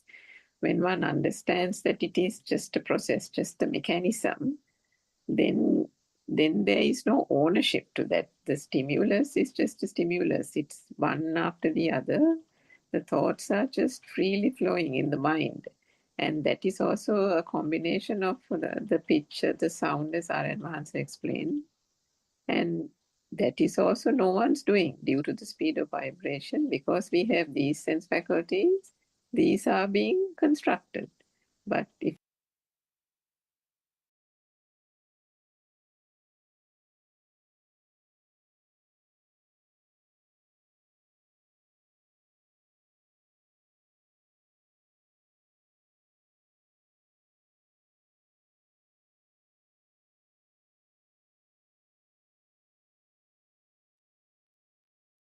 Good morning, everybody.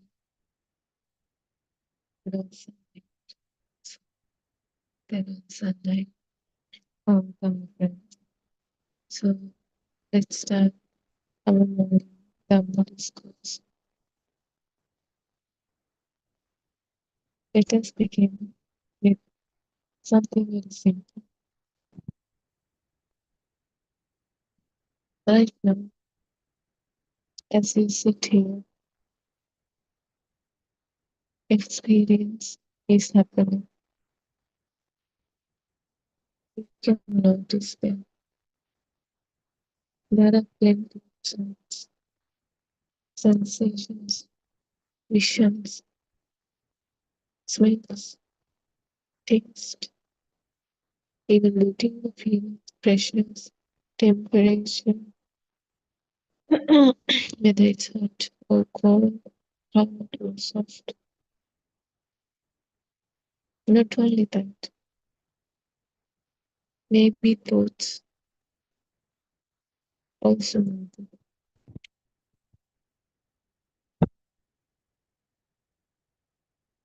And all above that, all of these experiences, sense contents, they're just simply appearing.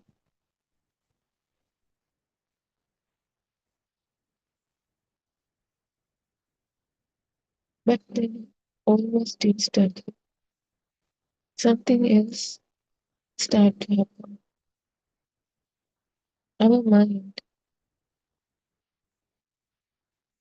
it begins to label, it begins to interpret those sensor contents. It's trying to label them, name them, build a story from that sensor content.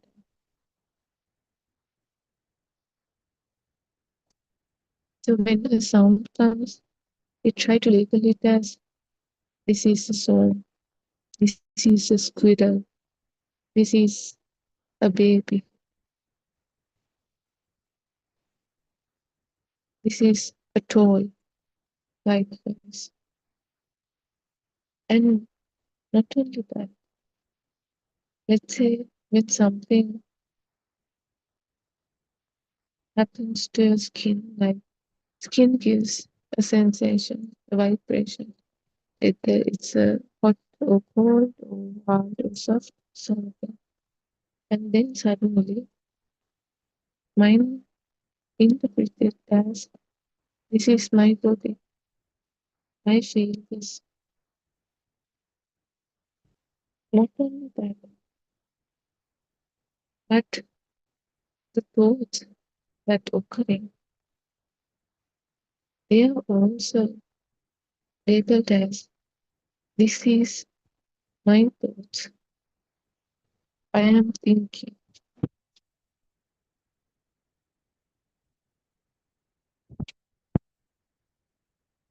And the thing is, it happens so fast.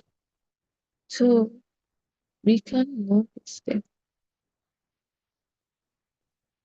It happens so quickly. It feels like part of the reality itself, not something added. Also because of that fast, that speed, we are unable to see the sequence. We think we don't see that the sensor contact comes first and then the thought comes. We see as the thought came itself. The chair came with that vision, with that sound itself. The squirrel came with that sound itself. But what really happened was that sound wave, sound vibration came first. Then the mind is the one who labeled it, who interpret that sound as a squirrel. And the thing is, it happened so fast, we are unable to see the sequence. We are thinking there is a squirrel. But what happened was first a sound, then the mind labeled this as a squirrel.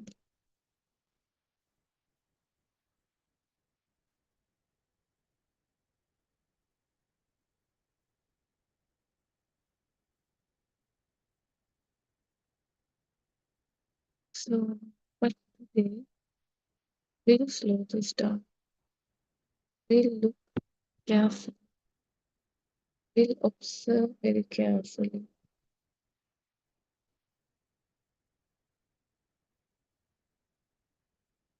We'll look how from visual experience to labeling process.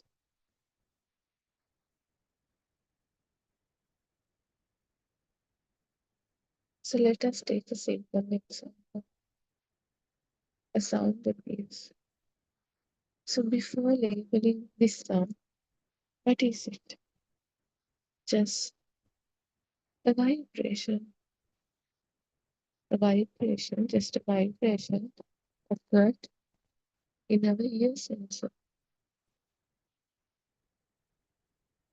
It's just a sound, something heard. And that vibration we think it came from outside, but it really occurred in our ear sensor.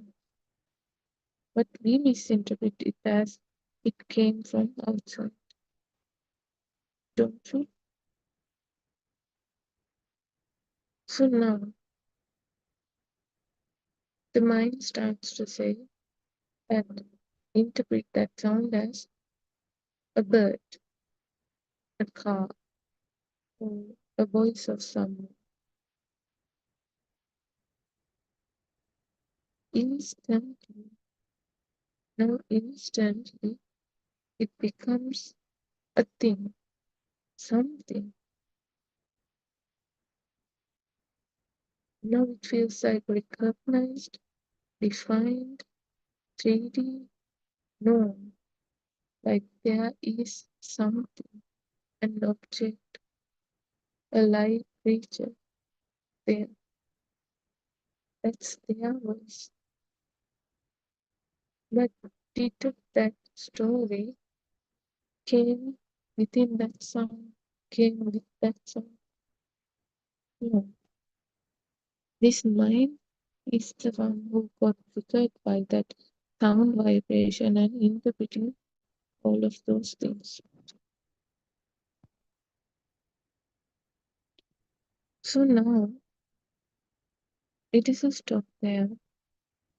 This label, this name, it feels like a thing, a real solid thing. So it's not in that sound vibration. It is powered with that thought. When that thought has a power, it feels like it's real. No, it's not about the sound, it's about the thought, the power of that thought. Now it has another different power. It's separate from that sound wave. This thought has a power on its own, an existing power, a thing-like power. Now we feel there is something exactly there, even though it's an illusion. Now we have this solid feeling for this illusion.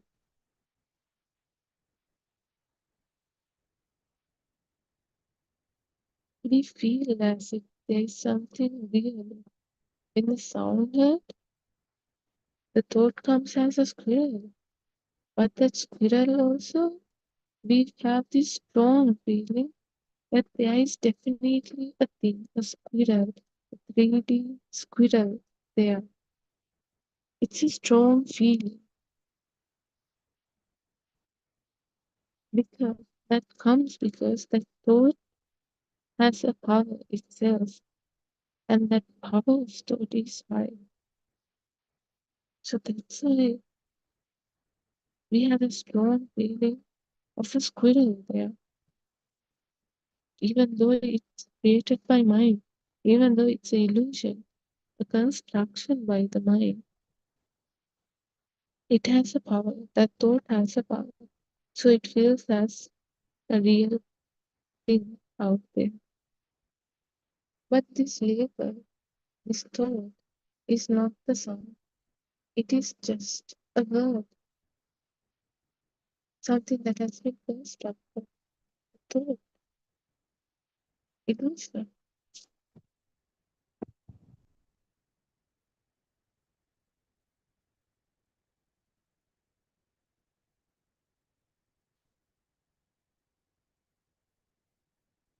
Why does it feel so? One thing, everything happens so fast. The other thing is, we have used to it.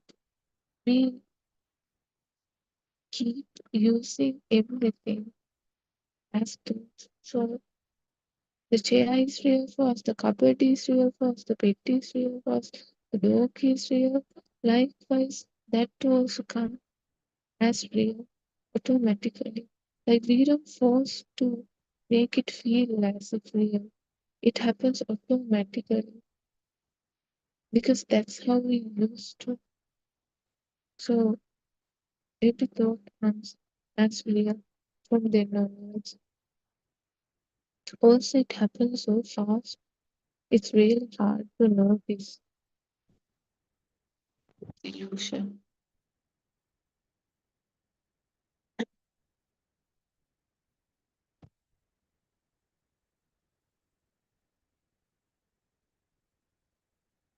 So that's this powerful illusion that it creates.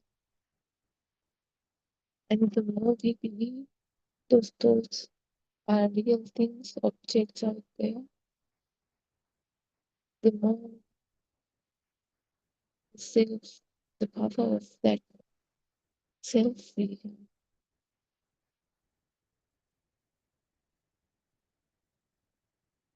So let's come back to this label. So labels create the world. Those thoughts create the world. Let's go deeper. So everything we experience is a label, a thought. Everything, anything what we believe as exist outside, it's just basically a thought.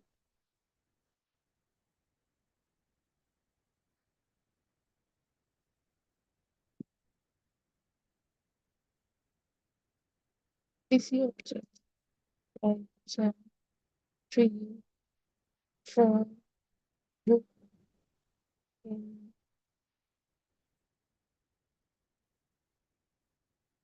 even a stone, sand, a cloud, everything from small to bigger ones. They are thought. And people like friends, strangers, good person, girl, friend, mother, father, small child, everything. Not only that,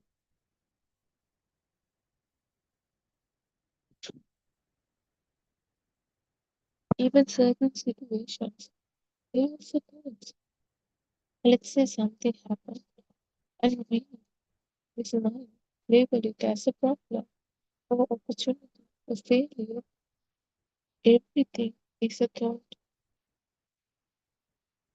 Thought is the one who's telling this is a problem, this is opportunity, this is a failure. Because nothing from the outside, in the sense of the sense of contact, says labels them.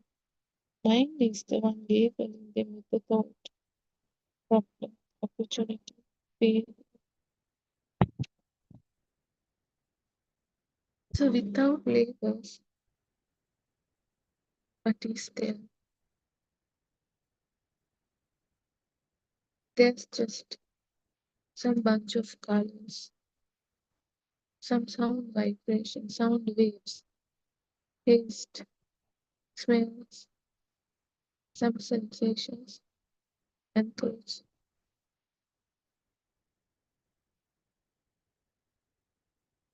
So if we consider about those sense contacts,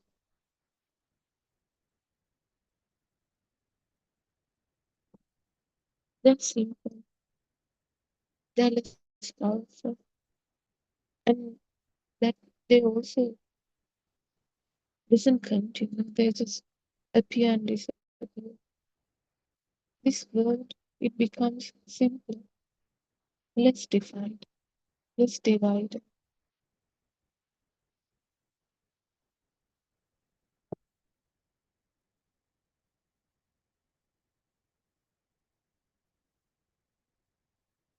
But we usually don't stop there. We thoughts. That also like we don't do it. It's done by the mind center. as normal and there. So when those labels are open, they don't stop there. They create emotions.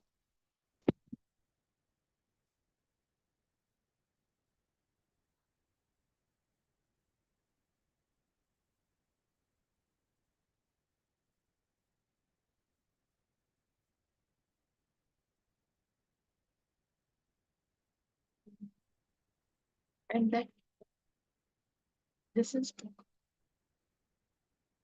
how it creates reactions. Because of its ability, they feel sad. We try to do something. We try to react. Maybe we might get angry with it. So let's look at this situation. And suddenly the mind labels it. The thought comes as sees a bad. So immediately resistance.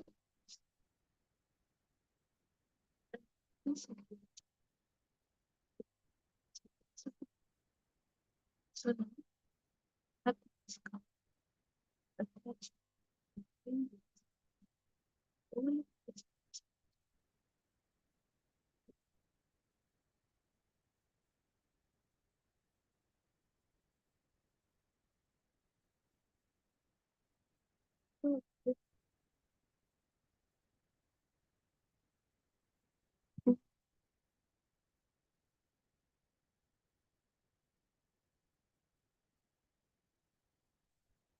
that thought, that labeling feeling, that vibration didn't trigger any of those feelings. But the label, whether it's good or bad, the feeling, the structure, that those thoughts are the things that trigger those emotions, feelings, reactions.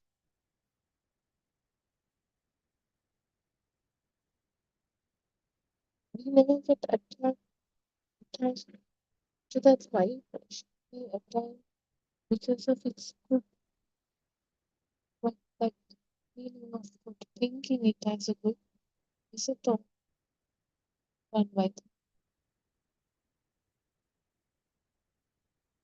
Let's say in one culture, a situation, they take it as a good thing, and in another culture, they take it that same situation as a bad thing. So that's why there are different emotions, responses, feelings for that same situation from those different cultures. When it's good, they feel happy. When because of it's bad, they feel sad. But it's the same thing happen. So same sense of contact, same vibration. But the thing, everything is depend on that label, that code. So if they label it as sad, then they feel sad. If they label it as a good thing, then they feel happy. So what that label triggers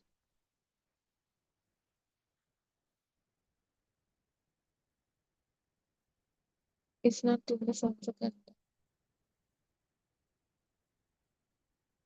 So the label triggers those feelings. Thoughts triggers those feelings. That good or bad thought triggers those feelings. Not that raw sense of contact, but the meaning that added. That's why that same situation, but the emotions, reactions depend on the interpretation, label, fact.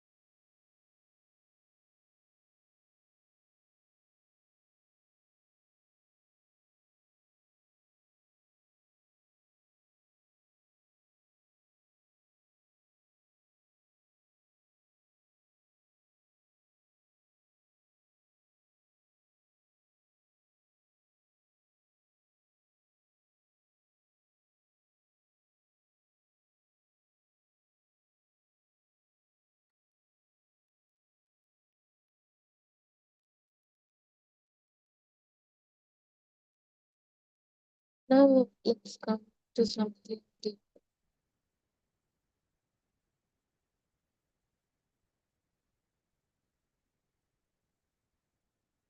We thought it is God. Everything is a thought. From something small, tiny, to something huge. Everything is a thought. So life was there's this thought about an existing self. Thus,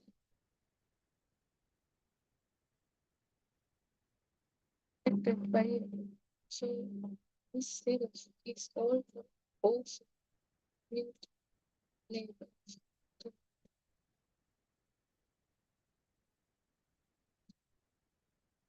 So labels about this life. I am this type, as I am this, I am not like that. There's this identity, but the thing is, this identity is also something that has been lived from repeated labels. So let's say that this strong he reached what disease.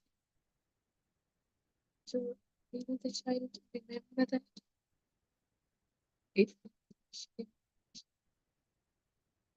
so it needs to repeat. We repeat so that years.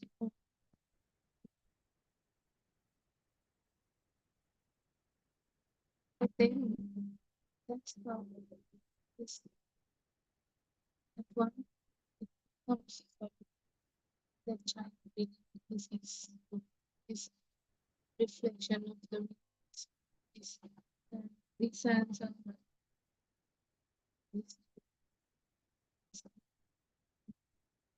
thing.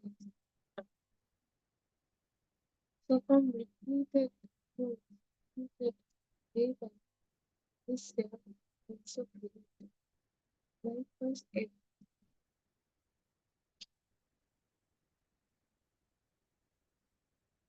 But the thing is, now we see them as fixed, but they just repeated words that at one point is very study because it was we will keep using it humans nature. So so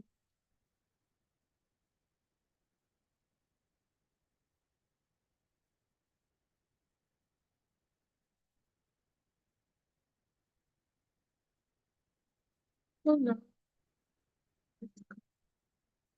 living person is labeled person. So when we come to life experience the sense of content, they are always changing. Whether it's a vision or sound or taste, any sensation with the skin, they are always changing. Even the vision, like waiting, we see the same for a long time, but it's not like that. It's just nine sparks happen like in a light.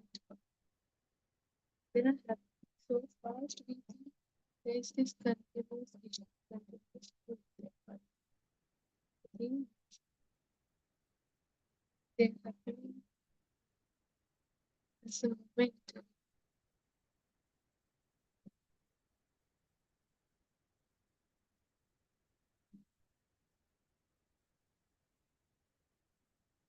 So this feeling that your experience is always changing.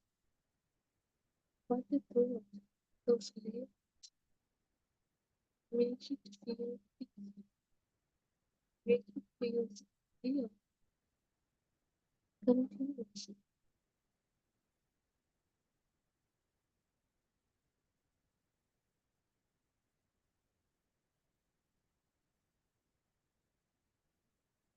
Because one thing our mind is empty, and the other thing is all of these things happening so fast.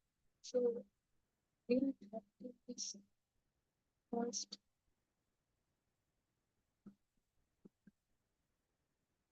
and um, mind.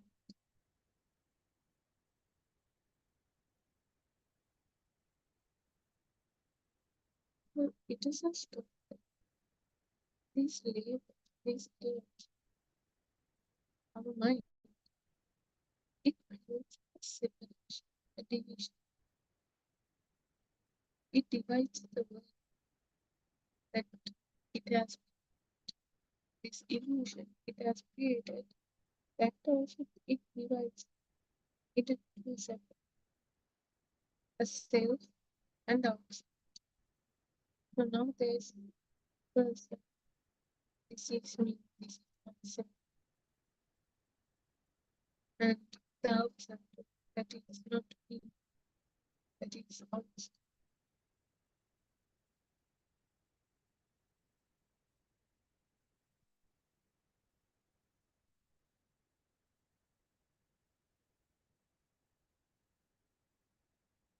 But the thing is, these boundaries,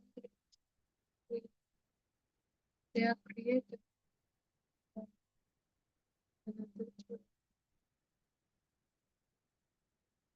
So let's say there's no labels, there's no words, then where is this exact line? Whether it's outside or inside? Because whatever people see as outside or inside, they are all from one of our sense of it. So how can we separate the sense of it? It didn't happen outside. Every sense of contact is happening in this body system.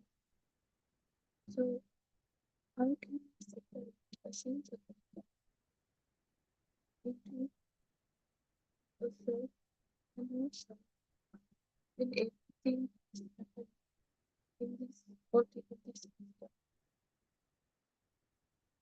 So then it's exact. What if everything is just appear in the same field of experience? Everything is the vibration. The same, yeah, okay. The same, okay. The body is okay. There is no separate self or outside in any of those vibrations. They are just bunch of vibrations.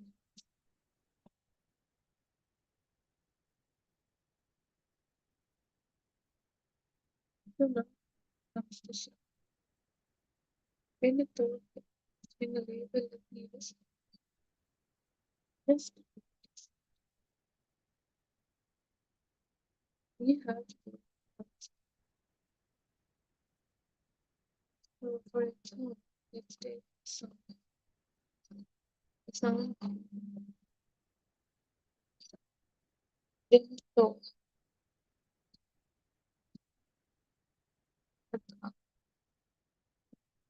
So now see the difference.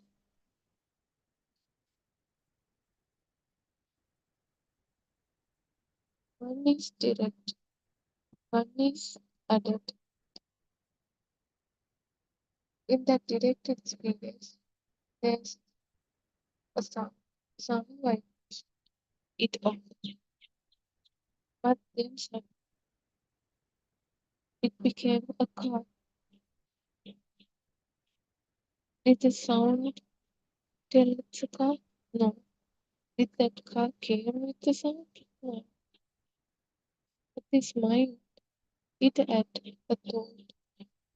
It labeled that sound as a car. So we don't have to remove those labels or thoughts.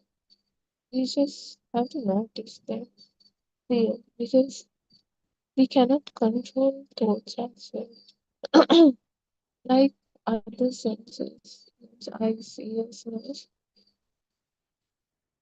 mind is also another sensor. We cannot control our eye.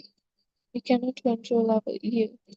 Likewise, we cannot control this mind. So, like the vision occurring, the sound occurring, those are also occurring. The only thing we can do is just see them, just notice them clearly. We cannot stop thoughts occurring, but we can stop driven by those thoughts into that illusion. See those thoughts as thoughts, something that has been created, something that's not real.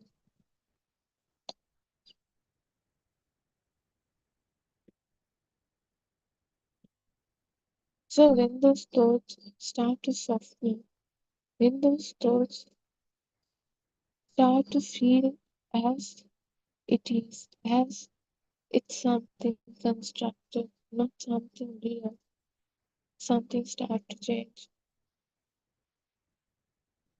So we cannot do it by thinking, it by knowledge. We have to feel that as well. Like we have to feel the thoughts are not real because they are something constructed. If we start to take it by knowledge, then it becomes another bunch of thoughts. But if we start to see it ourselves, see it through, experience it ourselves, then it start to become soft, less powerful. So now the world the mind has created starts to feel lighter, less rigid, less fixed, and more open. So whatever we felt before, solid, fixed, rigid, those are illusions done by our mind. In actual, when it comes to actual world, actual thought, it is not solid, it is not fixed, it is not rigid. But our mind gave it power and make us feel it as if it's rigid, it's fixed. Everything is done by our mind, mind, illusion of this mind. We feel something that is actually not. We feel something solid, fixed, rigid, but in reality it's not. So that's the illusion of this mind. We hear a sound and the mind objectify it, make it something 3D, something solid, something real. Even we can't see it, even we can just experience it. But the mind creates this illusion as a real thing. That's why when we hear a sound, we don't take it as a sound, but the object it belongs to.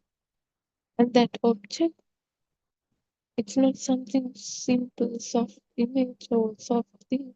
It's something solid, something real, and we feel it strongly. That's the illusion of this mind, of this world.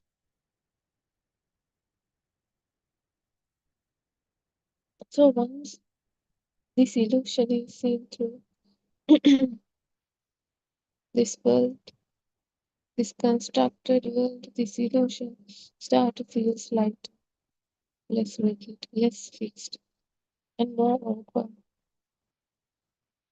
So then those reactions comes after those thoughts, whether it's anger, hatred, love, jealousy, whatever reaction, they also start to become soft because then we know we are reacting. These reactions are occurring for emotion, something that's not real. But we can't force them. We can't think it and do it. Then it becomes another thought. Then we start to trap inside our mind again. It comes naturally. The only thing we have to do is understand this illusion, these thoughts.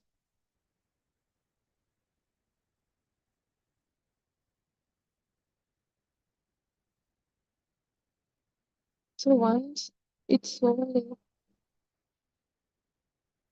become understand, experienced, this reaction starts.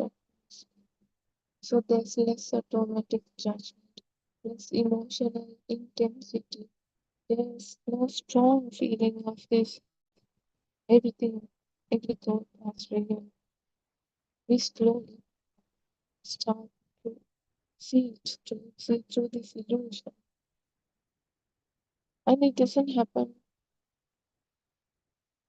within one moment, in one day. It takes time. Like how this illusion was built over the years. Likewise, it will take time to slowly melt down this power, this thoughts, this illusion.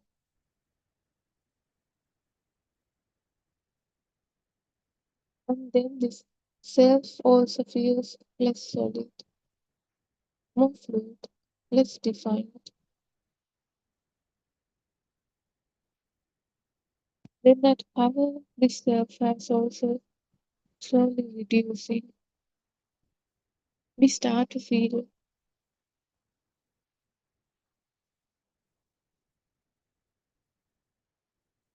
peaceful, no burden, no suffering then.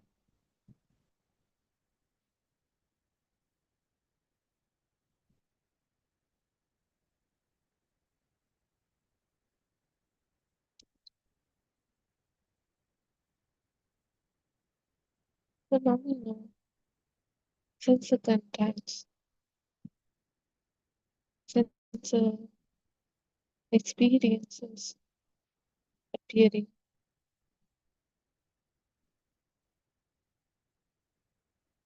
They are simple, very simple,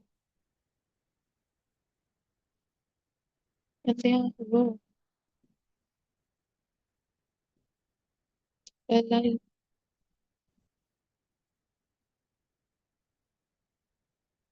Then the mind starts to work. Then the mind labels them, defines them, fits it into something that's not even real, fixed it into an illusion, objectify it, that fix.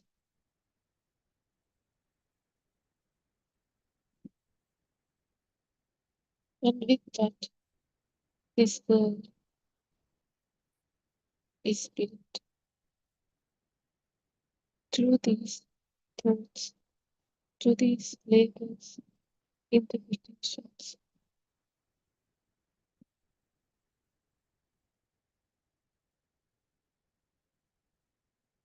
But when this labeling is seen, when these thoughts are seen, when this illusion is seen as illusion, something that has been constructed, cleared, gently, then this represents, this divisions softens, and what remains is just this simple, open,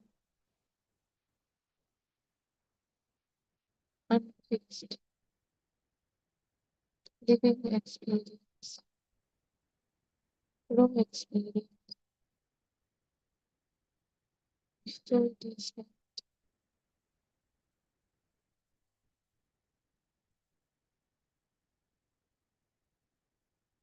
It's simple.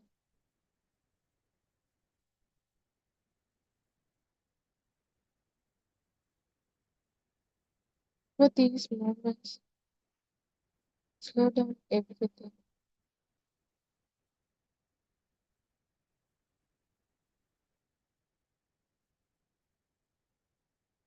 So you can experience it yourself. Let's say a sound appears. Before mind says what it is, before mind labels it, or before that thought occurs, just listen. Just notice that sound.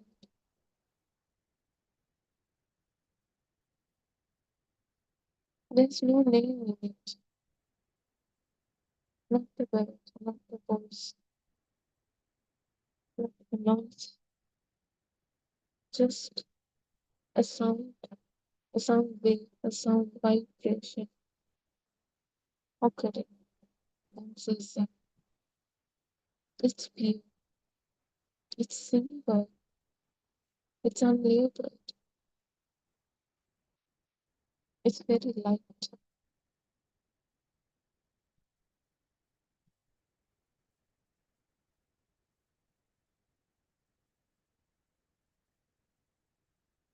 Now do the same with the sensations, a feeling in the body.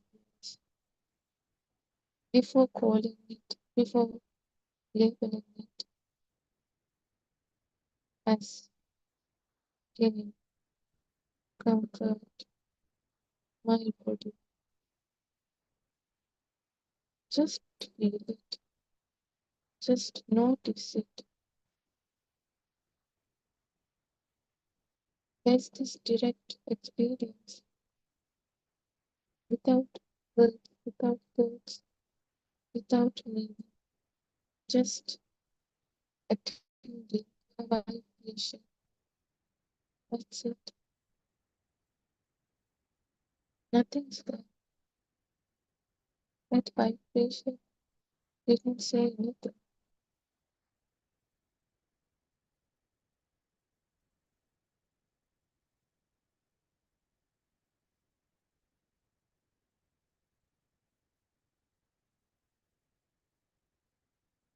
And now watch the label, thoughts appearing. Now notice something subtle. After that raw experience, that vibration, thought appears. That thought name it's been interpreted, labeled it.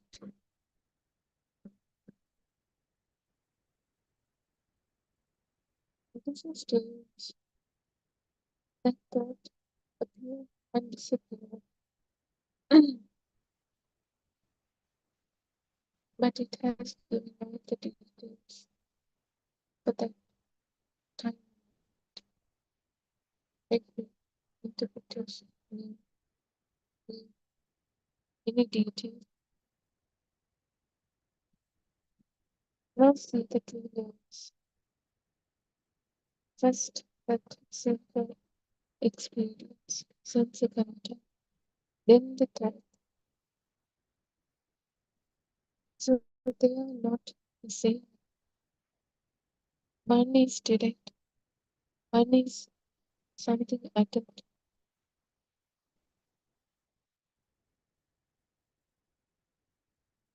Now don't try to stop thoughts. Let thoughts come, because we cannot stop it. That is the mind sense of working. But the thing is, We don't have to hold them tightly.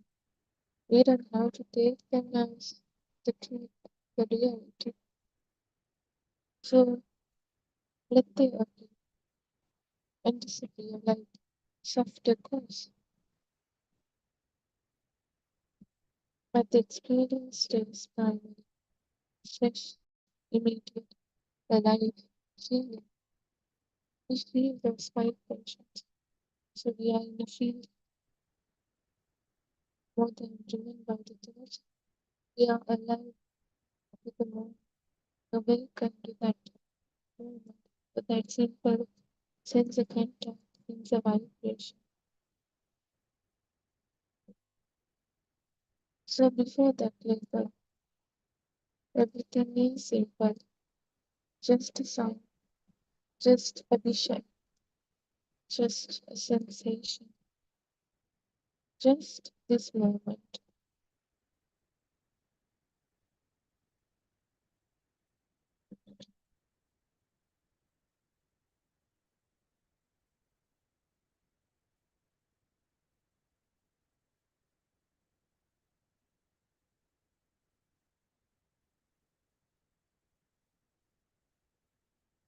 And when the mind takes it, labels it,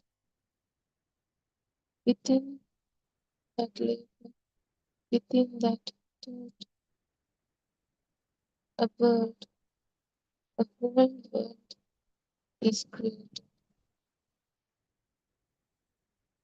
But this world is not truth.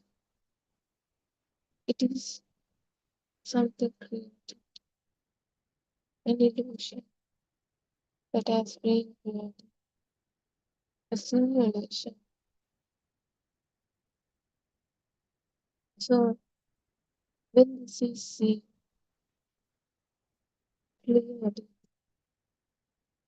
those thoughts, those labels start to lose their power, their weight. And then what remains is quiet, open, just as it is. Something very simple, very light. There's no burden there. There's no suffering there. It is very peaceful, very calm. So we'll end up in Dharma discourse for today. Sanai, everybody.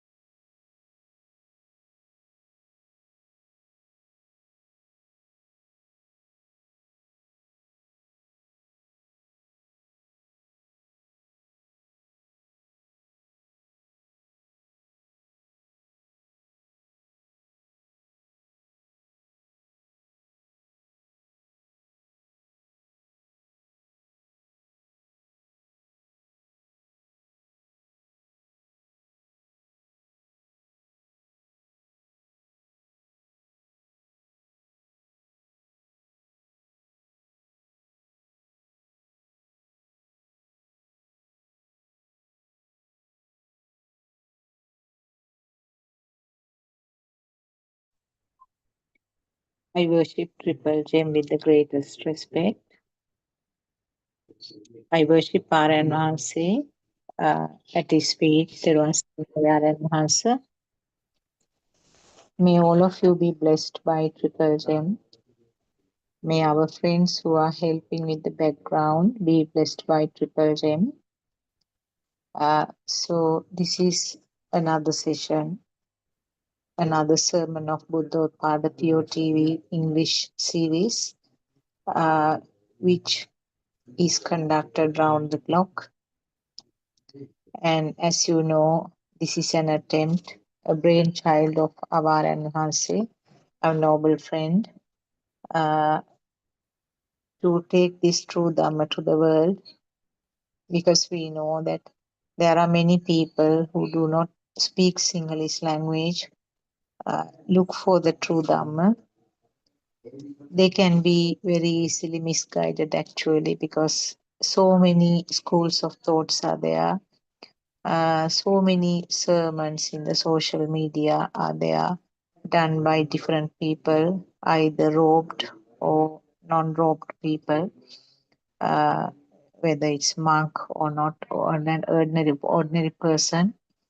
Actually, many things are very confusing, because the Buddhist teaching, Lord Buddha's true teachings has been evolved actually with time, because nowadays, in the recent past, there were no arhants, no real arhants. There are many personalities who declare them as arhants, but very clearly it's shown that they are promoting themselves. And the basic fact about the Buddha teaching is that there is no person here. There's no person to be promoted and advertised. But if a person is advertising himself or herself with all the pictures and the promotional work, and kind of publishing and advertising, then there can't be an arhat in that state. So that itself is a clear message to say that they are not actually true people who are promoting the original Dhamma from Lord Buddha. Because we know there were no pictures or statues of Lord Buddha until about 500 years later. And the people just decided the features of the Lord Buddha from what was described in the books, and they created statues actually for the people to worship. But we have heard that story from Avaran Mahase, that during his time, a statue was carved from white sandalwood, statue of Lord Buddha. Ananda Thero thought that it's a better thing to do for the people who are coming to the temple when Lord Buddha is away to worship, because they will be disappointed to find out that Lord Buddha is not there. Therefore, he thought this will be a good thing. But Lord Buddha didn't approve that. He said, no, people should not worship me as a person. It's a Dhamma that should be worshipped. That Dhamma is the one which is important. And not only that, even after the Parinirvana, passing away of Lord Buddha, it was the Dhamma was kept as the Guru, not another person, not another venerable. That was how Lord Buddha advised. So all these facts shows that promoting a person, promoting a physical body or a figure is not what Lord Buddha was advising. Actually, regarding that sandalwood statue, when he found out, when Lord Buddha returned and found out that something has been carved like that, he straight away said, chop this into pieces and just put it to the river. So he took a straightforward decision like that. He wasn't flexible in such a situation. He didn't feel sorry about Anandatero or the person who did it. And he didn't sympathize and said, okay, you can keep the statue. Because Lord Buddha knew that it is something misleading. People will take the person or the statue as a thing and then will start worshipping it. So the message is that a self-promotion is not what Lord Buddha said. So therefore, our friends from different countries who are looking for Dhamma actually should not be misguided by this type of promotional work, this type of advertisements. Because Lord Buddha said that to another monk once. The monk's name was Vakkali. Monk Vakkali was very keen to watch Lord Buddha because he was he was attracted to that pleasant look of the Lord Buddha. And Lord Buddha again very strictly said that don't waste your time just looking at this physical body, which is not going to last like this. It's going to get old and weak, and then we'll end up one day. Try to understand this Dhamma, not wasting time by looking at me like this. So all these points shows very clearly that Lord Buddha didn't promote the self because Lord Buddha knew that there is no self there. Self means something which is experienced by the senses. So therefore, always Lord Buddha advised, turn to yourself, turn to your mind and try to understand that. That is, Dhamma is there. Understanding yourself and liberating from yourself is Buddhist philosophy. So this is just a small bit of advice that I want to give for the people who are looking for truth. If you listen to this Buddothpada Deshana true, you have found out the truth actually. This is where you should be guiding yourself, because we do not promote any physical figures. We do not promote any statues. But true, you have to do all your regular offerings, regular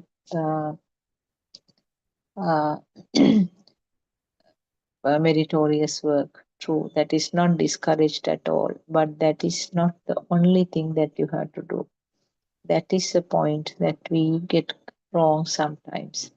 Doing large scale offerings and doing various types of meritorious work, various types of constructions seems to be the only Buddhism that people know.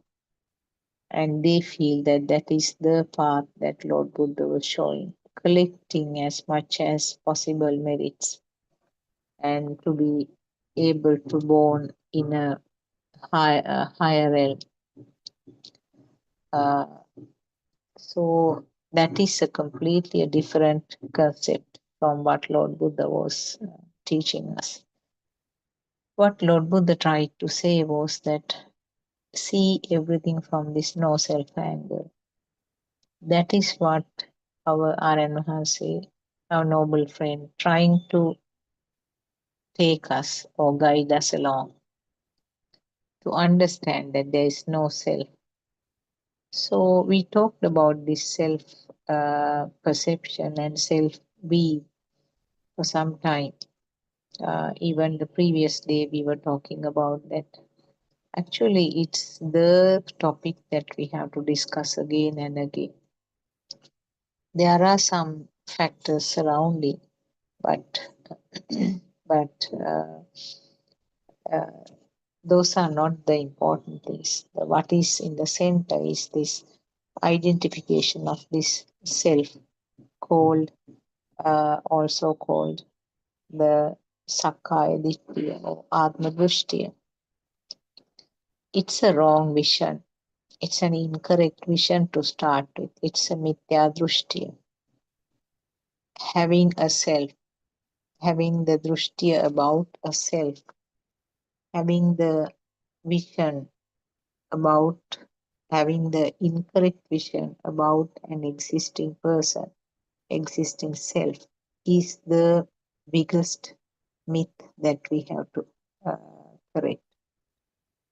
So it's actually it is felt in a very real way. That is why it is so difficult to break through this cover,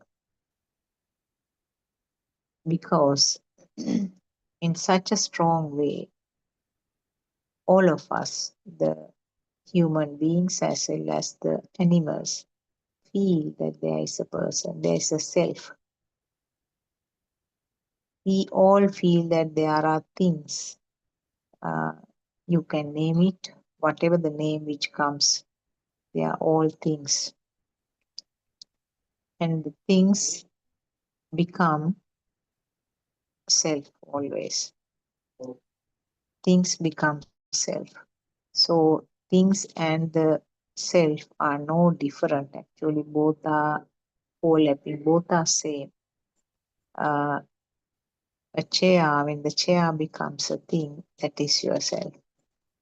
When the house becomes a thing, or in other words, that is the feeling of the existence. That is a feeling of existence. So whatever is felt as existing, that is yourself.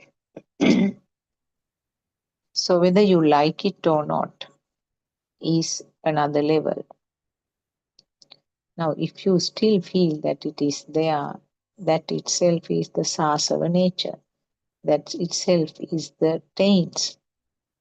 If you feel things are existing, now you may not have the pictures or the sounds or any kind of naming, but you feel that India is there, America is there, there's a war going on. Now, right now, when I mention the names, you come to the form level, isn't it? You come with the thought of all the pictures and sounds and all sorts of coming up in your mind as a thought. That is a form level. But before I mentioned the name, you didn't have the pictures of the war or the India or America. But underneath that, without those pictures or without the form level, you had that feel that it is there. They are there. Yes. That is your formless level. Formless level means that is a self. That is a self vibration. Most basic level of feeling of self. So self vibration, if the self vibration is there, always there is this feeling of existence or bhavaya. The word bhavaya, we talked earlier also. Bhavaya means that feeling of existence. In other words, the itta bhavaya, itta sanyava, perception of existence. So wherever there is existing perception of existence, you know that the self is here.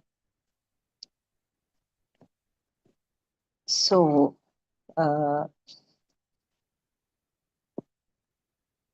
this is actually that this feeling of self is not coming up as one solid block. That is the important thing that we have to find out. Now we know mind is not something solid. Mind is not a single block, isn't it? Mind means flowing thoughts.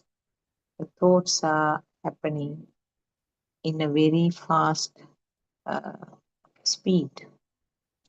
Thoughts means stimuli. Also, you can use the name Nama Rupa. Nama Rupa means naming and forms, name and forms. Either the Nama Rupa or the thoughts or stimuli, all are used for the same thing.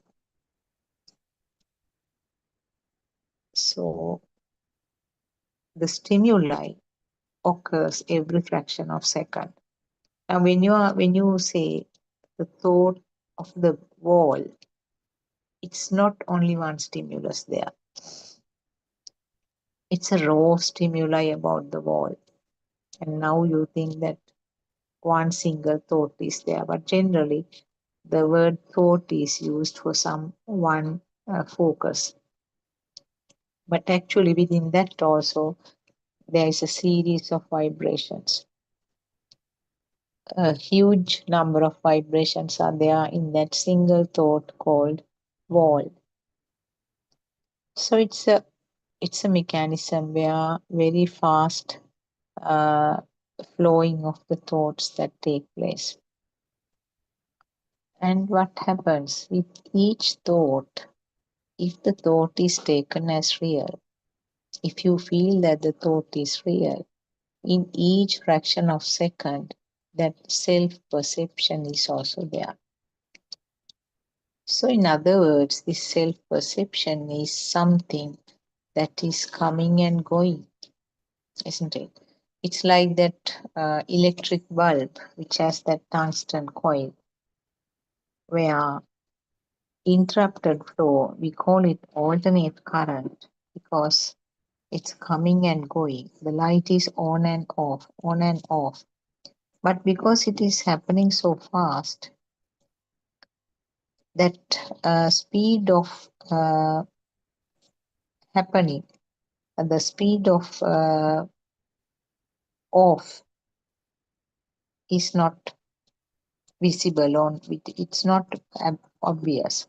So it is only that fact that the light is on, that is the only thing which becomes obvious. So we think that the light is on throughout, but actually each fraction of second light is off and then it's on again. So that is why it is called alternate current, AC. Now similarly what happens is in the thought, it's a flow. The mind means a flow of thoughts. So each fraction of second a new thought is born. And that thought is gone, come to an end within a fraction of a second, a new thought comes up. We also know that there is no connection between the two thoughts. Always it is a fresh thought, isn't it? Because of that truth only, people who do believe this Buddhism can still be born in a good realm, higher realm, and also be able to understand nirvana, whatever the wrong things he has done in the past, provided that he is not repeating them, of course. If you continue to do the wrong things, then that is completely different. What I wanted to tell was that if the person completely leaves behind his past and then understand this Dhamma with the inner transformation, then you do not have to suffer with the karma effects of the wrong things that you have done. We know that is how Angulimala Thero became to an arhat state. Whatever the serial killings that he did in the past.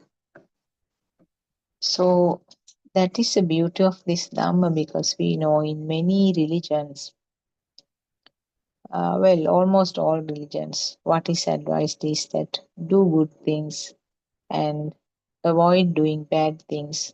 If you do bad things, you will have to suffer that karmic effect, or the action and effect phenomenon will come to play its role, and definitely you have to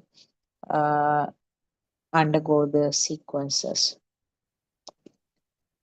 I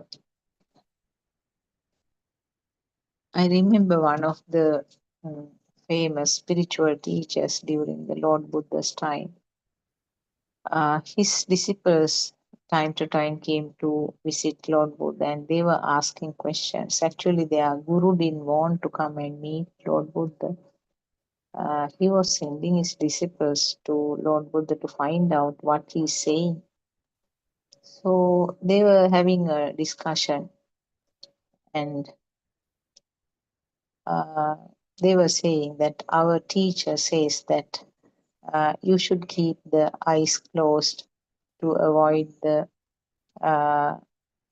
karmic things that can happen associated with the eye. And also we can avoid listening, we can block our ears to prevent the karmic things that can occur in relation to the ear. So that means they were blocking the senses. That is what that disciple was explaining to Lord Buddha.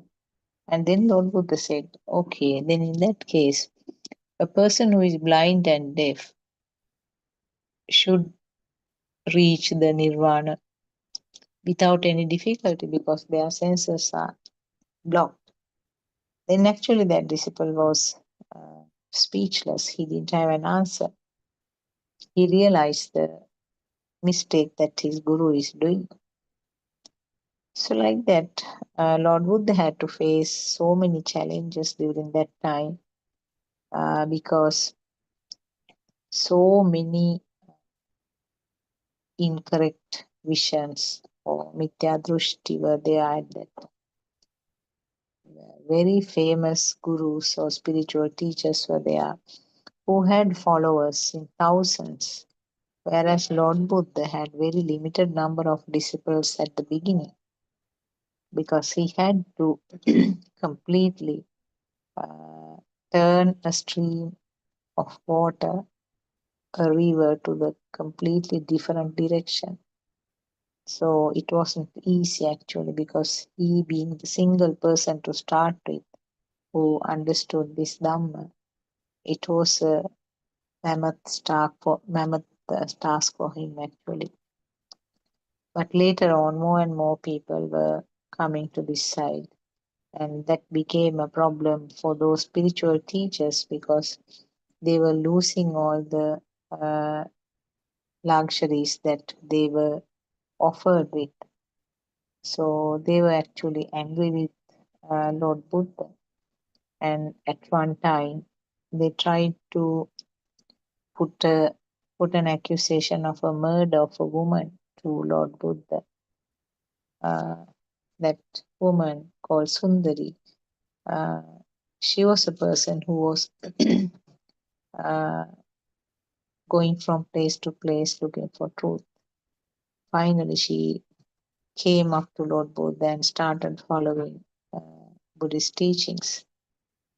So at one stage, these other followers of the other religions killed her actually because she was the person who was to leave the temple last after doing all sorts of tidying up of the flowers which were offered and various other offerings. She did all sorts of tidying up. And then at such an instance, she was killed and her body was hidden somewhere within the temple premises. And they sort of made a big show saying that this woman is missing, something has been done by Lord Buddha. So that was a very hard time for them. The king had a very difficult situation where he had to listen to the public, and also he had to listen to these protesters also. He wanted to exactly find out what happened here. He couldn't accuse Lord Buddha straight away without having any evidence. And they didn't have any arms also from the people because these people who did the killing have surrounded the temple. And even the handful of people who wanted to bring the arms were not allowed to come inside. And once Ananda Thero went out to the street for arms, but even the stones were thrown at him, and he came to the temple with bleeding wounds. And Ananda Thero suggested Lord Buddha that we will leave this city. But Lord Buddha said, no, wherever you go, the same thing can happen. I don't want to go. So they had to depend on some form of grains which were brought for the animals, for the horses. That was the only food which was available, and that was soaked and then crushed and taken as the alms. And the king gave that responsibility to a committee, which included the rich businessman called Vishaka, who was a very loyal follower of Buddhism. They marked time, they took time, and they were observant. And finally, one of the people who were involved in that killing sort of came out with that news while he was drunk.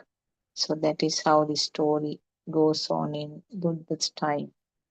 So we know that even the Lord Buddha had to undergo difficult times.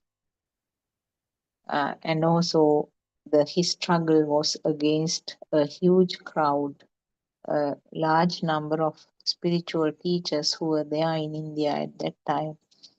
And he had to swim against that stream.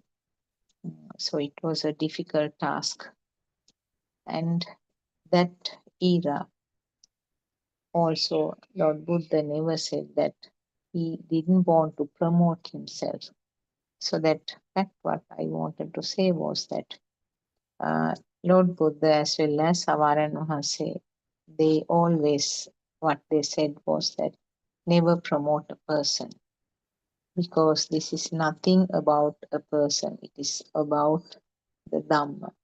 So Dhamma means there is no self here, no self, and it is just what is interpreted as the self is that current that is created. So as I mentioned earlier, what is felt as myself is a current, and that current is also not something continuous. At that instant, each and every instant, that current is formed. The current is formed as a flicker because of the energy which is created right from the beginning in the vibrations. We know that all these things are vibrations. That we know very well. So if all are vibrations, if each vibration has a power, and if this is due to the fast vibration always, then there's a very clear point to indicate that this current, which is in the minute level, can collect together, combine together to form a stronger current.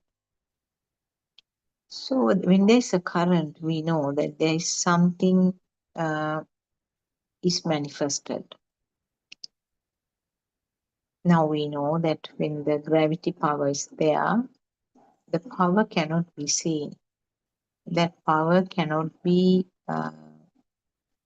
identified by any of the five senses.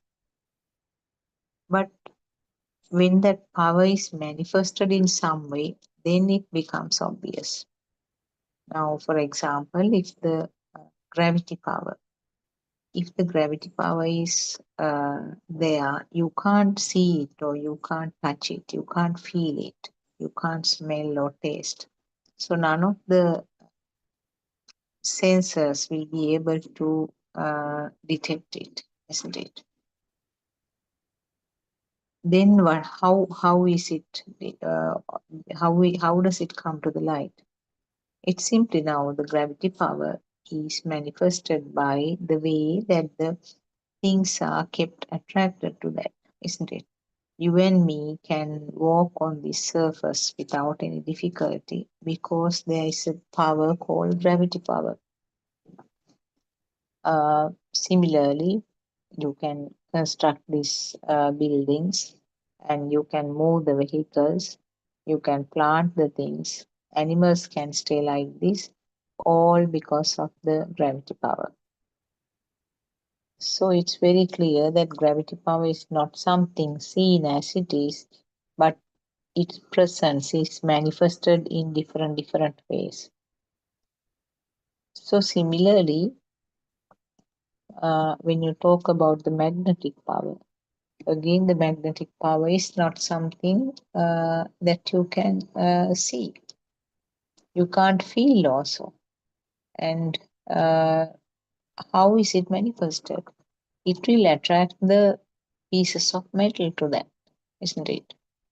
And always the magnet also has two opposite ends, two ends which have the opposite power. Similarly, we know that the gravity power that also has two ends, two opposite ends are there, the North Pole and the South Pole.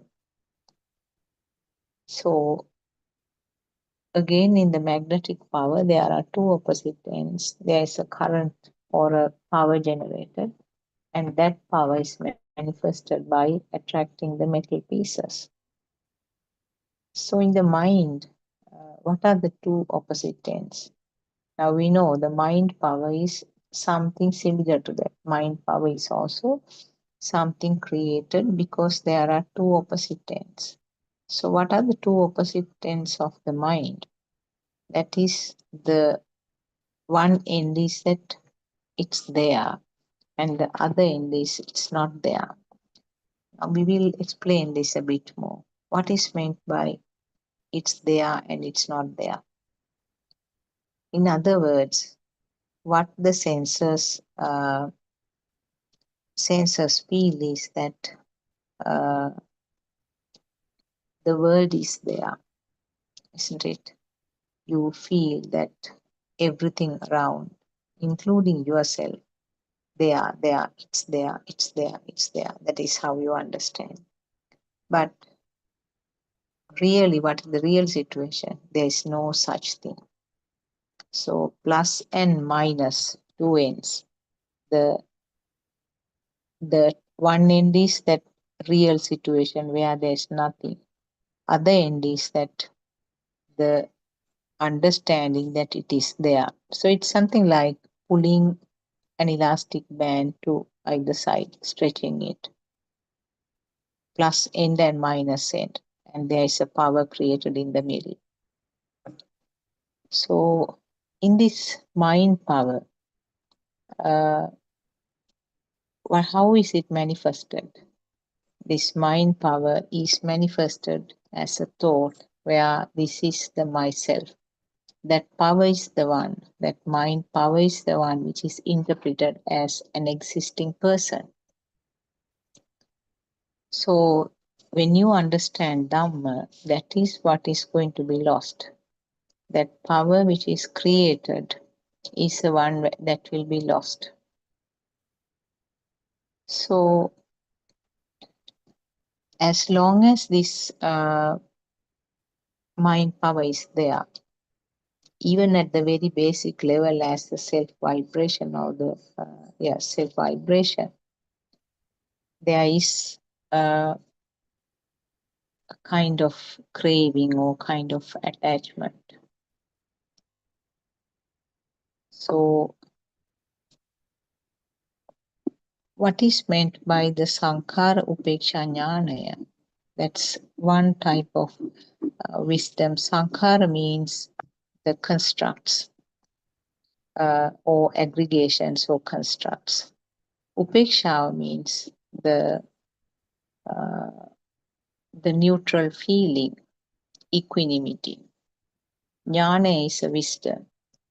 So I cannot give a single word to explain this. So what is Sankhara Upeksha Jnana means?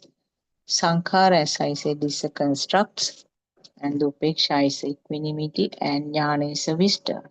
What is meant by this really is that whatever the constructs which occur is experienced with no value, feeling of neutral. The constructs, if the construct is given a value, it becomes a thing. That means it's taken as real. But with this wisdom, what happens is that whatever is constructed as a thought is known, very well, clearly known that there is nothing worth in this one. There is no value in this one.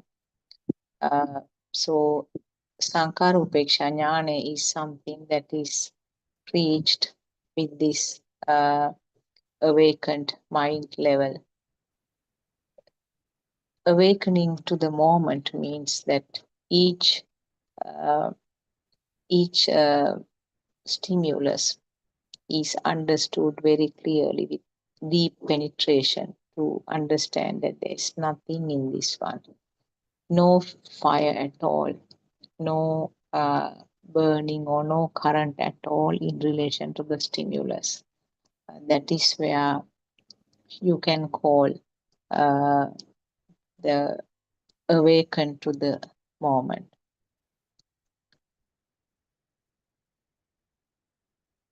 So those are some deep Pali words, but I don't think you should worry too much about trying to remember those words and the meanings. Basically, what you have to know is that, like the mind is not something solid. Mind is not something permanent. It's a fast flowing thoughts. So each thought is an instant construct, instant combination of the five sensor functions. So instantly the thoughts are formed, and that thought is born and it's gone in a fraction of a second. Another thought is born and gone. But the sequence cannot be observed or cannot be identified by a person like you and me, but it is the level of the Arhat's mind, which they can see this process of thoughts being born and thoughts dying within the fraction of a second. But we know as a knowledge that this process, that the thoughts are occurring and then the thoughts are gone, it's a continuous flow. There's nothing single called mind.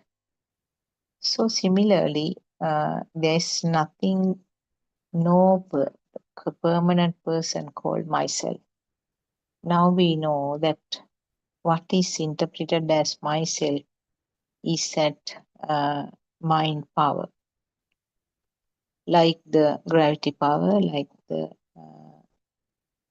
magnetic power. There's a power created in the thoughts. That power is the one which is interpreted as myself. So that myself is also not one single current. We know, we gave the example of the AC bulb, alternate current bulb, the one with the tungsten filament. That bulb is getting an alternate current. So like that, the current which is created in the name of the mind power is also coming every fraction of second, coming on and then it is off at the end. How does it happen? Then you have to go to the root of how the thoughts are formed, isn't it? Five senses are functioning like the solar panels, very fast functioning and very fast creation of vibrations or very fast vibration, very fast vibrations will give rise to the fast formation of currents. But they are single dots, like each is like a single dot. So each time that self is born and self is coming to an end. It's like that process of thoughts. This current is every fraction of second coming and going, coming and going. But because of the speed, we feel that there is a continuous current lasting. In other words, the system feels that there is a continuous self here. So as long as this self feeling is there, there's no end to the samsaric journey.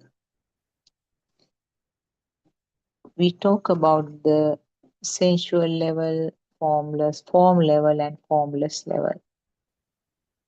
Formless level or the arupa is the deeper level, which is actually a continuation of the nature of the sasava or the pains from the level of the zygote. So from the level of the zygote, this vibration is continued. A kind of mind power is introduced, or well, it becomes equal, synchronized to the zygote. A similar vibration is synchronized to the zygote. That is where the beginning is. That is where actually we have to focus and see. That is what is called the yoniso manasikara. Yoni means the beginning, right to the root. Manasikara means focusing.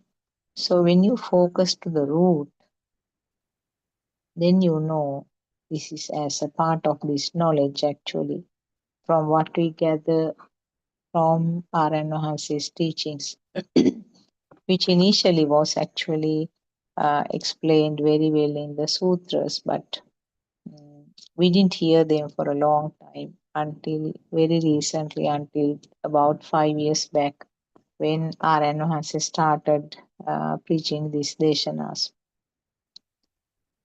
So it has been dormant. We used to use the word glue for that. So it has been dormant and it continued. It wasn't obvious at the beginning until the baby is born. And from then onwards, we could see that it is slowly surfacing. And when it is surfaced, we gave a different name, so called ashrava. But before it became the ashrava, it was called tains or the sasava. Also, another name can be given, that is a formless level, formless mind or formless level, where there are no pictures, no sounds there, but just a common vibration. When the sensor functions are occurring, maybe within a short period after birth, the sensors are, if the sensors are intact and if the sensors are functioning, then things start manifesting. Until such time, the sasava nature or the tains are not manifested. We don't know actually how strong that sasava nature is also. It all depends on the level of the vibrations of the zygote. And that is what becomes equal to another vibration. So there are many other facts explained, even the genetic factors and the environmental factors. So particularly the genetic factors play a significant role here about deciding the amount level of vibration of the zygote. And that is what becomes equal to another vibration from somewhere. So that sasava nature or the taints or the vibratory single vibration is the one which is continued. That is why you may have noticed that the small babies, all the small babies behave in the same way. They are we say that they are very innocent. They have no defilements. They don't show any defilements. If they cry, crying is because of some discomfort of that sensor, not with some thoughts. Now, if the nappy is wet, the baby finds it difficult, baby has some discomfort. So because of that sensor level discomfort, baby will start crying. But actually,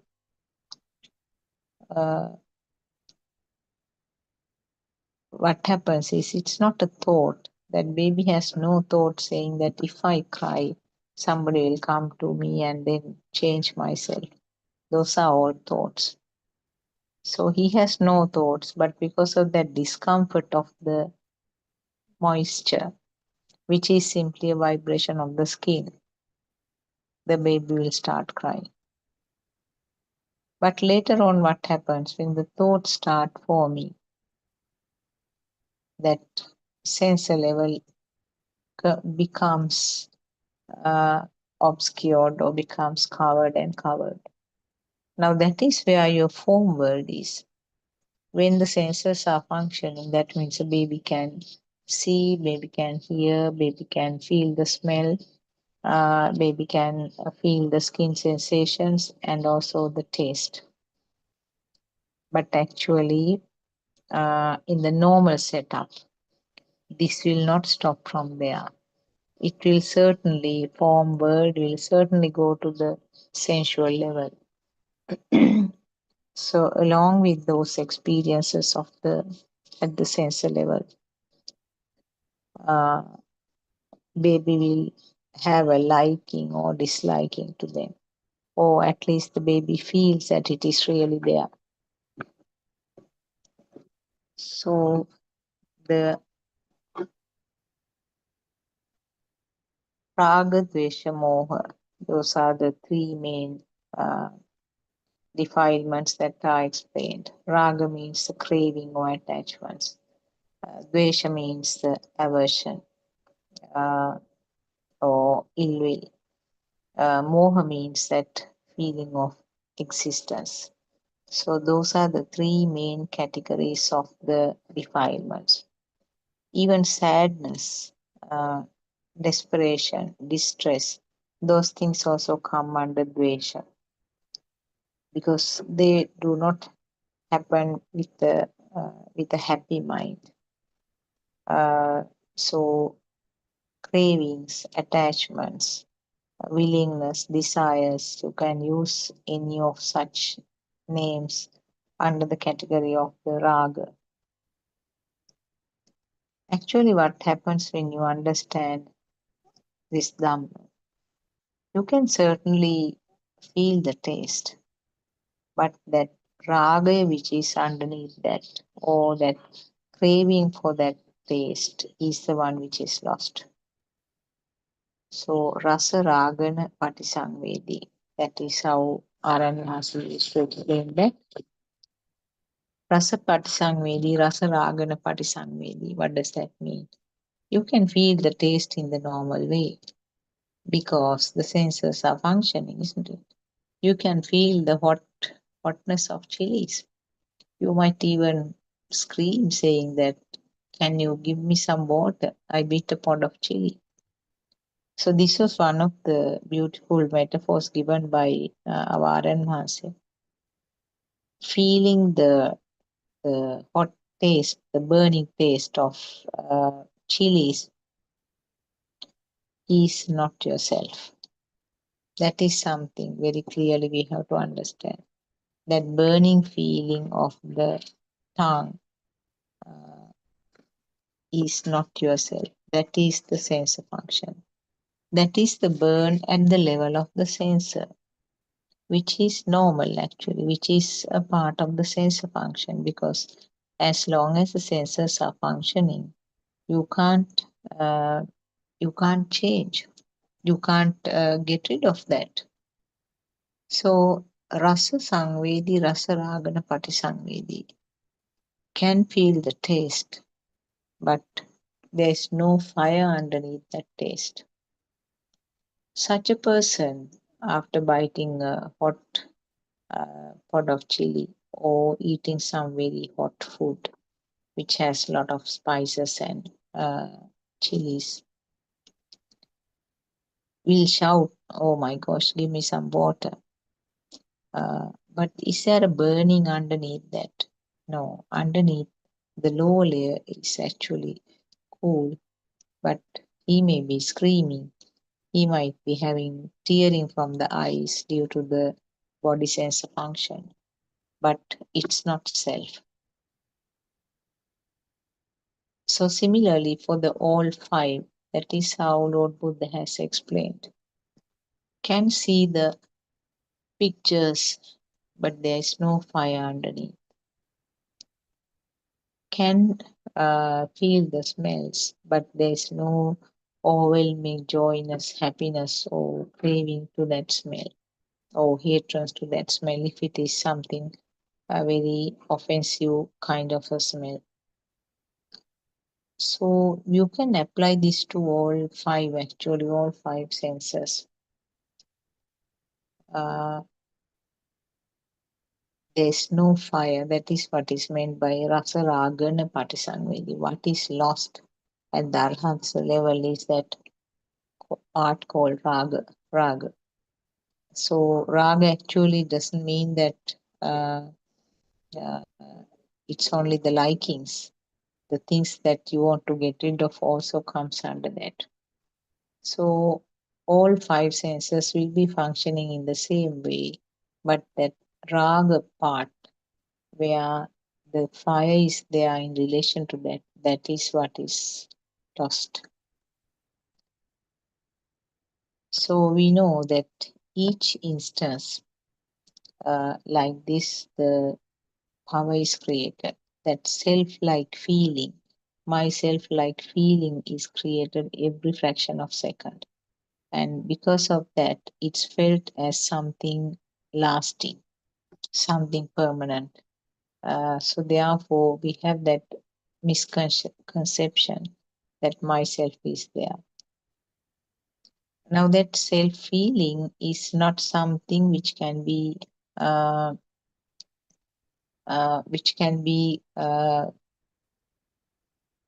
caught up by any of the five senses.